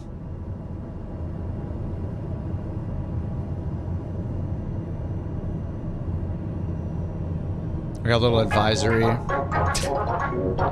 Really? You're doing a bork during the landing? What are you, crazy? Thanks for the bits, Lith. That's a bork. That's a bork. That's a legit bork. You see the dog? It's a bork. Lith's just trying to give away 1 million bork coins tonight. Alright, that was a vertical track. Oh, we got an advisory glide path. There we go. Alright, let's get the speed down here. Little to the left. We got 3 knots from the left and 2 knots from the front. We're way too low. Oh my god! The ILS is alive! No, we're good. We're good. No ILS. The winner of Bork raffle number 87 is Tellerthorn14. Thank you for your Bork report.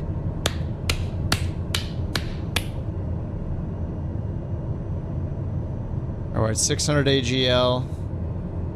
A little bit low. Approach speed is about 85. 500.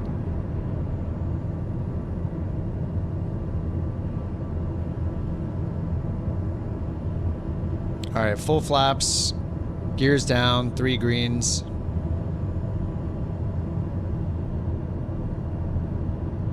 I just want to tell you both good luck. We're all counting on you.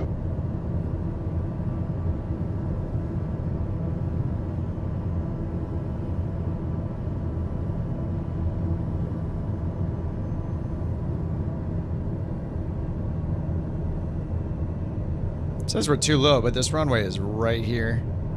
Displaced threshold, maybe?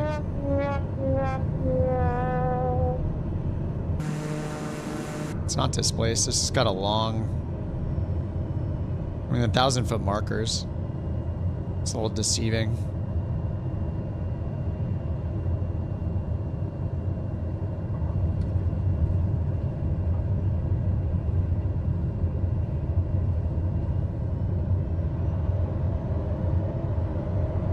Whoa, whoa, crap!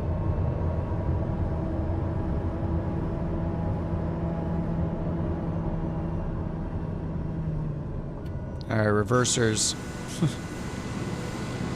Damn, it's kind of foggy here. Alright, the touchdown was good, the rollout was not good. Oh no, I'm gonna get dinged for greasing. It was 1.04 Gs. No, I did fine. We're good. Whoa. Everything's fine. That is gonna count 100%. 100% a 9.9. Oh, 9.83. What was that for? No strobe lights for 165 seconds. That's true. I did forget the strobes after takeoff. That's fair. That's fair. I'll take my punishment. Steeper for obstacle clearance? Could be, could be. Not that I could see the obstacles. Alright, there we go. Parking brake is set. And I don't like flying at nighttime. I really don't like it.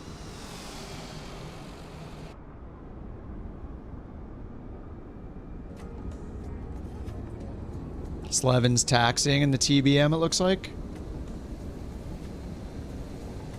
Oh my god, what was that? It was that was the G3000. Oh my god, my eyeballs, dude. What was that? Oh my god. That's another reason to not fly at nighttime, right there. That was absolutely blinding. Holy crap. Oh, it's Steve-O's tactical air service landing on the little baby runway. Uh-oh. Is he gonna stop? Oh yeah, he's got it. Tactical air service landing is completed.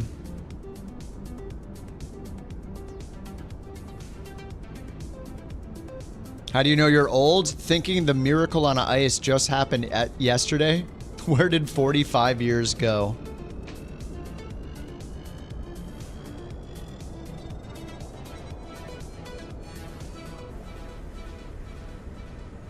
Yeah, you know, everything in the future is forever away. Everything yesterday, everything years ago feels like yesterday. Time's pretty messed up, man. Everything that happened in the past doesn't feel long. Everything that's gonna happen in the future seems forever away. It's super weird, man. Live in the moment. I cannot wait for Flow. These nameplates are disgusting. Look at this. Hey, everybody, look. Here come the planes. The what now? The who? I can't even tell who's first. Is it Bungalow?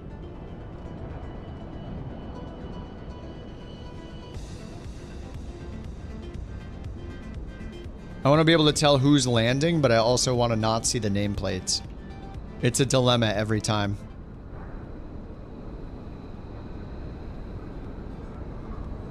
Alright, looks like Bungalow's first, TBM 930.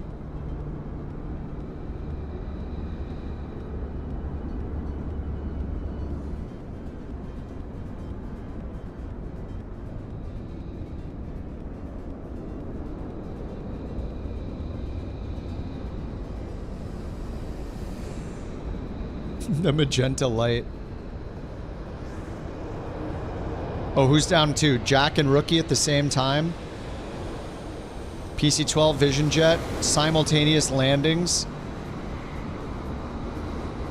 Like figure skaters. Arm in arm. A thing of beauty. Flight Simmer's coming in. Is that PC-12?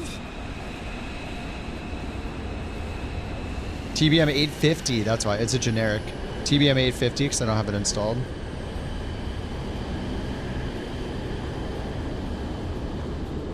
Oh, nice. Gary in the SR-22. Very nice. Oh, I should fly the SR-22 one of these legs. It's been a while. I really want to fly the Diamond DA-40, the cows one, but it's not in NewSky.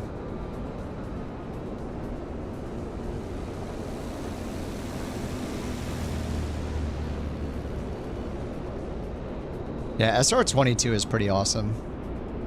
Maybe I'll hop in that for one of these legs. Alright, here comes Johnny the Jaw. Audio track of the play-by-play for Miracle on Ice gives me chills. The moving kind, not that this ice rink is cold kind of chills.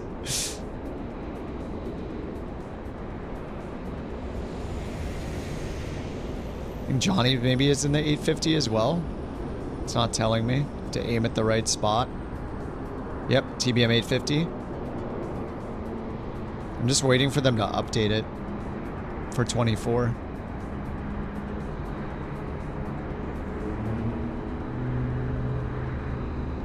Maldo is in what? PC 24.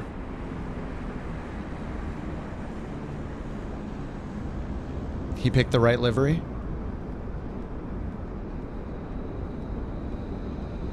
No, it's probably just showing the same livery. Probably not showing the one that he picked. Cyber's in the Kodiak.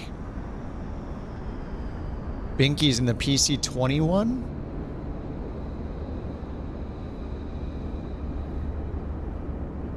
Alright, Eric's in the Vision Jet. Migraine is in the A330. There's a bunch of people still coming in.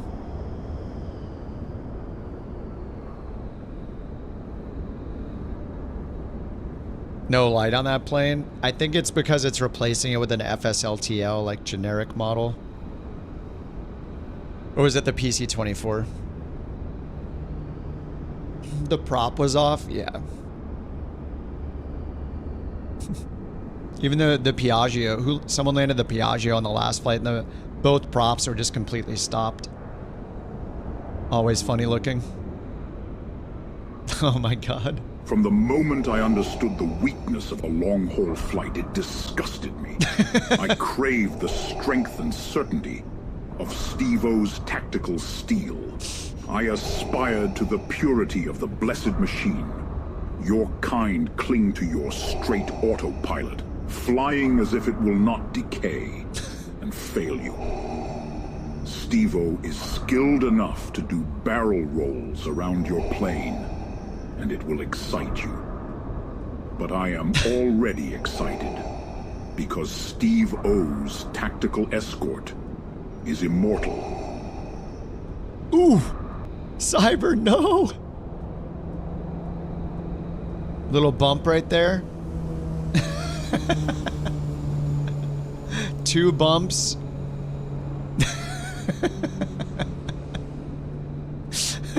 Beautiful. That's how you arrive in style. Wow. 13 out of 10. Unbelievable. Oh, Bird's over here in the Bonanza. The Birdnanza. Birdanza? Nailed it. That was very buttery. 100% butter. And I wish we could see the lights out from further. Like, we can see Bird's lights, but we don't see Migraine's lights. Like, I should be able to see his lights out there, tiny, like, I don't know. Like, just render only the lights when they're like 20 miles out or whatever. Maybe that's what they were going for, and it just, in practice, it did not work. I think we got to do another leg. I mean, we got too big of a group. Too big to stop.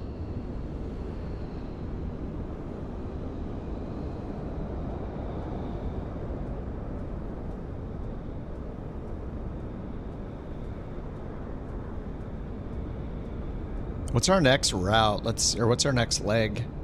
I got a 9.83. That's kind of whatever. It's better than my average, so I'll take it. We're 95% done. Is it like Colorado Springs or something next? It is. City of Colorado Springs, KCOS is next. I don't know. I want to do another one. I'm not tired. It's only 7 p.m. This is too much fun. We have a big group going. I think we go to KCOS.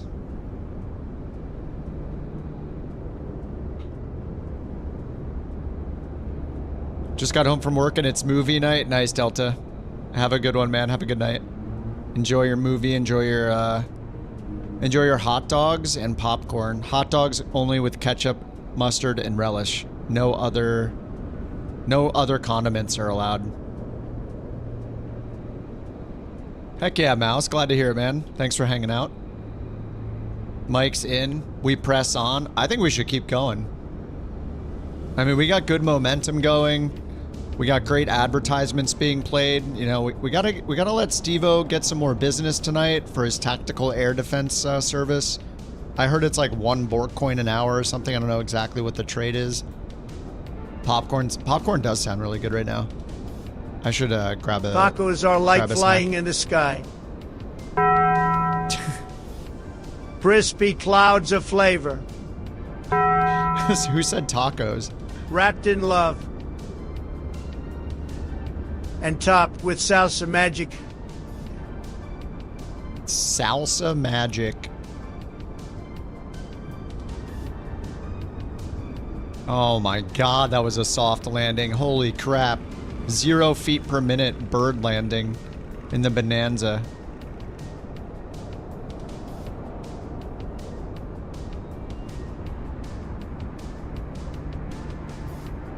Denoda joining, been with family all day. In my favorite state where you spent 10 years. Oh, nice. Heck yeah. Yeah, we were going from Grand Junction to Colorado Springs next. I think that's everybody. Oh, Wieldy Chain is coming in. I don't know if Wieldy's with the group or not. We're just taking over Grand Junction. They probably are. They're coming in on this. We're going to watch them land anyway.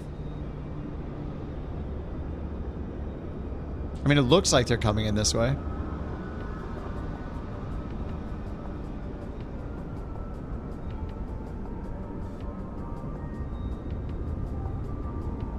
One BorkCoin away from a Bork surplus.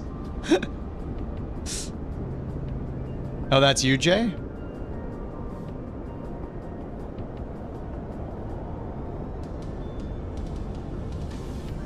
Brian says, while taking the dog out this morning, I watched a turkey fly up into a tree failed to perch on a branch and crash all the way to the ground. He looked dazed but walked it off. Oh. Poor bird. Not that bird. The turkey bird.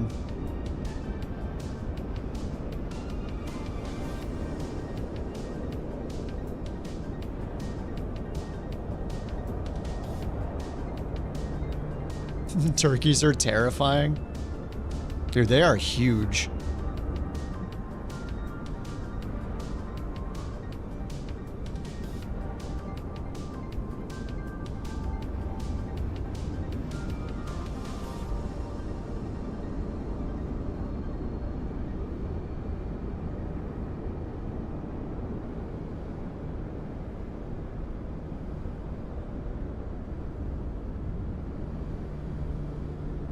This TTS weekend, take flight with Bird ATC and Danger Noodle Airways, smoother than a presidential handshake. Worried about turbulence. Steve O's Tactical Services will escort you aggressively. TTS weekend featuring Samuel L. Jackson, David Attenborough, Jeremy Clarkson, and even the president's approved book now because danger waits for no one. All right, here comes Jay. Jay's incoming. What's he in? TBM 930, heck yeah.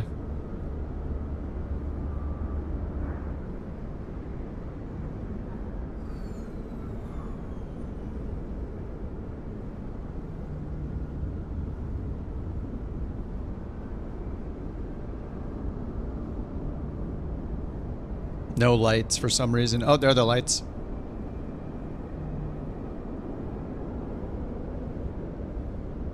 Boop. Very nice. Very buttery. Even with the glitches, it looked buttery. Dude, the lights right there look awesome as he goes off. It's pretty rad.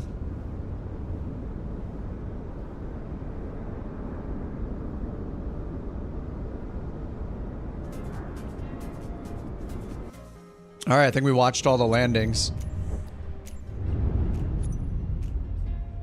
Oh my god, which plane did I say I wanted to fly? I want to fly in daytime. I don't really like flying at night. It's so hard on the eyes. Alright, daytime. We're going to Colorado Springs. KCOS. What aircraft? Let me just put the Vision Jet just to see how far it is in the Vision Jet. 1 hour in the Vision Jet. Oh yeah, SR-22. Yeah.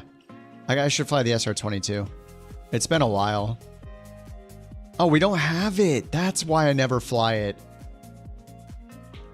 Wait, really? The SR-22 is not available in NewSky? Guys. And by guys, I mean guy. There's only like one person that makes it. Or maybe it is. Nope, it's not. How do you have the 172... but not the SR-22? It's so weird. Isn't there a 152? Like, you can fly the DA-40. I would fly the DA-62, but the interior of that looks like crap. Yeah, this is where NewSky gets annoying, is if you're trying to do stuff like this and you want to fly a certain plane, you just can't. So I think for the next one, we'll do like a non-NewSky. Do you guys know with Volanta? Volanta has events, right? Yeah, Volanta has events. Is that only part of Volanta Premium though? You can't add planes. The developer has to add them, and then you add them to your airline as usable for your airline. But if it's not in the database, then you can't add it. And the SR-22 is not there. Piston Duke. I don't really want to fumble around with relearning the Piston Duke. How many miles is this? Grand Junction to KCOS. It's not going to tell me the miles, is it? You have free Volanta and you see events. Okay, cool. Yeah, I mean, it might be cool, but I don't know how many of those events. I don't know if any of them are for small planes. Oh, there's not many of them. Past events? Oh, these are live events. Never mind. They're not like tours. So never mind. Volanta's not the way.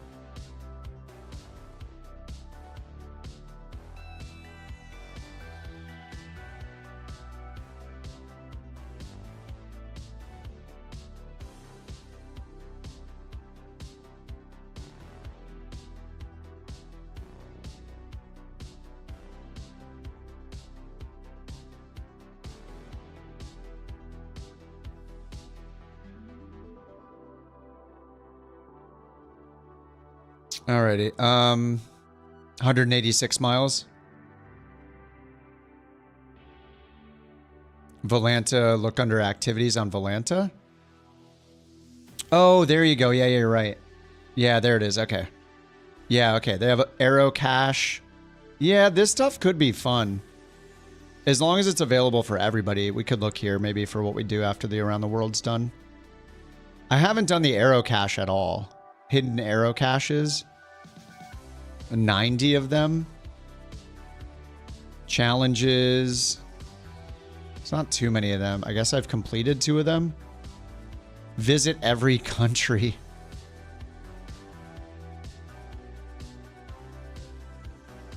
Holy crap. That's kind of cool though. And then there's events. Okay. Oh, these are VATSIM and IVAO events.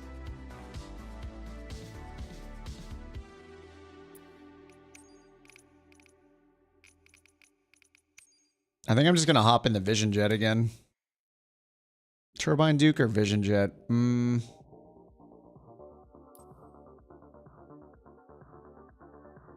I never know what to pick because I always forget what's available in NewSky. Step aside, mother cluckers, there's a new company in town. Jaw Airways, their lead pilot, Johnny, will tactically stalk you for the low price of a BorkCoin, a flight hour. Instead of just worrying about your fuel, you have to look behind to make sure Johnny isn't there. You get stalked for 1 BorkCoin? Stalked in a virtual airplane? Tactically stalked?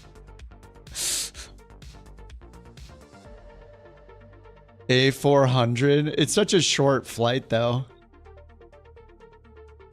RJ. I also want to fly something I can just get going with that I don't need a lot of setup in.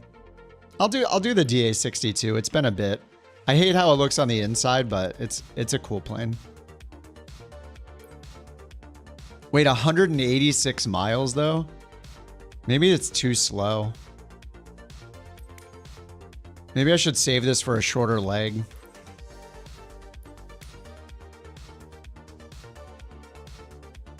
DA62 looks pretty rad though.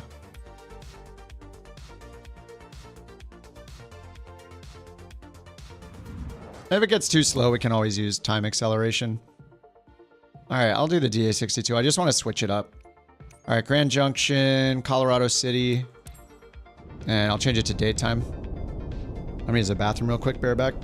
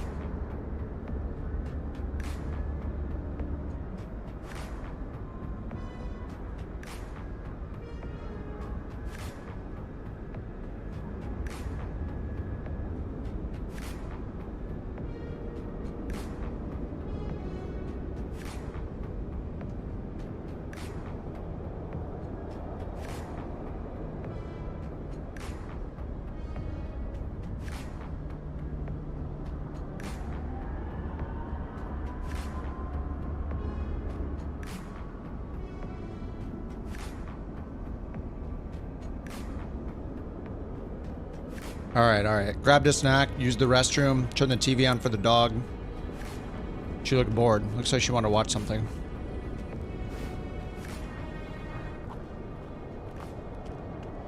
Oh, DA62, it's so pretty.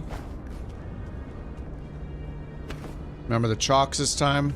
Why does it keep turning this on now?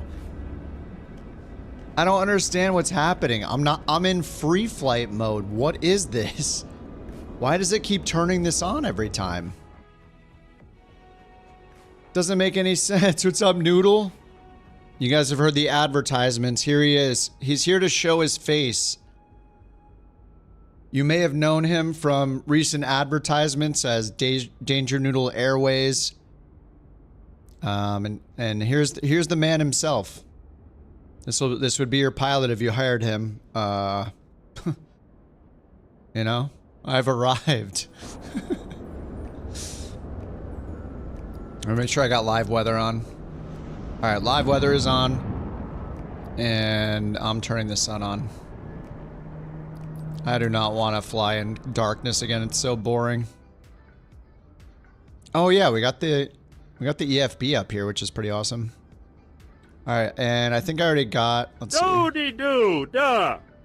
Okay, dee-da, do-de, okay, do-da, dee-dee-do.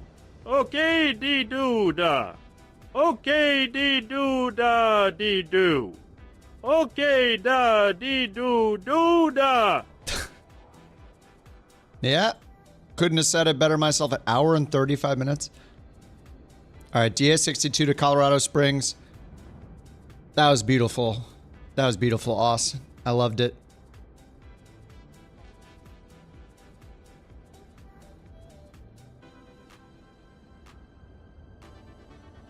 All right, wants us to go to 11,000 feet. 11,000, direct JNC, direct HBU. Set route.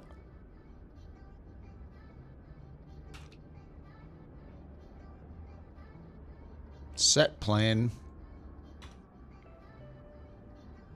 All right, let's go here. Sim brief. View. 131 block fuel. All right, we're going to set that up here.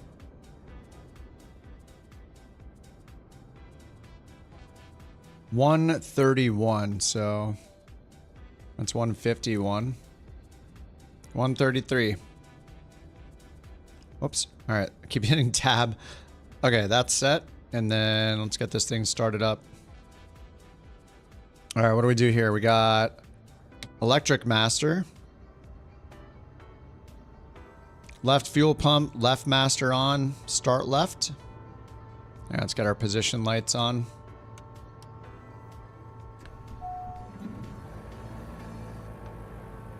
All right, left engine's on. Left fuel pump up, off, left alternator on. Great. Right master on, right fuel pump on. Okay, start right. Oil pressure rising. Beautiful.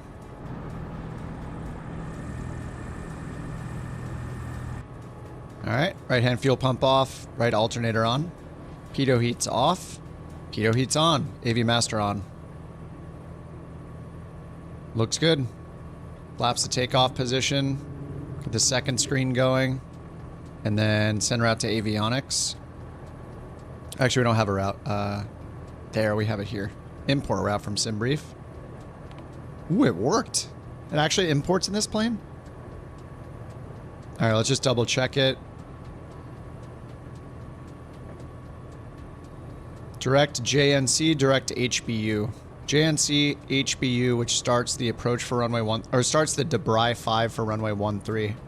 It actually imported it correctly, I think. Zoom it out.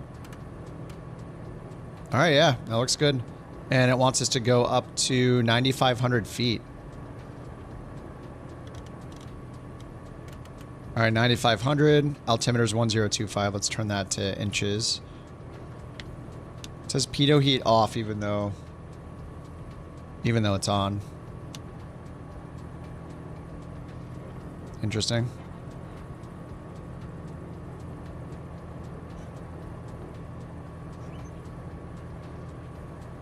All right, 9,500 feet. We're gonna do flight level change, heading mode, heading, flight level change.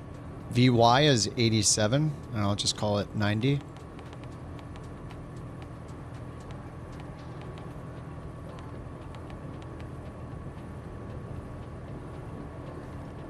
All right. And let's get this on the moving map.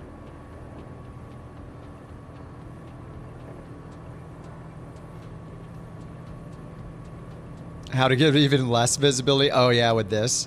I do have my camera zoom out quite a bit. I mean, it's such a good looking plane, but man, the visibility sucks in the sim. It's so slick. Like, that's why the DA42, the COWS DA42 and the COWS DA40 are great. Like, the visibility in the 42 is great. The visibility in the 40 is great. Just the 50 and the 62, the visibility has this. It's got this grossness. Do I see your smoke trail? Oh, you're just on the ground, not yet. I don't know if it works with that plane or not.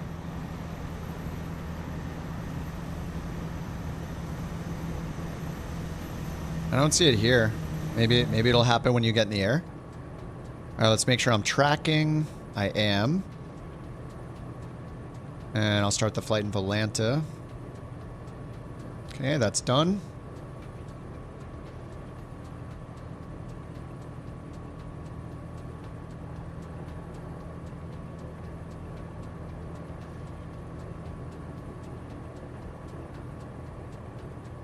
Yeah, only certain planes work with the with multiplayer smoke. All right, PFD altitude units inches. 3027 on the altimeter. We're taking off on runway 22. So I'll set the heading bug to 220.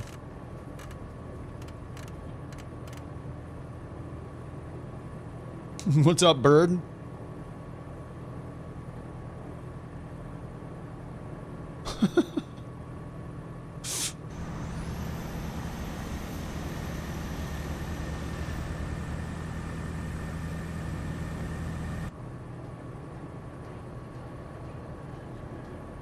All right, I think we're good. Flaps are set.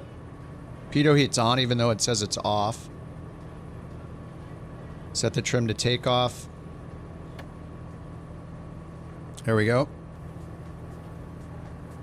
Aux pumps are off. Okay. Pitot heat's off. Supposedly.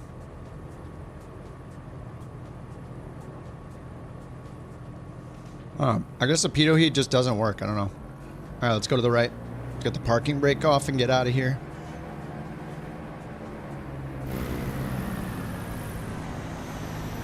What, bird? Well, I didn't. That's not what you look like? Oh, where am I going? Oh, we're going over here. This way. Man, did these get freshly repaved or something? Holy crap, they look good.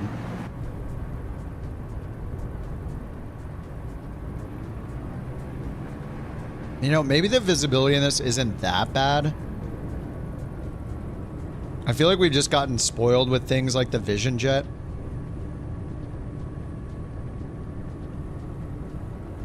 Approve the sound bites? Oh, I don't know. The mod should have the ability. I'm not sure. Where do I even see that? Oh, oh yeah, I see that. Oh yeah, it says they were both approved an hour ago. Somebody approved them.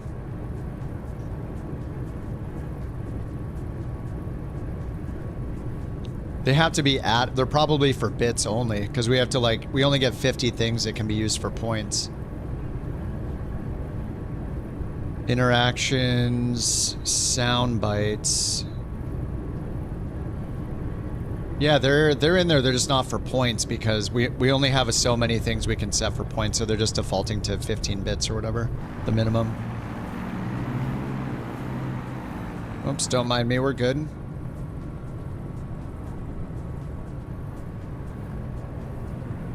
All right, 9,500 feet.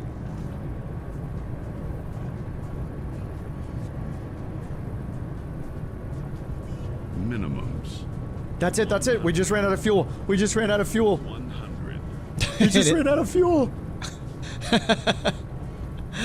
How did you even find that? Oh, I guess Twitch lets you do it through clips or something. That's it. That's it. We ran out of fuel.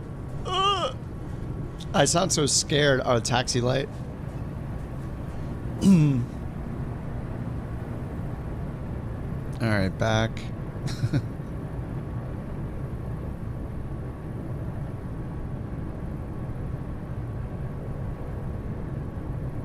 All right, runway 22. The brakes aren't working. Oh my God! No, no, the brakes aren't working. That was from the same lane. Working. No, no, please no. Oh my God. The brakes aren't working. Active pause. Oh, I don't know. Does it use fuel? Was that a thing? That's pretty funny. Wait, I don't understand. Where's runway 22? 22 is here, right? But if I go over here and I look at my compass, 22 is over here. What is going on? Is the gyro broken? What's wrong with this thing?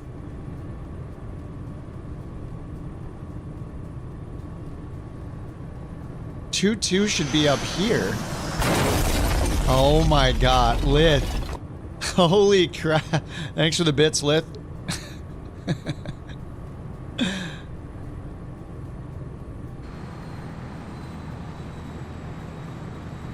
Oh, it's to the right. Wait, what the heck? Wait, so the heading is... Oh, that's what I'm getting. What? It's this? I was looking at this. I was like, how is this too...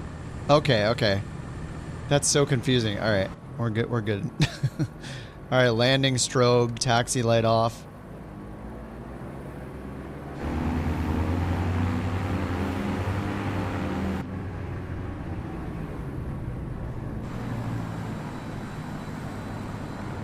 All right, I'm gonna be the slow guy this time.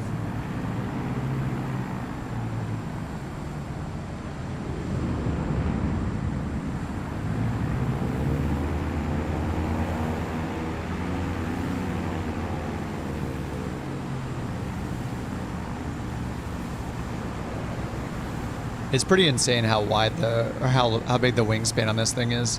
Dude, the thing's turned on again. Why does it keep turning those on? Just go home. That's your home. Are you too good for your home? Wait, how did that get in the middle of the screen instead of the corner? Wait, did one of you guys edit where it shows up? What is going on?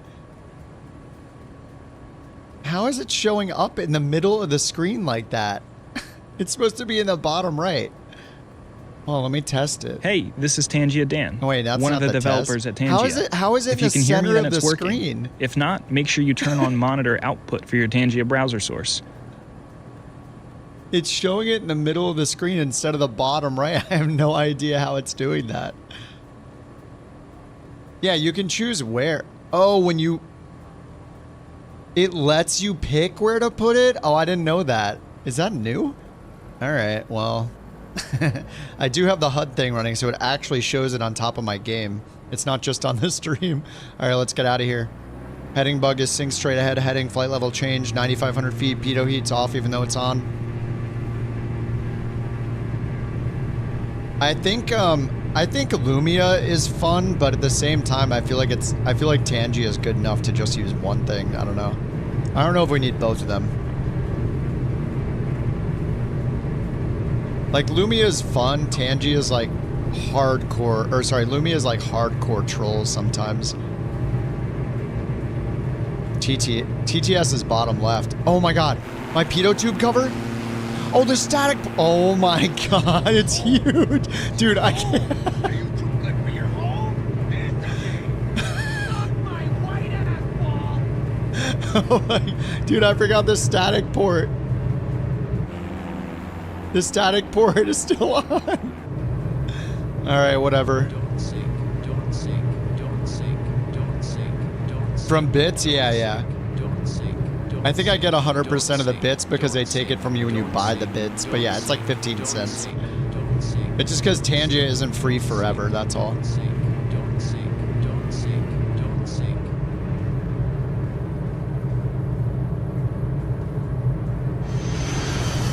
No, no, no, no, no, no. Oh my god, I literally can't see anything. Oh my god, dude.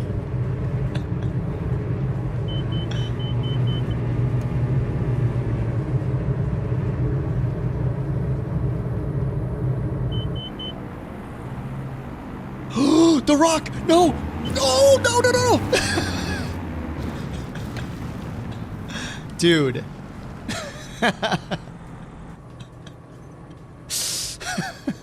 Okay. Alright, we're good. Alright, got it.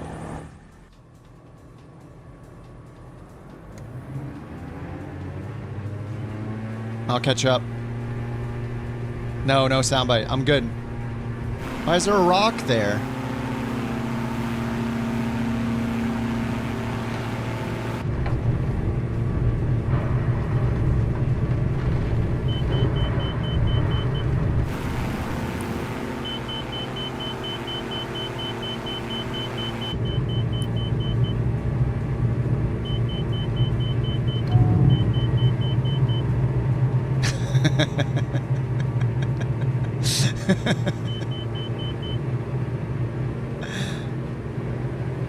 Wait, is the tracking working?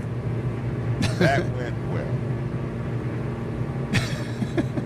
I'm good. Oh my god, the tower.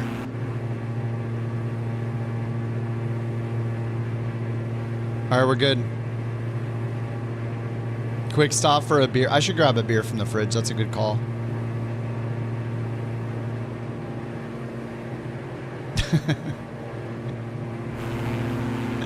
I mean, I just had to land, okay? We just had to take the static port cover off. That's it.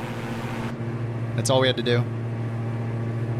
We're good now. Look, we got airspeed. Pineapple Express Airways. Enjoy a mind-bending flight with our complimentary selection of uplifting goodies. Think tasty treats and smooth inhalables. Our crew keeps the high going at 30,000 feet, serving up a buzzworthy escape. Fly to euphoric shores or trippy urban jungles. Book now and ride the wave. Seats vanish quick, so grab yours and let Pineapple Express Airways blast your senses skyward. Wow. That's a pretty convincing advertisement, honestly. What the hell are you doing over there? I dropped my martini. No, we're good. We're good. What the heck? A pineapple on the pineapple on pizza emote on Twitch? Dude, that emote is incredible. I love it because the pineapple's on the pizza. A literal entire pineapple. Where do I sign up? I think that might be Jay advertising his virtual airline.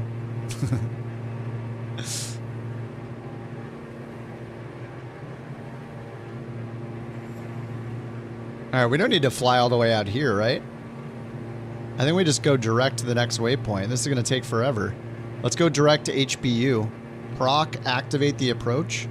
Oh, that's an arrival. Dude, let's go direct to HBU. We don't need to waste time going all the way to the west. Let's get out of here.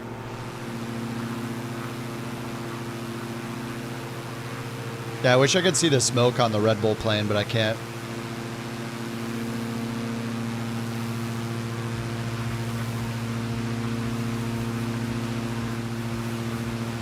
Oh, that's from Java. Just a random dropping in. Enjoyed the ads. You mean the commercials? Well, I turn the ads off on YouTube and I turn the Twitch ads to 30 seconds per hour. That's the lowest it'll let me set it. We hate ads, but we have lots of TTS commercials for some reason today. Everybody's trying to get other people to give them their hard-earned channel points for escort services with military jets and all sorts of stuff. Which is fair. I mean, these are services that are needed. And it's not that the services, I'm just surprised by how many advertisements have been rolling in today. All right, there we go.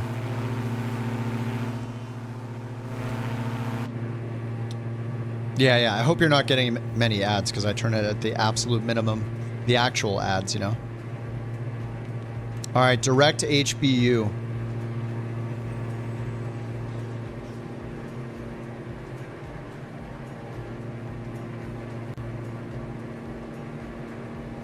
All right, Colorado Springs, here we come.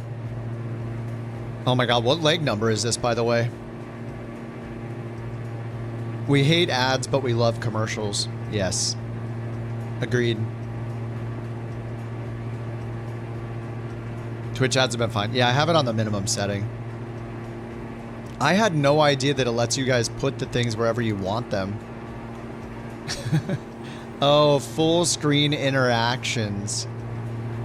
I can add a zone where it doesn't let people put things, but I wouldn't do that. I see.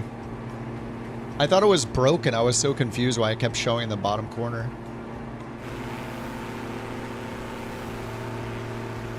I mean, nighttime looks really good in this game, but at the same time, you can't go wrong with sunrise and sunset. It cannot be beaten.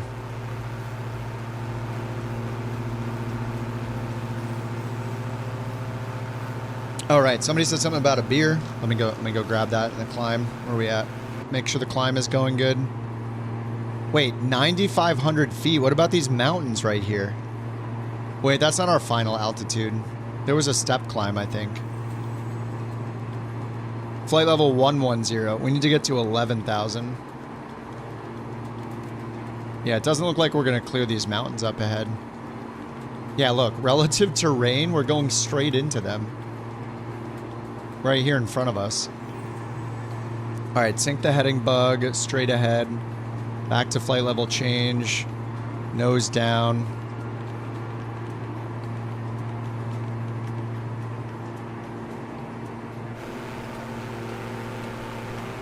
All right, hopefully we won't slam into this mountain while I go to grab a beverage. We'll see what happens.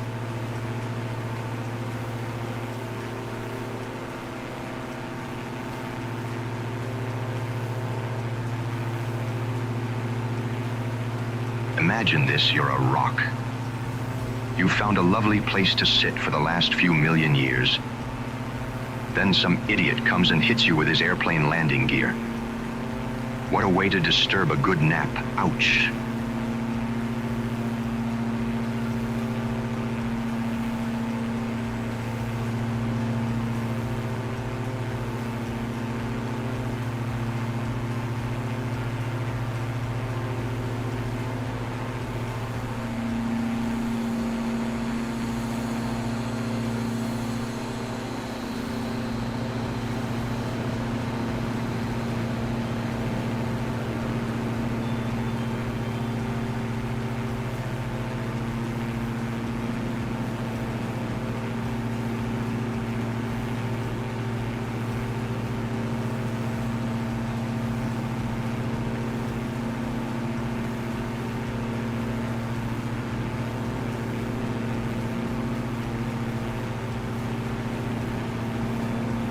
Oh, we're still alive. Good, good.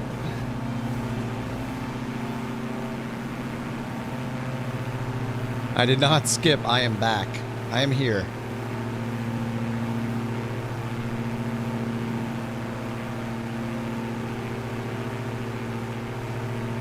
This mountain is a little terrifying, though.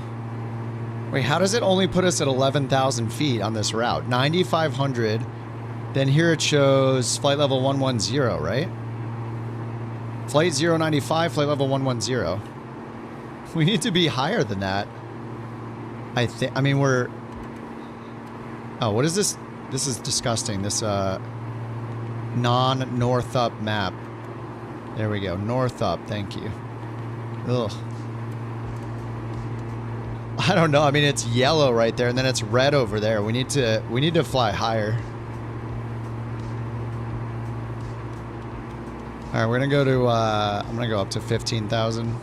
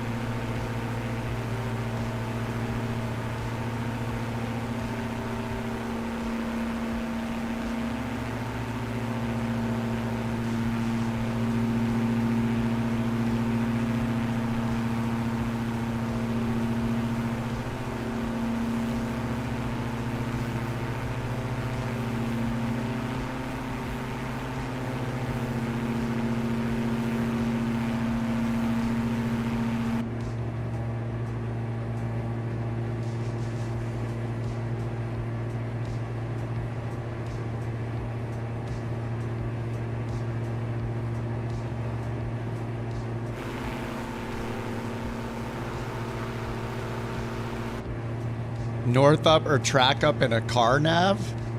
Car, track up. Plane, north up. I don't have instrument approach charts and need to know if I'm going, which cardinal direction I'm going at any moment when I'm driving a car. So, yeah, it's totally different. Cardinal direction's much more important in a plane to me than in a car. I don't care that I happen to be going west in a car. I just need to know I'm on the right road. But here, whenever you... North up is better because the moment I look over here, I know I don't have to look here and decipher 360 degrees to know my heading. I just look over here and I see my plane is on track going to the southeast. So north up every time. And then if you ever use a chart, like I know I'm coming from the northwest. If I look here, I'm like, well, I'm going, where am I coming from? I have to look like down here to figure it out. And then if I want to figure out where am I going to be coming in from on my approach, I just do this and I'm like, oh, look, I'm approaching runway 13 from the south. Or even if I didn't know, maybe I know that I'm going to be south of the field somewhere.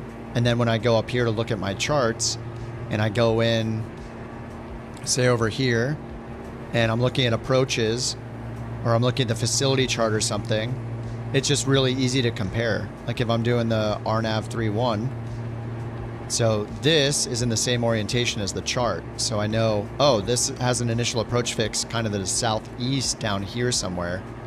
So I'd have to like turn around. Oh, sorry, that's 3-1, not 1-3. Is that a circling approach? LP, oh, 3-1 up here, okay. I chose 3-1, not 1-3. So that's why I'm coming in from the southeast. There is no approach for 1-3, is there? Yeah, there's not, okay. Anyway, it's nice to compare north up to north up instead of track up to north up.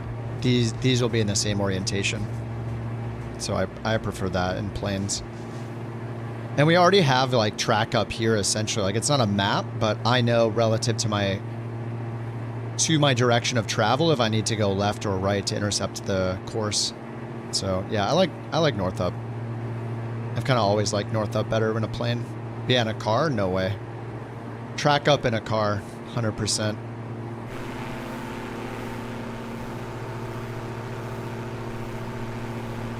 You do track up because you're a rebel? Nice.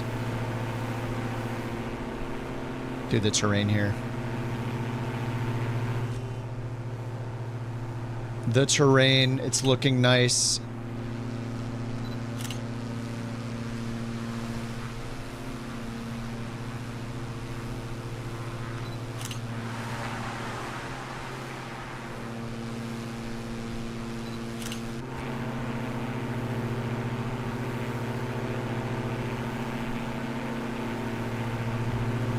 Track up, flight plan, and airliners. Yeah, like the ND is track up by default, yep. I like to use the second screen for north up though in the plan view.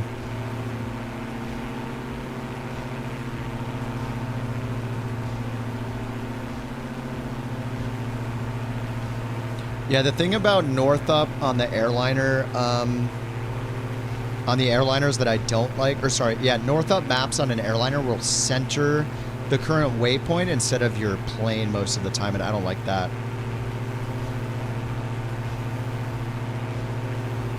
I like north up where the plane is centered. North up with the waypoint centered is always a little strange for me. Because no matter where you zoom, you have to like, you have the waypoint, but you have to look for your plane every time. Aircraft centered is so easy because it's just like every time you look, you know exactly where you start is here. This is where I am. This is where I'm going. If it's waypoint centered, as soon as you look at it, you're like, all right, that's the waypoint I'm going to. Where's my plane again? And if you don't recall you're to the west, it's like, all right, you have to scan all the way around, find your plane icon or follow the line. Oh, that's where I am. I don't know. It's a little weird. I don't like waypoint centered either.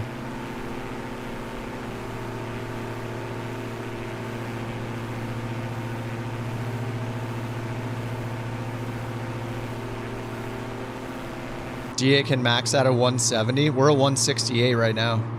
I just got it full forward the whole time. I don't own it. Maximum speed. Especially because this is a little slower than some other people are going to be, so. A direction with a big purple arrow. Yeah. I mean, you always have your HSI. I mean, it matters the plane, yeah. Yeah, give me that magenta arrow and magenta line, please.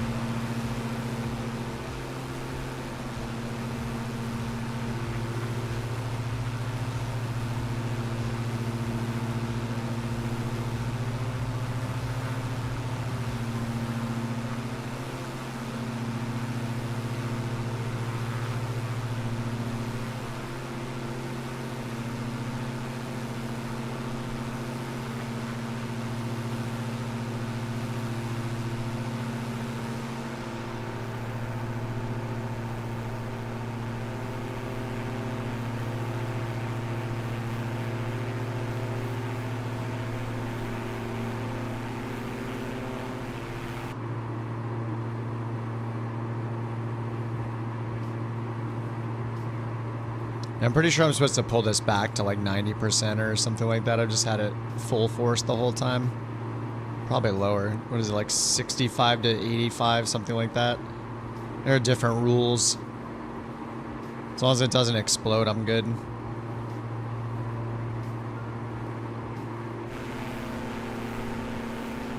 Did a forward slip in the Red Bull plane to land? It was like 60-degree angle to the track. Oh yeah, the amount of drag you get when you're doing a slip is insane. Slips are awesome, man.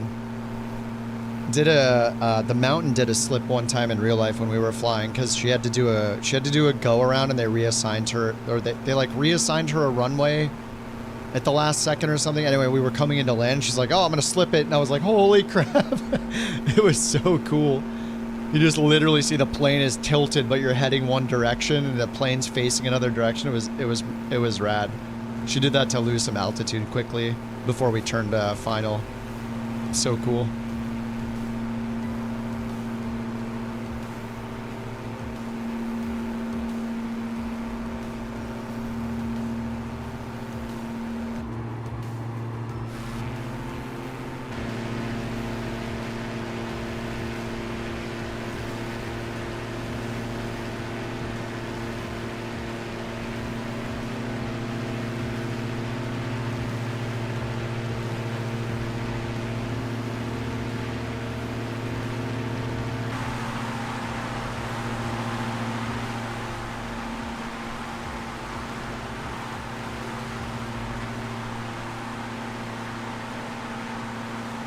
.172 that you flew at 40 degrees of flaps? Wait, is that standard? Wait, what's standard flaps in a 172? I thought it was like 30 degrees.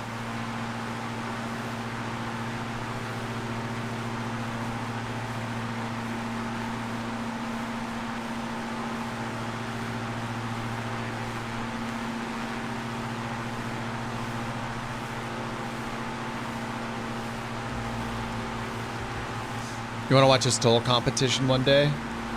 Oh, yeah, yeah. I didn't see a stole competition, but I saw a couple, like, quick stole demonstrations once. It was just kind of unplanned. I mean, it was planned, but it wasn't, like, a huge event.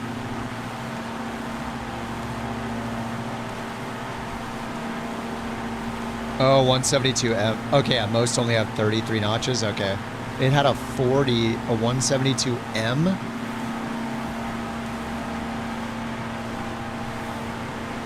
Oh yeah, 4-seat aircraft. Modified wing to improve low-speed handling.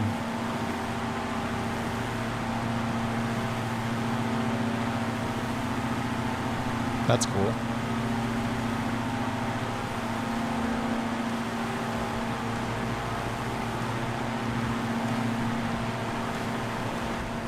Yeah, I didn't know that was a thing.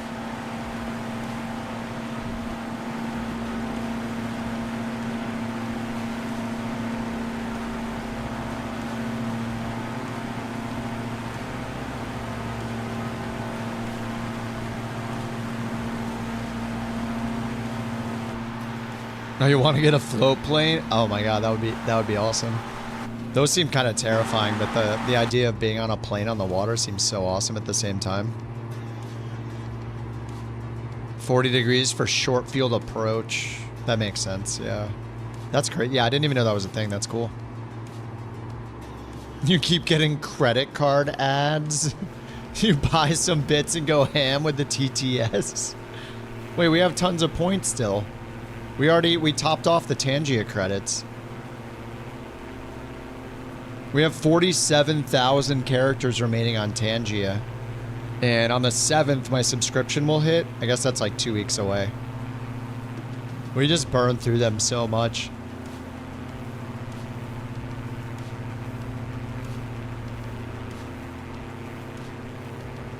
I wonder if bits or Tangia tokens are cheaper. Bits are what, 15? Oh, it's like it's the same with their tokens or whatever? Oh, okay, it's without the upsell. So on the Tangia page that they make for you, you can, it's 1-to-1. 500 tokens is $5 instead of like 500 bits for $5.50 or $6 or whatever. It's basically bits without the cut on the Tangia page.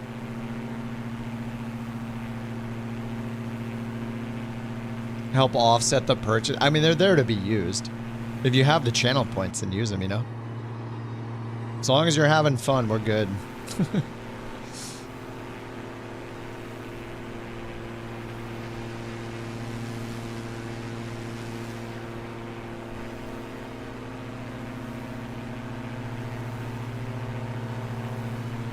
I guess I've never thought of that, Rich. Yeah, to comply with maritime laws, too. What's up, Noodle? Danger Noodle Airways.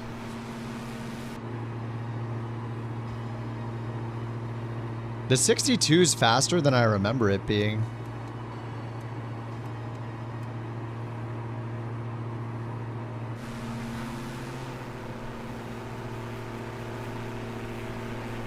Caravan crash in Australia? Wait, how recently? I mean, there was that one in Alaska, right?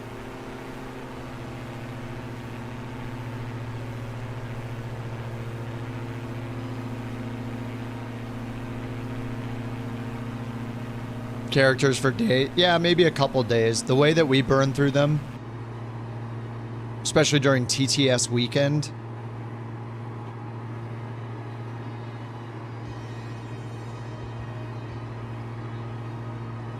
Did any of you guys on the Twitch side try the TTS creative mode yet?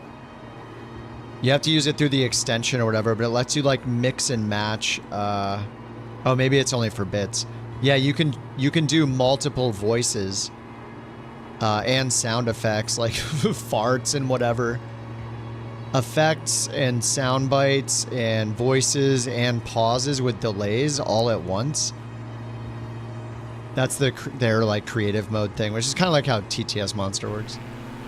What's up, Rookie? Does the VisionJet have a fuel pump? Caution saying it's on. It does have a fuel pump. It turns on when you turn the engine starter knob to the run position. It automatically does it. So it'll turn itself on automatically. It should turn on during the startup process. I don't think it turns itself on during takeoff and landing, but it might. You could also have a fuel imbalance if that's the problem. You can look down right around this area. You'll have a fuel left and right switch. It should be on automatic by default. It's basically behind the armrest, like back here. If you look at your fuel capacity or your fuel amount in both tanks, if you have an imbalance, then you can turn it to one of the tanks to help balance it out, and then turn it back to the auto position when you're done. It might be a fuel imbalance, and yeah, I think the fuel pump only turns itself on automatically during engine startup when you turn the engine run dial before you press the run button.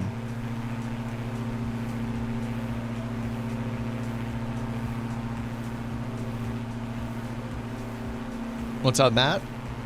Hey, let me see if I can find out when it turns the fuel pump on. Yeah, engine knob off inhibits the electric fuel pump, it says. Fuel pump on caution says Okay, yeah. Okay, here you go. Fuel pump on. It says that I'm just looking at the manual I have here. It says fuel pump on. In this situation, fuel pump could be on due to low fuel pressure. Use the fuel control switch to switch to the other tank. And then move it back to the auto position. If it doesn't, if it extinguishes, continue flight. Otherwise, fuel control switch to the fullest tank and make sure you're maintaining fuel balance between left and right. So that can happen with the fuel pump caution. Fuel pump advisory. So is it, if it's red as a caution, then that would be the case. If it's the yellow advisory, then it just says it's on for normal operations. Yeah, look, either due to pilot action, like selecting left or right. Oh, okay. If you select the left or right tank manually, like behind where your elbow is, then it will automatically turn on, or during start mode. It corrected? Okay, cool.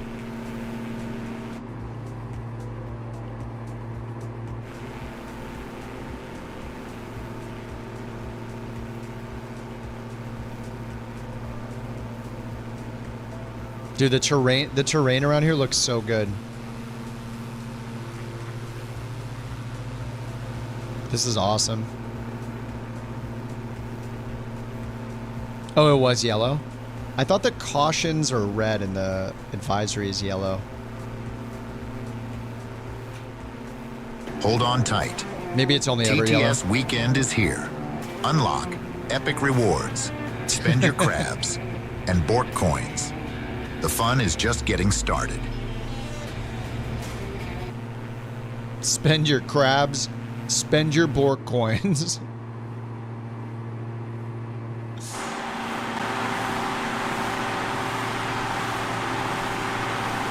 God, the DA62 is so pretty, man. I gotta get back to flying the DA40.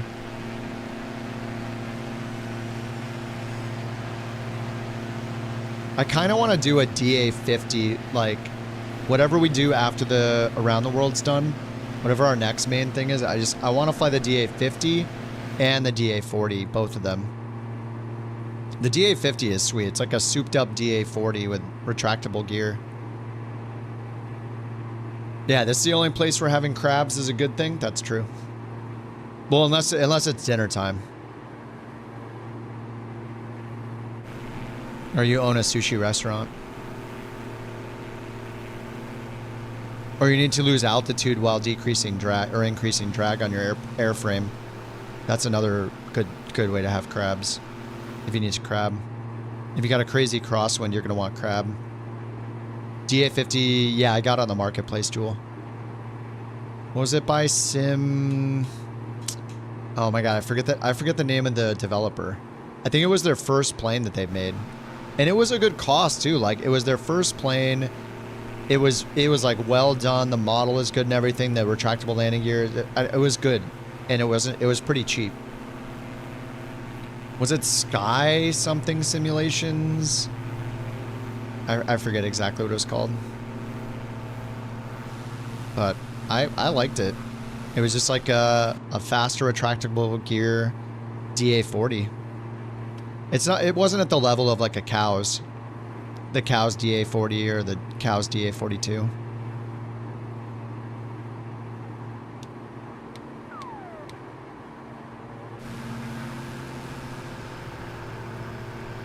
Cruise speed for the Vision Jet?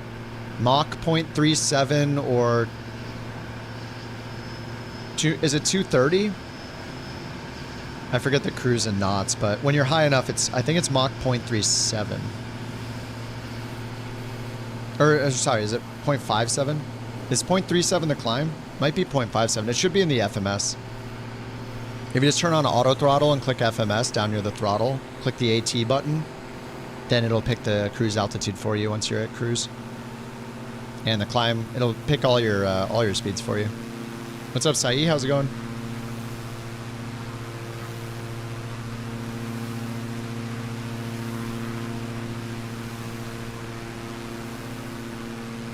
What's the difference between an orange A-lion because a fence has no wheels? Ha ha ha ha.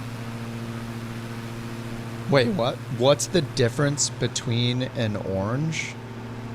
A lion? Because a fence has no... Wait, what? What's the difference between an orange? A lion? What? Yeah, what is the cruise speed of the Vision Jet? Is it Mach 0.57? I thought it was Mach 5.7. And Mach 3.7 is the climb in Mach, I believe.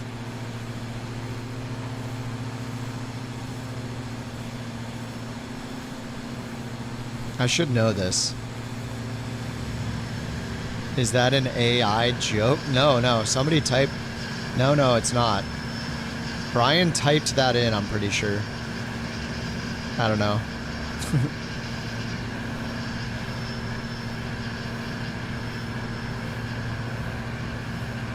Cruise, I'm looking it up. Performance. Cruise speed is 305 knots. Maybe it is... I was just flying it.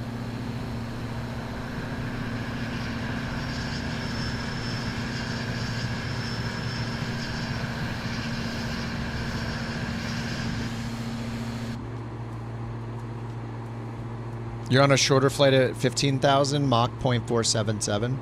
Yeah, it's only going to be able to go so fast. The Mach at 15,000, I don't think it'll be using a Mach number. It'll still be showing knots at that altitude.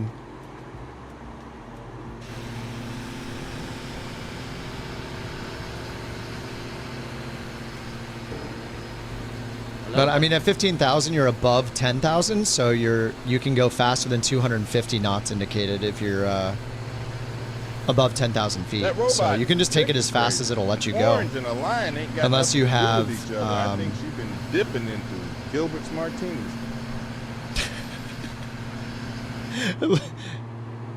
What the heck? Robot chick is crazy. An orange and a lion don't have anything to do with each other. Yeah, what is that joke? Am I too dumb to understand that? G3000 sets the cruise to 250. Okay, so it's 250 and then Mach point, was it 5.7? I forget what the Mach equivalent is when you're up at a higher altitude.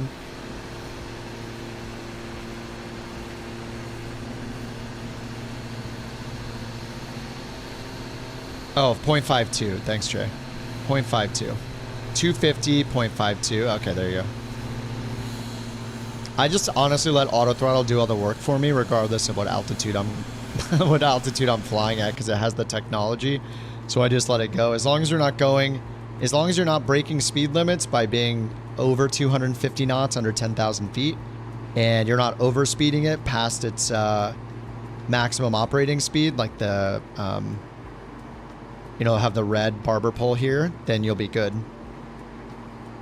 And as long as, if you have any fuel consumption targets, you're trying to hit a certain fuel flow rate or something for economy purposes, then you'll want to look at that separately. But, in this sim, generally we have like as much fuel as we want. So it just matters what you're doing. If you're doing like career mode or something hardcore where you can't add fuel if you need it or those kind of things. But yeah, I just use auto throttle all the time. I just let the computer do the work. As long as it's not overspeeding, then you're good. Or underspeeding, then you're good,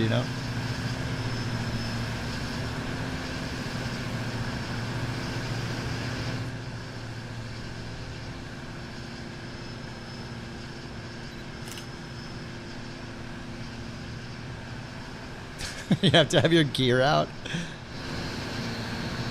Gear has to be out for this to work. Oh, did you guys see that video on Reddit? Someone was flying a Diamond. I think they were in a DA-40 and they got intercepted by a Eurofighter somewhere for a training mission. And like they said that ATC had warned them, and it was a shot out of the cockpit window this direction, watching a Eurofighter with like high angle of attack slowing down to like intercept them. It was crazy. I don't know if you guys saw that on Reddit today. I forget if it was today or yesterday actually. But it was really cool.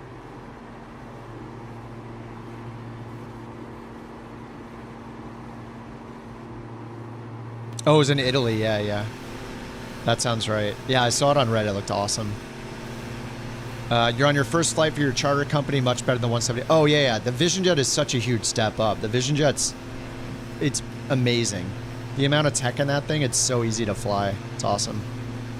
Longitude. Yeah, you can only get the CJ4, and it's only for VIP charter, which is a different mission type than private charter. And there are only a few VIP charter missions last I checked. I haven't really been playing the career mode that much since I kind of speed ran it the first couple months of the sim being out. But yeah, the CJ4 is much more limited. There's a lot more flights to fly in the VisionJet for the private charters. The VIP charters, there are almost none. You have to really hunt for them, so it's kind of annoying. But yeah, the VisionJet's awesome. It's a lot of fun to fly. Yeah, 20 degrees nose up. Yeah, that was such an awesome video.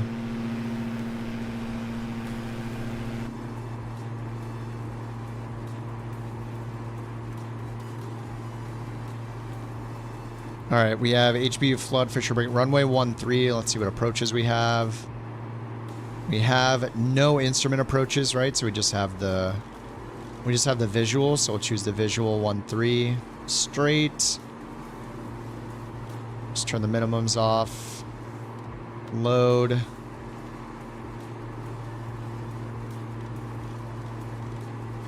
I'll just get rid of the man sec.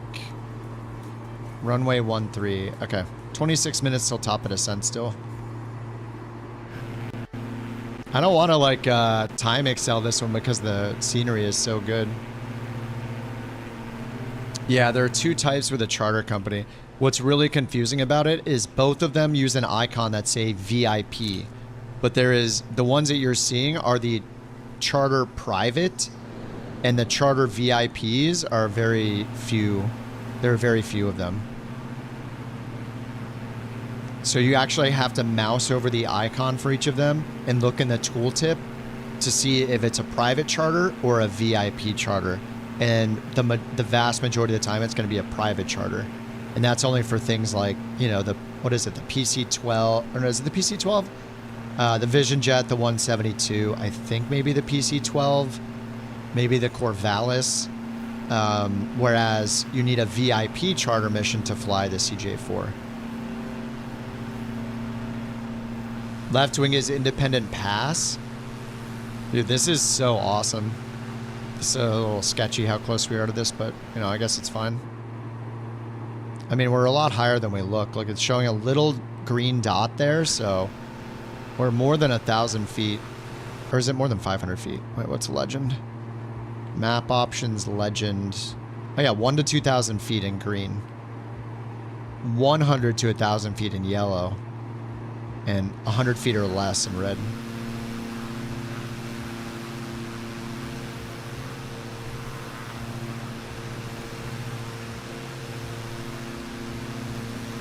Monarch Mountain. This one right here, this big one.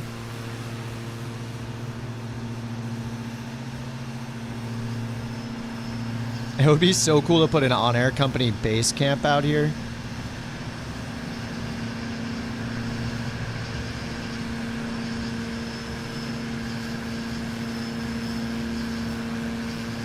It's awesome.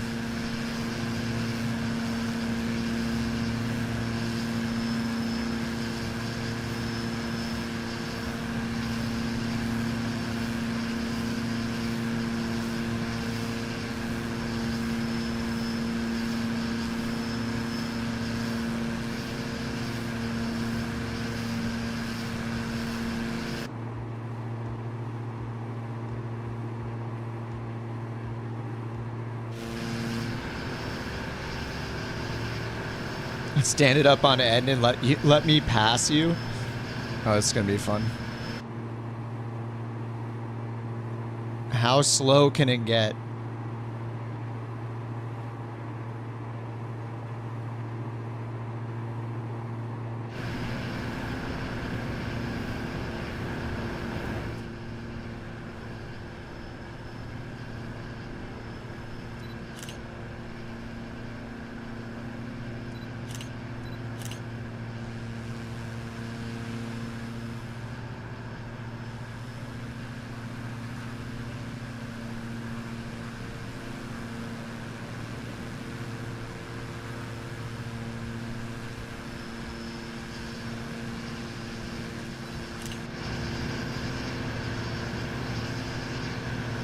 are you in VR right now, Trax? Nice. Yeah, it is amazing out here.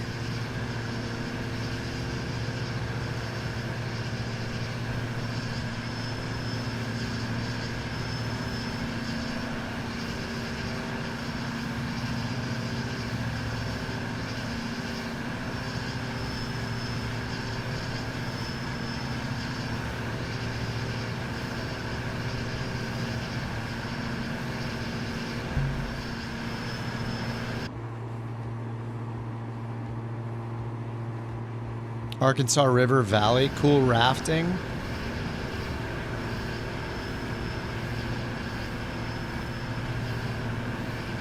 Oh yeah, Salida. It shows Salida just north of us right now on Volanta. Right over here.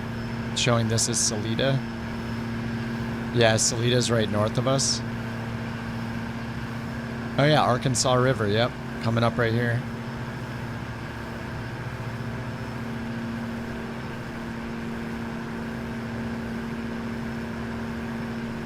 AMD driver crash, really?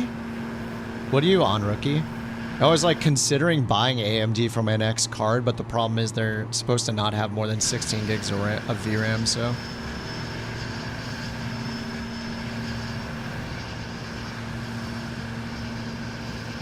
Seems kind of pointless to replace a 16 gig card with another 16 gig card.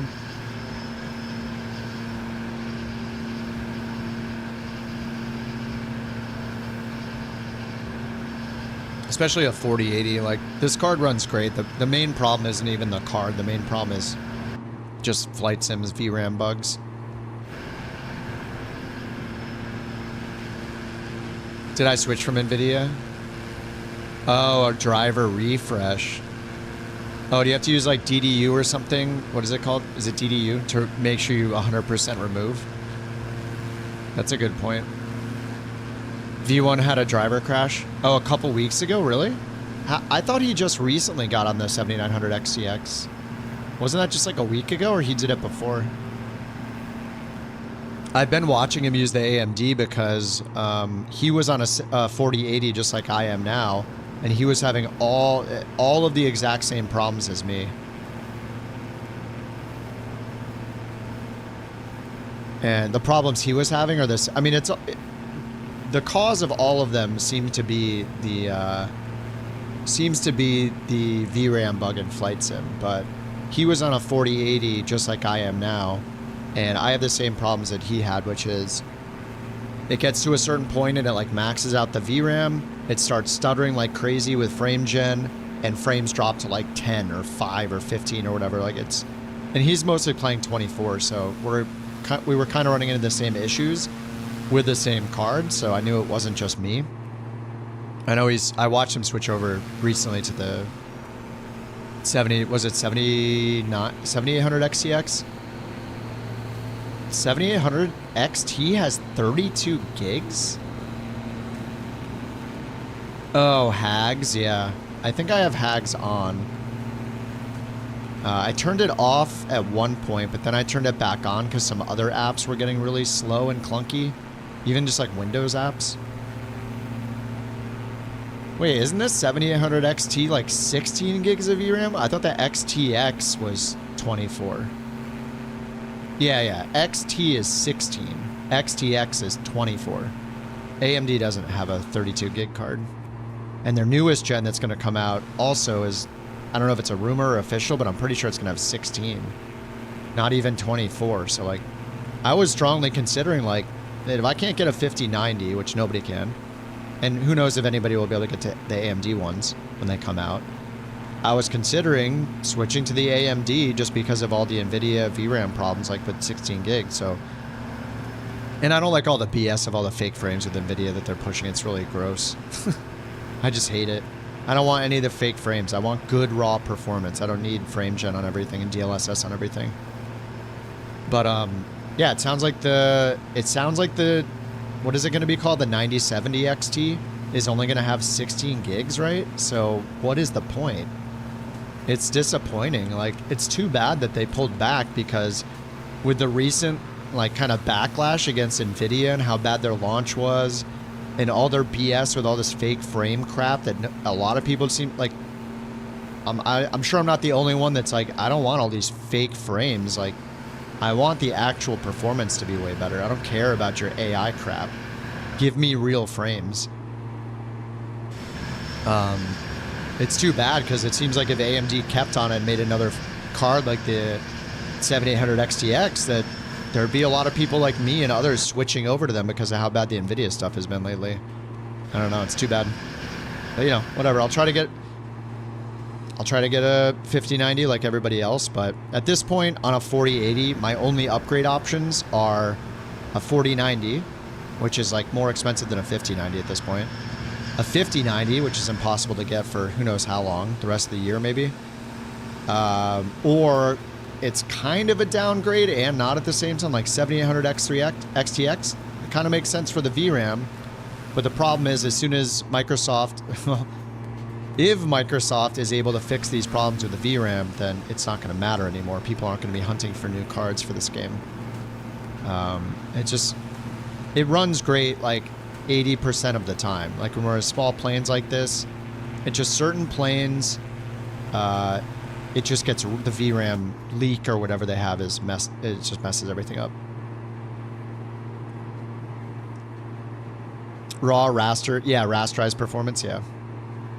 Native 1440, no DLSS. Yeah, I don't use. Lately, I have a 4K monitor. I used to run at 4K and downscale it for the stream, but now I'm running that monitor at 1440p because of the flight sim bugs with VRAM.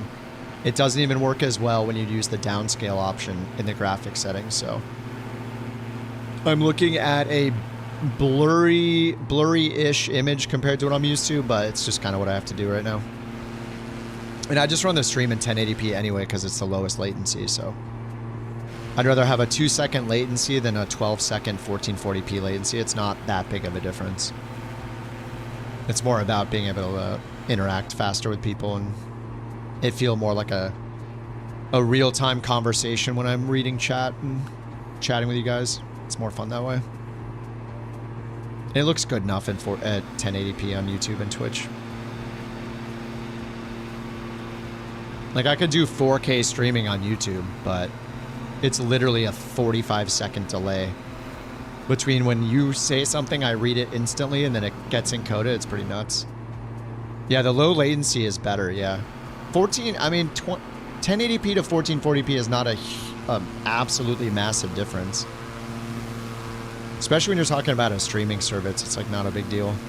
A lot of people are watching on phones and, you know, tablets and a second monitor and stuff like that. So, yeah, the low latency I think is better for all of us. Plus, those Bork raffles are more fair that way too. It's a real important part. All right, let me get the detail down here. Make a left turn for runway. Was it 13? All right, we're going to make a U-turn around here, make a big fish hook. 13, let's check the METAR. Clear 3014.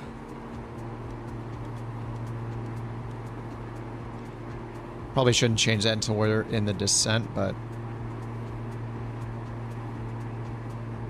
that looks like the closest METAR anyway.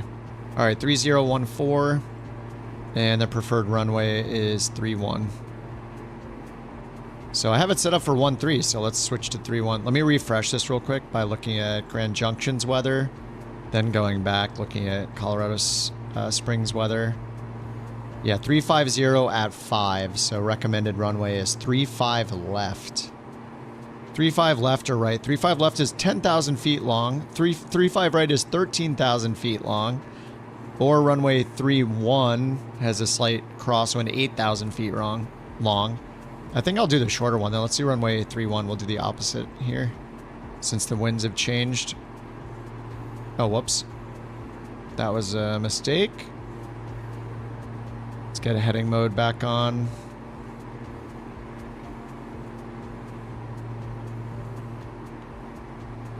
We're supposed to be going to BRK. Direct to... Oh, no, we're not. We're going to Fisher still. Whoops. Fisher, direct to enter, and nav mode back on. All right, back towards Fisher.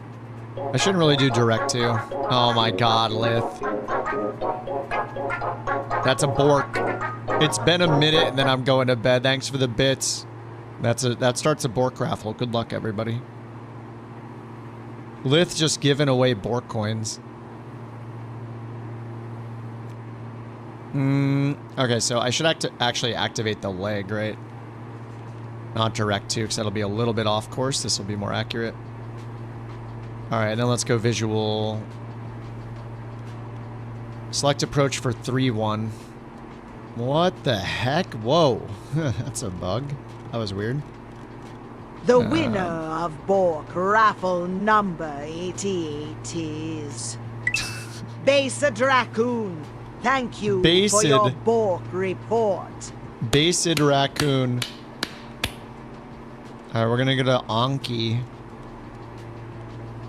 There we go. Anki. Oh, Anki's out a little bit. Let's do... Can I do Jatol? Based Raccoon. What's up, Raccoon? Alright, let's try this again. Zener's up there. Pub Adane. Okay, I guess Anki is the one to do.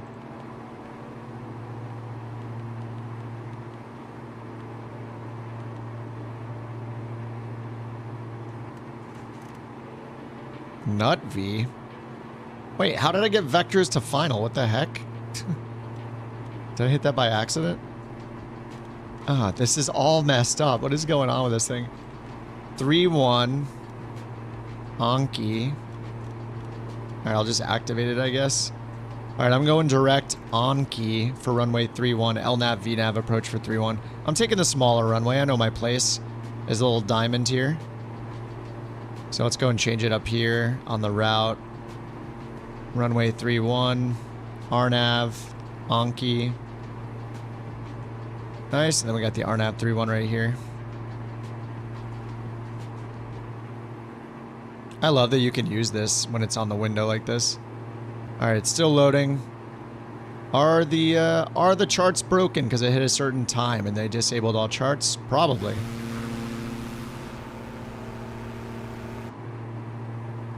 Like what? Really?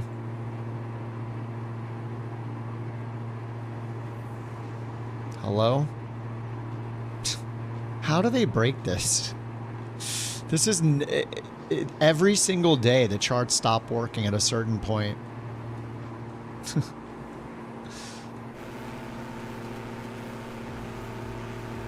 Will the landing gear survive? Yeah. I hit the repair button a while, like right after I damaged it, but I don't know if it actually worked or not.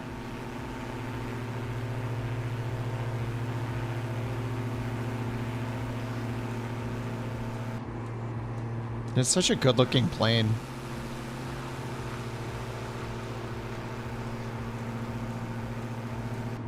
Microsoft runs out of the API calls. I don't think so, because if I restart the sim, it'll just start working again.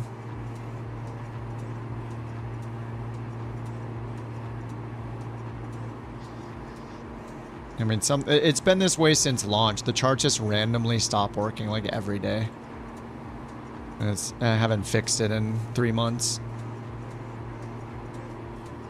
I mean, when it's one of the like flagship new features of the sim, which is charts, it's basically, besides the graphics improvements, the two major things are,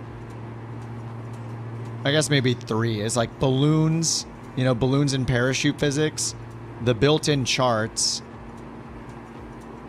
and career mode. Those are like the three biggest things. So when one of your major reasons for the sim existing is broken, you would think you'd prioritize those things when it just literally stops working.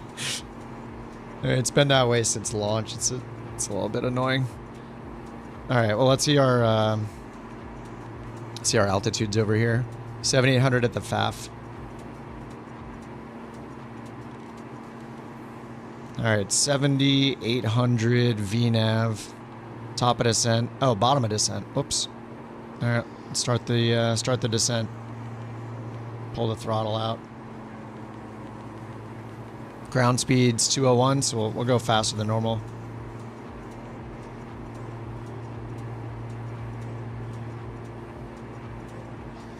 And if I want, we can just go do a VNAV direct. So we'll choose the waypoint we gotta descend to right now and hit it VNAV direct down here, then activate. Minus 1.6? That can't be right. I think it says I'm too close. Now let's get the selected altitude arc on as well. Track vector on, selected altitude arc on. All right. So that's when we are going to reach 7,800 feet. So we can nose it up a bit. We don't need to get 7,800 until we get to the FAF up here, Chitol.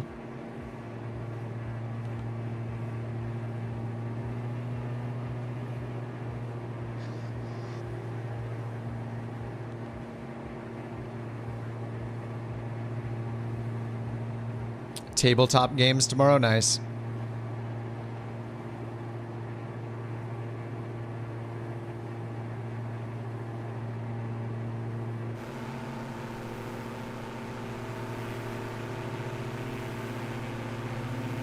Every time I see something like that, I think there's like a wildfire out there, but it turns out to just be one random little cloud or something. What is that? The heck? What is that?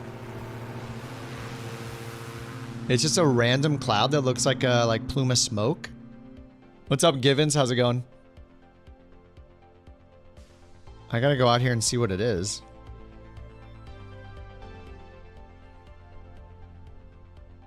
It looks like it should be a wildfire or something.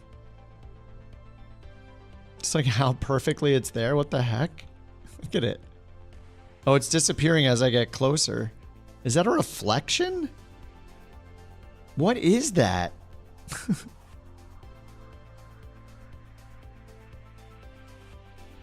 What the heck?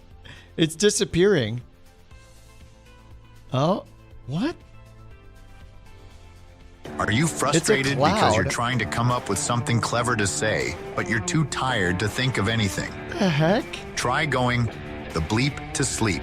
You bleeping. Bleep. Mother. Bleeper.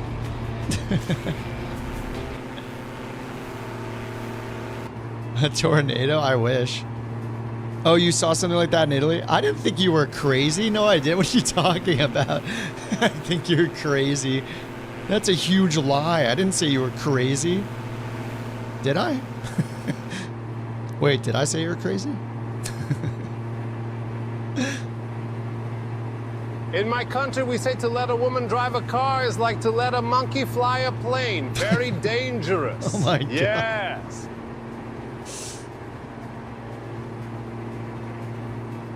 It's a dust devil. I don't think they put dust devils in. They would be all over advertising that, right?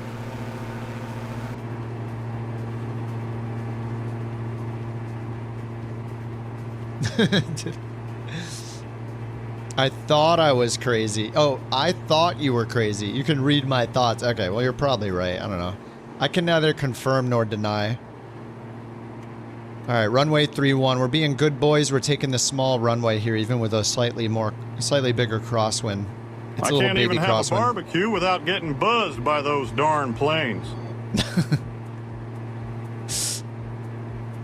He didn't even mention what he used to do his barbecue. That's a little off-brand for Hank. Cool looking set of baseball fields near the destination. Sweet. All right, we got 3014 on the altimeter. We're going to turn left and then another left to intercept the final approach course for runway 31. We got the LNAV VNAV approach loaded, but the charts are borked. That's not a bork, by the way. Don't even try it. Charts have, you know, it hit the timer, and Microsoft says no more charts for you until you restart the sim. So no more charts for us.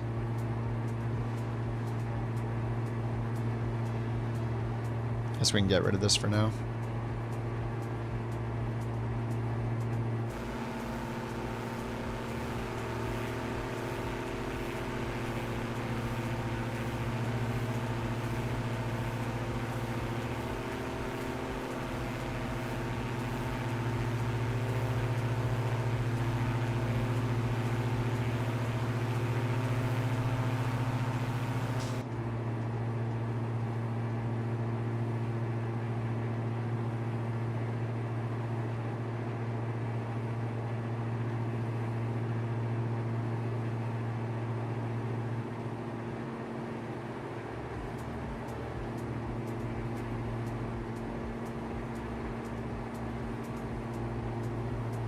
There's a dip at the beginning of the runway? Wait, are you serious?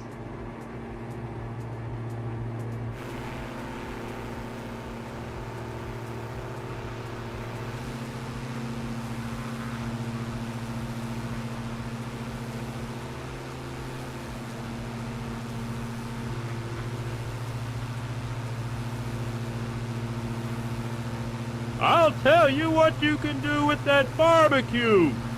You can cook me a dang hamburger with cheese. Or just a cheeseburger. I don't know. I wonder what else this thing will say. Monkey, spatula, fart knocker.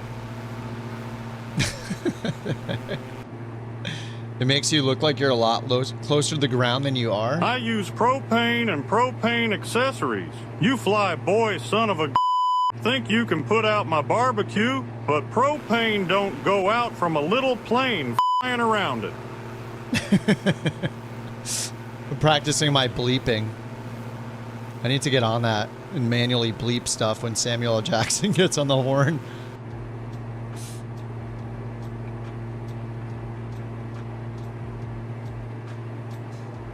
Unnecessary bleeps. I'll see you when I land. Oh, great. Yeah, that's wonderful. Very excited about it. I should send our drone out. Deploy the drone. Recon. Alright, drone recon is activated. Okay, we need the nameplates to find the runway. Wait, where is it? Wait, is nobody's landed yet.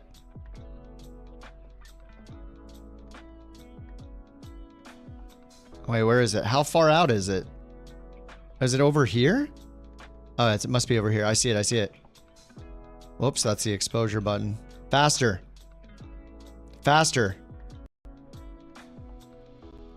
Uh-oh, we're lagging as it loads in the airport and the planes. Encoder overloaded. That's what my streaming software says because Flight Sim is stealing too much VRAM. Look, we're scouting the runway. Oh my god. Wait, what? What is that? Oh, is it loading it in still? What the heck? Wait, it looks fine. Doesn't it? Oh, that dip. Oh. Yeah, alright. I don't know. We're doing a little drone recon here for our landing. It looks like a half pipe almost. It's like raised on the left and right side of the runway too.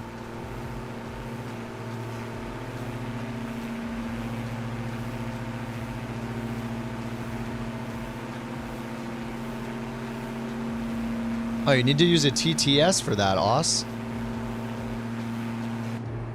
Which runway? I'm landing on 3-1. I'm landing on 3-1 because it's shorter than the other ones, and I don't want to take up space where the big boys want to land. It's going to have a slight crosswind, but it's not bad. It's only a couple of knots. Well, according to the METAR, it's a couple of knots. Right here. 3-5 left, 3-5 right, or 5 knots with 1 knot crosswind. Runway 3-1 is way shorter. The other ones are like 10 and 13,000 feet. This one's 8,000 feet. 4 knot headwind, 3 knot crosswind from the right.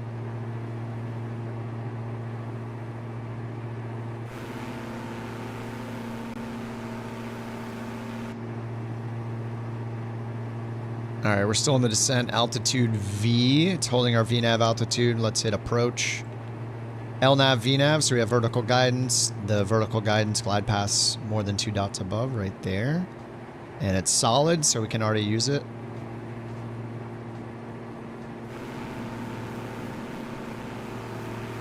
I say this because I had a very bad gypsy attack. They stole my wife's plow, and they touched my horse in a very bad way. He got very depressed.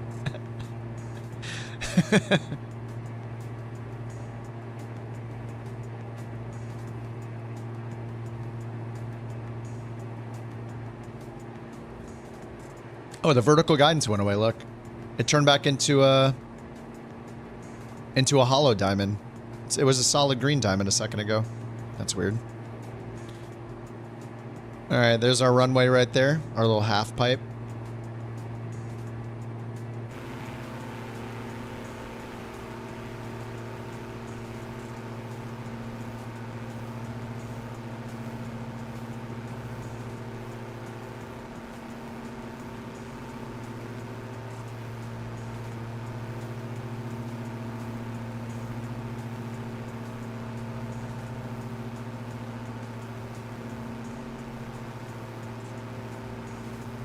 All right, you guys gifted some subs earlier, so I'm going to do the same.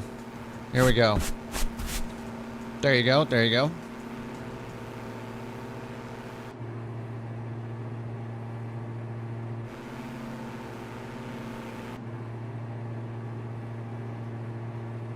Welcome to Midnight, Tom, Dusty, Astro, and Cross. Oh, what's up, Cross? How's it going, man? All right, there's the air. There's the runway. We're about to hit the vertical guidance, but it's at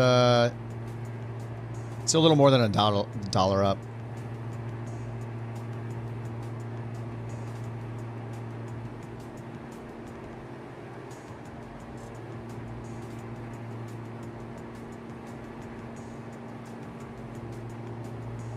All right, there we go. Now we got the vertical guidance. Glide path is active. Let's set our heading straight ahead. We don't have charts, so we don't know the go. Oh yeah, we can find the go around over here. Or missed approach over here. Missed approach holding point. 6,700 feet here and then hold. So we'll put in 6,700. Oh, thanks for the gifted sub, dude. 6,700. There we go. 6,700 set. Let's get the autopilot off. What's our flap speed? 136, 119. And what's our gear down speed? Oops, did I just click that? Emergency gear extension. Does that work?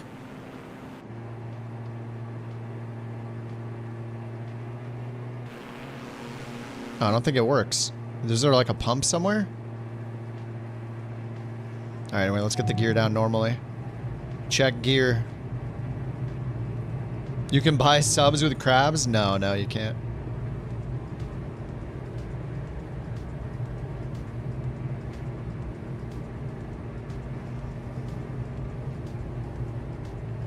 Alright, let's get this nose up because I'm very low. Java, thanks for the follow. Okay, let's get flaps 1. And we're in the white arc so we can get flaps 2. Get a little more to the right. Get the flight path vector on the threshold. There we go. Alright, full flaps. I think we should probably turn the fuel pumps on for landing. Oh my god, here's the dip. Here it is. I just want to tell you both good luck. Thank We're you. all counting on you. You're so nice for putting in the corner too. What a nice person. Oh my god, this thing is so messed up, this runway.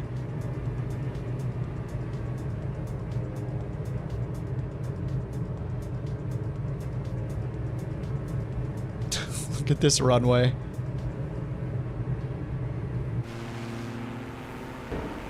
Ah! Hello there. Hello. Oh, that's the dip! Oh! Oh my god. Do it. No! Right on the threshold, dude. What is... Oh! Oh! What is happening? Oh, it's just my camera angle. Oh. Dude, why is it so bumpy? What is this runway? Oh my god! No! No, no, no! What is wrong with this runway? Dude!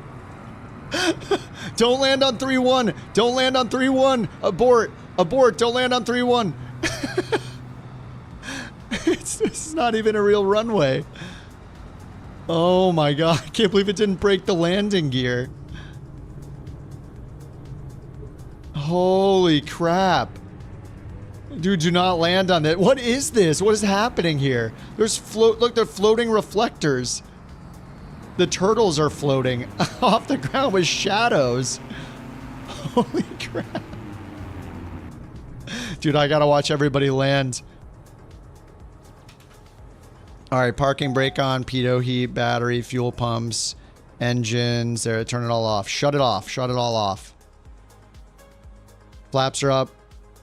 Yes, stop, stop. Okay, good. Battery's off. Yes. Okay, we're good. Oh, I gotta see people land on this. We're way too low. Oh my god! The iOS is alive! Slevin just landed.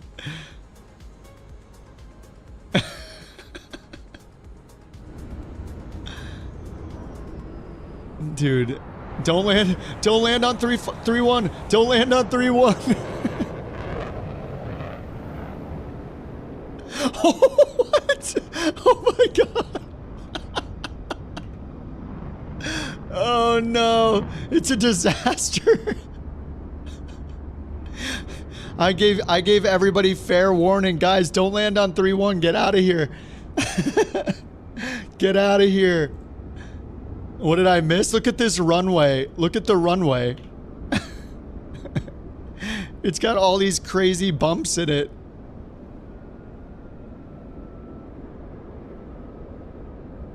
Don't believe the paint. It's not a runway. It's like, oh my god, they're still coming in. Jack, get out of here. No, no. Go to 3-5. Go to 3-5. Get out. Alert, alert. Go to 3-5. Don't do it. Oh god, he's going for it. Cracker Jack's going for it. Oh no, he's in a big boy. Is he in the Atlas? Oh, this is C-17. Oh my god, the iOS is alive!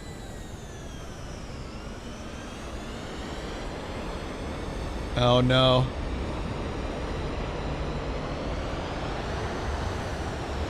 Oh, he's fine. I mean, besides the way he looks. Full send.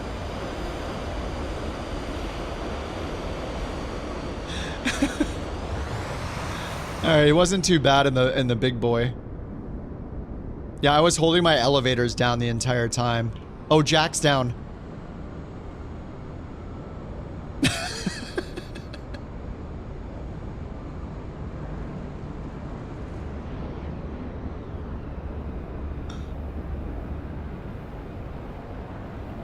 Hello. Ooh. I paved this runway and I thought I did a great job. This runway is smooth, just like my brain. Poop farts in a chef's salad. Bungalow's back. The nose fell off. Oh no, here comes Danger Noodle and the Hornet.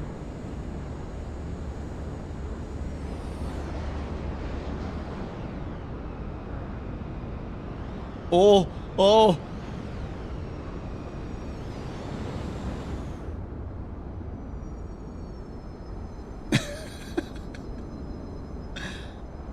Hey, this wasn't my fault, okay? I was trying to be nice.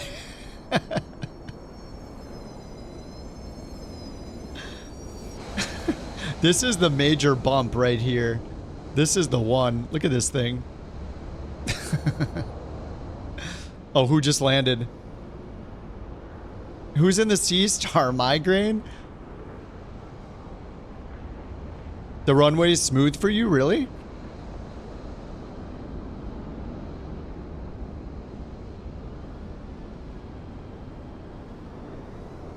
Off-roading the FAT. Oh my god, Bungalow's bouncing all over the place.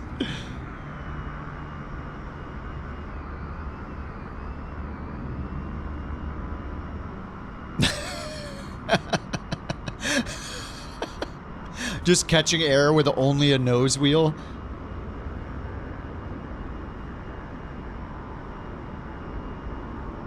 Oh, Navigraph said not in use. W Navigraph. That bump. Dude, it's so good though. It's ruining all of our ratings, but it's... Uh-oh. New message from system. Somebody got wrecked on NewSky, I think. What did I get? I got a 0! It was me! Wait, what? Crashed on takeoff? Wait, what? Crashed on takeoff? What do you mean on takeoff? Takeoff, not on the runway. Oh my god, because I landed and then I took off again. Oh, not again. No, it didn't count it. Wait, did it not count it? But don't milk me, Raccoon. Raccoon's milking me. Don't give... I mean, he's giving me the milk. He's not milking me. It didn't sound right. Stop giving me the milk. That doesn't sound right either. You got a 1.95 overweight by 500 kgs? That's what she said. No, stop milking me. How did I get a 0? The message that came in was for me. It was for me. Oh, no. We all know Kip has a history of struggling with landings. No.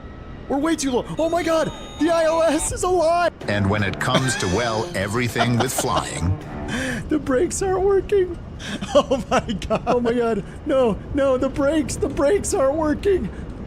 The brakes aren't working. No, no, please no. Oh my god. Introducing the slanted runway. Think you can land straight? Not a chance, especially if you're Kip. Learn how to land better, but not here at the Sawyer. Home Depot. Thank you for the bits. That was absolutely beautiful use of the creative mode. Holy crap. You can... Kip, what in the unholy hell did you do to get a 0 on your flight? You crashed into the runway, taxi through a damn terminal. Or did you just forget the whole flying part? I've seen pigeons with better navigation skills. Get your act together before I have to personally drag your sorry self back to flight school. Oh my god. Dude. Wait, it didn't count the entire flight again? Who is milking who now? Who's milking who? Oh no, dude. It didn't count it. Oh my god. Come on. I have to do it again. I'm gonna do it in 8x mode. I don't even care. I'm gonna speed run this thing. We're going direct to. I don't care.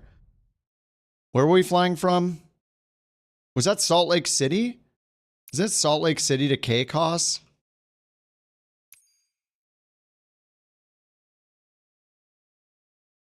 I just want to tell you both good luck. We're all counting on you. Wait, what is it? Oh, okay, Grand Junction. Grand Junction. Not Salt Lake.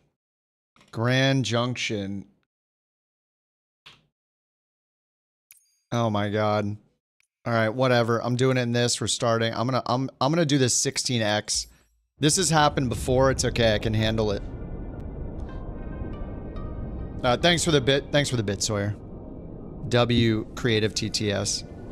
That's actually pretty powerful because you can use the sound clips that you make yourself in the same TTS message. That's kind of awesome. W Tangia. All right, I'm ready to fly. I don't care. Good, let's go. Grand Junction, yes, good. No passengers. Book the flight. Great, whatever. Whatever, start the flight, yes.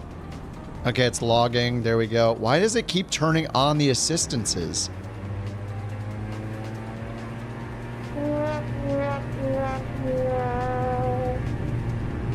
All right, heading mode. Heading is armed. Nav and flight level change are armed. Or how high did we go last time? I'm just gonna go up to like 19,000 or something.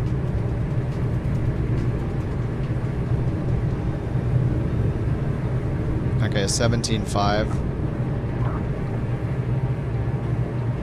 All right, we're up. Gear up. Flaps up right away. Who cares? Let's go. Double speed. Cool. Double speed. Active. Okay, flaps, gear up. Good. Autopilot on. Whoa, whoa, whoa. Chill, chill. Flight level change mode. All right, flight level change. 117 knots. Lower our airspeed. There we go. All right, 4x speed. GPS mode's on. Okay, we're going. We're going. I walk into room. I see Kip.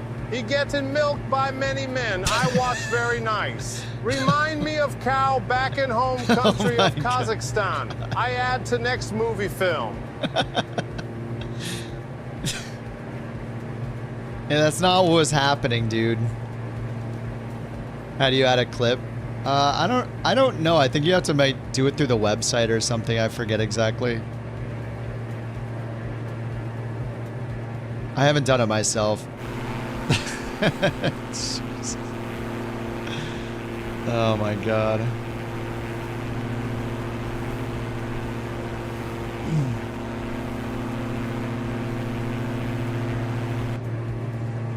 Alright, faster. We're losing frames. We're losing frames. Oh, no, no, no. No, no, no. Slow down, slow down. Oh, okay, okay, okay, okay. Alright, we're good. Alright, 8X is not in the cards.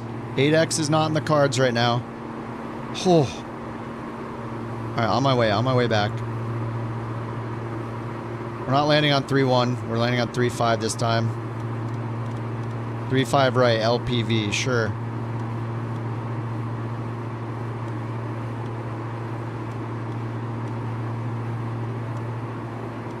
I guess we'll go to this one.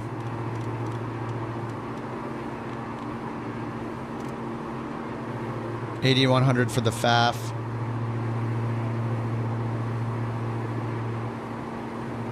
Altitude hold mode. All right, 8,100. We can just bring it to 0. Who cares?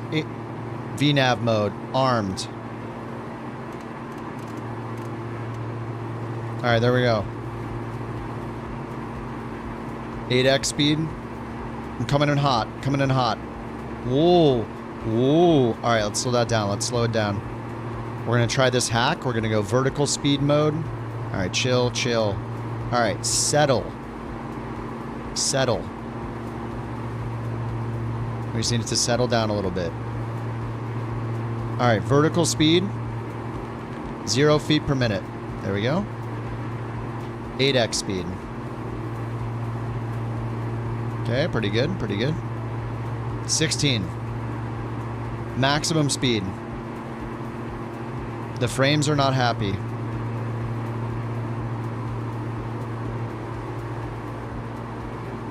This does not feel like 16x speed. Oh, it's glitching badly. We are glitching. Change the weather to clear? Oh, that's a good point. That's a good point. Whoa. Good point, good point. Alright, alright. 16x. That's smart, actually. NewSky, when we first started the flight, I forgot to remove my static port cover, and then I landed, repaired my plane, and took off again, and not until the very end of the flight did NewSky tell me that it was going to mark me as 0 for a crash detection. It waited until I landed at the destination to tell me.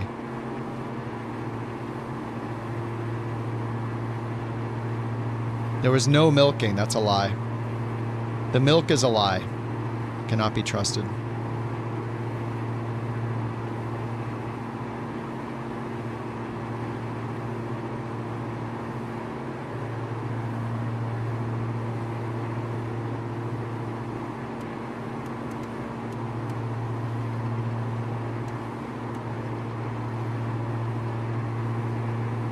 Alright, we're good. 1,400 feet. We got VNAV on, ready to go.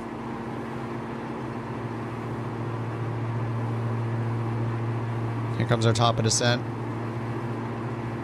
Alright, 8x speed.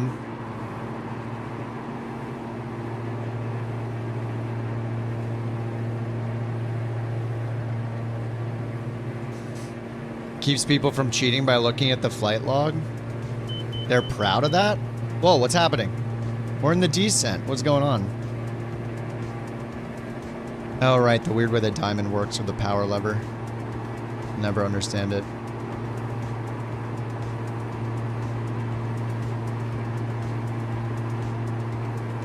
Proud? I don't know why. Proud of the feature for wasting my time? Like...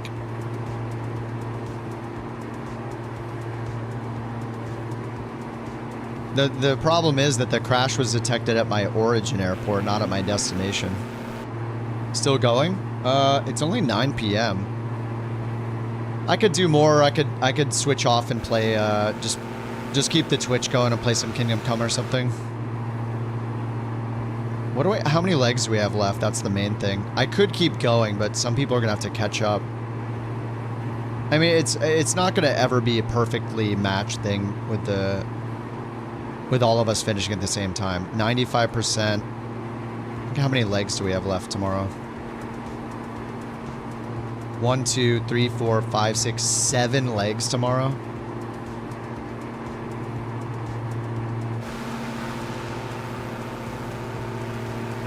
The truth will be revealed soon. Oh no.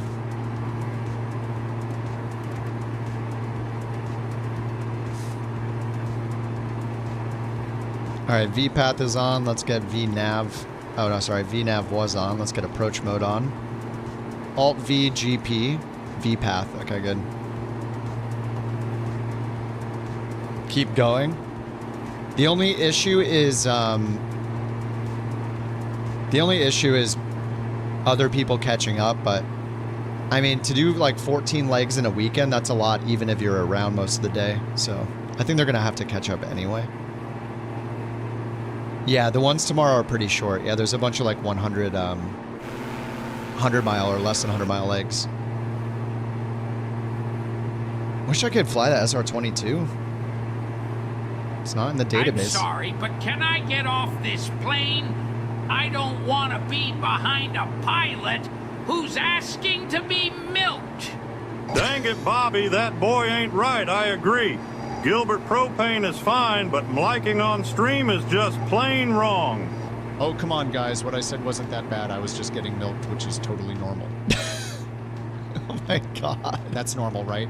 Please, chat, help me.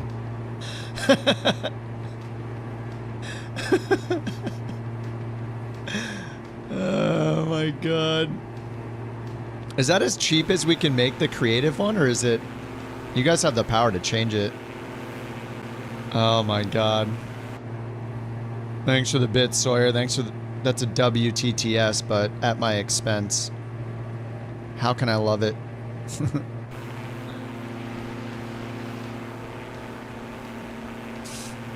Alright, there's the runway right in front of me.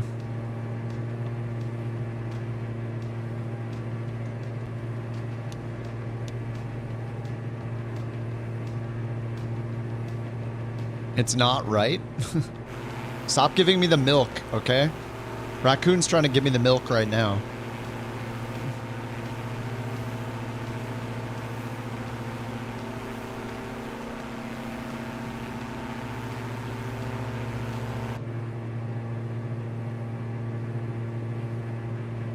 Alright, we're on the glide path. 8,000 feet, going down. I'm back, boys. I'm back. Here I come. On the real runway. Flaps 1. Gear.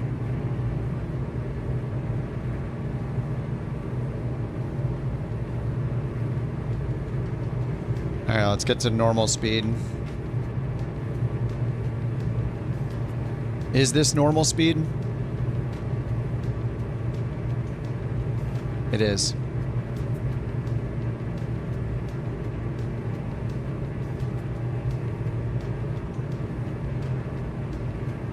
Heading bug straight ahead, 10,000 feet.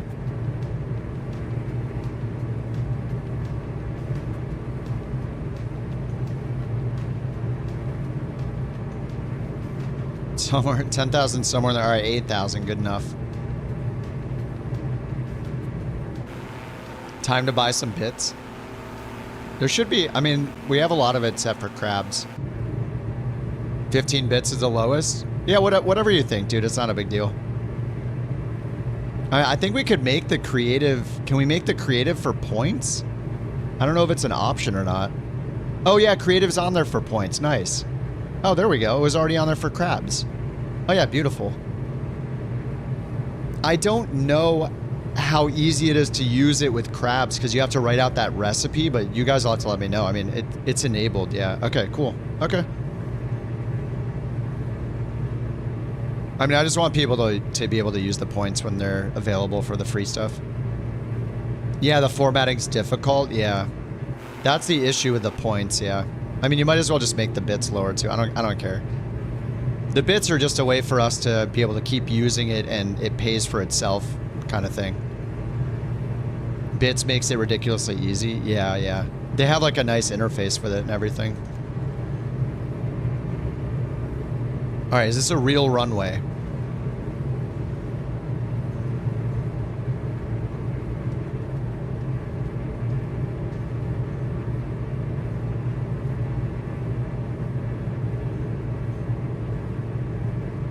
Wait, is this one super bumpy too?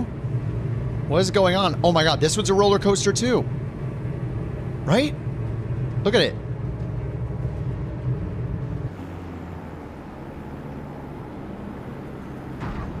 Ooh, 3 wheels at the same time. Oh no, this one's fine.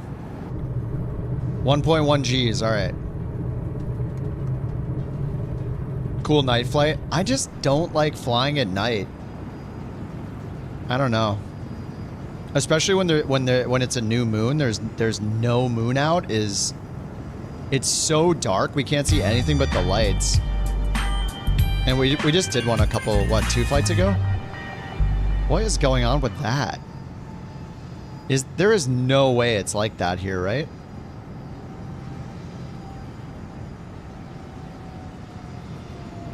Okay, it counted, right? Can I count it? Close, close. 9.67. All right, good. Okay. Are we doing Kingdom Come where I am basically stuck in a loop? Wait, did it not count it? But don't milk me, raccoon. Raccoon's milking me.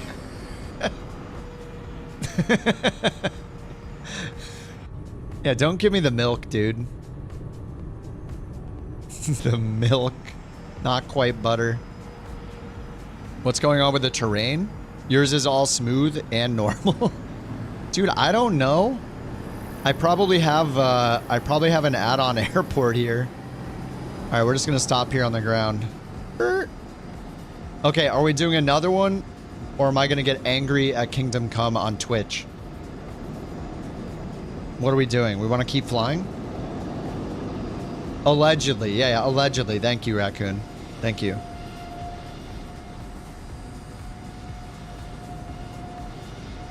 Thank you for all the milks in chat. Thank you for the milks. So many milks. I guess they show up on the screen too. Maybe wait so people can finish the tour. Yeah, I mean, we've been flying for 10 hours today, so I think it's fair. And the other ones we have are a bit more. I want to keep playing the online video games though. I'll probably play some Kingdom Come for a bit. Keep going. We've done so many legs today. I think we did like 8. I mean, that means tomorrow, I mean, we're going to do it all day again tomorrow, the same thing. I'm going to wake up, I'm going to get coffee, I'm going to shave my toe hair, and then we're going to start playing. Same as today, okay? It'll be fine. When you get closer to Chicago, you want people to celebrate? Yeah, exactly, yeah. The chance of more people being around when we're doing it tomorrow, I think will be good. Time to go to Bohemia. I was raging yesterday. I might be caught in an infinite loop of failure. It's not great. It doesn't feel good.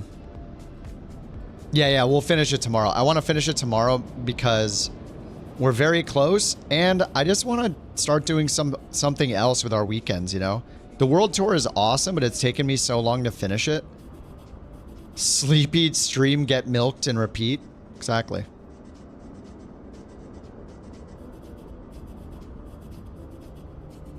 Yeah. The kill to death ratio was horrible. Oh no, I'm absolute garbage yesterday. It was horrible. It was not good. All right, guys.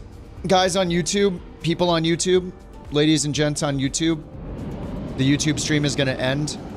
More lore.